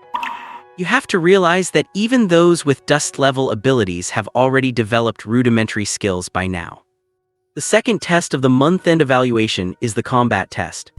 Students face off against teachers to evaluate their actual strength. And Chenlin cannot escape this test, he must participate. Over 700 students were divided into 20 groups for the test. And Chenlin and Chu Zio were in the same group, and the teacher in charge was someone they did not recognize. "Olden, do you think I can still stay in the advanced class?" Chu Zio asked with some worry after the test began. And Chenlin nodded and said, "As long as your performance is good enough, you will definitely be able to stay in the advanced class." "Is not that obvious? Of course I know that if my performance is good enough I can stay. I am just feeling that it is going to be difficult for me to keep my spot in the top rankings." Chu Zio said, his tone carrying a trace of bitterness. He had also observed the performance of others and saw the clear difference in their abilities. He had been very confident about entering the top 5, but after seeing the others he was not so sure anymore. Chenlin looked at Chu Zio strangely and asked, "This is not like you, are not you usually very confident? Why are you doubting yourself now?" "Oh come on, have not you seen the differences in our abilities?" "And who says I am not confident? I am just saying it is a bit tough to break into the top 5 right now. Just look around, who with a yellow level ability would dare say they can make it into the advanced class?" Chu Zio said, patting his chest, creating a strange mix of confidence and worry. And Chenlin rolled his eyes and said, "If you are worried, then just perform well in this second test. When it comes to actual combat, not many people here have really fought before. If you perform seriously and use the skills you have trained lately, you will surely get a high score." "I guess so." Chu Zio nodded and began observing the fight between the teacher and the student. The teacher in charge was at the Suiwu level. While not exceptionally strong, he was quite powerful from their perspective. The Suiwu level teacher could easily handle a student without even needing to use his abilities. Of course, it still consumed stamina, so he took a break after facing each student. Furthermore, the test was not random. It was conducted based on the different types of abilities to properly evaluate a person's strength. Soon it was Chu Zio's turn, with Chenlin being the last one. As soon as Chu Zio stepped into the ring, the teacher said, "Use all your strength to attack me, I will counter accordingly." Chu Zio nodded, lowered his center of gravity and took a combat stance. The next moment, Chu Zio lunged fiercely toward the teacher. "Such great speed, not bad." The teacher silently marveled at Chu Zio's speed. The teacher immediately raised his hand to block Chu Zio's attack. "He has got great strength too, this kid is good. But combat for alterers involves using their abilities." The teacher thought to himself and began to regulate his strength to counterattack. Chu Zio absorbed the strike, but was pushed back 2 steps by the remaining force. The next moment, bang! Chu Zio delivered a fierce kick at the teacher, the impact even stronger than before. However, the attack was still blocked by the teacher. Whoosh! Chu Zio dodged the teacher's attack, quickly got behind him and threw a punch. Bang! This punch was once again blocked by the teacher. Chu Zio let out a barely audible sound. He had not expected that even after he unleashed his power, the teacher could still react so quickly while holding back. "It seems I have to keep adapting my attacks," Chu Zio thought to himself. Immediately when the teacher attacked again, Chu Zio did not dodge, he took the hit head-on. Because this was a test, the teacher was pulling his punches, so the amount of energy Chu Zio could absorb through Devour was limited. To unleash stronger power, he had to withstand multiple attacks. And Chenlin, watching from the side, thought, compared to me, Chu Zio seems more suited to be a punching bag, right? Why think that? Because Chu Zio's mutant ability is indeed perfect for acting as a punching bag. Except for some power he could not absorb, most of it could be taken in, and the fighting ability shown after absorption was also quite strong. If Chu Zio acted as the punching bag, the result might be better than if he did it himself. Of course, he might not necessarily get hurt if he played the role, but Chu Zio would definitely get hurt. After all, Chu Zio was acting as a real, living punching bag. After enduring several attacks, Chu Xiao launched another counterattack. His speed and power were better than before, making it somewhat difficult even for the restricted teacher to cope. Finally, the teacher increased his speed suddenly, grabbed Chu Xiao and concluded the assessment. As for the score, the teacher would grade it later. "It looks like you are safe," and Chenlin said, looking at the sweat-drenched Chu Xiao. "Not necessarily, but I think I should be safe as my performance was flawless. It is just the top rankings that might be difficult," Chu Xiao said with some regret. "It is indeed hard to get into the top ranks among those with heaven-level abilities. Do not worry if you cannot get it this time, there is always next time, you will keep getting stronger," and Chenlin said. "Yeah, I will be stronger than them sooner or later," Chu Xiao declared. While the two were chatting, the test continued. Soon, it reached the final person, which meant it was time for Chenlin, who had not stepped up until now. To be honest, Chenlin did not know why the teacher had placed him last. Chenlin walked forward and looked at the teacher standing before him. The teacher looked back at Chenlin for a moment before saying, "Show me your strength." If it were anyone else, he would have likely used the same words he said to Chu Xiao. But facing a heaven-level ability, he did not dare to be careless. Every year, there are people who assume that students have just awakened, so they do not need to be serious. The outcome was not exactly tragic, but it was not great either. Chenlin nodded, his expression becoming serious. "Here we go, the high IQ player is taking over," Chu Xiao whispered from the sidelines. Whoosh! Chenlin suddenly sprinted to the other side, his intent extremely obvious. "I cannot let him create distance," the teacher thought, chasing after him. But after running for a distance, Chenlin suddenly stopped and slammed his fist into the ground. Void shift tremor. Dust and smoke rose, forcing the advancing teacher to come to a halt. And the moment the teacher stopped, Chenlin slowly raised his hand. Imitation slash. Whoosh! Sensing the danger, the teacher moved to the side and dodged Chenlin's slash. But now, it was time for Chenlin's counterattack. A little something about abilities.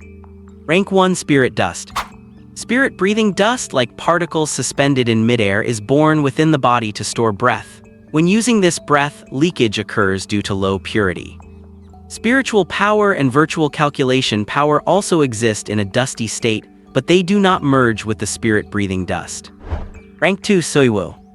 The dust inside the body rises to form omnipresent mist. At this point, the purity of the spirit breathing starts to increase, reducing leakage. The mist inside changes as one grows stronger. Spiritual power and virtual calculation power begin to gradually merge with the spirit breathing at this stage. Most mental and quantitative abilities only truly start at the Suiwu stage. Rank 3 Boundary River. Under the mist, a river formed of spirit breathing is born. Purity continues to increase and the storage capacity of spirit breathing sees a major boost. Spiritual power and virtual calculation power are situated between Suiwu and the river state. Rank 4 Heaven Sea. The mist begins to vanish and the small river disappears. The spirit breathing in the body transforms into an ocean with visible edges that can never be reached. As strength increases, the edges of the ocean move further away. Spiritual power and virtual calculation power become part of the ocean. It is called a sea only because the strengthening of spirit breathing during the breakthrough produces the sound of ocean waves. Rank 5 Sunset Star. The spirit-breathing ocean transforms into twinkling stars dotting the internal space, which is not quite a night. The ocean is strengthened by the light of the stars and spiritual and virtual calculation powers are enhanced. From the sunset star stage onward, one possesses an internal realm called the self-internal world. Rank 6 Rising Moon. A full moon-like spirit-breathing form appears among the stars in the night, and the ocean below begins to ebb and flow due to its presence. Spiritual power and virtual calculation power are both enhanced. Once the rising moon level reaches a certain degree, one can release the internal realm to form a domain. Rank 7 Dawn Sky. The spirit-breathing dawn sun is born in the internal realm, complementing the full moon, forming a more powerful force. At the dawn sky stage, abilities receive a significant boost. Rank 8 Law. The internal realm begins to connect with world sequence rules. Abilities start to change based on these rules, capturing their patterns. Spiritual and virtual calculation powers are strengthened, deriving a law domain unique to them. Rank 9 Rule. Using rules as a guide to enhance oneself, abilities begin to touch the primal sequence rules of ability itself. One can briefly change the rules of a world, or even break the rules of the 10 Prism world. Rank 10 Ruins. Everything is nothingness, leave something behind. All ranks can be divided into early, middle, late, and peak stages. Detailed explanation of skills. Core ability. At each rank, an alterer's ability can have a change stronger than the previous rank. This change is called a core ability and is the foundation for all skills. Skill. Any maneuver based on the core ability's application is called a skill. Skills can be classified as useless or applicable. Useless skill, high consumption, low power, and limited utility. Applicable skill, suited to the current ability and used frequently. The strength of all skills depends on one's understanding, application, and distribution of spirit breathing. Multiple core abilities can be combined to form different skills. Note, the higher the ability level, the stronger the initial state of core abilities and skills, and the lower the chance of having useless skills. More complete content will be presented later. As the teacher dodged his slash, and Chenlin lunged at him with full force. By the time the teacher reacted, and Chenlin had already closed half the distance between them. The teacher squinted slightly and raised his hand, preparing to counterattack. But the next moment, he caught sight of the sword finger formation and Chenlin had shaped with his hand. Swish! Another strike descended. The teacher dodged it again, but this evasion successfully allowed Chenlin to close in. Chenlin arrived right in front of the teacher and threw a punch. Bam! Chenlin's fist collided with the teacher's. Yet the teacher felt as if his fist had landed on cotton. The power he exerted seemed to hit nothing solid at all. Meanwhile, Chenlin only felt the overwhelming power of the teacher. Even by using deflection, he could not disperse the teacher's power entirely. So this is the power of a mid-stage level. It seems the gap is not just a little bit. Chenlin thought to himself as he retreated. They had some understanding of mid-stage power, but not much. As it stands, as long as they do not do anything stupid, a mid-stage level user essentially crushes an enemy at the dust spirit level. Perhaps some can manage to fight above their rank, but it is definitely not those of us who have just awakened. Swish! After analyzing the teacher's power, Chenlin launched another attack. Chenlin's physical fitness was not particularly strong, not even after using spirit plants to enhance it. However, his ability compensated for his physical shortcomings. As long as his spiritual energy was not exhausted, he could unleash power and speed far beyond his physical limits. But because his attack force was limited, the teacher mostly blocked his attacks directly, aside from the slashes. And to deal with Chenlin, the teacher who had not used his ability all along, finally resorted to it after several exchanges. The teacher possessed an earth element ability, and he used it solely to restrict Chenlin's movements. Once he used it, the teacher trapped the high-speed moving Chenlin. With no other choice, Chenlin had to surrender. Even so, Chenlin held out for the longest time among their group. Not bad at all. You were not using your full strength in our usual sessions, were you? Chu Xiao teased, draping an arm over Chenlin's shoulder.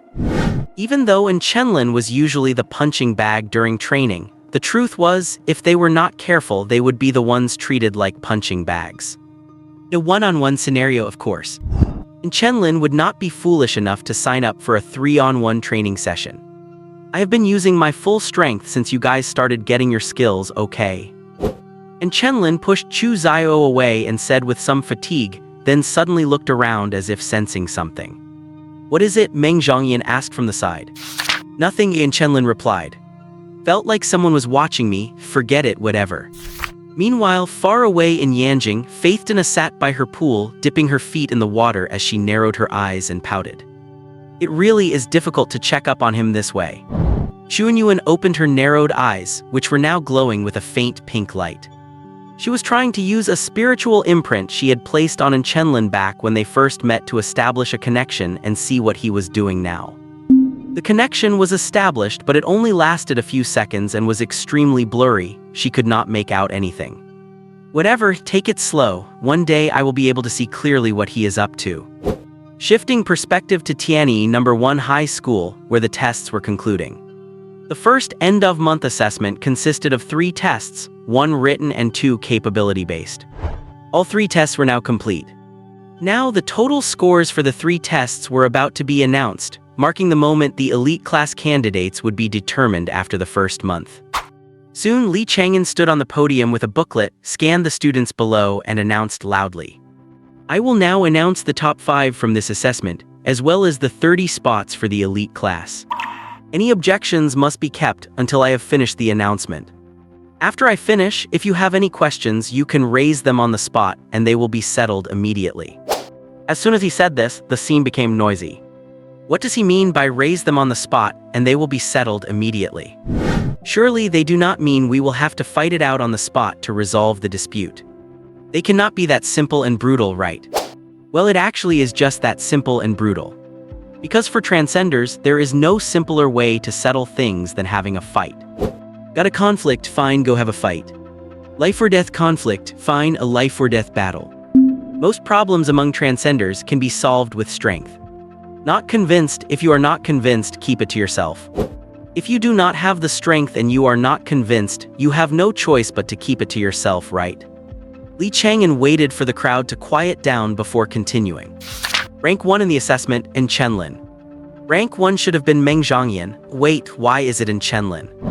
In Chenlin was also stunned. What first place is his? That is not logical, is it? Second place, Meng Zhangyan. Meng Zhangyan is in second. A void level ability is second. This makes no sense. Third place, Lin Kainkyu. Fourth place, Qin Hemming. Oh, so those with mysterious level abilities made it up there too. This is getting harder to understand. Fifth place, Chu Zio. What? Who is Chu Zio? Why have not I heard of him? The school belle, Lin's childhood friend. Great, some jerk. How does he deserve it with a yellow level ability? The students erupted into chaos upon hearing the top 5 announced by Li Chang'an. The rankings they anticipated had not appeared. Instead, 2 people without heaven-level abilities made it into the top 5. No wonder he said objections could be raised and solved on the spot. So he already guessed they would have questions about the rankings. The only thing they could accept about the rankings from 5th to 1st was Lin Kainkyu. As a student with a heaven-tier ability, it is normal for Lin Kainkyu to be 3rd. In fact, many felt she should have been 2nd. But they could not make sense of Chenlin being 1st and Meng Zhangyan being 2nd. How could a void tier ability be less powerful than a heaven tier one? Everyone saw Meng Zhangyan's performance with their own eyes, so how could she only be ranked 2nd? And 4th is from the Qin family. Fine, let us skip that, but 5th, there is definitely something wrong with 5th, right? How could Chu Zio, a beggar with a yellow tier ability, possibly be ranked 5th? Quiet, Li Chang'an shouted, if you have any questions, wait until I finish the announcement. Following Li Chang'an's shout, the students quieted down. However, many still had deep confusion in their eyes. And Chenlin was no exception. He leaned over to Meng Zhangyan and asked in a low voice, did you go easy on them? Meng Zhangyan rolled her eyes and said, I did not go easy on anyone. The teacher ranked us based on overall performance. Our academic scores are quite similar, but there is a big gap in our combat scores. Your combat experience is much richer than mine, so my score in that area was a bit lower. And Chenlin scratched his head, still somewhat puzzled. Because after Meng Zhangyan developed her skill, she was already able to tie with him, though that was under the condition of using 3 skills. But even so, her scores should not be lower than his, right? Seeing his confusion, Meng Zhangyan whispered in Chenlin's ear. You have not used your full strength from start to finish, have you? I do not believe this is all your ability can show. Do you think I am that powerful? If it were not for you, I would not have reached this level of strength. After all, I am not in Yanjing anymore, and I have to handle everything on my own. Without you, the reason I would be first is most likely just because of my void tier ability. So I am genuinely convinced you deserve that first place. Meng Zhangyan's voice was very soft, and she was so close to Chenlin that her warm breath brushed against his ear, making it feel itchy and a bit uncomfortable. And Chenlin fell into deep thought. He did not even seem to have considered aiming for first place. I understand what you mean, but if you really want to be first, you can just tell me. I will just give it to you in a moment. To me, being first is a bit too flashy. And Chenlin rubbed his neck and said to Meng Zhongyan with a smile. Meng Zhongyan shook her head and laughed. Let us wait until I know all your trump cards before I snatch the first place. Something like being number one is only meaningful if you earn it yourself. Fair point. And Chenlin nodded, then turned his gaze back to Li Chang'an. By this time, Li Chang'an had just finished announcing the 30 people for the elite class. Unsurprisingly, the top 5 were all included. Out of the 30, 4 Heaven-tier students were in, while 2 had failed to make the cut. Most of the others were Earth-tier. There were only 4 Heaven-tier and 2 Yellow-tier students even made it into the elite class. The composition of the elite class shocked the whole room once again. Because 2 more Heaven-tier students were left out, and several strong Earth-tier students also did not get in. And there were even Yellow-tier students in the elite class. No matter how you look at it, that does not make sense, right? Many who felt they should have been in the elite class turned red with anger when they did not hear their names called. Once Li Chang'an finished, dozens of people raised objections.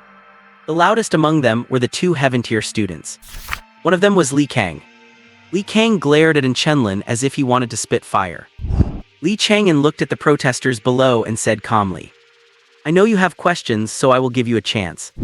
Everyone gets 2 chances. Whether you are already in the rankings or selected for the elite class, you can issue a specific challenge. If the opponent refuses or loses, you will replace them directly. If there are no other questions, you may begin now. The teachers on both sides will handle your challenges. As soon as he said that, those with grievances immediately stepped forward to prepare for their challenges. But several others gave up on their objections after hearing Li Chang'an's words. Why give up? Who would actually believe the teacher's ranking is wrong? They were just unsatisfied. But now that they had to challenge those people, they chickened out. Besides, very few of those selected for the elite class were excited, and they did not show much emotion even when told they could be challenged. This kind of situation only happens when they are confident in their own strength. In such a scenario, most of the protesters would not stand a chance against them. Rather than making a fool of themselves on stage, it was better to just watch from below. Finally, those who had been challenged were named. Chu Xiao and another Yellow-tier student were challenged 5 and 4 times, respectively. After all, everyone likes to pick on the soft targets. Half of the elite class students had been challenged. No one challenged Qin Hemin. However, Chenlin and Meng Zhongyan were both targeted. The one challenging Chenlin was Li Kang, who had challenged him before. Honestly, Chenlin could not understand Li Kang's look, which was filled with a mix of arrogance and rage. What, he wants to wash away his shame by fighting him again? He did not really care. A challenge is just a challenge. Winning or losing did not matter, and he did not think he would lose anyway. But what Chenlin could not fathom was why another Heaven-tier student would challenge Meng Zhongyan. Are they out of their minds? Or do they think anyone ranked below the Heaven-tier is just easy prey? Do you know the person who challenged you? Chenlin asked in a low voice. Meng Zhongyan shook her head and said, I have basically been with you guys for the past month. I have not even had much interaction with the others in our elite class. Let alone the rest, I have not interacted with them at all. Oh, then he is just here for your attention. Want to bet he will confess his feelings when you fight him? Chenlin asked with a smile. Meng Zhongyan turned to look at Chenlin but said nothing. What is wrong? Chenlin asked, puzzled. Nothing, I am just curious why you would think that. Meng Zhongyan looked away.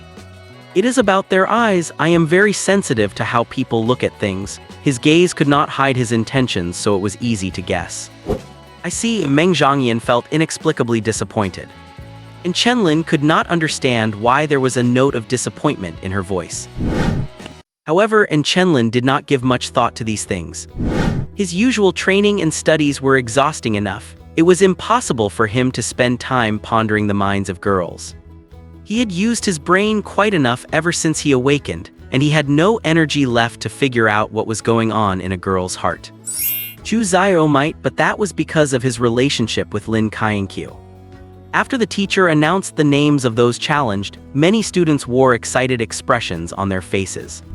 Some were excited because they could watch a battle between top students, viewing it with a learning mindset. Others were simply there to watch the show, looking for some entertainment. They cleared the competition area very quickly. The battle involving Chu Zio and another Huang-tier student was placed last.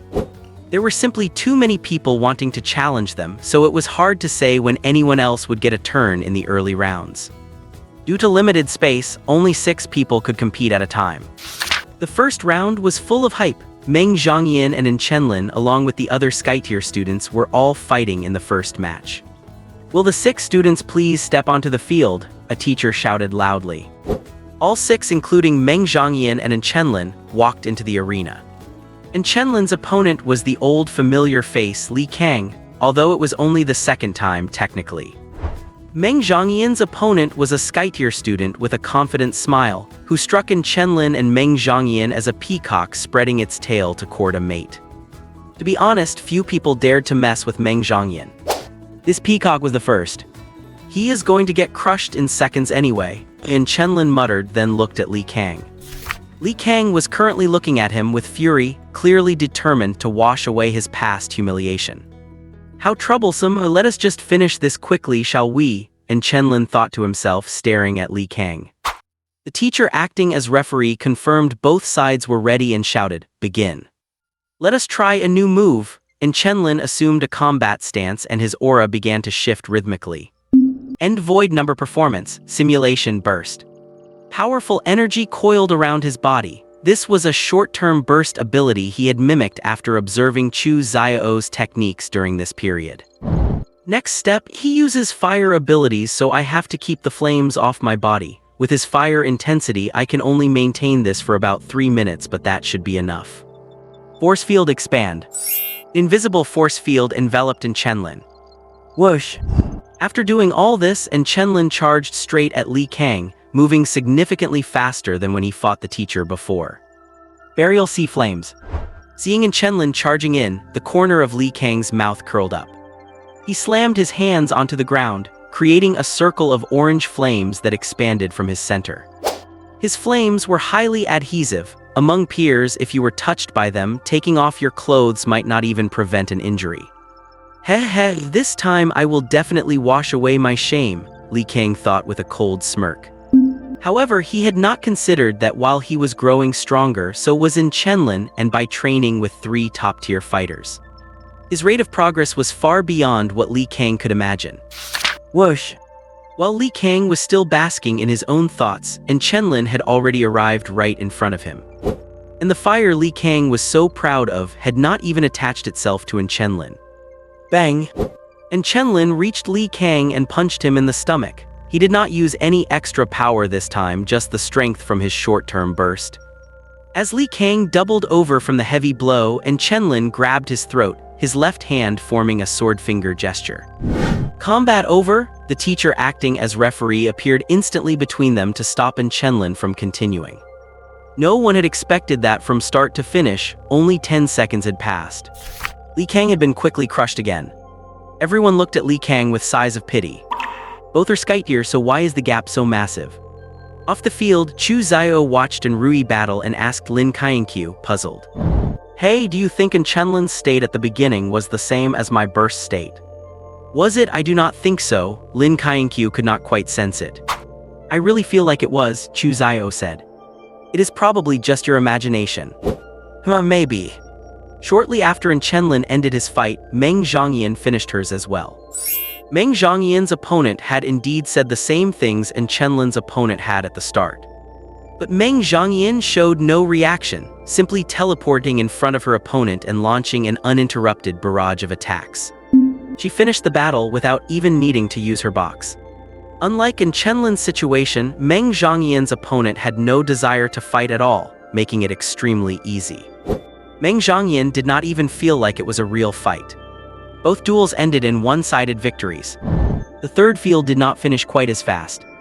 Meng Zhongyin and Chenlin were so fast because their strength exceeded their opponents by a huge margin. Facing them was essentially out of their league. But the others were not in that category.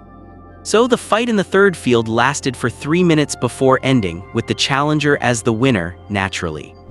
The results of the 3 duels gave the students below a real treat, and they began discussing it enthusiastically. Li Chang'an and several teachers had been observing their battles throughout. Tusk, incredible, both in Chenlin and Meng Zhongyan have surpassed the early Lingqian stage. Tusk, incredible, both in Chenlin and Meng Zhongyan have surpassed the early Lingqian stage. It will not be long before they reach the middle stage. It seems they should be able to enter the Suiwu stage before the college entrance exams. A teacher clicked his tongue after seeing the performance of the two. It is not just those two, the other two are doing pretty well too. Li Chang'an's gaze fell on Chu Xiao and Lin Qianqiu, who were chatting within Chenlin. Speaking of those two, Tusk, they really are proving that proximity to excellence makes one better. Speaking of those two, Tusk, they really are proving that proximity to excellence makes one better. Their rate of improvement is too fast and very consistent at that. If they really can reach the Suiwu stage before the exams, then the number of people from this batch getting into the top 6 universities will increase by quite a lot. Another teacher sighed. Reaching the Suiwu stage in just over a year is very difficult. Anyone who reaches that level is 1 in 10,000. 2 batches ago, Li Dao got into Yanjing University precisely because of his strength at the Suiwu stage. Their strength is impressive and their real combat ability is ahead above the other students. Their strength is impressive and their real combat ability is ahead above the other students. I wonder how they have been training. Did they go out into the wild? One teacher asked, puzzled. How could they? Going to the wild requires an application and we would know about that. How could they? Going to the wild requires an application and we would know about that. Does not Meng Zhongyan have bodyguards with her? It must be them helping out. That is also possible. In Chenlin, you try guessing how I have spent my time lately. As the teachers evaluated the students' combat performances on the sidelines, the second round of battles began. There are very few people with combat capabilities like Meng Zhongyan and in Chenlin. None of the subsequent battles were settled with such lightning speed as theirs. The fast ones still took 2 or 3 minutes and the slow ones lasted for a full 10 minutes. However, overall, only one of the challenged students ended up losing. After all, those ranked in the top 30 are all clearly highly skilled. Soon it was Chu Xiao's turn to take the stage. Chu Xiao had to face quite a few enemies and while he really wanted to say, bring it on, all of you together, he was certain that if he actually said it, he would definitely get beaten up pretty badly. So for the sake of his own life, he decided to take them on one by one. Chu Xiao's combat style relies mainly on melee bursts. Those who challenged him often felt they had the victory in the bag, only to be completely dazed by his attacks. Basically, every single one of his fights was finished within a minute. Those who challenged him were left completely stunned. Seriously, man, are you sure your ability is yellow rank? Why does it feel stronger than heaven rank? All of Chu Xiao's battles ended in victory. The other yellow rank student was not as impressive and lost when facing their 4th opponent. However, they still managed to retain their spot in the elite class. Why? A yellow rank student defeated 3 opponents with higher ability levels than themselves, so what do you think? In the end, the elite class roster was finalized. Only one person had changed, while everyone else remained the same. Those who failed to enter the elite class despite challenging it finally realized where they were lacking. Many of them secretly made up their minds to surpass them. And just like that, their first assessment after awakening came to a close. Shy blushing. Is everyone here? In the meeting room at the city guard headquarters of Tianyi City, a middle-aged man in military uniform scanned the people below with a stern expression. Everyone is present, said Li Chang, the commander-in-chief of the city guard. Below him were high-ranking officials from the Tianyi municipal government and the city guard, along with 2 high-ranking military officers. If everyone is here, then let us begin. Xiao Qi, the first item. The male secretary standing beside the middle-aged man stepped forward and said, looking at the documents in his hand. The first item, preparations for the June college entrance exam. Arrangements for the 89th batch of candidates. The directive from above is for the military to coordinate with the city guards in various regions. The first item was about the upcoming college entrance exam in June. Every time this season rolls around, the city's scum starts to surface. It is always a troublesome period. Since it was not different from previous years, the discussion ended quickly. The second item, arrangements for the July trial of the 90th batch of students. This time, If I may interrupt, are we sure we still want to hold this trial? Cao Wide, sitting on the city guard side, raised his hand and said, Our Tianyi city has produced an ability user with Ruin's rank potential. Not to mention the overt assassination attempts. The number of covert assassination attempts we have blocked has already reached 67. If that Ruin's rank student did not have their own bodyguards, they would be dead by now. One of those was even an Angyu rank assassination attempt. I know the risks are minimized with the military and us involved. But honestly, bringing a Ruin's rank potential user who is basically as valuable as Tang Monk's meat to a trial is not that just handing those assassins an opportunity. After Cao Wide finished speaking, the middle-aged soldier looked at the secretary. The secretary flipped through the file and said, due to Meng Changyan's Ruin's rank ability. From the moment of awakening until now, we and the city guard have jointly blocked 14 cross-border assassination attempts. The city guard has blocked 23 bounty-based assassinations. Our military has thwarted 10 assassination attempts by foreign illegal organizations. The city guard has stopped 16 assassination attempts by criminal elements. A week ago, an Angyu rank ability user from Sakura Country entered Tianyi City's jurisdiction under the cover of the evil cult, the Black Spirit Sect. They were executed on the spot by Major Lin. 6 blue-robed members of the Black Spirit Sect were killed, but Captain Cao managed to capture one during an operation. This sums up all the assassination attempts targeting Meng Changyan during this period. Yes. Even knowing these figures, it still made everyone gasp. While this number is not as intense as the 90-plus attempts suffered by the Ruin's rank student in Magic City. For the defensive forces of Tianyi City, this is already quite significant. Exactly, even Magic City is not holding a trial this year, so why are we still doing it? Cao Wide said, Every trial is a torment for the students, but it is also a torment for us, which is exactly why they do not want to proceed. What do the higher-ups say? The middle-aged man looked at the secretary, though he actually knew the answer. This is exactly what I had not finished saying. The answer from above is to change the trial format, and everything is to be planned by the director of the Tianyi City Education Bureau. The secretary said, then looked at a bald man.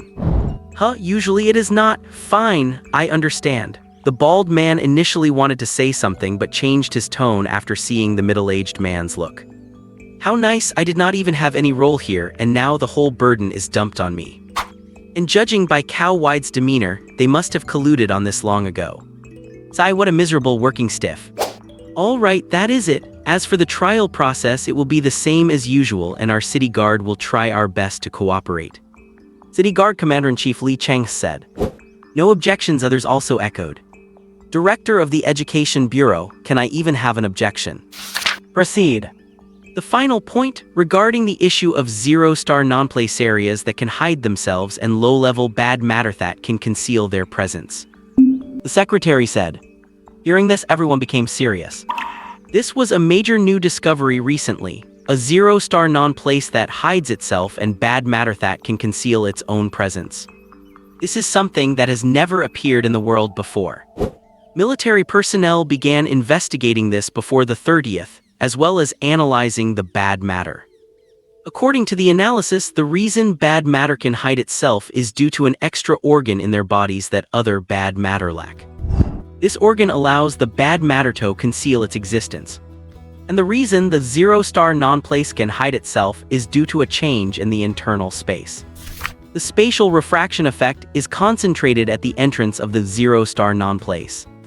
It has been confirmed, both of these are new phenomena. As soon as these words were spoken, the entire room erupted in murmurs. So they really are new phenomena. How many years has it been since a new phenomenon appeared in the world? About 30 years, right? Are we so lucky that 2 new phenomena have appeared right here in Tianyi City? What are the instructions from above? Commander-in-Chief Li Cheng was stunned for a moment before asking. All combat-ready personnel in Tianyi City are to go on high alert to prevent new zero-star non-place and bad matter from emerging again. Furthermore, we can mobilize personnel from surrounding areas. Until July, the outside world can know about the new phenomena, but not the specifics. The secretary said. Looks like they are about to gouge the customers, Cao Wide muttered, only to be glared at by Li Cheng. Does everyone understand? The middle-aged man asked sternly. Understood. Very well, let the meeting continue. Surprised, shocked face. 4 chapters uploaded for you all. Inside the government conference room, more than 200 people were seated in this massive hall. These 200-plus people were whispering among themselves, all waiting for the annual pre-college entrance exam meeting and the subsequent student arrangements.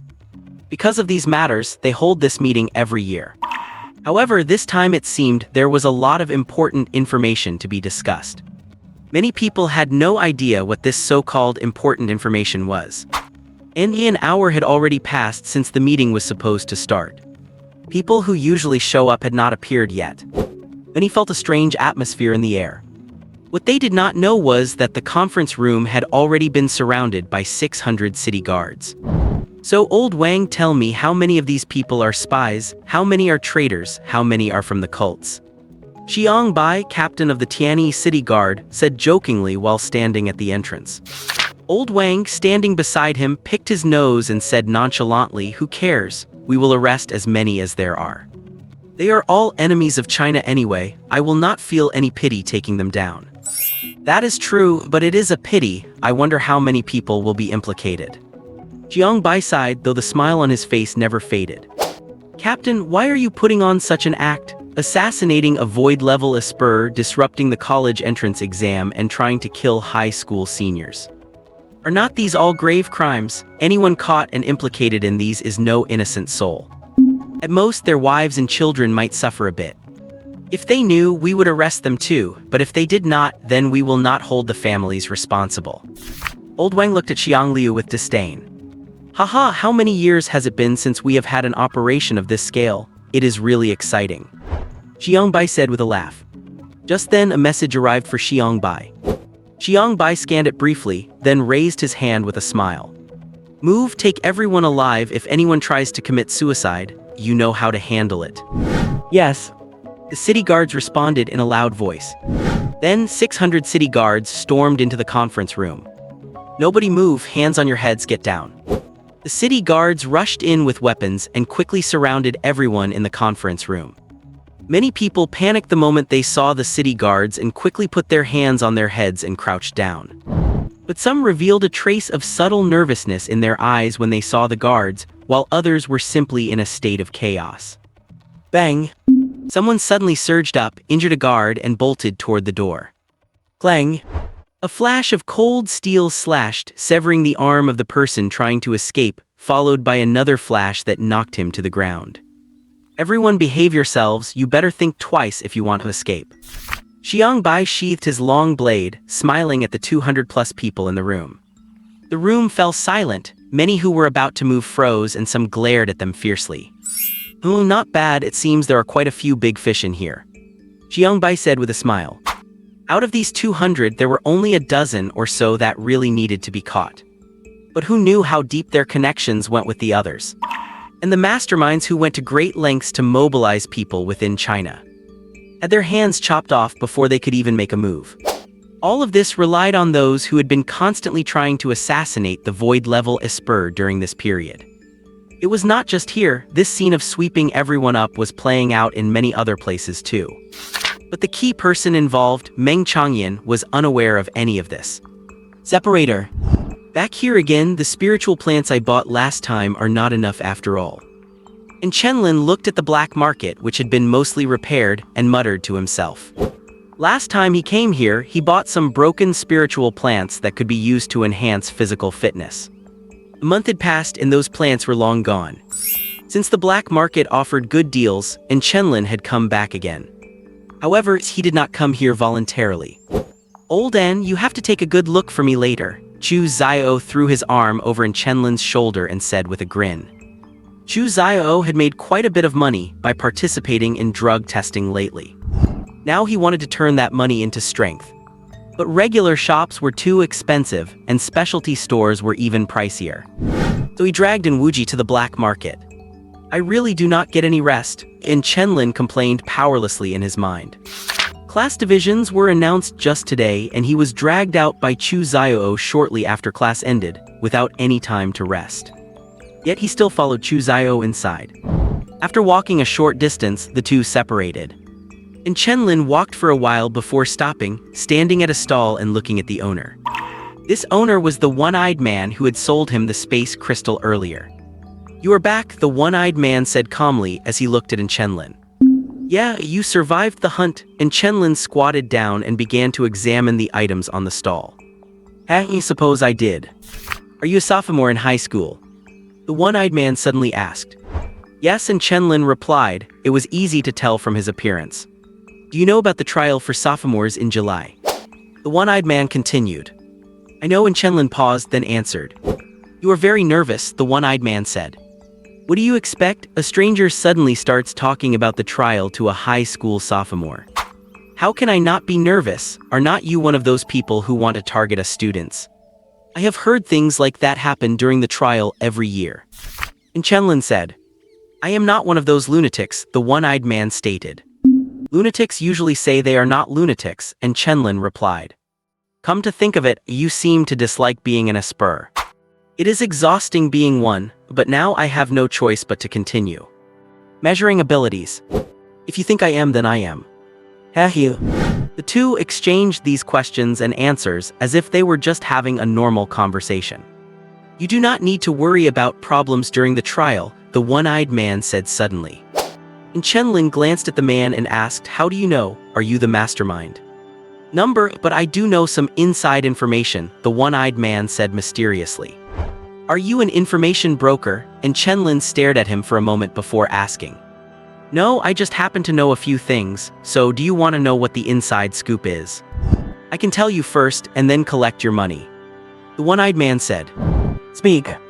"There is a void level in Tianyi City, right? There were quite a few people trying to assassinate her, and they were all wiped out in one go. Mind you, wiped out in one go," the one-eyed man said with a smile that looked somewhat ugly. And Chenlin paused, then smiled faintly. "It seems your identity is not simple. Did not you know that already? After all, how could someone capable of hiding the fluctuations of a space crystal be simple?" The one-eyed man smiled and squinted his eyes slightly as he felt a trace of spiritual fluctuation. "So who are you? Do you really want to know? Knowing might bring disaster, you know." "Forget it then, wrap these things up for me. I am not coming back here after this purchase. I will not be staying in Tianyi City much longer after this either." Soon, and Chenlin bought what he wanted, and the one-eyed man continued selling his wares. Back home, and Chenlin picked up the book of prophecy kept in his room and looked at the latest entry. New Era Year 89, July 3rd, the moment the Sky Tipper appears, nothing happens. The Sky Tipper, an entity that betrayed humanity, entered the Ten Prism world, became something non-human, and stood against humanity. As a high school student, this was all he could possibly know. "I can only trust the book of prophecy," and Chenlin said to himself as he closed the book. So far, the book of prophecy has not been wrong. And as for the matter of the Sky Tipper, it is not something a high school student like him can recklessly discuss. "Go get them, seniors." "Ugh, so boring, why exactly are we here?" And Chenlin stood beside Meng Zhongyan, yawning as he asked in confusion. Time flew by, and in the blink of an eye, it was June 7th, the start of the college entrance examination. From June 7th to the 9th were the standard academic exams. Naturally, Alur sequence users and ordinary people took them separately. Then, from the 10th to the 20th, it was time for the Alur sequence exams. During this period, thanks to the academic exams, they had the privilege of enjoying a 3-day break. But on the very first day of the holiday, and Chenlin was dragged out by Meng Zhongyan. "Just looking around, and while we are at it, keep me company for a stroll," Meng Zhongyan said. Right now, it was just the two of them. Chu Xiao and Lin Qiankyu were busy today and could not make it, so Meng Zhongyan had invited Chenlin instead. And Chenlin was the same as always. "Where to, the black market again?" Chenlin asked. Lately, besides his usual classes and training, wherever Chenlin went, he was always dragged there by Meng Zhongyan and the others. When not studying or training, the four of them were basically always together. It was rare for the two of them to be alone like this. "No, just wandering around. You would not refuse, would you?" Meng Zhongyan said. Could I even refuse? No. Eh. And Chenlin sighed helplessly, then looked at the senior students boarding the school bus. In another year, it will be our turn to take the exam. How time flies. Chenlin sighed with emotion. Before he knew it, 2 months had passed since he awakened his ability. Life over these past 2 months had been much more eventful than before. Time really does fly fast. Next year, we will be taking the college entrance exam. Yanjing University, I will definitely get in. Meng Zhongyan clenched her fists and said confidently. Yeah, I believe in you, and Chenlin replied perfunctorily. With Meng Zhongyan's ruin-level ability, as long as nothing went wrong, her spot at Yanjing University was basically guaranteed. Soon all the school buses pulled away. After they finished, Meng Zhongyan grabbed Chenlin's arm and left the school. Where are we going? To the mall. What for? What else to shop, of course. Oh. And Chenlin was pulled along to the mall by Meng Zhongyan. And Chenlin had assumed that Meng Zhongyan was just joking about shopping. But when he saw her trying on clothes, he could not stay calm anymore. How did this turn into a date?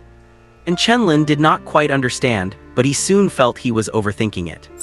Meng Zhongyan probably just felt like relaxing since Chu Xiao and Lin Kainkyu were not there and the group was not complete. After all, keeping your nerves tight during training all the time is exhausting. After figuring that out, Liu felt at ease accompanying her on the shopping trip. However, shopping was absolute torture for someone within Chenlin's personality, and doing it with a girl made it even more of a trial. When Meng Zhongyan said it was time for a break, and Chenlin felt as if he had seen the light of dawn. You look completely lifeless. If people did not know better, they would think I did something to you. In the bubble tea shop, Meng Zhongyan kicked his lower leg with some dissatisfaction and said irritably, "This is my first time shopping with a girl. And damn, the internet was right, shopping with a girl really wears you out like a dog." And Chenlin laid his head on the table, not even budging after Meng Zhongyan kicked him. Meng Zhongyan's pretty face flushed slightly, and she kicked him again. "Is it really that tiring to shop with me, more tiring than our training?" "Well, that is incomparable. I was just lamenting how good you girls are at shopping." And Chenlin rested his chin on the table and sighed. Compared to shopping with Meng Zhongyan, training was obviously more physically demanding. Training was physically and mentally taxing, while shopping with Meng Zhongyan was just mentally draining. Girls, you know, we love beauty. Shopping is just a way to make ourselves look pretty later. But you are free to refuse. I will just ask someone else next time. Meng Zhongyan looked at Chenlin and said with a smile. Really? And Chenlin perked up. False. Meng Zhongyan gritted her teeth and kicked him again. You are the only people I know. So every time I go shopping in the future, I am going to invite you. Alright then, and Chenlin slumped back down and agreed listlessly. He knew there was no way to refuse. And besides, it was quieter being with just the two of them than when the other two were around, so Chenlin could accept it. We have been out for so long, is not there anything you want to buy? Meng Zhongyan looked at Chenlin and asked with some curiosity. None, I usually only go out to buy groceries and then I go straight back. And Chenlin replied. As a homebody, his life was extremely simple. But after Meng Zhongyan came into his life, everything changed. That is true, Meng Zhongyan nodded, then the look in her eyes as she turned to Chenlin became eager. She suddenly remembered the food she had when she was staying at Chenlin's place. Those meals tasted better than the dishes she had had from master chefs. Are you good at cooking? Meng Zhongyan asked. And Chenlin paused, then nodded. Yeah, I have basically been on my own since I was a kid. I would have starved if I could not cook. Then I will come over to your place for dinner tonight, Meng Zhongyan said, perfectly matter-of-fact. Huh? And Chenlin was puzzled but replied anyway. Sure, but why do you suddenly want to have dinner at my place? I have had your cooking before and it tasted great. I really liked it, Meng Zhongyan said. Oh, alright then, I will go pick up some fresh ingredients when I get back, Chenlin said, not noticing anything odd in her words. And then, Chenlin was dragged back to shopping by King Xiao Zhongyan. To be honest, even though Meng Zhongyan had money, she did not just go out and buy things costing tens of thousands. She bought common everyday things. And she seemed quite happy doing so. Perhaps this was the only way she could shed her identity as an Alur sequence user and be an ordinary person. And Chenlin, come here, we can take pictures here. Growing more and more excited, Meng Zhangyan approached someone doing street photography and called out to Chenlin in high spirits. Coming in, Chenlin walked to her side and was pulled in to take a photo together. Not bad at all, Meng Zhangyan smiled as she looked at the photo of them standing side by side. Immediately, she turned to Chenlin and said, "Let us go, time to head to your place for dinner." Right, Singumi replied. The day was tiring, but it was just mental exhaustion. And since he got to keep Meng Zhangyan happy for a whole day without her dragging him into training, the mental fatigue was bearable. Yes, not bad at all. June 30th, 89th year of the new era, is a special day. After finishing their college entrance examinations, these soon-to-be high school seniors are about to begin their first trial. The so-called trial involves taking all the soon-to-be seniors from every high school in the region to a specific location for a special trial lasting anywhere from 1 to 14 days. Under normal circumstances, these trials are held in the wilderness. If there are special circumstances, other methods may be used. For instance, the senior class of 87 had to travel out of the region for their trial because there was a problem with the original site. However, there are no issues this time, so the trial will take place at a local site. Here, this is yours. Meng Zhangyan handed a bracelet equipped with a locator to Chenlin. The trial is starting. I am going to be exhausted again. And Chenlin took the bracelet, put it on, and slumped over the table, sounding listless. It is only for 10 days or so, is not it? Summer vacation starts right after the trial ends. Are not you happy about that? Chu Zio chimed in from the side. The trial lasts about 11 or 12 days every year and vacation begins immediately afterward. It is quite considerate. The trial is exhausting and we have to camp outdoors. I do not feel like I will get a good night's sleep at all. And Chenlin said. With the trial almost upon them, he was still actually worried about whether he could get a good night's sleep. You are so lazy, there is really no one else like you, Lin Kainkyu remarked with a sigh. The teacher is here, someone said. Soon, the noisy classroom immediately quieted down, and everyone sat back in their original seats. Does everyone have their bracelets? Li Chang'an walked onto the podium, scanning the students below who had already been reshuffled twice. After 2 monthly assessments, some had entered the elite class while others had left. Usually, it is very difficult for those who have left the elite class to get back in. Because if the elite class is concentrated resources could not keep them there, it would be hard to return once they had fallen out. Now that you all have your bracelets, let us go over the rules for this trial. First, for this trial, 5,000 transorder individuals from 9 high schools in Tianyi City will head to the Snow Peak, 100 kilometers away from the urban area. The rules are to travel from a location 60 kilometers away from Snow Peak Mountain to the registration point at the summit. One of the conditions for passing the trial is to reach Snow Peak Mountain within 14 days. Furthermore, the additional condition for this trial is snatching bracelets. This trial will simulate the rules of this year's college entrance examination by conducting a snatch battle. The more bracelets you snatch, the higher your ranking. Once your bracelet is snatched away, you are considered to have failed the trial immediately. You may use any means necessary to snatch bracelets. Only basic supplies for 1 day will be provided during the trial. You must provide everything else yourself. This trial will be conducted in teams, with each team consisting of 4 to 8 members. Note that the final result is based on individual rankings, and the distribution of the bracelets must be handled within the team. Finally, all combat in this trial must be controlled. There shall be no life-threatening battles. Also, you can form a team by touching your bracelets together for 30 seconds.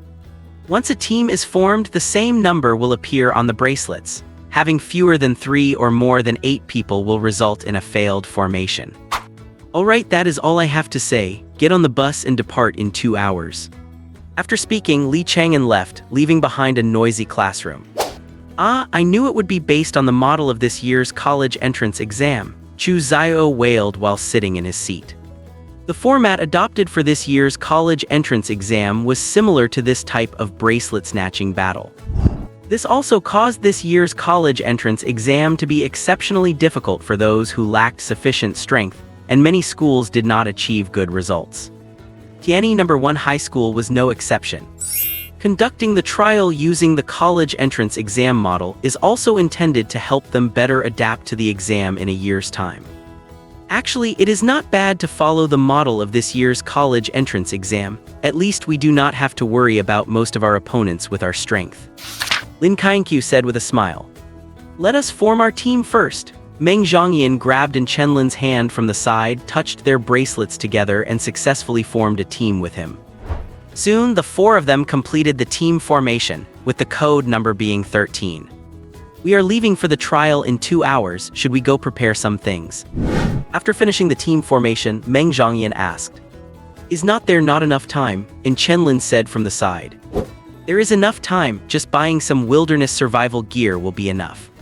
We will be sleeping under the stars for 14 days, we have to be prepared. Lin Kainkyu, come with me. Meng Zhongyan looked at Lin Kainkyu. Sure, Lin Kainkyu agreed and quickly left the classroom with Meng Zhongyan. After the two left, the others in the elite class also finished their team formations, basically in groups of 5 or 6. Some others wanted to join their team, but they were turned down by Chu Xiao. 2 hours passed quickly, and they followed the teacher's directions to board the bus headed for the examination site. 3 hours later, they left the city and arrived at the destination of this trial, Snow Peak Mountain. Is that the red dust over there? It is my first time seeing it. Just after getting off the bus, Lin Kainkyu noticed the red sky in the distance and muttered. And Chenlin also noticed the reddish sky in the distance, and then he looked at the heavily guarded city garrison nearby. It is probably unlikely that anything will happen. The Sky Shatterers better not to encounter them. There generally is not any red dust around the city. As far as I know, there are no red dust areas around Tianyi City. There is likely some regional natural disaster happening over there. Because of the influence of the red dust, sometimes the sky turns red when it rains or something. But usually this only happens in the wilderness. It will not occur within a certain distance of the city. Meng Zhongyan said while standing next to Lin Kainkyu. Is that so? I thought there was red dust there, Lin Kainkyu said with a hint of regret. If there were red dust, we would not be conducting our trial here. Let us go, it is time to assemble. And Chenlin said from the side, then yawned and walked toward the assembly line. However, as Chenlin walked, he saw someone he recognized, and the other person looked at him as well. The two locked eyes, then looked away at the same time. At the same time, they both cursed, bad luck. Not far away were the city guards, who had come to help ensure the trial proceeded normally.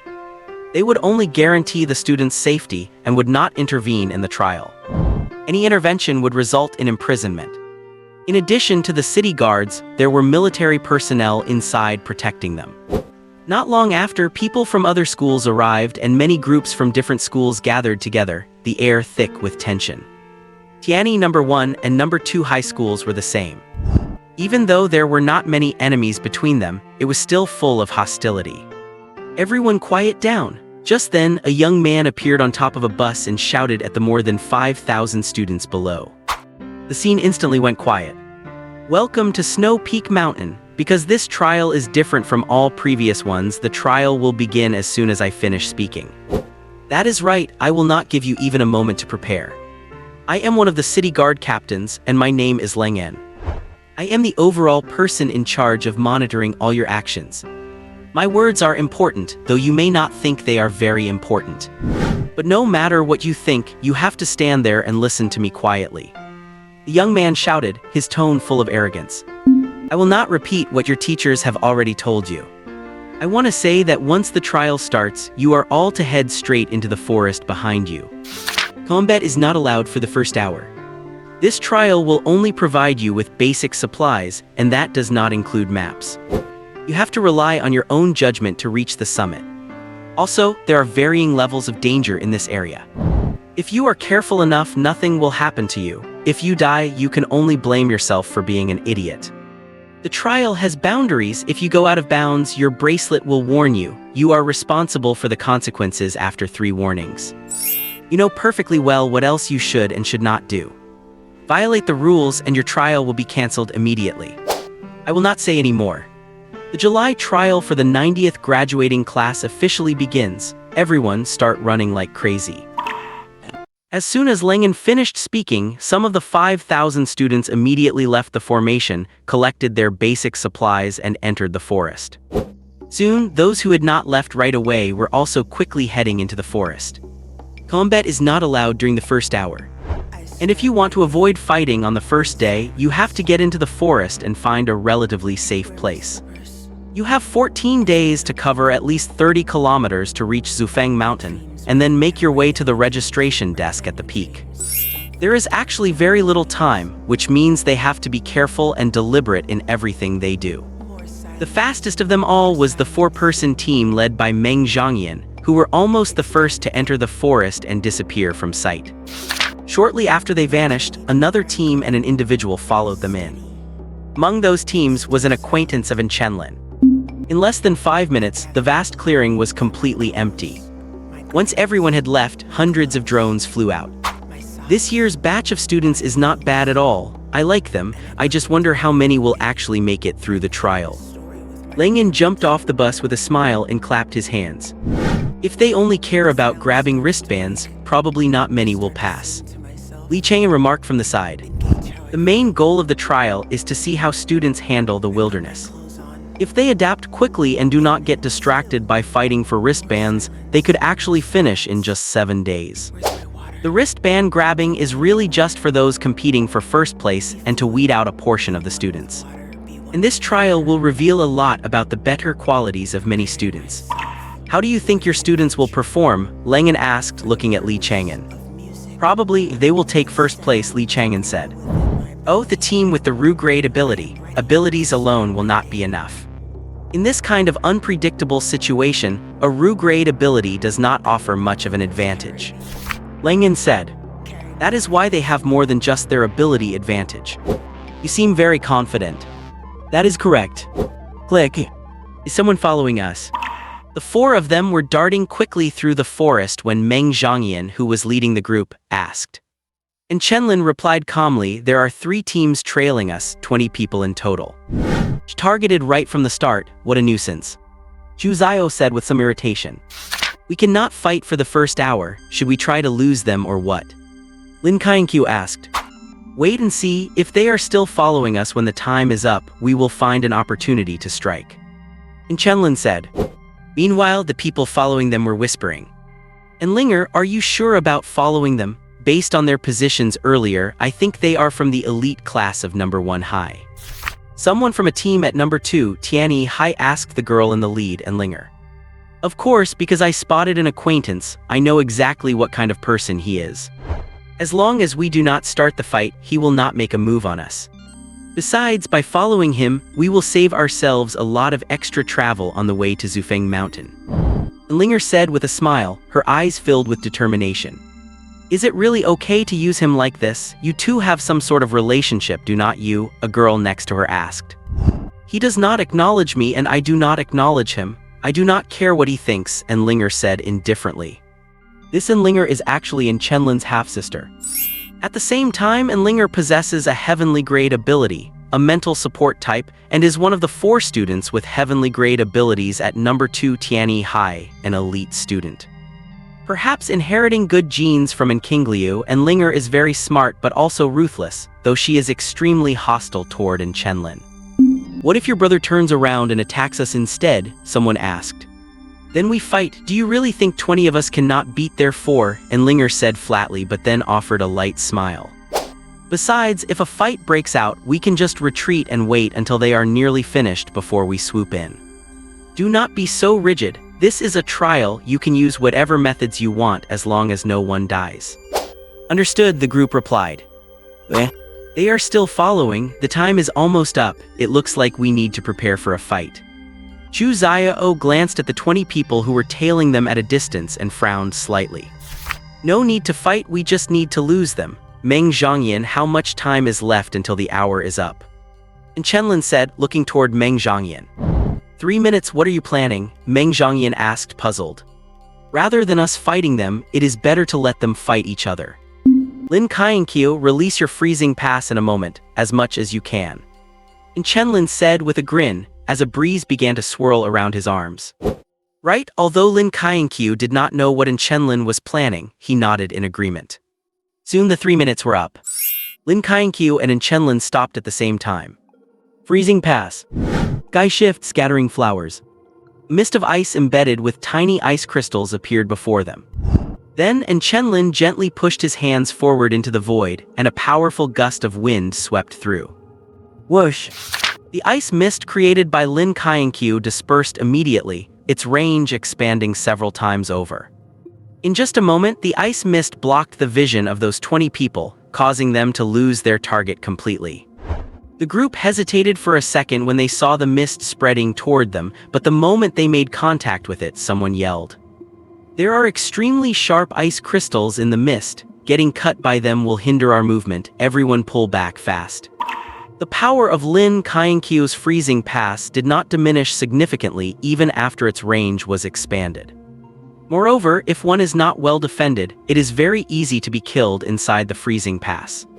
Though the probability is low, it is not zero. As expected of Chenlin, let us retreat, do not get tangled up with those guys. Linger frowned as she saw the encroaching ice mist and ordered the others. But soon, the scene she least wanted to see unfolded. Because the other two teams were in front of them, they were the fastest to retreat. The three teams met as they cleared the ice mist, tension flaring instantly. They were on the verge of a fight. What a hassle, and Linger looked at the people from the other schools and said impatiently. At this point in Chenlin and his team, the culprits had already hidden far away. Will they fight? Meng Zhongyan asked, standing next to Chenlin. Chu Zio was resting with Lin Kainkyu nearby. It does not matter if they fight or not. It is only the first day. Unless they are idiots, they will not choose to fight at this time. Let us rest here for a bit, and once we are refreshed, we will continue forward. And Chenlin said. His main goal was just to shake them off. Starting a battle on the first day is never a good thing. Because fighting will attract others, and managing their stamina is what they need to focus on right now. Only 1 hour has passed. Even if others are far away, it will not take them long to catch up. Fair enough, let us do as you say, Meng Zhongyan replied. Oh my, this year's students are truly motivated. It has only been an hour, and they have already started fighting. Are they not tired enough after running for an hour? A temporary camp had already been set up in the clearing before the students entered the forest. Inside the camp, over 100 electronic screens were playing footage captured by tracking drones. Leng watched the students who started fighting the moment the time began, revealing a smile that could have been either admiration or mockery. Li Chang'an stood to the side, saying nothing. The rules for this trial are simple, and passing it is not exactly difficult. It is just to avoid combat as much as possible. But 3 months of study had made them all look forward to fighting in this kind of environment. However, they are students after all. It looks like a large number of students will be eliminated right at the start. Sure enough, not long after Lengen spoke, a 4-person team was eliminated. What trash, eliminated after just 5 minutes? Lengen sneered. Li Chang'an looked to see who had been eliminated. Well, good, as long as it is not someone from their class. Their class is the elite class, so no one should be eliminated that quickly. How is the situation in other places? Underneath a large tree, Chu Zio shouted to Chenlin, who was up in the tree. Basically, everyone is fighting. The closest group to us is about 600 meters away. And Chenlin's field of force spread out slightly, capturing the unusual flow in the air, and answered. Is that so? It seems that 3 hours of distance has not opened up much of a gap. What should we do next? Continue forward. Chu Zio rubbed his chin, then looked at Meng Zhongyan and asked. Let us keep moving. Fighting consumes a lot of stamina, if we spend all of the first day fighting. Even with 8 of us, it would be impossible to keep it up. What we have now is only temporary. We will continue to move forward and consider grabbing wristbands once we reach a suitable location. Meng Zhongyan said. I agree, besides we have been running for over 3 hours and are tired. If we are not in good condition, we will not be able to fight at full strength. And Chenlin jumped down from the tree, yawning as he spoke. Then let us keep going, Lin Kainkyu said. After a brief discussion, Chenlin and his group of 4 chose not to join the fight but to keep moving forward. And there were many others who made the same choice as Chenlin and his team. But will reality really be as they think? Of course not. An hour after Chenlin and his group continued, they still encountered enemies. On a small slope, Meng Zhangyan looked at the 8 people with confident smiles blocking their path and asked in confusion, "Who are they?" "I only know they are from the elite class of the second middle school. I do not know anything else," Lin Kainkyu said. "It seems we are being targeted. Since these guys are from an elite class, they will not be easy to mess with. What should we do? Should we fight or not?" Chu Zio asked while placing his hands on his knees, looking at the other 3. "We have no choice but to fight, right? They will not let us go," and Chenlin was warming up his body at this time. But soon Chenlin felt 3 strange gazes. He saw Meng Zhangyan and the other 2 looking at him with surprise. What the heck? And Chenlin actually took the initiative to fight. Could he be possessed? "Why are you staring at me? I still know what to do in what situation," and Chenlin rolled his eyes and said. Even though they said they wanted to fight, they did not sense any fighting spirit from Chenlin. "Well, it is still the same old Chenlin. Then let us give it our all." A wild smile appeared on Chu Zio's face, and he charged out first. "A battle plan? What battle plan? There is no such thing, just fight. Be careful, they are also from an elite class, so they will not be weak." Meng Zhangyan also rushed up. She and Chu Zio had the strongest sense of aggression. "Of course, I am talking about their personalities." "I have no choice then," Lin Kainkyu sighed as cold air began to emerge around him. And Chenlin did not make a move, but blue light appeared in his eyes. "Long time no see, elite students from the first middle school." A tall young man stood in front of Chu Zio and threw a punch as big as a sandbag at him. "Long time no see, scum." Chu Zio also threw a punch with a smile on his face. Bang! The 2 fists collided and they were evenly matched. The people from the first middle school are still as arrogant as ever. The moment Chu Zio clashed with the tall man, someone holding an ice crystal appeared on Chu Zio's side and went to throw it. "Who are you looking at?" Meng Zhangyan's voice came from above the man. The man quickly looked up, but he was kicked away before he could even see her figure clearly. Swish! Dozens of fireballs swept toward Meng Zhangyan and Chu Zio, and among the fireballs were over 10 metal shards. But spatial modification delay. Whoosh! All the fireballs and metal shards were blocked in midair by Chenlin. It is not over yet. 2 people suddenly appeared beside Chenlin, one with ears appearing similar to a leopard's and the other with simply high speed. 3 physical ability users and 2 with high-speed movement abilities. These 2 were meant to take on the role of assassins, attacking whoever looked the most dangerous. And the target they judged to be the most dangerous was Chenlin. But Chenlin did not even look at them because... Crackle! At the moment the 2 were about to reach Chenlin, countless ice crystals spread over and trapped them directly. "Did you forget about me?" Lin Kainkyu smiled slightly, then stepped forward and kicked one of them flying. And Chenlin was also free to aim at the other person. Spatial modification, vibration. Bang! 2 sounds echoed. Chu Zio suddenly exploded with energy and started pinning the tall young man down. In terms of strength, Chu Zio actually suppressed the tall young man who appeared to be a physical ability user. But the next moment, a light appeared on the tall young man. Roar! The tall man let out a beast-like roar, and his already tall frame became even bigger. A psychic ability user assisting an elemental user. Meng Zhangyan noticed this change. She raised her hand to release a small spatial slash to force the ice-using man back, then teleported away. Meng Zhangyan appeared directly above the psychic ability user hiding in the back. Whoosh! Swish! A flame arrow and a metal arrow appeared, forcing Meng Zhangyan back.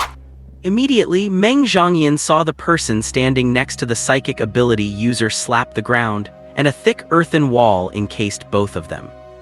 1 support, 1 protector, 2 long-range attackers, 2 high-speed harassers, 1 melee attacker, 1 melee harasser. This kind of squad setup, it seems the elite class teacher of the second middle school is either from a combat team or the military. Meng Zhangyan thought to herself as she looked at the setup of the 8 people. As the daughter of a combat team commander, she had more exposure to combat teams than any other student. The coordination of these 8 people in front of her was the standard setup for a combat team squad. Even in the military, there are many setups like this. 4 versus 8, no matter how you look at it, this is a disadvantage. And the people they are facing are 8 individuals who have coordination and combat team configurations. Dealing with them is extremely troublesome. However, if these 8 people had perfect coordination and rich combat experience, Meng Zhangyan would have retreated the moment she discovered them. But the biggest difference between the 4 of them and the 8 opponents is a lack of combat experience and a deficit in strength. Wait, that is not right. They usually perform actual combat training simulating various situations. They have already accumulated quite a bit of combat experience. Their strength is even superior to theirs. After analyzing the specific strength of these 8 people, Meng Zhangyan retreated and looked at Chenlin. Chenlin sighed helplessly, changed his hand gestures and launched an attack on the tall young man. Mimicry slash. Whoosh. Zing. A shallow wound appeared on the tall young man's chest. The damage was not heavy, but it carried tremendous impact. Just this blow made the tall young man stagger back a few steps. The ice ability user on the side looked at Jinbao the moment he saw the tall young man being attacked. But that very look allowed Chu Zio to reach him with a grin and throw a punch. Bang! This person was sent flying directly by Chu Zio. Seeing their teammate being attacked, those 2 extremely fast individuals launched another attack on Chenlin. But Chenlin just glanced at the 2 of them and then charged straight toward the tall young man. Whoosh! The 2 of them just tried to change their target when Meng Zhangyan appeared to block them, kicking them back one by one. Then Lin Kainkyu, who was standing on the side, spread out ice once again, binding the actions of both of them. After doing all this, Meng Zhangyan turned around and unleashed another spatial slash, this time aiming at the tall young man. Faced with Meng Zhangyan's spatial slash and Chenlin approaching right in front of him, the tall young man decisively chose to dodge the spatial slash first. But this very dodge allowed Chenlin to sidestep and reach the tall young man's side. Chenlin suddenly slapped his hand toward the tall young man. Space modification absolute tremor. Bang! The tall young man was sent flying by Chenlin toward the 4 people hiding in the back. The 2 ranged attackers originally wanted to use long-range attacks to help the tall young man. But seeing him flying toward them, they had to give up their attacks decisively. However, because the tall young man was blocking their view, they did not see that Chu Zio had already reached Chenlin's side. Devour Drive Return Variant. Space Modification Tremor. Chenlin slapped his palm onto Chu Zio's back. Chu Zio activated his ability, swallowing most of the impact, but a portion of the force still sent him flying toward the tall young man. The moment the tall young man finally steadied himself, Chu Zio appeared in front of him again. What is the use of being big? I will beat you up just the same. Chu Zio kicked the tall young man down with even greater force than before. Just as the 2 people on the side were about to attack Chu Zio, Chenlin's slash came down. They had no choice but to dodge. Whoosh! Meng Zhangyan appeared in front of the earth wall again, holding a small silver cube in her palm. Square box. Whoosh! A member of the city guard appeared in front of Meng Zhangyan, grabbed her hand and pushed it upward. A 1 by 1 by 1 meter square space appeared, then quickly dissipated, as several spatial slashes struck nearby, cutting down several large trees. One slash happened to hit the earth wall, cutting a hole and revealing the 2 bewildered people inside.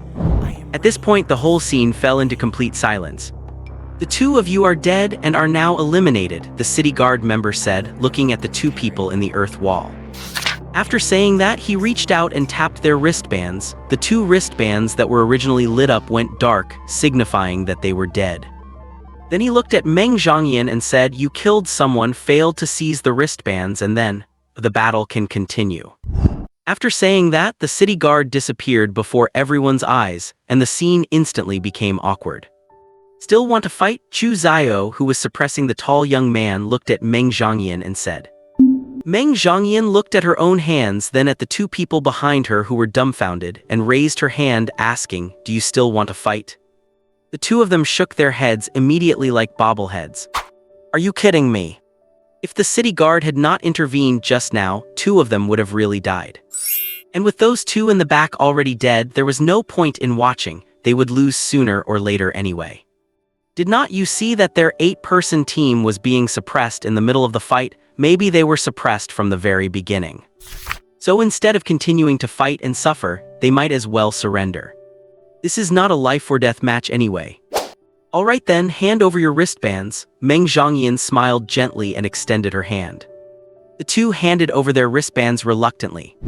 Big guy, give me your wristband. Chu Xiao got up from the tall young man and reached out his hand with a smile. The tall young man sighed and handed over his wristband. You two, I do not need to say more, right? Lin Kainkyu stood beside the two whose lower bodies were frozen and smiled. The two did not speak and handed over their wristbands. Here, the ice elemental user also handed over his wristband. The four gathered together again, and after putting the wristbands into Meng Zhongyan's storage space, they left happily. Only the 8 people left behind were grieving in tears. These 4 are quite good, their coordination is excellent, they are already far ahead for high school students. In the camp, Lengen looked at Chenlin's group of 4 who had just finished the fight and said with a smile. They are indeed not bad. Li Chang'an's lips curled into a smile. Forget it, with your mediocre level, making individual strength stronger is possible. Forget about making a team's strength stronger, this is definitely not your credit. Lengen directly interrupted Li Chang'an's words. Li Chang'an's smiling lips twitched and he did not speak. But that blue-haired girl has that ruin grade ability, right? Not bad, her companions are also quite interesting. The other girl's ability is quite normal, but the other two. Yellow grade devour, no, it feels like a mutation to me. The other one I know, the one with the heaven grade quantity ability symbol deduction calculation. But looking at this fighting style, it has mutated two mutated abilities in one team, this is truly a treasure. Lengen said with his hands on his hips. Just by watching from behind the screen, he saw the difference in Chu Xiao's and in Chenlin's abilities. But this is normal, Lengen has always been responsible for trial security. He has seen tens of thousands of abilities. Plus, he is one of the 2 quantity ability users in the city guard who rose to be a team leader. It is normal for him to have such observation skills. But if that is the case, there is no suspense for this trial. Class Monitor Li, what do you say? Lengen looked at Li Chang'an and smiled. The formalities still have to be gone through, Li Chang'an did not deny it. It was now the 6th day. And Chenlin emerged from within a patch of ice fog, yawning. 4 more wristbands, that makes 88 in total. Lin Kainkyu handed the wristbands to Meng Zhongyan and said happily. Over these 6 days, it was mostly others who sought them out, and they rarely took the initiative to provoke anyone. This made their progress much faster, and they were getting closer and closer to Snow Peak Mountain. However, they were encountering more people, as many were mainly focused on avoiding combat to reach Snow Peak Mountain quickly. Because of that, they had cleared out quite a few people over the last few days. They also encountered some who just watched from afar. Among them were acquaintances of Chenlin, but they knew he was not someone to be trifled with, so they did not come looking for trouble. Chenlin was quite satisfied with her self-awareness. It is getting dark, let us find a place to rest quickly. Chenlin looked at the sky and said calmly. All right, the 3 of them replied. Soon, Chenlin and his companions found a small open space, dealt with the surroundings briefly, and began to rest on the spot. Here you go, Meng Zhongyan handed a bottle of water to Chenlin, then sat down beside him. Thanks, Chenlin took the water, unable to help but marvel inwardly at how convenient spatial abilities were. Meng Zhongyan had prepared water and food for several days. Everything was kept in her storage space. If not for Meng Zhongyan's storage space, they would probably have had to go fishing or rely on other ways to obtain resources. At this rate, we can reach the summit in 3 days. What do you think we should do next? Meng Zhongyan asked as she ate a compressed food bar. If we are not competing for the ranking, we can just head straight to the summit. But if we want to compete for the ranking, we should stop in a day and a half. We can intercept teams in the vicinity, using the foot of Snow Peak Mountain as our base. But that is up to you guys, I am indifferent to either scenario. Chenlin said. Let us go for the ranking, the rewards for the top places in the trial should be plentiful. Chu Xiao said. He was still most interested in supplies and money. I am fine with whatever, our strength is considered among the best out of everyone. So in most situations, we do not have to be afraid. Lin Kainkyu said with a smile. Then let us aim for first place, what do you think? Meng Qingxiao looked at Chenlin. Fine, let us go with what you guys decided. And Chenlin said helplessly, then finished eating and closed his eyes to sleep. And Chenlin's sleep quality is really good. Lin Kainkyu said helplessly, watching and Chenlin fall asleep in a second.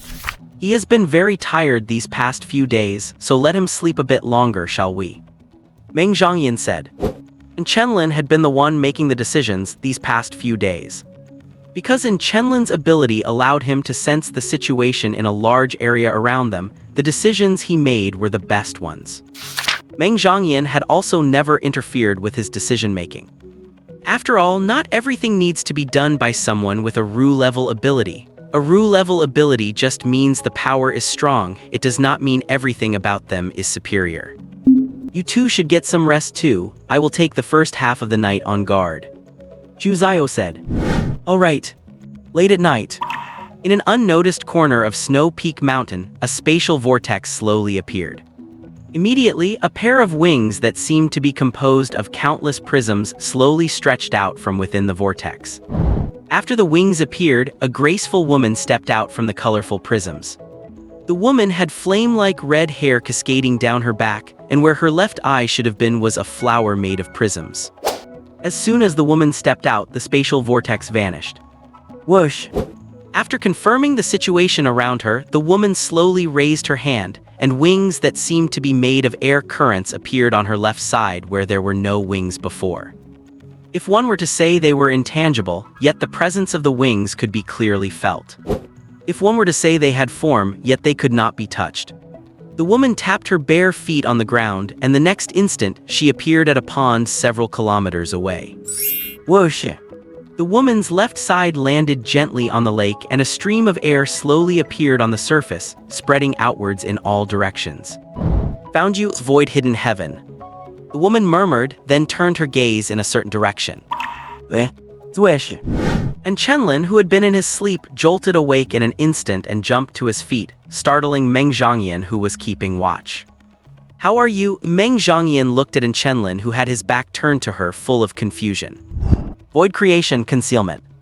And Chenlin channeled his spirit energy, just about to use the skill to hide a certain area. But before he could fully activate it, a red-haired woman with a mirror flower for a left eye and a stunning face appeared within his vision. Too late. The red-haired woman extended her slender fingers to lift in Chenlin's chin and said softly. Prism Realm, Song of the Crimson Dream Lotus. Swish. Countless prisms appeared around them and then vanished just as quickly. To an outsider, nothing had changed, but in Chenlin's eyes, they had already entered an illusory world made of prisms. And in the distance, a girl who had been fast asleep also suddenly opened her eyes. Prism wings, prism-like features on the body, auras of both death and life, such traits are clearly. Heaven Decimator, and Chenlin looked at the woman inches away, ignoring the strange sensation on his neck, his eyes wide open. Although the appearance of a Heaven Decimator was within expectations. But did not the prophecy book say nothing would happen? Why has it turned out like this? He needed an explanation. Just as Chenlin was panicked and flustered, the red-haired Heaven Decimator before him showed a confused expression and asked, while holding his chin. You, and why did not you fall asleep? Huh? And Chenlin was confused, but soon he saw that Meng Zhangyan, who had been awake, was now in a coma, floating in midair surrounded by prisms. Lin Kainkyu was the same, and that guy Chu Zio was about the same, though his eyes were open. Wait, Chu Zio is awake. And Chenlin's expression turned to one of astonishment. Because Chenlin saw Chu Zio, who was floating in midair wrapped in prisms, making a gesture for him to stay quiet. What the heck, why is Chu Zio awake? Wait, no, it seems like he is also awake. But why is she asking that? Just as Chenlin was filled with confusion, the red-haired woman leaned in close and opened her mouth. Chenlin let out a cry of pain. She is drinking my blood, and Chenlin was terrified. The pain in his neck told him that this was all real. This Heaven Decimator had bitten right through his flesh and was constantly sucking his blood. Boom! After the Heaven Decimator sucked for a moment, and Chenlin kicked her away with a sudden force. Then, clutching his injured, bleeding neck, he retreated a certain distance. Damn it, this is nothing happening, and Chenlin watched the Heaven Decimator warily, cursing the prophecy book 100,000 times in his heart. Prophecy book, is it too late for me to change it now? After Chenlin broke free from the Heaven Decimator's restraint, she did not rush forward. She gently wiped the fresh blood from her lips, as if applying bright lipstick. Rue level, quantity ability user, and the scent of someone I hate. The Heaven Decimator's gaze towards Chenlin suddenly turned cold. Chenlin froze. No, say what you want, but do not say it so loud, alright? There is someone behind you watching and listening. Chuzayo, oh my, what juicy gossip did I just hear? Damn it, nobody told me that when a Tianqing drains blood, they can directly analyze one's ability level. Does not that mean from now on, as long as we catch a Tianqing, we will have a natural ability detector? Probably not, after all there are quite a few people around. And Chenlin looked at the Tianqing in front of him with an extremely complicated expression. Well, now Chuzayo knows his true ability. But Chuzayo, why are you awake? Chuzayo, I have no idea, but it is pretty exciting right now, I like it. At this moment, the Tianqing approached Chenlin once again and said calmly. I want you have to come with me. And Chenlin, Chuzayo. No way is kidnapping so blatant nowadays. There are still people watching. It is just that this person is useless, that is all. But before Chenlin could speak, the Tianqing's eyes suddenly turned sharp and she said coldly, someone is spying. Immediately, Chenlin felt a powerful surge of energy rushing toward him. This is a virtual calculation flow. No, human virtual calculation power is positive. This power is reversed. This is a reverse virtual calculation power attack unique to the Tianqing. The moment Chenlin touched this power, he analyzed the composition of this energy. Can Chenlin block it? The answer is, how the hell could he possibly block it? This Tianqing clearly is not someone to be trifled with, alright. When will you Tianqing ever get rid of your perverted possessiveness toward quantity ability users? This looked truly disgusting.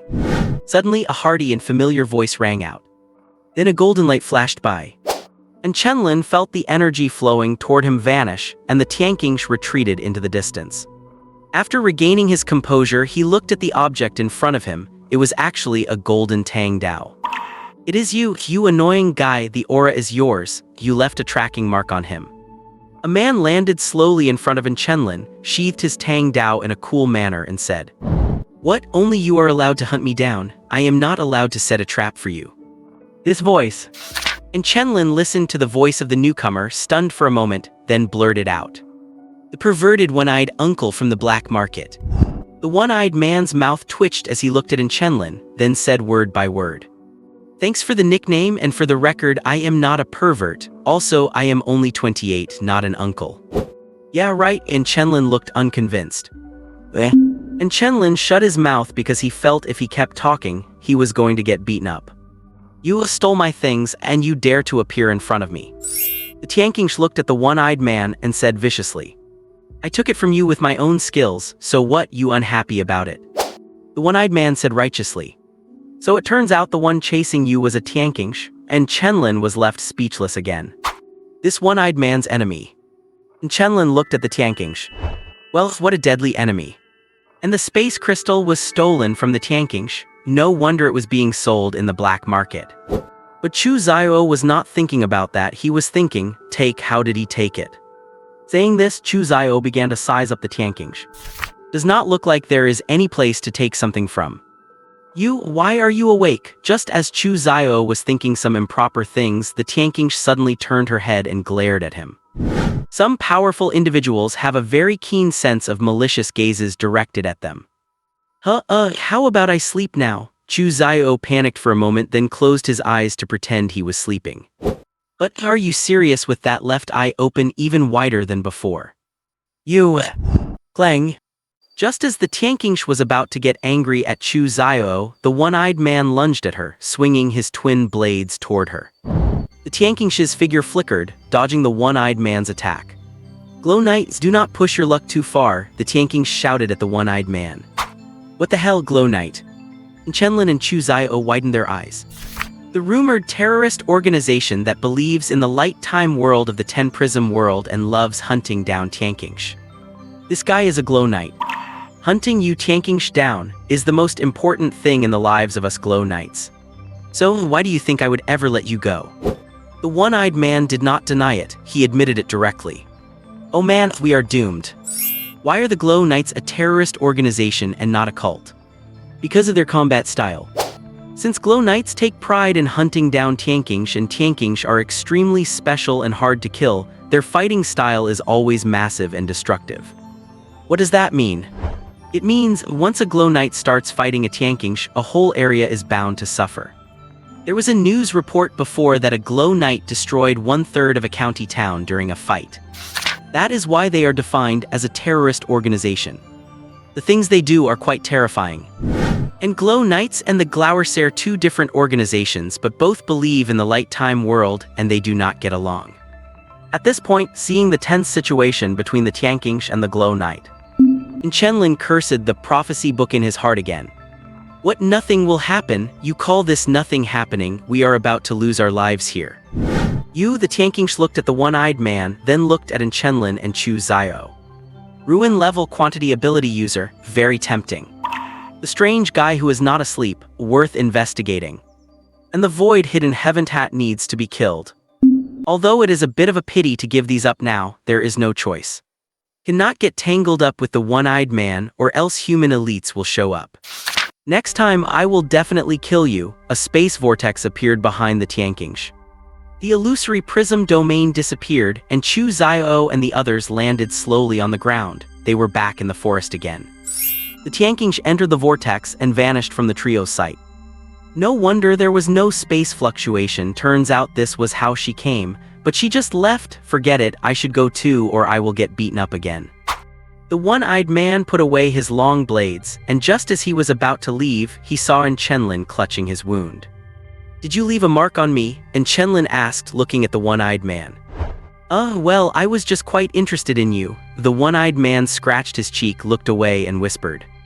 Chenlin stared at the one-eyed man. Fine, I admit it. Once I knew you had a quantity ability, I had some ideas. After all, guys like the Tianqingsh have a very strong possessiveness toward quantity abilities. Your friend has a ruin-level space ability, which is exactly what the Tianqingsh hates the most. That guy was chasing me, so I thought I would use you to lure her out. But she was quite vigilant, so in the end, I did not gain anything. The one-eyed man shrugged, looking indifferent. Then the one-eyed man walked up to Chenlin, patted him on the shoulder and said with a smile, ruin-level quantity ability, not bad. But strength is the foundation of everything, just like your friend with the ruin-level ability. Before you have grown up, you are the perfect fish for bait. Also, you are overloaded, are not you? Go get some rest. I have no interest in people much weaker than me. Consider these 2 blades as compensation. Do not worry, they are not anything special, just 2 blades of average quality. Goodbye, the world's 4th ruin-level quantity ability irregular. Stay careful. There are still many things that have not ended yet. Having said that, the one-eyed man disappeared, leaving behind 2 silver Tang Daos. Chenlin looked at the silver long blades on the ground and said nothing. Chu Zio rushed over immediately after the one-eyed man vanished, asking, Old N, are you okay? I am going to take a rest. Do not follow me. Chenlin's aura suddenly became weak and he walked off to one side. He had been pushing himself the whole time. Okay, Chu Zio wanted to say something else, but in the end, he only said one word. Cough. Chenlin suddenly spat out a mouthful of blood after walking a certain distance. If that power had lasted one more second, I would have died. And that was only at 70% of its power, if it were full strength. Heh, but it is not like I did not gain anything. I managed to strip a bit of something from that power and carve it into my body. I will try analyzing it after the trial ends. Chenlin collapsed to the ground, then turned over and looked up at the sky. I am so tired. Today was indeed, nothing happened. Cough, cough, cough. Fisidina knelt on the ground, covering her mouth with her palm, coughing gently as blood flowed from between her fingers. As expected of a Tianqingsh, I was noticed the moment I built a tiny bridge and she even tried to kill me. If Chenlin had not blocked most of the virtual calculation flow for me, I would be dead now. Oh my, I owe Chenlin my life now. Fisidina looked toward the direction of Tianyi City. This time, everything went wrong purely because of her. I say heal the body, Fisidina whispered. I split. 4 chapters up. Gotta have classes on Sunday too, I am losing my mind. Boom! A sudden explosion echoed halfway up Snow Peak Mountain. Do not push your luck, you guys from the first high school. Several people retreated from the icy mist in disarray, glaring fiercely at Chenlin and his group of 4. We are pushing our luck, so what are you going to do about it? Chuzayo looked at them and said arrogantly. We surrender. With that, the 5-man team heroically tossed their bracelets onto the ground. It left Chenlin and his team stunned. Wait, are you guys really that tough when you surrender? It feels like we are the ones who lost. If you have surrendered, then get going. Chuzayo, let us keep moving. Meng Zhongyan sighed and then looked at Chenlin. Chenlin nodded and pulled his hand back. There was a bandage wrapped around his neck, a temporary measure for a wound that had appeared for unknown reasons. Of course, he and Chuzayo both knew why it had appeared, but they did not say anything. How boring, Chuzayo muttered. After the 4 of them left, those people looked extremely resentful, but after remembering the combat power of the 4, they could only sigh helplessly. They are all second-year students, so why is their combat power so strong? They could not understand it, and neither could anyone else. There were quite a few people who had lost to Chenlin and his team, and these were just a few of them. Today is the 12th day since the trial began. There are only 2 days left until the trial ends. Because of an accident Chenlin had on the 6th day, they did not officially reach Snow Peak Mountain until the 9th day. Actually, once Chenlin knew his physical condition, he was prepared to end it early. But a strange energy healed him, allowing him to continue with the original plan. It still wasted some time, otherwise they could have reached the summit on the 10th day. Now that the trial is almost over, Snow Peak Mountain is very peaceful and there are few battles. Even if teams run into each other, they will tacitly choose to leave without doing anything. After all, most people do not want any accidents to happen when it is almost over. Chenlin and his team are much the same. The battles over these past few days have brought their bracelet count up to 200. Which means they have eliminated at least 25 teams.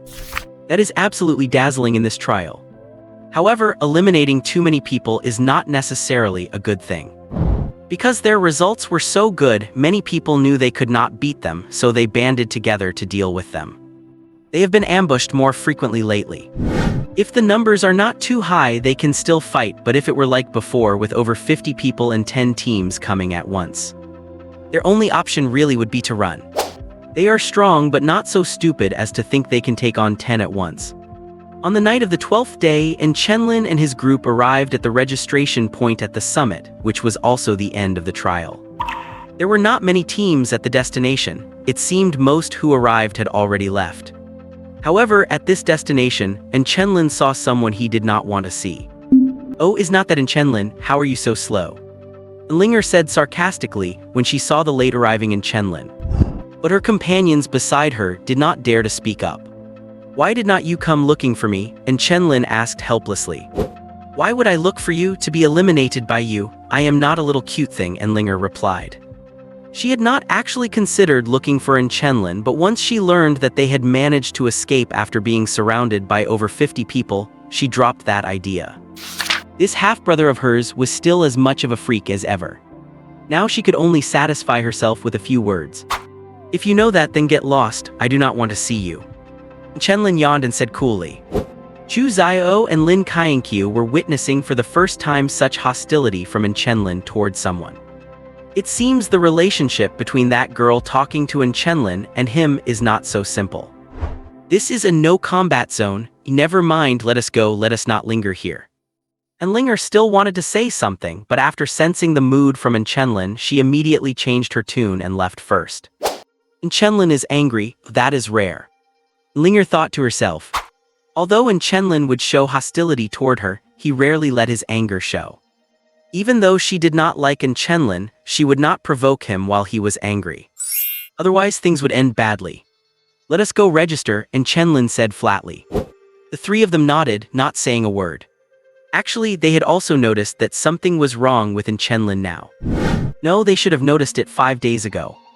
Ever since Chenlin was inexplicably weak for a period of time that day, his mood had been off. However, Chenlin looked no different than usual. What on earth was that about? Chu Xiao might know something, but he refused to say.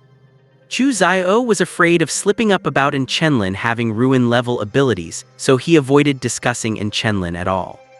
If in Chenlin knew what they were thinking, he would surely cry foul. Because for the past few days, he had been analyzing the things he had stripped away from the attacks of the Heaven Caesars. Analyzing those things triggered a self-protection mechanism, which was why the emotion leaking out felt like anger. After registering, Chenlin and the others left directly. Later, people continued to arrive at the summit to register. On the 14th day, the trial was declared over. On the 15th day, the trial results were announced. The first place was quite unexpected because it turned out to be Chu Xiao. Second place was Lin Qianqiu. Third was Meng Zhangyan, and fourth was in Chenlin. Why did it turn out this way? Because there was a rule stated before the trial officially began. The bracelets at the end of the competition had to be distributed among the members of the team. Because the trial was not ranked by team, but rather by individual ranking. And whoever had the most bracelets was the winner. And the prize for first place was also the most generous. And Chenlin and his team discussed the rankings before entering the summit. In the end, Chu Xiao took 65 bracelets to try and secure first place. And Chenlin took the fewest, only 45. But they still swept the top 4, making this trial an achievement with a clear gap. But there was no other way, as in Chenlin and his team's strength was in a league of its own. Once the trial ended, it was summer vacation. The plans for the summer vacation of over a month were simple. Besides cultivation, it was mostly just traveling around. Everyone was looking forward to the summer vacation. Though some people were not looking forward to it so much. On the 7th day after the trial ended. It is done, and Chenlin, sitting in his room, slowly opened his eyes. The analysis that had lasted over 10 days finally yielded results. A 1-meter-long wing, identical to that of a Heaven Caesar, appeared on the left side of his back. An information flow wing made of pseudo-calculation power can share the burden on the brain when using pseudo-calculation power. And the speed of using skills will be faster. But the pseudo-calculation power of the Heaven Caesars is inverse calculation power. It only has the ability to release attacks and cannot do anything else.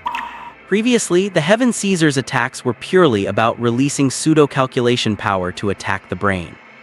But what I copied is not. I do not have that much aggression. However, Chenlin slowly raised his hand. In void calculation reverse creation backflow. Whoosh! A small gray ball appeared in Chenlin's palm, and it felt as if an air current existed in his hand. But that was not an air current, it was spirit breath. I can create something that temporarily stores spirit breath. It does not consume much. Once created, it will automatically absorb spirit breath. Storage is limited and it can only be used once. 5 backflows equal the total of one's own spirit breath doubled. Very strong. Chenlin crushed the backflow in his hand. The biggest problem for spirit dust level Chinese letter is that the purity of their spirit breath is insufficient, which limits their endurance. But with backflow, Chenlin's endurance will surpass everyone else. This is not an attack ability, so there is no counter to it. August 15th, year 89 of the new century. Inside the diplomatic guest house in Yanjing that exclusively hosts foreign visitors. Huang Fan is adjusting his suit. Despite being in his 40s, he looks as young as a man in his 20s. This is already the 5th day and they still want to negotiate. It is getting a bit annoying. Huang Fan said while tidying his hair. Behind Huang Fan, a middle-aged man sits on the sofa with his legs crossed, saying with a smile. After all, we are asking for so much. It is only natural that they are unwilling to accept. Asking for too much, they should have thought about this when they came to assassinate our Ru class students. They were quite behaved for the past few years, but this year they have become even more brazen. It is actually quite funny when you think about it. Half of those many countries were just following orders. Even if they get caught, they just have to swallow it. They cannot even offer a penny in compensation. And the United States, they are truly annoying. Once they cannot get any benefits from us, they start causing trouble at our borders. What do you think we should squeeze out of the Americans? Huang Fan says with a smile, a very bright and sunny smile. I do not know, I am just a bodyguard here to keep you from dying. But the people at the top believe that all the countries led by the US will have to bleed heavily if they want the intel they are after. We can go a bit easier on Russia. We just signed the Siberian Wilderness Collaborative Development Agreement. Just getting a little something to keep up appearances is enough. The middle-aged man said. He is a pure order transcender and knows nothing about politics. Huang Fan, on the other hand, is just an ordinary human, but as a negotiator, his way with words is formidable. Before the new century, the world was in turmoil, and most countries were dominated by order transcenders. Because only order transcenders could properly protect a nation. But after entering the new century, the relations between countries returned to how they were before the 10-prism world descended. There is no way to just attack other countries without cause like before the new era. As for the assassinations, besides compensation, there are naturally other ways to get back at them. China loves peace, but we cannot be too peaceful. It happens every year, but this year they decided to do it out in the open. I understand. I will give the superiors a satisfactory answer. Huang Fan says, putting on his glasses before striding out. The middle-aged man follows him. Upon arriving at the conference hall, representatives from over 40 countries are already seated. Dear guests, did you sleep well last night? Huang Fan sits at the head of the table and asks with a smile. Some of the national representatives have expressions that look extremely sour. Some look indifferent, while others are smiling as if they are watching a good show. It seems everyone is doing well. Let us begin then. Does anyone have any objections to the demands we previously proposed? Huang Fan sweeps his gaze across everyone present and asks. I have an objection. The representative of the Sakura country raises his hand and looks at Huang Fan with a serious expression.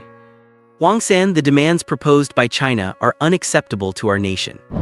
We demand that some of the requirements be lowered and that you return the body of Miss Hima Renmu to our country. Miss Hima Renmu was the Angyu-class order transcender who died in China recently. Over the past 5 months of assassinations, the Sakura country has been the most aggressive. Mr. Shirakawa, I would like to tell you something regarding your situation. We are deeply saddened by the death of your Angyu-class individual. After all, China and Sakura established a good friendship long ago. So I believe your Miss Hima Renmu would be quite happy to be buried in China. And we will make sure that Miss Hima Renmu is properly laid to rest. I hope you can find comfort in your grief regarding Mr. Miss Hima. Huang Fan says with a smile, his tone sounding very sincere, but the deep meaning behind his words makes Shirakawa clench his fists in anger.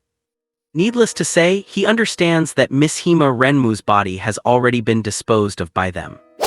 Shirakawa takes a deep breath and says, in that case the demands must be lowered. Mr. Shirakawa, the demands cannot be lowered. Furthermore, you should consider that everything you intend to do is already within our calculations. But what we choose to do is not something you could ever anticipate. Geniuses in our country are rare, and I suppose the same must be true for the Sakura country. Huang Fan says, his tone carrying a threat that could not be more obvious. Do you really think China is easy to bully? You had your fun for 5 months, now it is our turn. You will not give it, we have plenty of ways to make you give it. Do you really think China, one of the 3 great powers, is just a tiger that never shows its claws? I must discuss this matter with my superiors. Mr. Shirakawa is furious, but he cannot lash out here, so he can only sit in his seat and say dejectedly. Does anyone else have anything to say? Huang Fan looks at the representatives of other countries and asks. Many countries lower their heads. Do they dare to? If China had not invited them, they would have already handed the items over. But China gave them no chance at all and just invited them over directly. Then proposed demands that were even more excessive than they had imagined. Is it only the Sakura country that lost people? Forget it, all the countries used as pawns basically lost people. What the Sakura country wants to ask is exactly what they want to ask too. Now that China is not giving any face to the strongest among them, the Sakura country, they certainly will not give any face to the rest of them. They will not receive any either. The representative from South Korea originally wanted to say something, but after catching a certain person's gaze, he shut up immediately. If there are no objections, shall we continue? Huang Fan looks at a blonde man and asks with a smile. No problem, but are you sure China wants things from the US? The blonde man says with a smile. Of course, those things do not mean much to your country, do they? Huang Fan says. Ha ha ha, true, they do not mean much, but our country has one condition, if you, China, agree to it. We are willing to give you 3 times the resources, how about that? The blonde man laughs heartily. If it were just a matter of giving that information to your country, of course we would refuse. Mr. Kells, we have already set a clear price for those things. If you continue to talk like this, we will have no choice but to give up on sharing that information with your country. Wang Fan says with a hint of regret. What is so valuable that the US would pay such a high price to have it public? Answer, the hidden no-star place of nothingness and the bad qualities that conceal themselves. Detailed research on these things had been completed 2 months ago, and they even attracted the prying eyes of many countries. Ha, it looks like someone's little plan is about to fall through, mocks the Russian representative Levser. Fine then, you Chinese are truly tough. I just wonder if you will be able to get a good ranking in this year's world competition. The resources this year are very important to you, are not they? After all, the Heartsword Stone is not something so easy to find. Kel says lightly. That is none of your concern, your country just needs to worry about itself. Wang Fan says calmly. Then, does anyone else have anything to say? I will answer every one of you. Wang Fan asks with a smile. Finally, it is over, those people sure know how to drag things out. Especially South Korea, it is just a bit of resources, is not it? They should have just handed them over. After the meeting concluded, Huang Fan slumped onto the sofa, looking exhausted. A 6-hour meeting is a bit of a stretch for an ordinary person. But it is nothing to an abnormality user, which explains why so few ordinary people negotiate with them. If it were not for all the medicinal supplements he takes, his 45-year-old body would probably have fallen apart by now. They only have such a tiny territory, so they obviously care about their resources. It is only natural they would be stingy. But you really are impressive, getting such a huge amount of resources in just a few sentences. It is just that the US reaction was a bit strange, should not they have just refused outright? The middle-aged man said, his tone filled with suspicion. Haha, forget about them, there is nothing the US can do. China is not exactly a pushover. Wang Fan laughed and looked out the window. It is raining. I do not like the rain because gloomy rainy days are the best time for bad things to happen. I personally quite like the rain, after all, the world needs rain to cleanse itself. But I also do not hope for this rain to last too long, because a rain that lasts too long is a disaster. Indeed, so let us hope the disaster comes a little later. In the South China Sea, a small boat slowly made its way through the rainstorm. The sky was filled with red dust, yet miraculously this dust did not obstruct the view. Almost at the border of China, honestly, why does everything have to fall on me? Is not it just a special starless void zone? When you are powerful enough, there is nothing to be afraid of.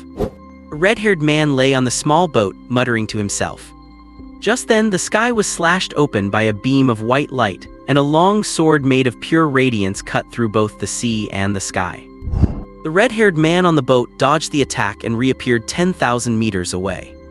Warner, you have crossed the line. A man in white appeared in the air, his silver eyes staring at the red-haired man with zero emotion. I did not expect it to be you, the white-clad sword immortal. The red-haired man looked at the man in white, curled his lip and spoke. Why were you hoping for someone stronger than me? No, I definitely do not want that, but since you are already here, I might as well head back. There is no point in wasting time with you here. I would rather go back to holding a beauty and having a drink, that is a much better life. The red-haired man said lazily, his hands tucked behind his head. Then hurry up and get out of here.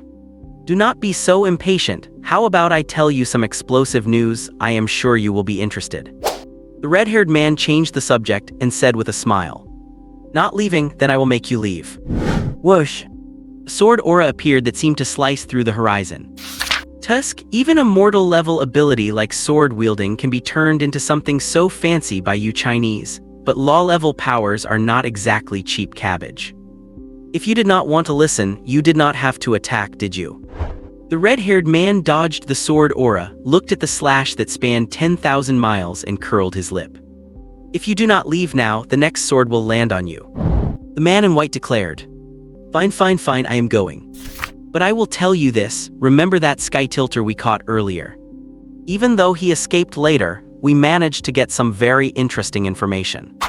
All this information points to a city in your China. Want to hear it? Want to hear it? The red-haired man shrugged helplessly, then gave a light smile and dropped the bombshell. The man in white paused, and just as he was about to move, the red-haired man vanished. Ahoha, though it is just a small matter. But I want to see what you guys, the first to discover the hidden starless void, will do next. The red-haired man disappeared before the eyes of the man in white, leaving only his unrestrained, wild laughter behind. The man in white narrowed his eyes slightly. Was his whole purpose in coming here just to tell them that? No, absolutely not. There must be an ulterior motive. It seems I will have to conduct a thorough investigation of all the major cities in the country. A hidden starless void in Tianyi City. The man in white looked toward a specific direction, his gaze seemingly piercing through space to land on the outskirts of Tianyi City. Whoosh! The man in white vanished from the surface of the sea. No one knew that out on the ocean, a massive battle had almost broken out. But someone had witnessed that white sword aura that seemed to cut the sky. Back to reality. In September, school began for both ordinary students and abnormality users. After 2 months of summer vacation, the second-year students officially stepped into their third year. So everyone, no matter who, had to start preparing for the college entrance exams and their own futures. From September to June of the following year, those 10 months were a period of crossing over toward greater heights. And in this year, abnormality users would face even harsher studies. Field training became a common routine. Resource allocation would become even more skewed. Elite classes enjoyed even better treatment. By the third year, teams also began to gradually form. However, these were not college teams. They formed simply because it was easier to solve various problems in the third year when you had a team. Of course, going it alone was possible provided you had the strength.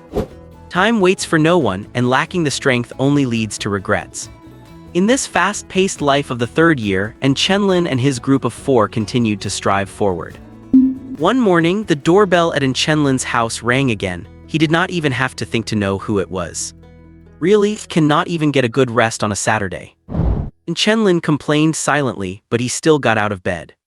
The first thing he did was not to open the door but to pick up the prophecy book sitting on his desk.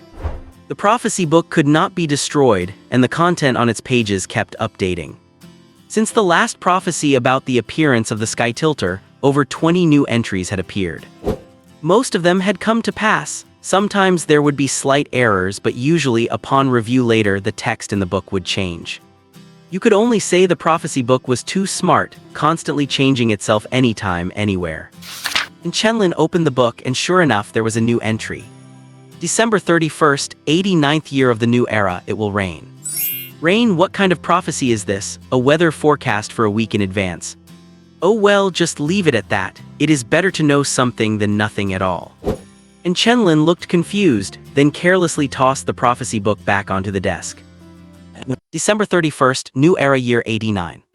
It started raining at midnight and it has been pouring ever since. It looks like it will rain all day. It seems a bit strange to have weather like this in winter. Inside the library, Meng Zhongyan sat next to Chenlin, resting her chin on one hand while looking at the sky outside. Tianyi City is in the southern region, where it rarely rains during winter. And a situation like this, where it rains all day without any warning, has never happened before. And Chenlin, however, was not surprised, because a week ago the Book of Prophecy had already told him it would rain.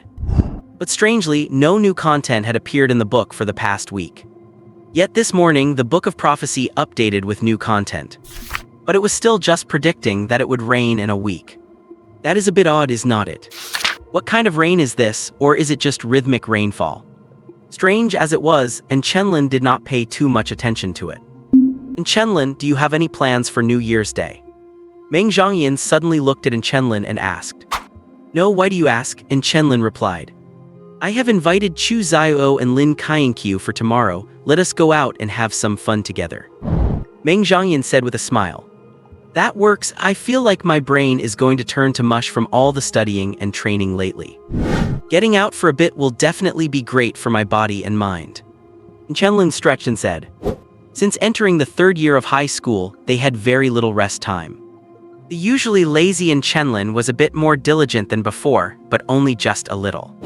However, even so, Chenlin's strength had not lagged behind. And what they could not understand most was that Chenlin's strength was growing even faster than theirs. Even Meng Zhangyan, with her void-level ability, could not keep up.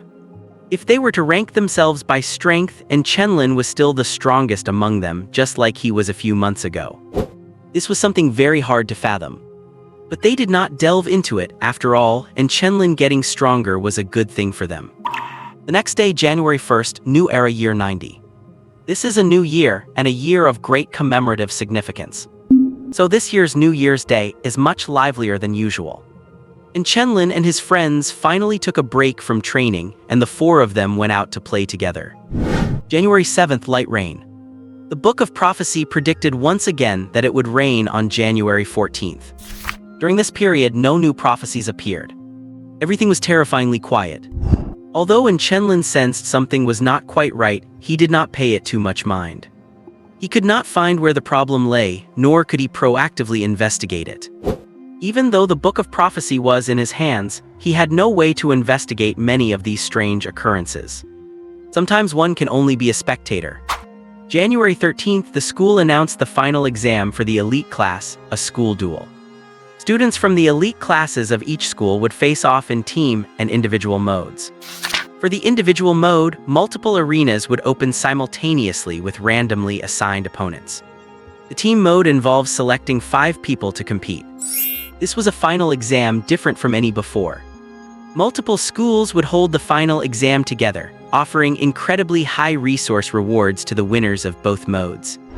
You have to realize that it has already been 9 months since the ability awakening last year. The elite classes in every school had long been finalized. Basically, no one had left or joined since October. Using this method for the exam was meant to stimulate the competitive spirit of the elite class to the fullest. However, since this was an assessment and not a formal tournament, it had to be held within the first high school's training grounds. It would last for 10 days, and right after those 10 days would be the start of winter break. Why did they have to change the final exam again? I am so annoyed. Chenlin slumped on the desk, feeling lifeless, and groaned. That is indeed a bit sudden, but it should not be a problem for you, right? Chu Zio, sitting on the side, said. Chenlin's strength was very high. At the very least, no one in the elite class could beat him. At most, Meng Zhangyan could only manage a draw with him. Even though more than half a year had passed and many people had perfected their understanding of their abilities beyond the skills derived from their core abilities. Many had created derivative skills to assist in their own combat. But no one was like Chenlin, this cheater. Not only did he have many skills, but each skill could be used in a variety of ways. Chu Zio had never won a practice match against Chenlin. He thought he had figured out Chenlin's attack pattern one day, and then the next day. Well, the floor is really cooling. So for this suddenly changed final exam, Chenlin had absolutely nothing to worry about. As long as he did not do anything stupid, he would definitely be in the top rankings. I just hope we do not end up against each other, Chu Zio said. If it were in the final stages of the exam, it would be fine, but if it were early on, it would be a bit troublesome. Chu Zio valued resources highly, but if he had to face one of his friends, he would not be able to hold his own. I really do not care anymore, I am tired, let it all end. Chenlin lay on the table with an expression of utter defeat. After class, Meng Zhangyan and Lin Qianqiu immediately crowded around. What do you guys think about the sudden change in the final exam rules? Lin Qianqiu asked, sitting in front of Chu Zio. Meng Zhangyan lowered her head deep in thought. But Chenlin spoke calmly, what else is there to think about, just keeping up with current events? Did not the World Tournament just end a while ago? It is held once every 4 years, and in 4 years it will be our turn. Whether it is the reserves or the main combatants, they will most likely be chosen from our generation. So to let us adapt to the tournament rules ahead of time, they changed the exam rules. But I think it is a futile effort after all, people do not adapt to rules, people follow them. Adaptation is only for the weak, the strong just need to comply. When it comes down to it, the Department of Education is just being foolish, they do not know these things. And Chenlin had been keeping an eye on international affairs and various things concerning the orderless. Among which the most talked about event was the World Tournament that concluded in mid-December. China was second place again. In recent years, China has always been in second place, while first place has basically been the United States. First and second place are basically swapped between China and the US, so being second is quite normal. But there are always people who feel it is not good enough. Their exam this time is essentially the same process as the World Tournament. With a simple analysis, one could guess what those people at the Department of Education were thinking. And Chenlin is right, but since it is the final exam, we still need to handle it properly. Meng Zhangyan said. She was always quite serious about assessments of any kind.